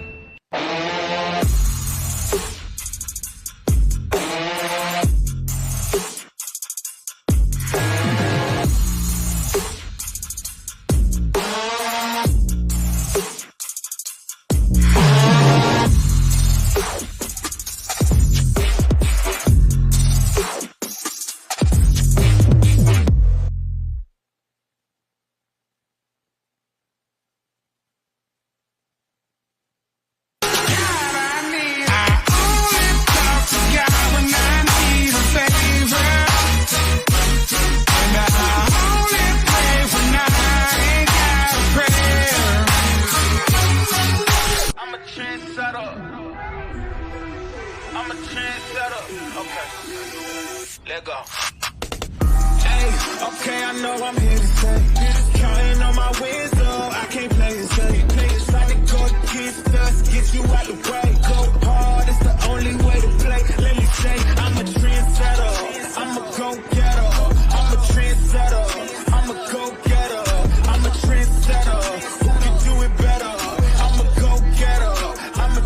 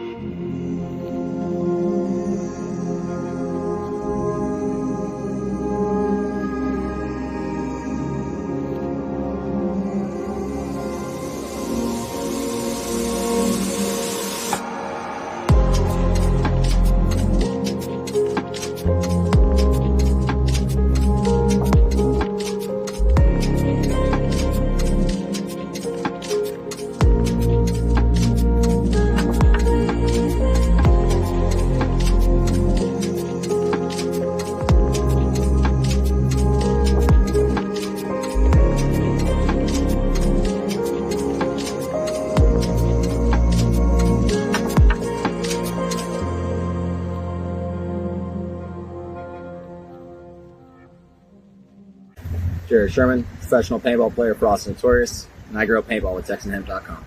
Look like you know your way around plants. Yeah, I'm a pretty good grower. What do you grow? Marijuana.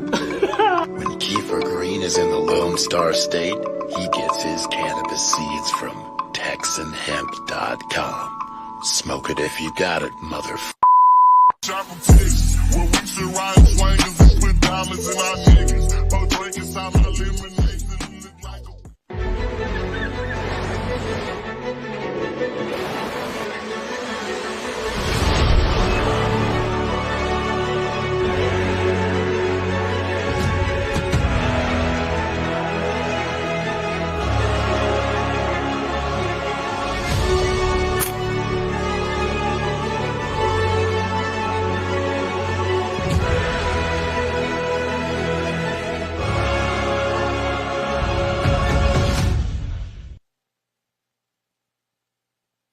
As a business owner, people depend on you to do what you do best.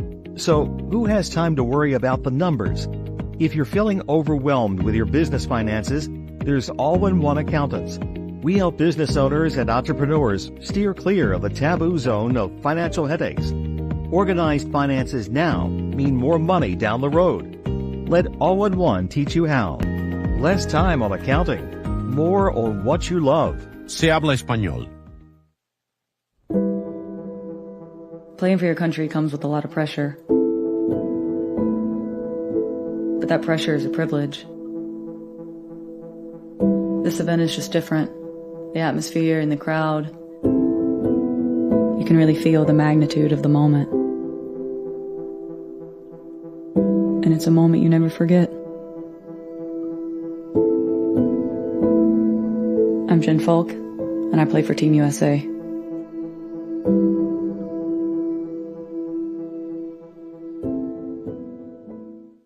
Step into the world of virtual reality paintball with Paintball Playground.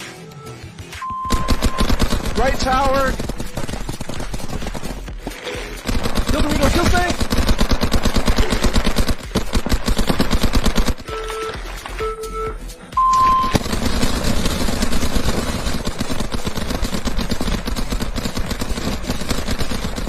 Join us on the field by searching Paintball Playground on the MetaQuest store or Steam VR. My name's Scott with Paintball Fit. I got the Hydra knee pad here.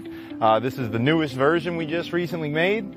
So it's still got all the same awesome things that we've had in the last couple versions. You got the compression sleeve that keeps it really tight on your knee so there's no sliding. It's also cut resistant. I got a little knife right here, a little blade. You can see, completely cut resistant. And the new thing that we just added was we added some gap here in the center. So we added another cut.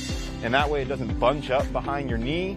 And it doesn't cause any issues with like irritation from there being too much material. We had some people mention that was an issue. So we went ahead and cut that hole in there. And they also fit a little bit more snug now as well. So with the separation of the two, it actually allows it to hold better on the bottom and the top part of your knee. And that center doesn't get in the way at all.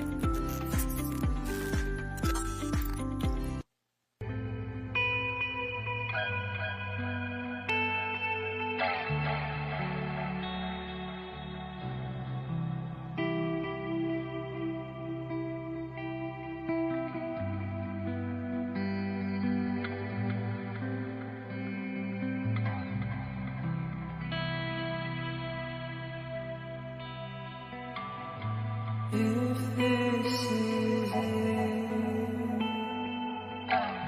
if this is all there is, I hope you live, I hope you live. If there's no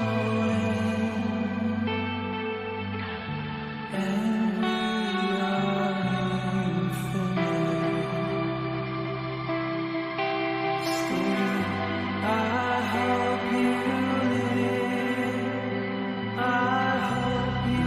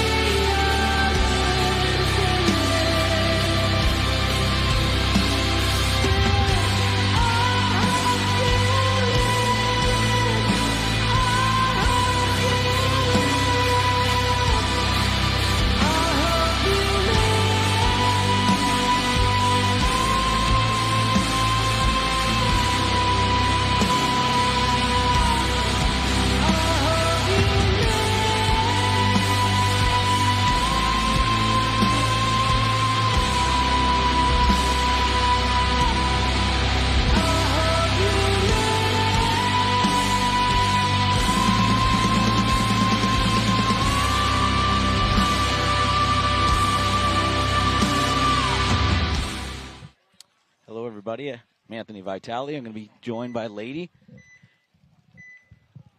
It's Rojas is her last name, but here we go. So, Lady, we'll just get you unmuted. Yeah, I'm sorry. My first time here. All right, so we have the Northern Lights on the right-hand side. Looks like Tiki Zohana is on the left side.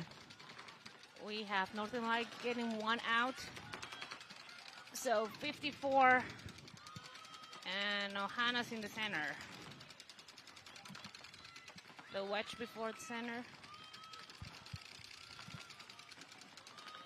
All right, we have Ohana coming up on the snake. They're on snake 4 and snake 1, making a move to the snake 50.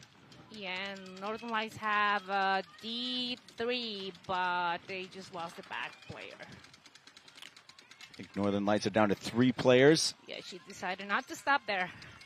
She's going to find her. She has a cross shot. Yep, she got her. Another elimination from Northern Lights on the D side by the snake player here. I don't know if this is Ariano. She's usually their first snake attacker with Kelly Watson behind her. Hey, don't ask me for names. I barely know my team names. I got you. I suck with names. This looks like Tess for Northern Lights here playing the snake 1. She got support in the center. She's got to pop the top here and try and shoot that Aztec. She's gonna go. Really good move here by Ariano coming on Northern Lights side of the field. Kelly Watson right behind her. Yeah, and just staying alive. So it's just pressure and staying alive. So that's a great move. And here comes the center. Looks like Kim is coming up the center and is now at the center 50 as well. And there's a minor, and that's it. She got shot like in the barrel, that part that you don't really see. Not saying that it's okay to get a penalty, but sometimes you just don't see them. First point's going to go to Ohana. The second part of this set is New Jersey High Rollers and Belladonna. Belladonna, the NXL Europe champion. WNXL Europe champion. So, Lady, got a few new players on Suricatos. How's everybody mixing in? Everything looks good, I think. So we knew Maria from 4. She played with Daniela. Yep, at the FEMS. Yep. And also we live close together, so we practice together, Maria and me. So it wasn't that new. Like we've been practicing for the last 5 months. Belladonna's on your right-hand side. New Jersey High Rollers are on your left. Double home for the Rollers and double home for the Belladonna. Both teams are in the snake. Oh, but they launched a home to the 50, and she made it. That's Taylor Hofer. She's going to take a walk. She was up the center. And another high roller player. I don't know if that's Bella that's coming off that D side. Yeah, they're still the home and the snake player, but they're going to meet here. I feel like Belladonna knows where the snake is at, but high rollers, Yeah, it not looks like sure. Paige is in here for high rollers, and she's going to have company in that bunker in a couple seconds here. Both sharing her snake 4. The first that shoots is going to give it away.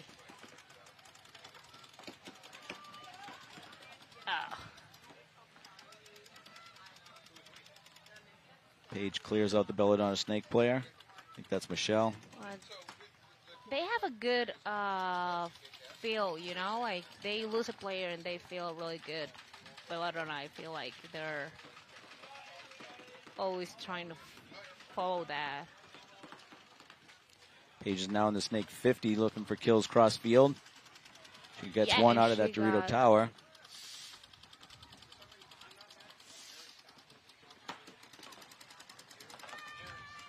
So Belladonna has 3 bodies left. Dorito side, Aztec, Snake 2, and Snake Corner. So we have a 32.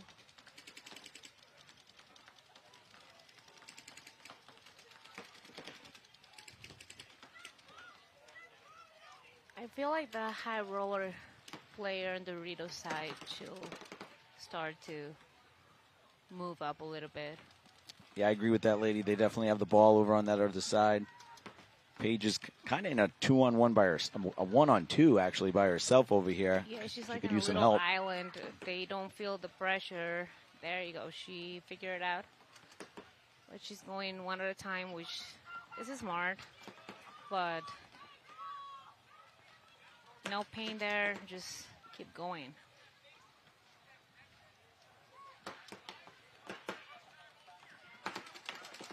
Another Oh, Belladonna player yeah. leaving on the D side and the snake corner, just leaving the snake 2. So 3-on-1. But and she made it. She needed that 1 kill on Paige right there. Yeah, she barely missed. Ow. That's going to be the last player for Belladonna eliminated.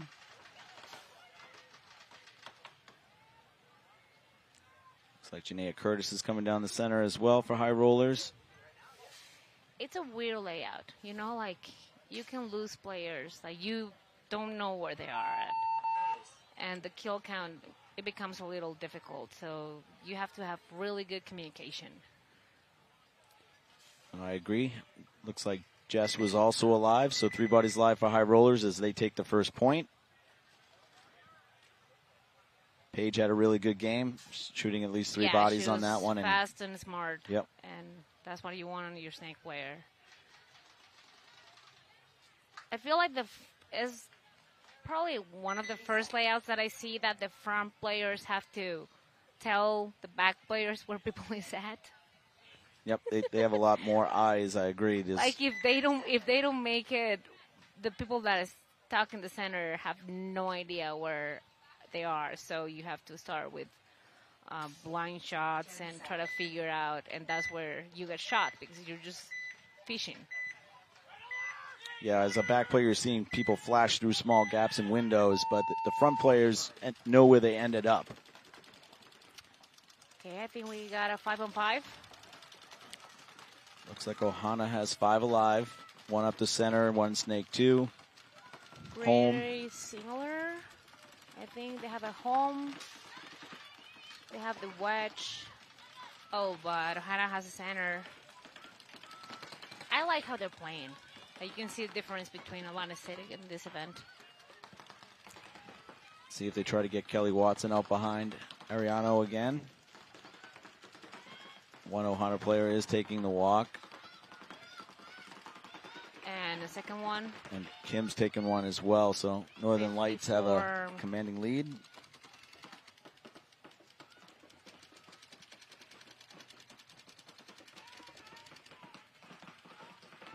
Oh, I think there's a Northern Light like in the Dorito 50. I saw someone walking over there. Yeah, Ariano sees that they're on their side of the Yeah. field.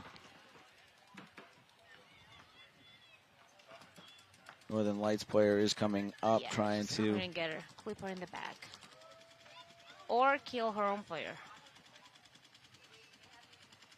No, Northern Light. Oh, wow. Bad timing for Northern Lights. I don't know if that's Kate or not. Well, she Ariano's was on looking her. that way. She was about to also shoot her own player.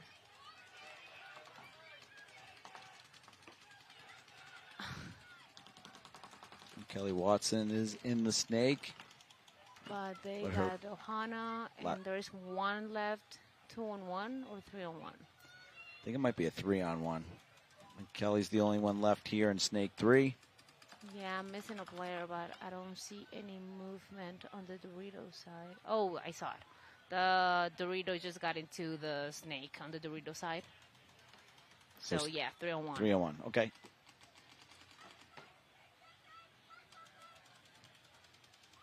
This looks pretty much like when you're inside the field, you see feet, and it's like, they're there. Yeah. Ohana's made great strides coming into this event. They really look like a different team.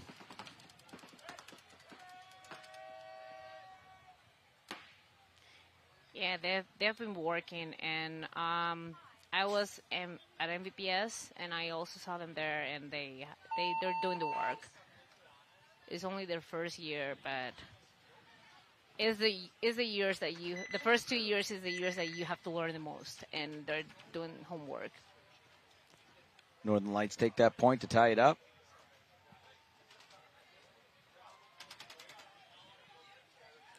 High Rollers will be on this side of the field and see what they brought out. Might be the same line. We got Veda, Taylor, Jess, Janaea, and Paige coming out for the High Rollers. 20 seconds.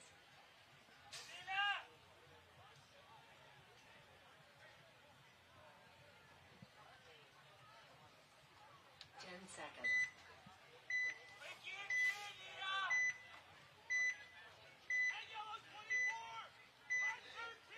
Yeah, looks like double home both sides. Yep. Oh, well, she opened faster. Belladonna got it out of there to the snake side. Looks like High 5 Rollers, alive. yeah, they got the 50.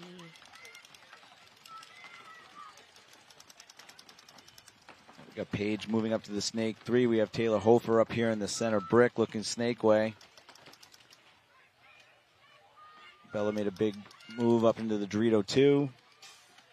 Janaea Curtis pumps out to this little Aztec, and Jess is following up Bella.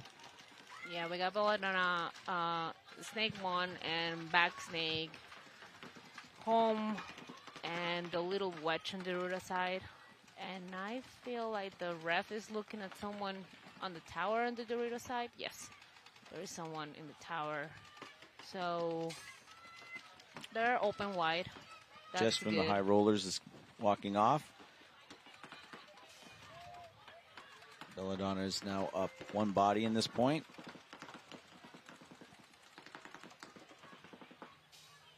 I mean, that 50 bunker is really good, but it's really hard to leave on. I was about to say that. I feel like I put bad energy on her, but it was Commentator it's hard. curse, yeah. Yeah, it was. No, I said it after she got shot, but I Okay. thought about it. Does it count? We'll let you go on that one. She's still on the. They still have bodies in the Snake 50 and the Dorito 50, so they're in good position. High Rollers. But just figure out the Dorito 50, move to Snake, look in that side, but you need to have eyes on 4 the on other 3. Snake player. She opened wide all the way to the Dorito corner. But Well, they haven't figured out where they are at. nice shot there by Paige, eliminating Belladonna out of the snake. She has the snake to herself now. And 3 on it's 3. I believe it's a 3 on. Oh, it looks like Bella's coming One. off as well. So it's 2 High Rollers and 2. Nope, make it 1 Belladonna as everybody's coming off in droves. So there's 1 Belladonna left on the Dorito side. Yeah. And Janaea Curtis and Paige are here. Coming down the snake side. Janaea seems to know where she's at.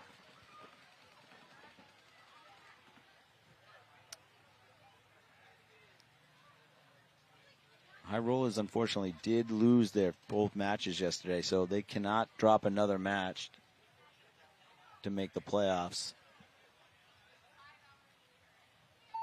Oh, did they? Concede. Point approved. I know nothing. Yes. You ask me about other divisions, and I might tell you what's going on the other side of the event. But Right. here, I'm just a player. All right, we're going to come back to Northern Lights. Tiki's Ohana. This one's tied up 1-1. Northern Lights will be on the right-hand side. Ohana on the left. Still plenty of time in both these matches in this set. This set is actually being brought to you by Team USA Paintball and the Paintball Combine. Coming off a successful 2024 season where we held all 5 golds again. Let's see if this Northern Lights player can slide in here and make the buzzer. It's 4 Nice. seconds. They do. All right. I feel like she tripped a little bit getting to the Aztec, but Northern Lights lost the snake corner. And Ohana is already up to the 50. just gonna stay there and trap them out of the snake. That's all you want, to keep people out of the snake.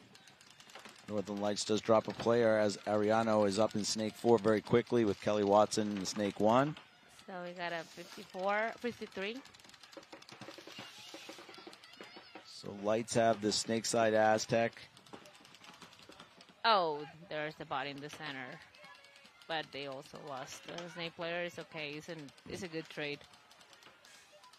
I don't feel that it was a trade, that she hit him in the back and someone else probably shot her cross field. But I'm not sure what we have on the Dorito side. And Ricky's plan's working pretty good for Ohana. He's been consistently pumping 2 people down this snake. So if they do lose their first attacker, Kelly's always been in position to move right back up the field. So we'll see if Northern Lights recognize that there was a second person in the snake, or if Kelly's going to get a free one looking inside.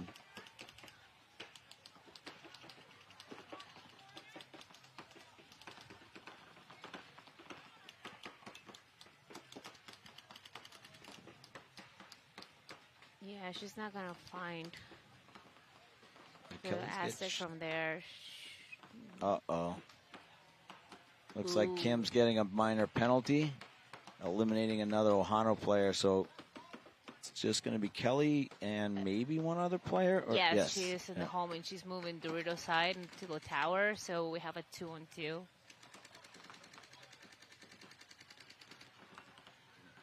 Good job, Kelly. But I feel like Ohana knows better where they are at. And Northern Lights, like, is just letting the snake coming to their side.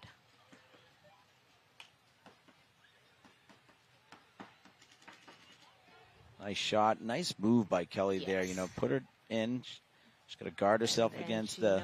There she goes. Yes, there you go. Just shoot her. Doesn't matter. That's a trade. Nope. But she's clean. Yeah. She's clean, and they pull out Really good that move there by Kelly 2-on-2. Watson, closing the game. She's been having a really good event. They're making sure that they're clean. You don't want to do all that and then have a bad point. Tiki Zohana goes up 2-1 over Northern Lights. How do you see it's game time remaining? You got to have really good vision and look in that yellow box. I have a really good vision, but I feel like, no. I was going to blame it on the sunglasses, but nope. No. White on faded yellow is a very hard contrast. Yeah, I can tell. But it's the color of World Cup. Yellow, gold. It's the championship. Blame it on the graphic team. 10 seconds. So Belladonna's now on the right, down 0-2 to the High Rollers on your left. This match right here has playoff implications, big time for both teams. Oh, a flag coming on Belladonna. Gonna get the snake player. They got the center, but they don't have presence in the snake. Belladonna trying to fill out to snake corner here after losing 2 people up their snake side. Okay, now they're spread a little bit. Their Dorito has to, I was about to say has to be smart, but she got shot. It is a thing, commentators curse. I always hear on the webcast, but never happened before. They conceded. They need the time. Yeah, it's a really good concession right there. Yeah. They were like good position, but they have 6 minutes. It's still a full match. So they just need to regroup and think. Didn't give much time for Northern Lights and Tiki Zohana as they're both kind of rushing back out to the box here. I think Belladonna went 1-1 yesterday. Which team? I'm sorry. Belladonna. They win 1-1. I believe they did, yes. So your division's going to be a rough one. Someone's going to be definitely on the bubble looking out. Yes. Between you guys, Belladonna, High Rollers. I remember seeing the scores last night, and Belladonna was 1-1. I don't remember I'm guessing because we already played. Like Belladonna is in our future, so I was maybe looking at them. Okay, they are 5-on-5. Everyone may get alive, made alive. Ohana is in the snake. Yes, and they keep coming to the center. That's working for them, so. Kim is back up the center brick on the snake side. Yeah, the helm's looking snake, so the temple is trying to look Dorito side. Ariano's getting a break on this one here. The snake one was getting a check, and she got a minor. So. This looks like Jillian that's in the snake now. We have 3 Ohana players, and I feel like we have all the 5 of Northern Lights.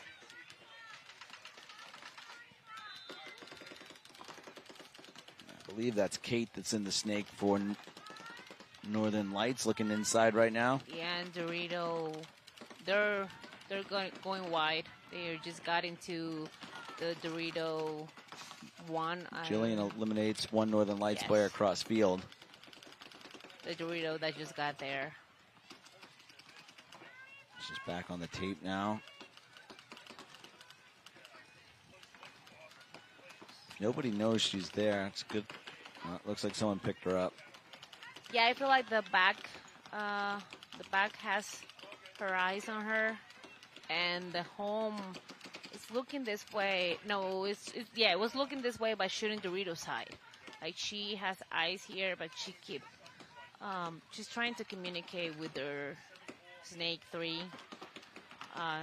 She just switched markers because I think that this is the back snake. Home and snake 3 are in for Northern Lights.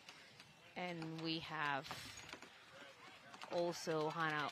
Oh, and there's nice a Dorito move by too, Northern Lights right here moving. to come in and shoot Jillian. So 4-on-2. And they are in a really bad position. So spread it down the field. It's about. Kate trying to bully her way down the snake here. She's successful doing that against Kim. It's just a wedge player down there, ref checking, making sure that she didn't got anything. That's going to be a penalty. And she had it, but she did shoot someone. It looks like they're only pulling a minor. He was checking on her, but he didn't caught it on time, Yep. and then saw it when she stepped up. But they have enough players to cover that, so it's going to be a point. Northern Lights coming back and tying it up 2-2. This is a really good match we're watching here, lady. Yeah, I like it. I like your vision. The left side is a little hard to watch because, like, this tower is covering me. Yeah, we don't have the best view from here. We got the center of the field and the snake. Based on the same little flashes that the back players see, we're seeing them from over here on the Dorito side, and we're kind of making some educated guesses on where they are. Yeah, we have to be like we're playing, like watching the refs where they're looking at. Trying to guess if he's trying to trick you or not, because sometimes they trick you. They look down a spot and you're like, I don't think it's there. I never saw anyone going there. Yep. So it's the third team that you're playing in the field, trying to guess. You definitely need to be careful and don't always use the referees to your advantage, or it could come back to haunt you. Yeah, like, I understand, like that happened there. Like, sometimes you see a little something, but you are checking. I feel like they're doing a good job, like, just making sure that they are actually double checking everything, and not just like, oh, I don't see it from here. No, like, they're going in and they're checking the players. Because it's really blind, like, from the middle. Referees just putting a little air in some bunkers here. 10 seconds to the point. Belladonna has time, but they cannot afford to lose another point in this match to have a chance to come back and tie. Looks like Sobe Glass is in the center there. They have 6 minutes still, I think. Oh, no, 8. 8:13. They have plenty of time. Plenty of time, yep. They just looks like need to Veda is in the start snake getting here. there, and they lost a player. So we have 5-on-3 on the roller side.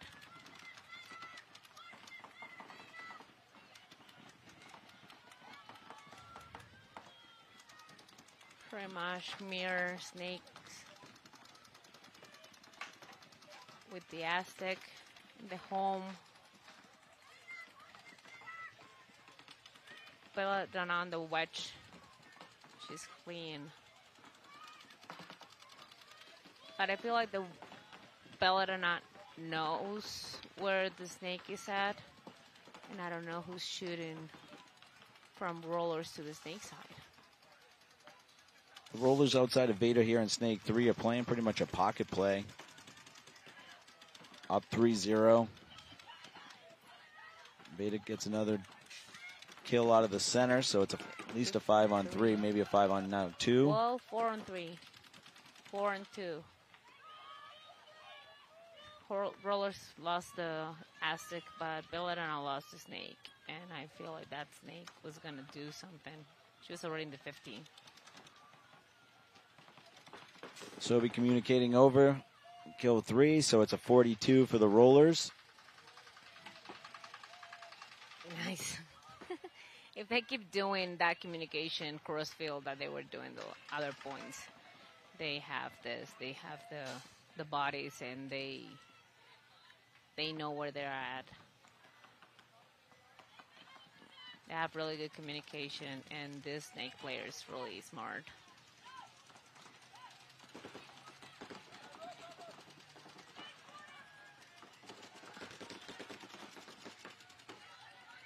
Veda gets another elimination out from the tower over there on the D side, so it's a 4-on-1. They got the snake corner, and they conceded again. They're going to go for the next point, trying to not get mercied so they can keep playing those last, maybe what, like 7 minutes, 6 something? High Rollers doing what they need to do with the 2 losses yesterday. They need 2 big wins today, and they're on way to get one right here. I really thought that match would be a lot closer. Yeah, I feel like the beginning it's close, and then things happen, and if one team has better communication and figure things out first, it's gonna be best. Like I said, I feel like you're blind when you're inside the field, so you need your team to be talking to you. Yeah, you need that connection between everybody on the field to really get a big picture of where everybody is. Northern Lights coming out on the right-hand side, kind of matched with Ohana. They're both pushed up the center. Yes, and we have 5-on-5. Ariano's back in, and she's crawling her way to Snake 4. Yes, she's the one that can shoot her. She's passing by it, but stop. Yes, Northern Lights players, right, 1, she's tall, and 2, coming around that particular Snake 4 into the 50 is very hard to do when they're in that snake brick. Yeah, that Snake 4 has all the shots from the center. Like, everyone that is on the center is going to have you, especially a player that tall. So when you see your snake player come up out of the snake 50, you need to know there's only one person that can actually do that. And Kim needs to get a little active in there, or Kelly's just going to run right into the same gun. Yes. And it's really hard for the snake trying to, get out of there and try to fight that. Oh. This is going to get ugly for Ohana. That was a good move. Very good move by the Northern Light player coming through the center. Capping off a 3-pack. And now they have a clean snake. to go all the way down. They have the home, but when you're in that pocket, it's really hard to leave for a long time. If this snake goes wide, they're trapped. I believe that was Marie that made that move that came through the center.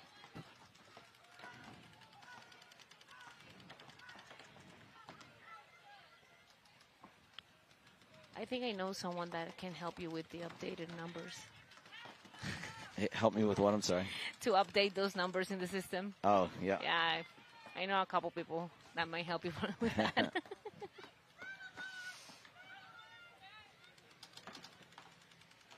So Northern Lights is in commanding lead right here in this particular point. They have the snake to themselves once they realize that. I don't know if this is Kate. No, doesn't look like her. And can't find the other player. I'm sure they have at least 3, but I thought it was 4 on 2. Is it 3 on 2? I think this is Erin Clara that's in the snake potentially here. Oh, she is on the break on the Doritos side. She's watching Doritos. And then we have the home for Tiki's.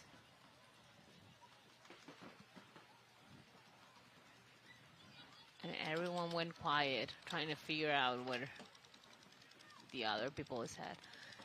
It gave it time to Tiki's to try to regroup. Like, you have to use the momentum when someone does that move. No, I agree. When the move here to break this game over is just to go continue down the snake. Yeah.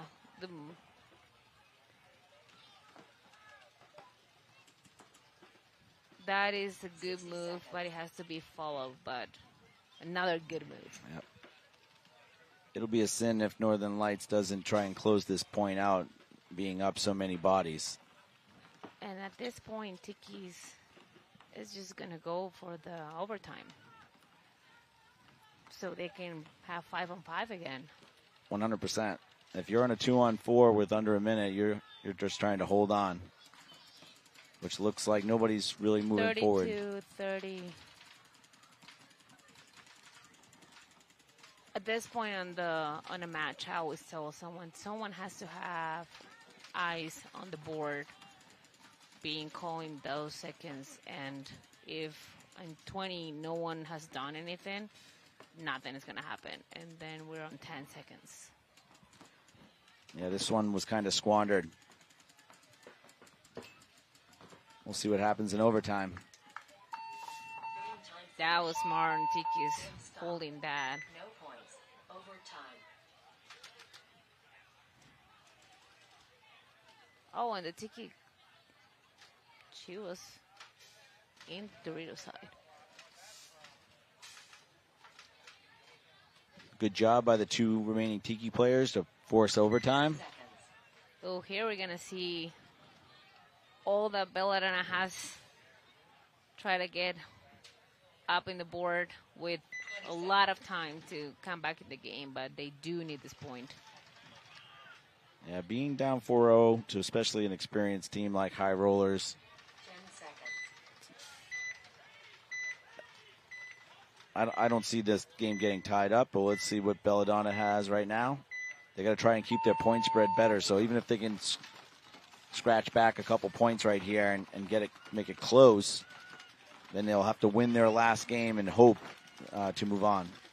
Well, so far they managed to make it clean. It's 5 on 5. And First play to drop is a Belladonna Dorado corner. that was on me. I'm sorry.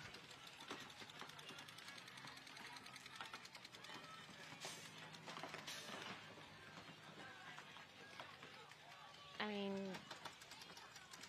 the snake player on the High Rollers is doing damage. They need to clear this side to get back in the game. She's tall and she's tried to shoot the home. But she left. Rollers is just waiting with their guns up to see where the moves are coming from. And that's all you have to do. You're 4-0. They have to come. You would think.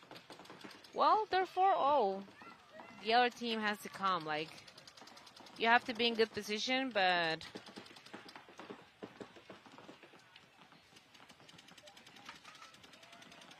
Nice inside wrap right there, eliminating one of the roller players. yes, that tower on the Dorito side is hard to leave on.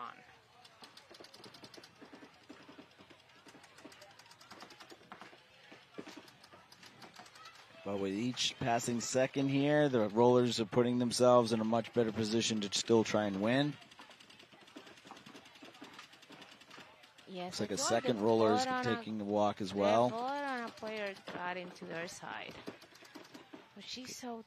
She's tall. She She's can look right tall. over that wedge.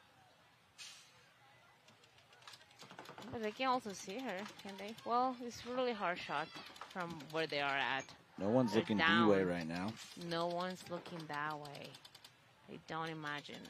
I just hope the shadow doesn't get her. Sun is going that way. Belladonna's launching right now. Oh my god. She can leave bodies alive and just hang. Oh, a major on somebody. Belladonna. On the rollers. No. They're looking for Belladonna players. Oh, it was 2 majors?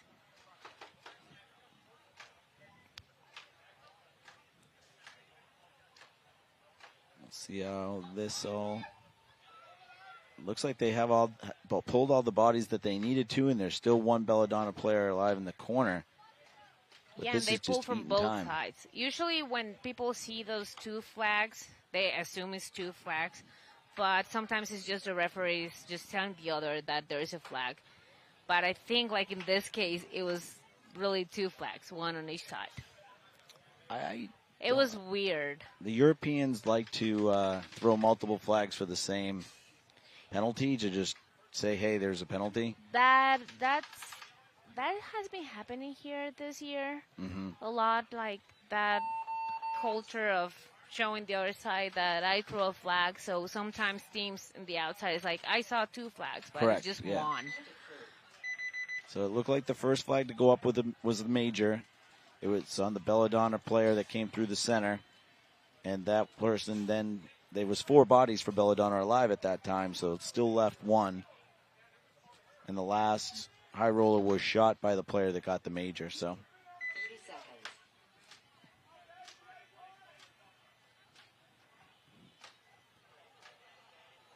So that's going to bring that one to 4-1 with not much time left.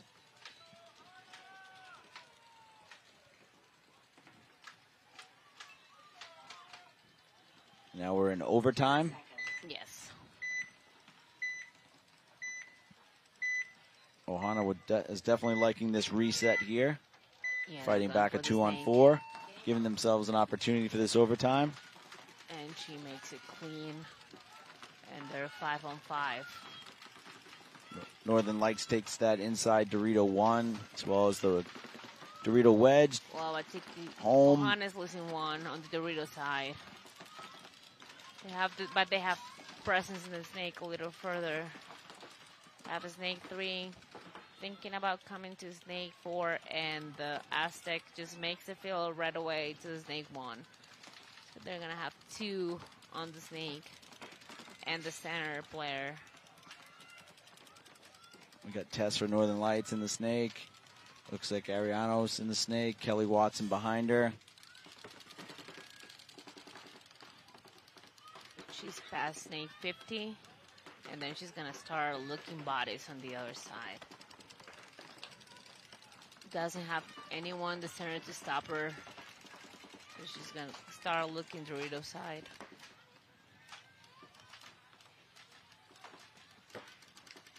She can kind of back up and potentially shoot home.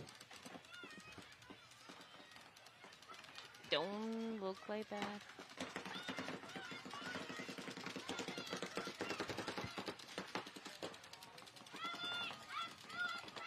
she's communicating that she has the snake right there. But there's 3 guns looking this way.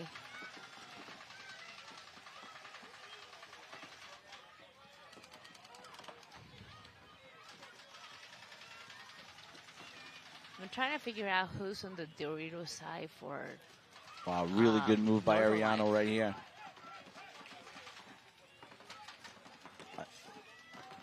She got hit on the top of her pod right before by the home player. That's where it helps to be almost 6 feet or whatever, however tall the home player for Northern Lights is.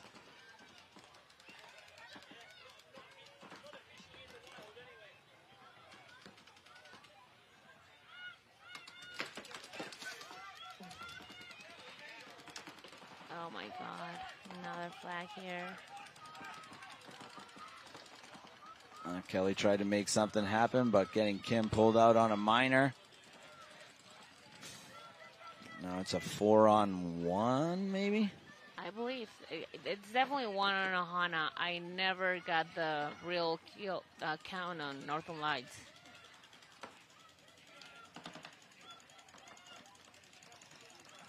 We have test now on Ohana's side of the yeah, field. I see the Northern Light player now going to Dorito 2. That was the player like that I was looking for. And she goes all around. Tell her that it's clean. Oh, it was 5-on-1. I see the other player there now. Very good point there by Northern Storm. Putting the exclamation point on the win over Ohana in overtime. We're going to come back to this high roller as Belladonna, where Belladonna scored the last point.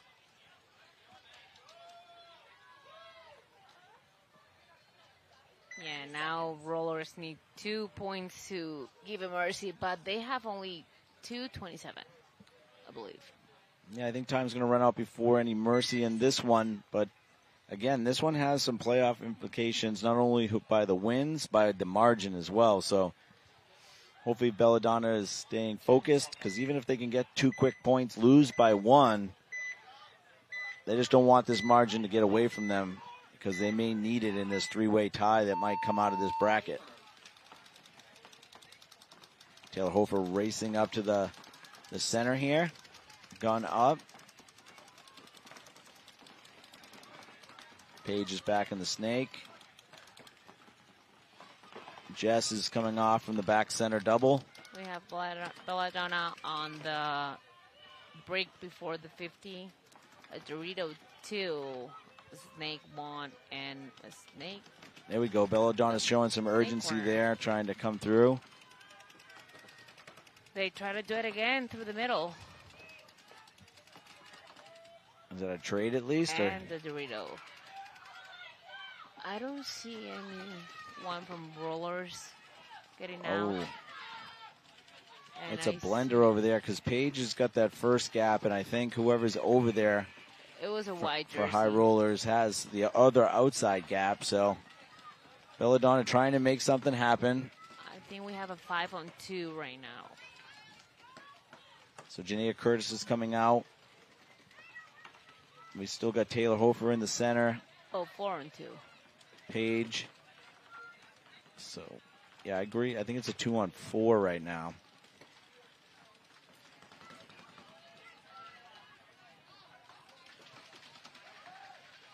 Taylor Hofer takes the walk. There's another high roller over in the Dorito. And the Belladonna player is going all the way to the Dorito corner. It's going to be a 3-on-1 now for high rollers. I think they're going to try and get the point, which I think is a smart move. Yeah, at this point, you just want to put some points there. Yeah. You need good shot by Paige there. She's going to race in and see if she can put another point on the board. Our bracket has 6. She's looking around. Can't see. Just hit the button. There we go. Yeah, our bracket has 6 teams, so That could be a big point later on. So good job, Rollers, bringing it up to 5-1 and getting that 4-point spread back. There can't be a lot of time left in this game. I think it was like 27. Yep, 27 seconds. Now I think you'll see High Rollers just put the hard hold on. Go into their last match knowing they just have to win, potentially win big, but they'll have a lot more information going into the last match and know exactly what they need to do. Tomorrow's going to be fun. It's going to be everyone playing with what happened here and what happened there. And for those that are actually at the venue, the WNXL will be having an autograph session at 11 a.m. tomorrow out in front of registration. Then we're going to have a Team USA ceremony at noontime on the pro field, the men's pro field. And then we'll have a bunch of WNXL action in the afternoon back here on the premier field. So a lot of things going on here at the event. Again, this set is brought to you by Team USA Paintball and the Paintball Combine. If you're interested in getting the opportunity to play for your country, it all starts with the Combine. You can go to paintballcombine.com and check it out. And it has all the information. Have you played for your country, lady? I have. I played 2018 in the Panama event. Nice. We got second. USA beat us. Yeah. We typically have a strong squad, so it is tough. We no, it was a strong squad, and we only have 5 players. USA had 10. Yep. So that also, like, 100-degree weather, the war of humidity, attrition, and everything. It was bad. But no, they won us for the square.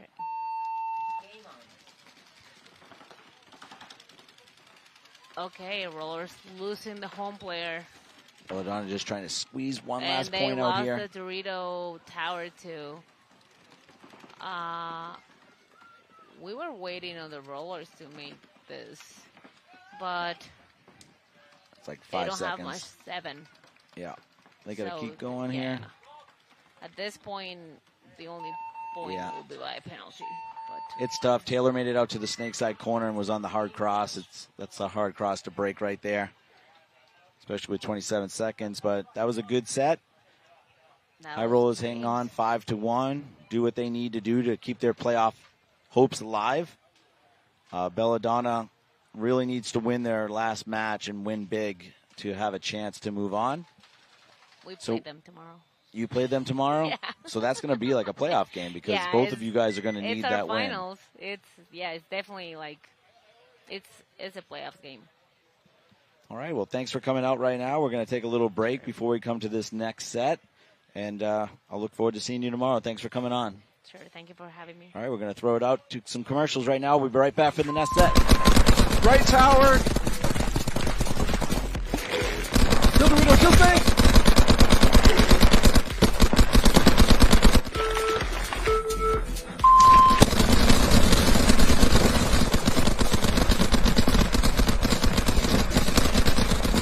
Join us on the field by searching Paintball Playground on the MetaQuest store or Steam VR. Step into the world of virtual reality paintball with Paintball Playground. Right tower.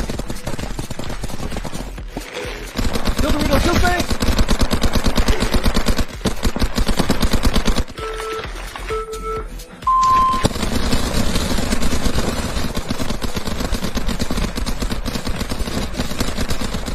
Join us on the field by searching Paintball Playground on the MetaQuest store or Steam VR.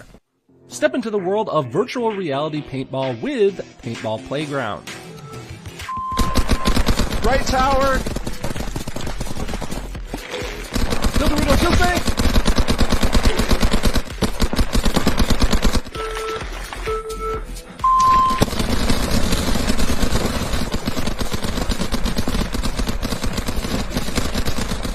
Join us on the field by searching Paintball Playground on the MetaQuest store or Steam VR. Step into the world of virtual reality paintball with Paintball Playground. Right tower. Kill Dorito, kill Snake.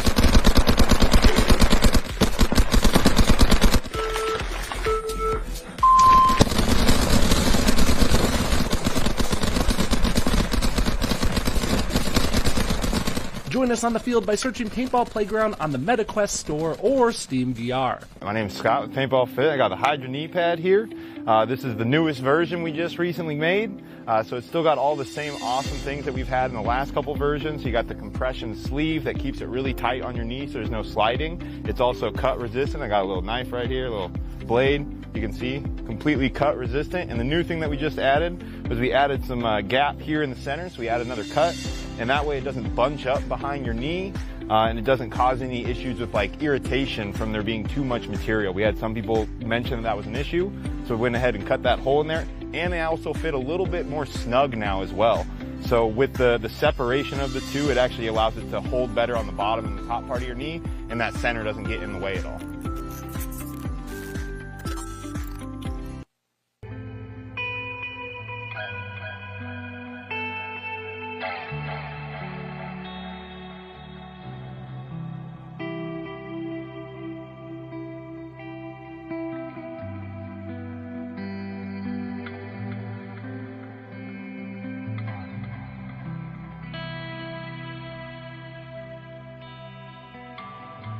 If this is it, if this is all there is, I hope you live, I hope you live. If there's no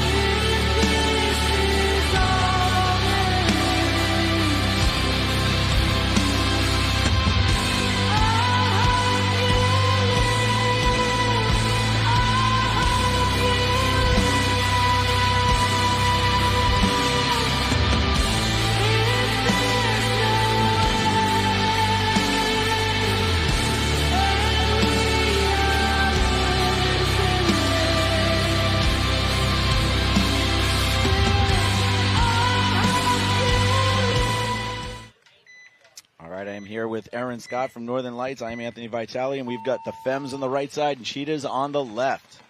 Femmes making it to Snake off the break. One body lost already for the Cheetahs. Looked like at a back center there. Still another body, though. This looks like Roxy here for the Femmes up in the Snake 3 and is eliminated. Nice. I think it's 44 right now. Oh, another body dropping for Cheetahs.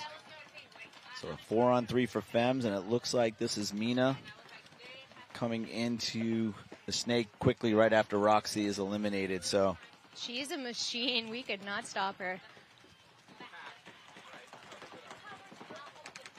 Good field spread for both teams, though. Looks like Andrea Martinez is in that Aztec on the Dorito side. And Tammy Adamson, I believe, is in the back center can. Lauren Weeks looks to be in the center can. Oh. That Mina Dorito tower clipped the Femme Snake player.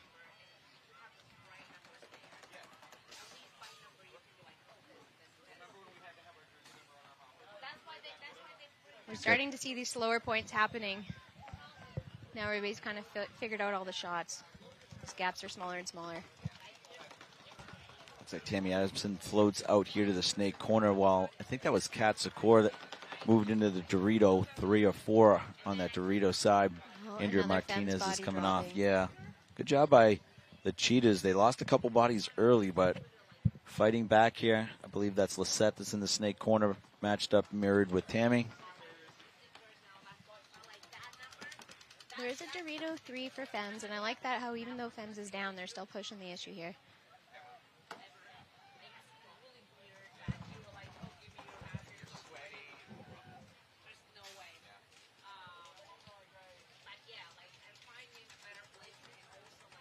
Tammy's probing here from the Snake side temple.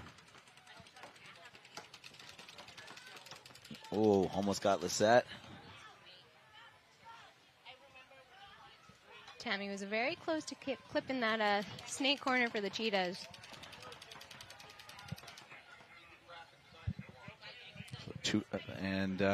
That I think that's actually was Mercedes that was on that Dorito side. She's eliminated, so it's a 3-on-1 right now for Tammy, and she's just going to move forward, try to make something happen, make it easy on I her don't think coach. she saw the Dorito push, though. I don't think they saw where she went either. She can get a free one.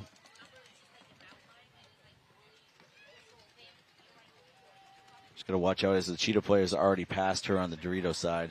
They don't know where Tammy is.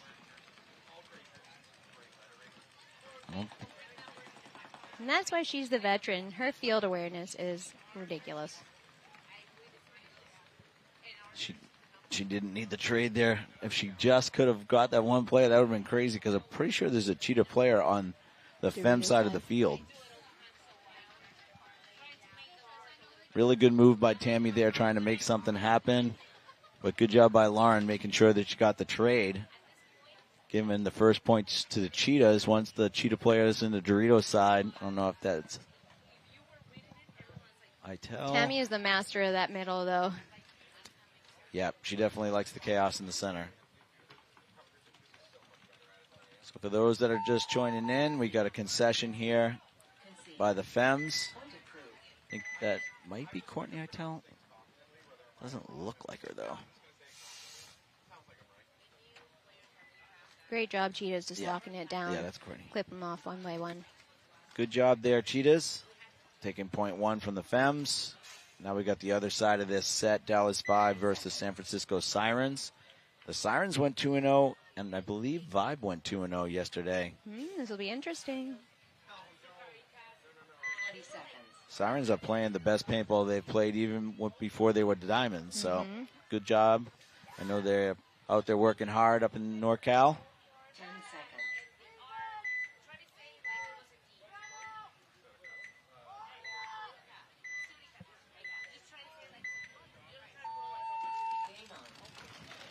This match here could actually see who's going to get the bye in this bracket.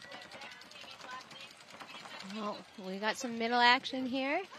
Yeah, we got Audrey for the Sirens, and then I think this is young Hadley Korsman for Vibe. Meanwhile, we've got Angie coming up here to Snake 3 for Vibe. I think that's Lexi for the Sirens that's trying to get in. She does in Snake 1. A Vibe player's coming off the Dorito side. Doesn't look like Corinne.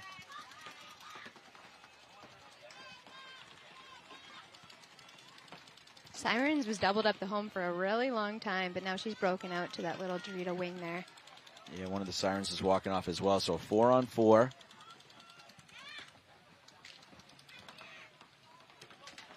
Hadley trying to wait for them. Oh, a bad death out of that back center. I think that's Allison that's coming out. So now it's a 4-on-3 for Vibe.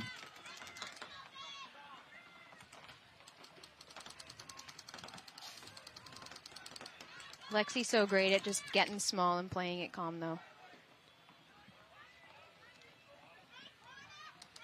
Yeah, Hadley for a few short years of playing is doing a really good job being patient here and just watching that lane, just not allowing Lexi to come around Snake 2.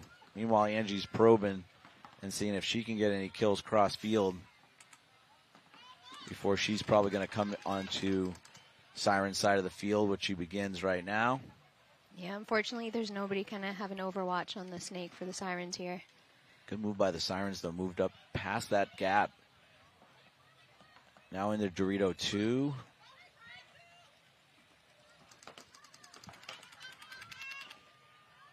Angie knows someone's in that middle wedge now because Audrey's pushing on it pretty good. Now she's posted on that. But also the Dorito side for Vibe looks like they know where Audrey is too. Nice bump by the Sirens there up into the Dorito 4. Machida's now on Siren's side of the Snake. Big kill right there, Ooh. eliminating Audrey out of the center. Big loss. These two Sirens just need to cross it up and play super small. Good call by whoever moved Hadley's gun over on the Dorito side. Mm-hmm. Because now they eliminate that Dorito threat, and we have a concession. Real good team paintball out of Vibe. I didn't expect anything different.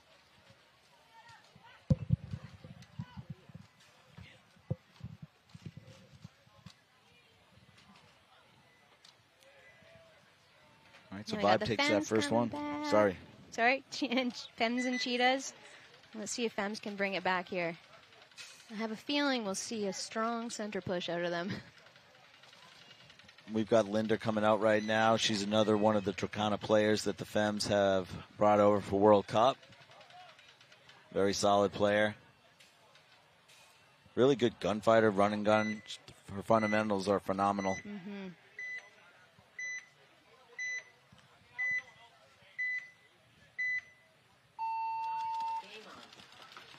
Double stack by the Cheaters in the home. Looks like Nicole Gates.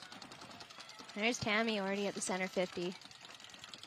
Good job, Tammy, getting up there very quickly and early. Now you can really set the trap if they didn't see it. Unfortunately, Roxy's taking the walk. Oof, tough Good loss. shooting there. I don't know if that's Nicole shooting this way, which it looks like it was. That Dorito corner for Cheetahs is getting real small, though. Casey Oh, Erbs they here picked up Tammy. in the center here. I'm sorry, in the snake 3.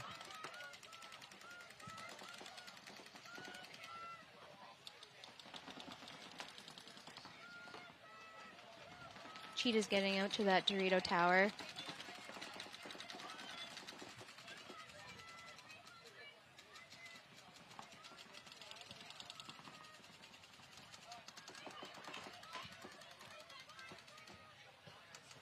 Cheetah's in real good position now, filling out to the corner as well.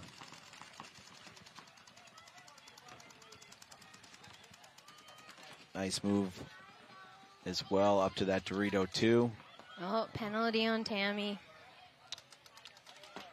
You're probably going to see a concession. I think it's a 4-on-1. So there should only be 3 left here from, or sorry, 2 from the Femmes. See Mercedes coming off as well. I would concede if I was the Femmes. Yeah. They're going to We need just lost the a time. Dorito player too. 1 left for the Femmes. I don't think she knows. Yeah, I think all 5 are alive, right, for Cheetahs? Casey's so. probing right now, wrapping around the snake, just being careful. Real solid point there by the Cheetahs. Can't Just point some at any good- mistakes there. Nope, good controlled paintball. They will wait for you to make a mistake. Good shooting off the break. I'm assuming it was Nicole shooting off the break. She was the one in the home shooting snake and got Roxy on the way in the head. Which is pretty amazing because Roxy's fast. Yeah, and she's low. So, yeah, you're not going to get her too many times out of 10. Man, all the women are low. You practice against the guys and you come here and you have to really adjust your Yeah. legs down. All right, we got Vibe on one side and on the right here, and then Sirens are on the left. See if Sirens can come back from that first point deficit.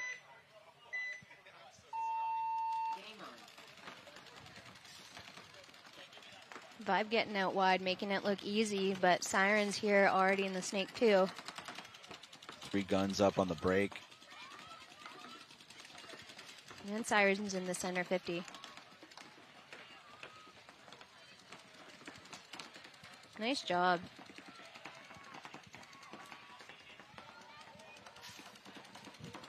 See how far Vibe went out on the Dorito side. Maybe that tall tower. Definitely better positioning here for Sirens with they're in that first kind of center wing and they got the 50 brick and they're in snake 3. Angie is matching that now, but she's dealing with This some poor pain. Vibe snake player. All she can do is get small and pray. Let's see if they swing. JC comes out now behind Angie on the snake side here. See if Vibe adjusts and push that Dorito side. Because you've got Audrey in the first wedge And then I don't know if this is Webb that's in this center brick. But, yeah, they're both guns are snake way, so Dorito has the ball. Audrey switches as I say that. Yeah, because Vibe does have a Dorito too. The back center. Really good job there by Angie, crawling so low that she got underneath the center's paint and is going to have I a honestly didn't think that was right here. possible. Comes in a snap nasty.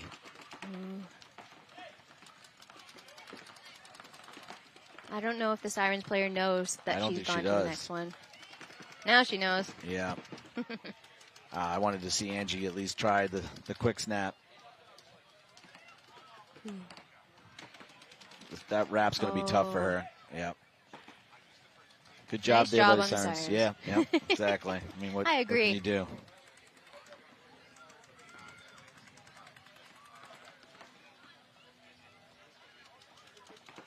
Let's see if JC's going to try and fill this, or they're going to slow play this from the back. But you've got Vibe with at least 3 across the back, and I think Yeah. they have Dorito 2. And they filled out to Dorito corner now. Another Sirens coming off, though, from that Dorito side. Ooh. I feel like Sirens still have the ball here, though. On our side, I agree. Yeah, we got to see if they can move down the snake here, which they start doing, and then Nice fill. and then they fill snake 1 as well. So We practiced against the Sirens, and they had a really, really strong snake presence. I don't see Scout here this event, so that hurts a little bit for them not having her.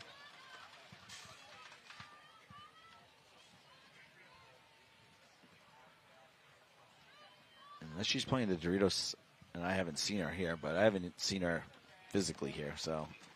It's so hard to see cross field, even when you're playing. You're kind of, a lot of guessing's happening.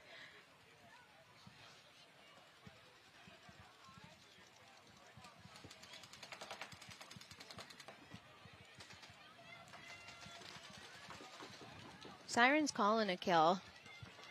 Dorito 2. This is Jamie Sanroman here in the snake right now. Looks like Allison's behind her. I'd feel safe if I had Allison behind me. Yeah, let's see if she can get on their side of the field. JC's playing cross right now, so it's really just the home. I don't know if it might be Michaela in the home. Oh, they get the Dorito. That home's been really quiet for Vibe, so I'm not sure that they actually know that she's there. That was a bad death there by Allison. Another bad one. Turns out they didn't know she was there. Yeah. I do believe that's Michaela Wilkins that got at least one of those kills, and I think JC might have got one down the line. So quickly tides turn, and it's at least a 2-on-2. I see 2 Sirens crossed up in the middle wedges. And then we got Michaela and JC working the snake side.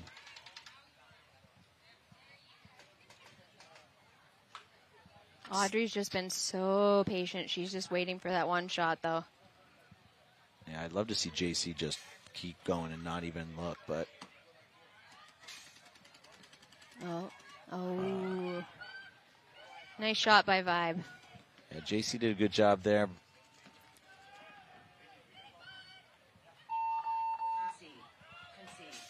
Wow, way to go, Vibe, on turning the tables there. It was not looking good for a bit.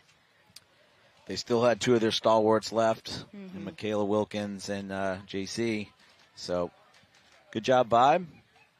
Hopefully Sirens can turn it around a little bit because they started that point off in the driver's seat. Yep. 30 seconds. Good effort, though. Cheetahs and Femmes. Femmes are now on your right-hand side. Cheetahs on the left. Cheetahs are up 2-0. I believe Femmes are 1-1 right now. And I believe I think they can bring it back. A 2-0. 10 seconds.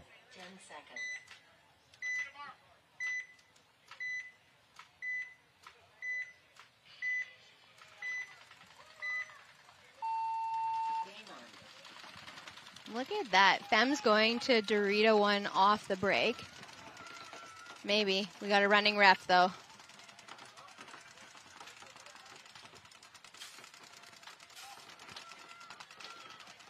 So they got Roxy in the corner. It looks like Mina is in this little Aztec. Losing that Dorito 1 runner from Fems. Looked like Mercedes probably.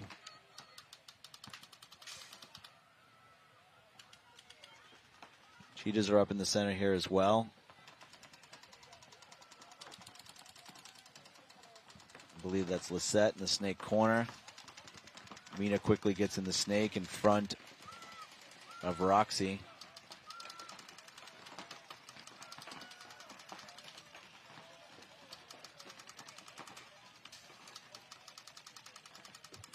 I'd love to see Fems just push it here. When they're aggressive, they win. Yeah, a lot of their wins and their point wins come out of chaos created, so they're going to need to get up in there.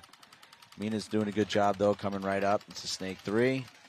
Andrea Martinez coming up the center.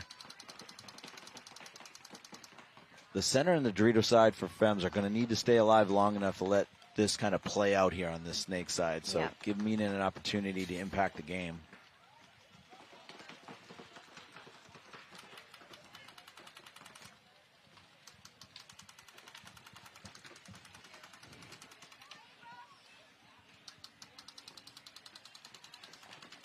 I think Fems might have a Dorito tower, but I can't see where their 4th body is.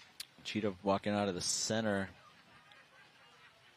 I don't know which Cheetah that is, number 20. That's Danielle Zybron coming out of the center for Cheetahs. I want to thank her for supporting this webcast with her spa.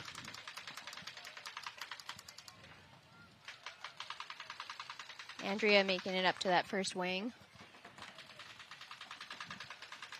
2 in snake for Fems now, but Cheetahs have also made their way into snake 2. Mina doing a good job getting to the snake 50. Andrea is up in that 50 brick on the Dorito side. Roxy following her up. Lisette has made her way up to the snake 3. See who can win this snap battle here.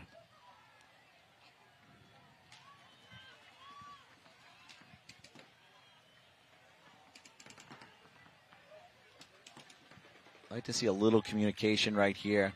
There we go. Mina's trying to talk. Andrea launches. She eliminates one player. Nice. So they trade. Still a home for Cheetahs. The snake 3. I believe it's a 3-on-2 for the Fems right now. I don't know if that's Lauren Weeks that's in that little mini W, but a good launch here by Lisette. I think so. Yep. Almost made it happen, but that was definitely got Mina clean. Great field awareness by Barnes. You sleep on her, you're dead. So it is going to be a 2-on-1 with Lauren and... Oh, wow. No, another Fen came off. I think Lauren's still alive. It might be a 1-on-1 with Roxy. Yep, it is. There you go. I think that's Lauren in the Dorito side tower. I think I'd rather have Lauren's positioning here. Yeah, if Roxy may want to get on her belly and try to take that temple that's right in front of her, jump the beam, get into a fighting position, like a fighting bunker. Or just try to get behind her period fast, but then you lose sight of her. There you go.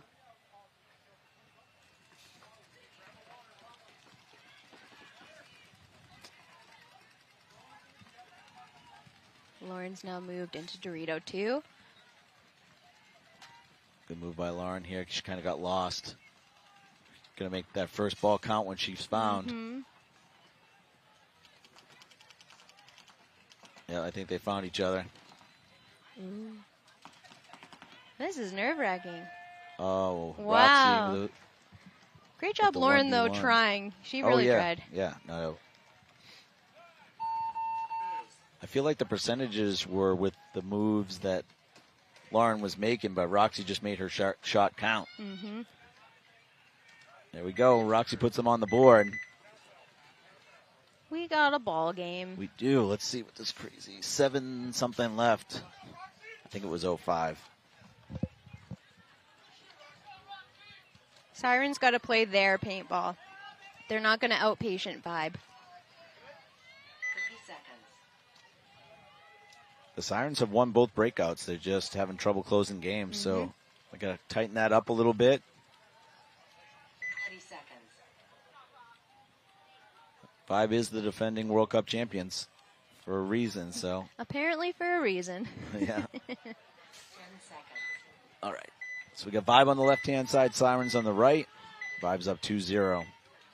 Plenty of time on the clock. I think we got a snake off break for Sirens. Nope, pulling up short.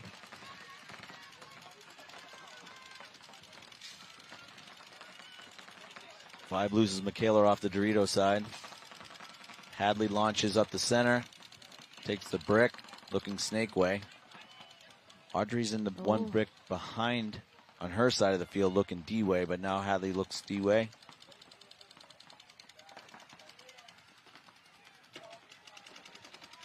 Good bump right there, but I think that's Allison that went into that Aztec as Lexi makes her way down snake 2. Losing one for Sirens off the Dorito side. I think this is JC in the snake corner with Angie in snake 2. So it's a 4-on-4 now. There's Lexi pushing up the snake. Oh, and Vibe is answering.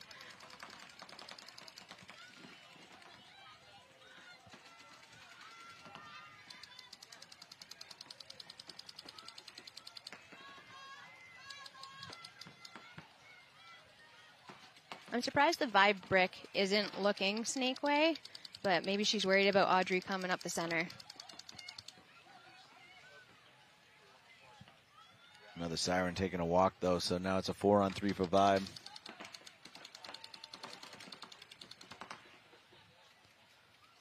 Looks like Allison fills over to snake 1.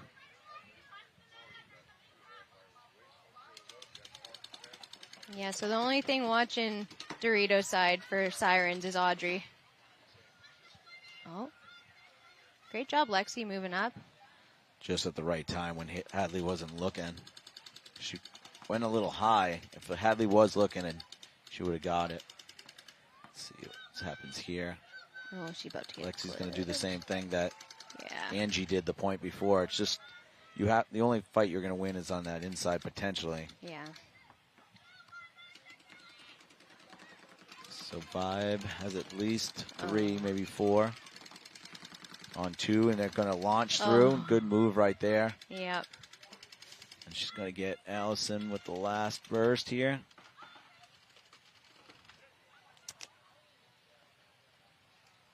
She took one with her. I respect it. Hadley's going to wonder how I missed her when she looks back on that one, because there wasn't a whole lot between her and Allison's body. No. Good move, though. You can't teach those things. Those are instincts, and she's got them.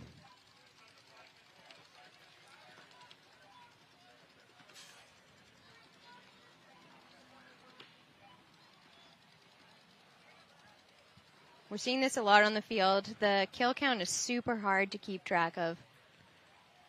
Yeah, the Sirens should be conceding here, though.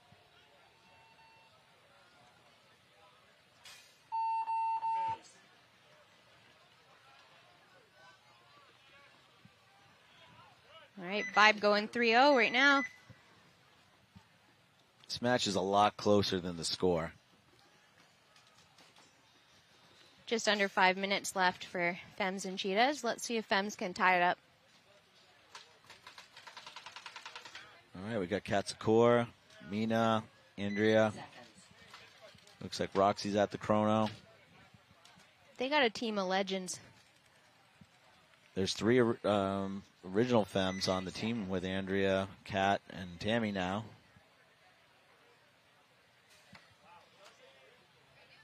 All right, so Tammy's the 5th with Roxy here. See what the Cheetahs got. Nicole.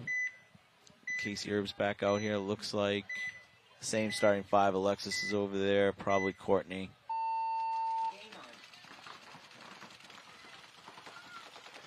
Cheetahs making it to D1 off the break. Casey's in the snake off the break. And Tammy launches. If Tammy can be patient right here and get just one kill and get either Roxy or Mina up here. Mina's been playing on the delay.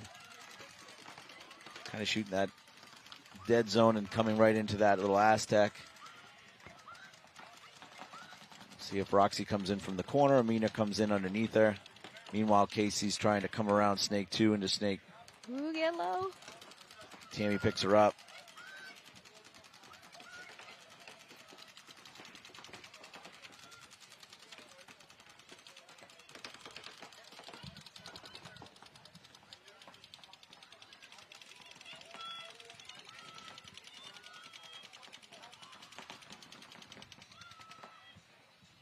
Lisette's popping out to snake corner.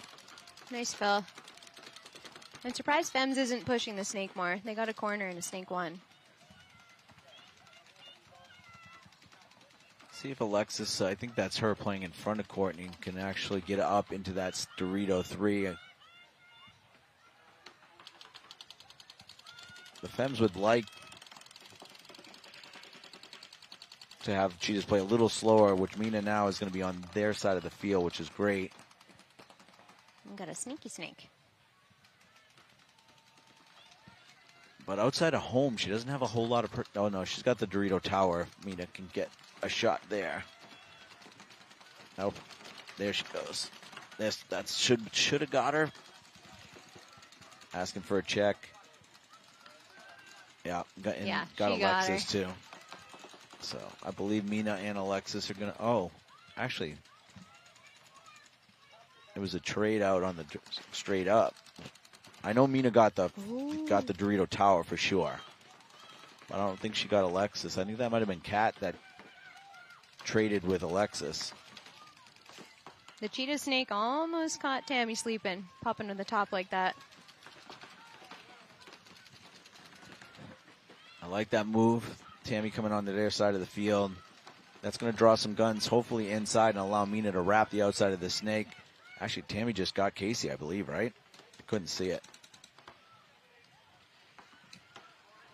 She's in there somewhere. There's Tammy at their wedge. Good job by Tammy, blocking people out, making the eliminations, not throwing her body away. Mina can go all the way down now because Tammy has turned all guns inside, so the tape is free. Lisette's really hugging that bunker, pushing back into it.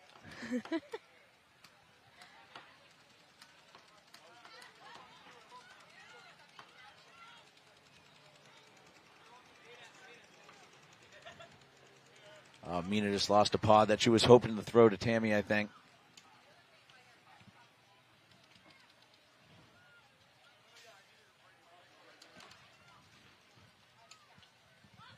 See how much time's left. Roxy's just trying to draw a gun.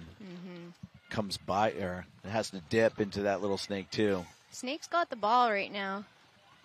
Yeah, Roxy needs to crawl all the way down to that edge, but the problem is that if Lisette looks like Roxy right here, this is the move, and then launch and go get her once you get to that brick. Just launch and go get Lisette. Them's just throwing pods at each other. Amazing. Oh, no. Roxy took one more shot than she needed to take there. Mina's still going to be alive, I believe, though. She knows you see a flag go, you run. Yeah. It was a good move by Roxy, but she didn't need to squeeze that trigger one too many times. Sometimes you get a little excited. I agree. And it's hard digging people out, especially Nicole and Lisette. I mean, they're going to make sure that you're in it if you're coming through.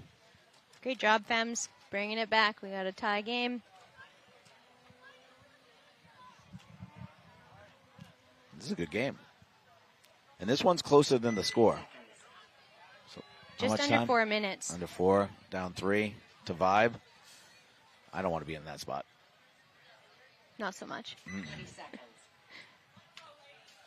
It's possible. Stranger things have happened, but they really gotta go.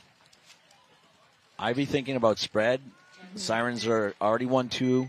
Yeah. If they can even just get close, get within 1 or 2, don't let Vibe get another 2 points or something and Yeah, make the spread crazy. And you'll make the playoffs. If you can just keep the spread here good, win your last match, you're good to go. Sirens Two lose Sirens 2. players walking. Not what you want.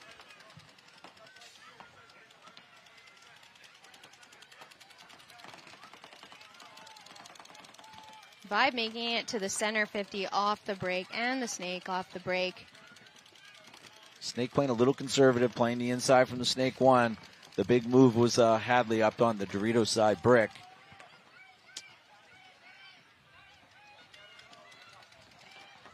You don't see too many of the teams taking that brick off the break. Sirens are launching to get her. Aubrey's going to get her clean. Great job. You got to try something, right? Oh, good pickup by JC there, getting her after she passed. If not, she could have taken their brick. Yep, Spidey senses were tingling for sure. Vibe's got 4 bodies. They're in great shape, so it's a 4-on-2.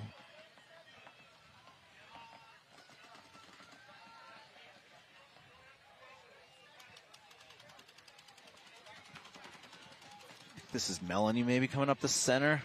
The Dorito Tower for Sirens, about to eat it. Sereno's coming down this side here as well. Sereno, sorry.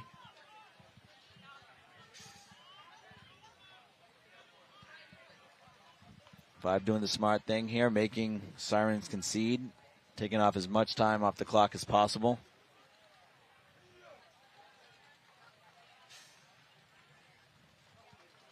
I don't know if the Sirens are going to be happy with a 4-0 spread.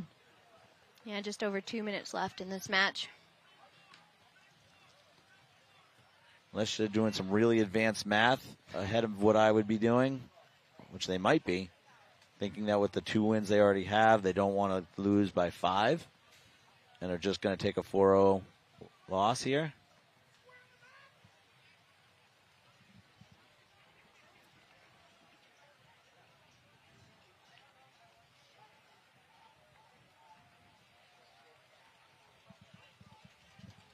Yeah, Sirens seeming pretty content to let it run down.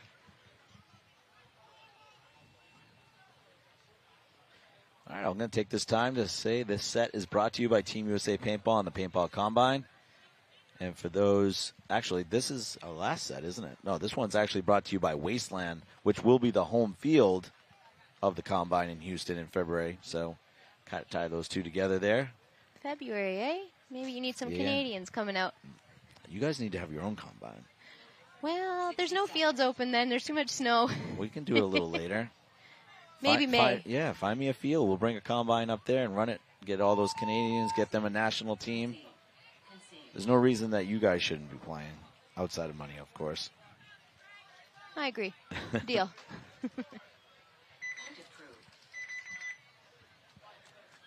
So was that under 10 seconds they hit the buzzer finally? Or? I honestly couldn't tell you. Yeah, I think that's what they waited. I don't think we're going to see another point. All right, 30 seconds left in this match. We're going to see him push it or run it and go to overtime. Really? I would be calling it audible.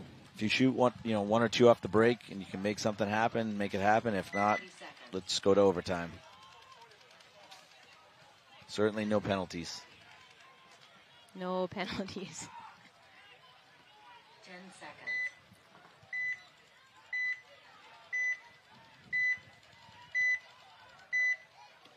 Fem's heavy guns up. 4 guns up for Fems, just taking the snake off the break. Losing their snake player.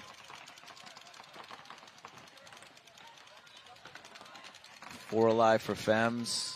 Cheetahs look content to go into overtime. Looks like they got Casey out wide on the snake side. She is looking heads up, though, not cross. All right, so I'm assuming this one's going to overtime. 100%. Yeah, everybody's pretty cool with it. Game stop. No points. Overtime.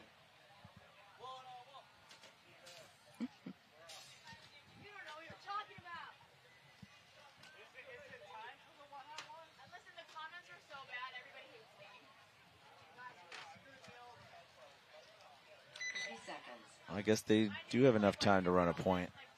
52 seconds left. Oh. That was a weird thing happening, but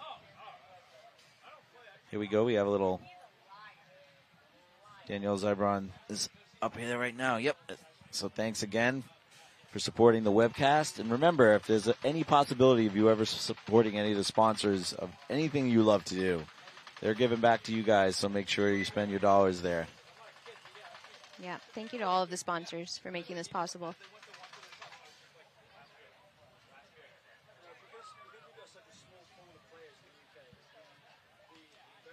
Think Sirens are going to push it? Or just let the time run out? I mean, it was... They should have... If they wanted to try and get a couple more points, then obviously they should have conceded a couple minutes earlier. But I'm hoping they at least try to put one on the board. I mean, why come out at all if you're not going to try to put one on the board at this point if they weren't happy with a 4-0 spread? So, yeah, let's hope that they can try and get one back. Do it for pride. They're still very much in the playoff hunt, so they really just need to do it for their spread.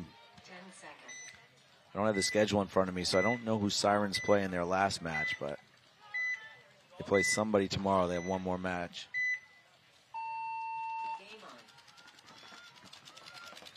We're one of maybe two teams that have 2 matches tomorrow. There you go, Audrey.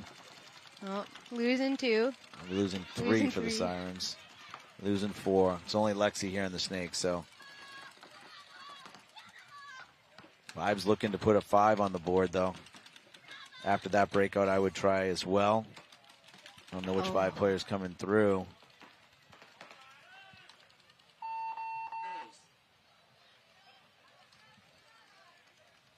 Good job. Read and react. Yeah, way to go, Vibe. But good job, Sirens. You know, you tried.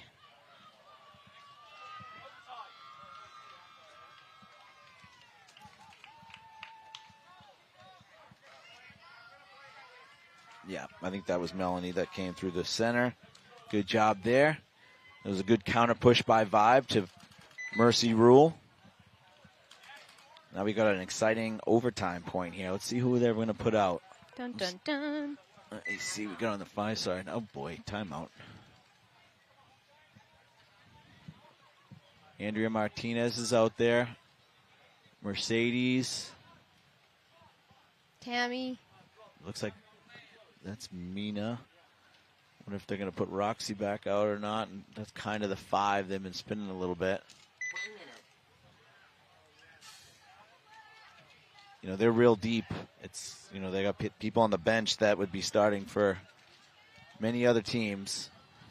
Plus they got the best tech out there, Rufus.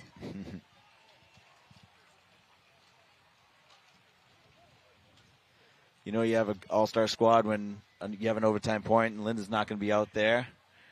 Monty, a lot of the players that are not playing this point, that they're pretty stacked in there. So let's see. I want to see who the Cheetahs have. I see Alexis. I think that's Carolyn that's out right now.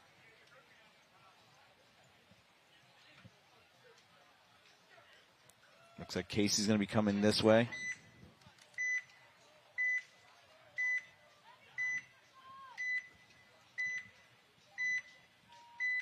Courtney, Casey, Alexis. Fem's going to D2 off the break. Doubling up the home. They got one of the Cheetahs. Mina's breaking some paint there. Casey's into Snake 2.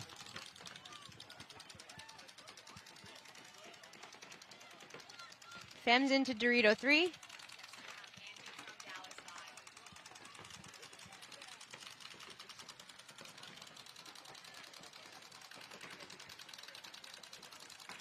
Casey's moving her up to Snake 3 now.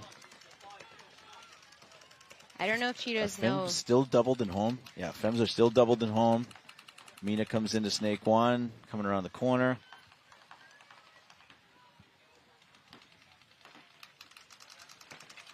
Tammy's going to try and get up. Yep, she's moving up the center.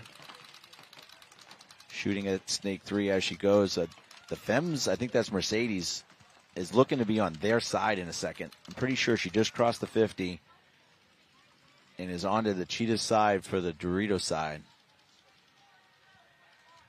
Still 5 bodies alive for Femmes. We're going to find out in a second because Casey's either going to shoot her or she's going to get shot. Well, Casey's looking past that, so maybe Mercedes stopped.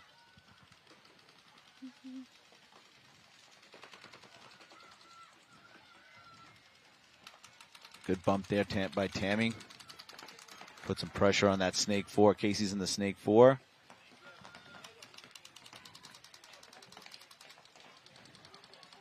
Casey's turning away and looking down the tape here. Might give Mercedes a chance. One cheater, I don't know if that's Carolyn or Courtney that's coming off. Looks more Cheetahs have like picked Courtney. up that Tammy's there in the center 50. I'm pretty sure Mercedes is on their side of the field. Cheetah's losing another, so they got 3 left. Yeah, I think Mercedes is doing some work over there.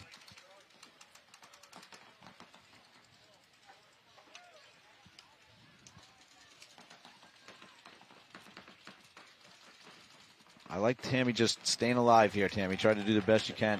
Yeah, I commentated, cursed her, and she got a minor. Oh, penalty. Roxy's going to watch out here. She's going to run right into Casey. Oh, no. Nice move there. Watch out for Lisette. Nope. This is the chaos that the Femmes usually thrive off of. So let's see. So we got Lisette in the back snake corner here. Oh, Mercedes is coming off as well. I think Andrea's still somewhere. I haven't seen her walk off. Might be a one-on-one? I think you're right. Oh.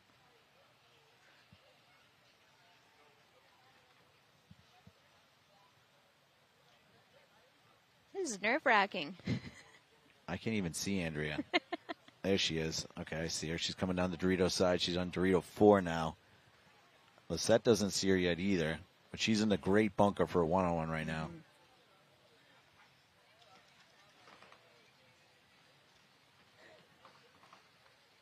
I think they've found each other. I believe Andrea's in their Dorito. Yep, Andrea's in the Dorito 3, Dorito 2. Nope, she's on their side. Yep, in the tower.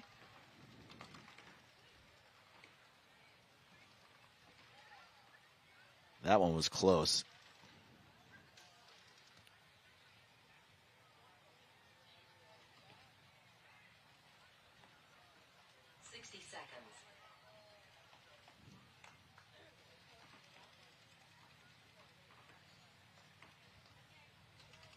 So we got a one-on-one right now. Lisette Barnes from Cheetahs, Andrea Martinez from the Femmes.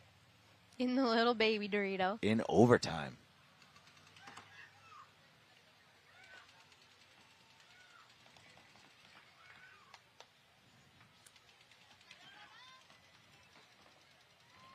Set closing distance here, going to play the home. Sorry, the small Aztec. 19 seconds left. Oh. She got her. So that's going to have plenty of time. Oh, yeah, tons of time. Nice job. Good job there by the Cheetahs, and they give the thumbs up. It's a great job there by the Cheetahs in overtime, beating the Femmes. About 5 seconds left there. Definitely tight. Before we leave today, we want to throw it over to Nicole, who's got Angie from Vibe, who just came off a 5-0 win. So here we go. The guy in the corner to kind of cue us in. We're good? Okay, I'm here with Angie from Dallas Vibe, who's just coming off a dominating Mercy Rule win. How does it feel right now? It feels great, honestly. Couldn't do it without my girls. What do you think was a key factor to you guys' win? Honestly, just us playing as teammates all together. We just pretty much put everything together and worked as one. And it really feels like you guys are in sync. So how do you bring what you got out of today, all those key factors, how do you bring it into tomorrow for your success? Honestly, on everything that we missed, we'll just go home, watch videos, pick it all up and fix it tomorrow. So you guys are planning to have some dinner and just watch all the film you can? Always. I love that. Always. Well, I hope you enjoy your night. I hope you guys really adjust, and we love to see some kick butt paintball tomorrow. Thank you. Have a good day, you guys. Bye. Thank you.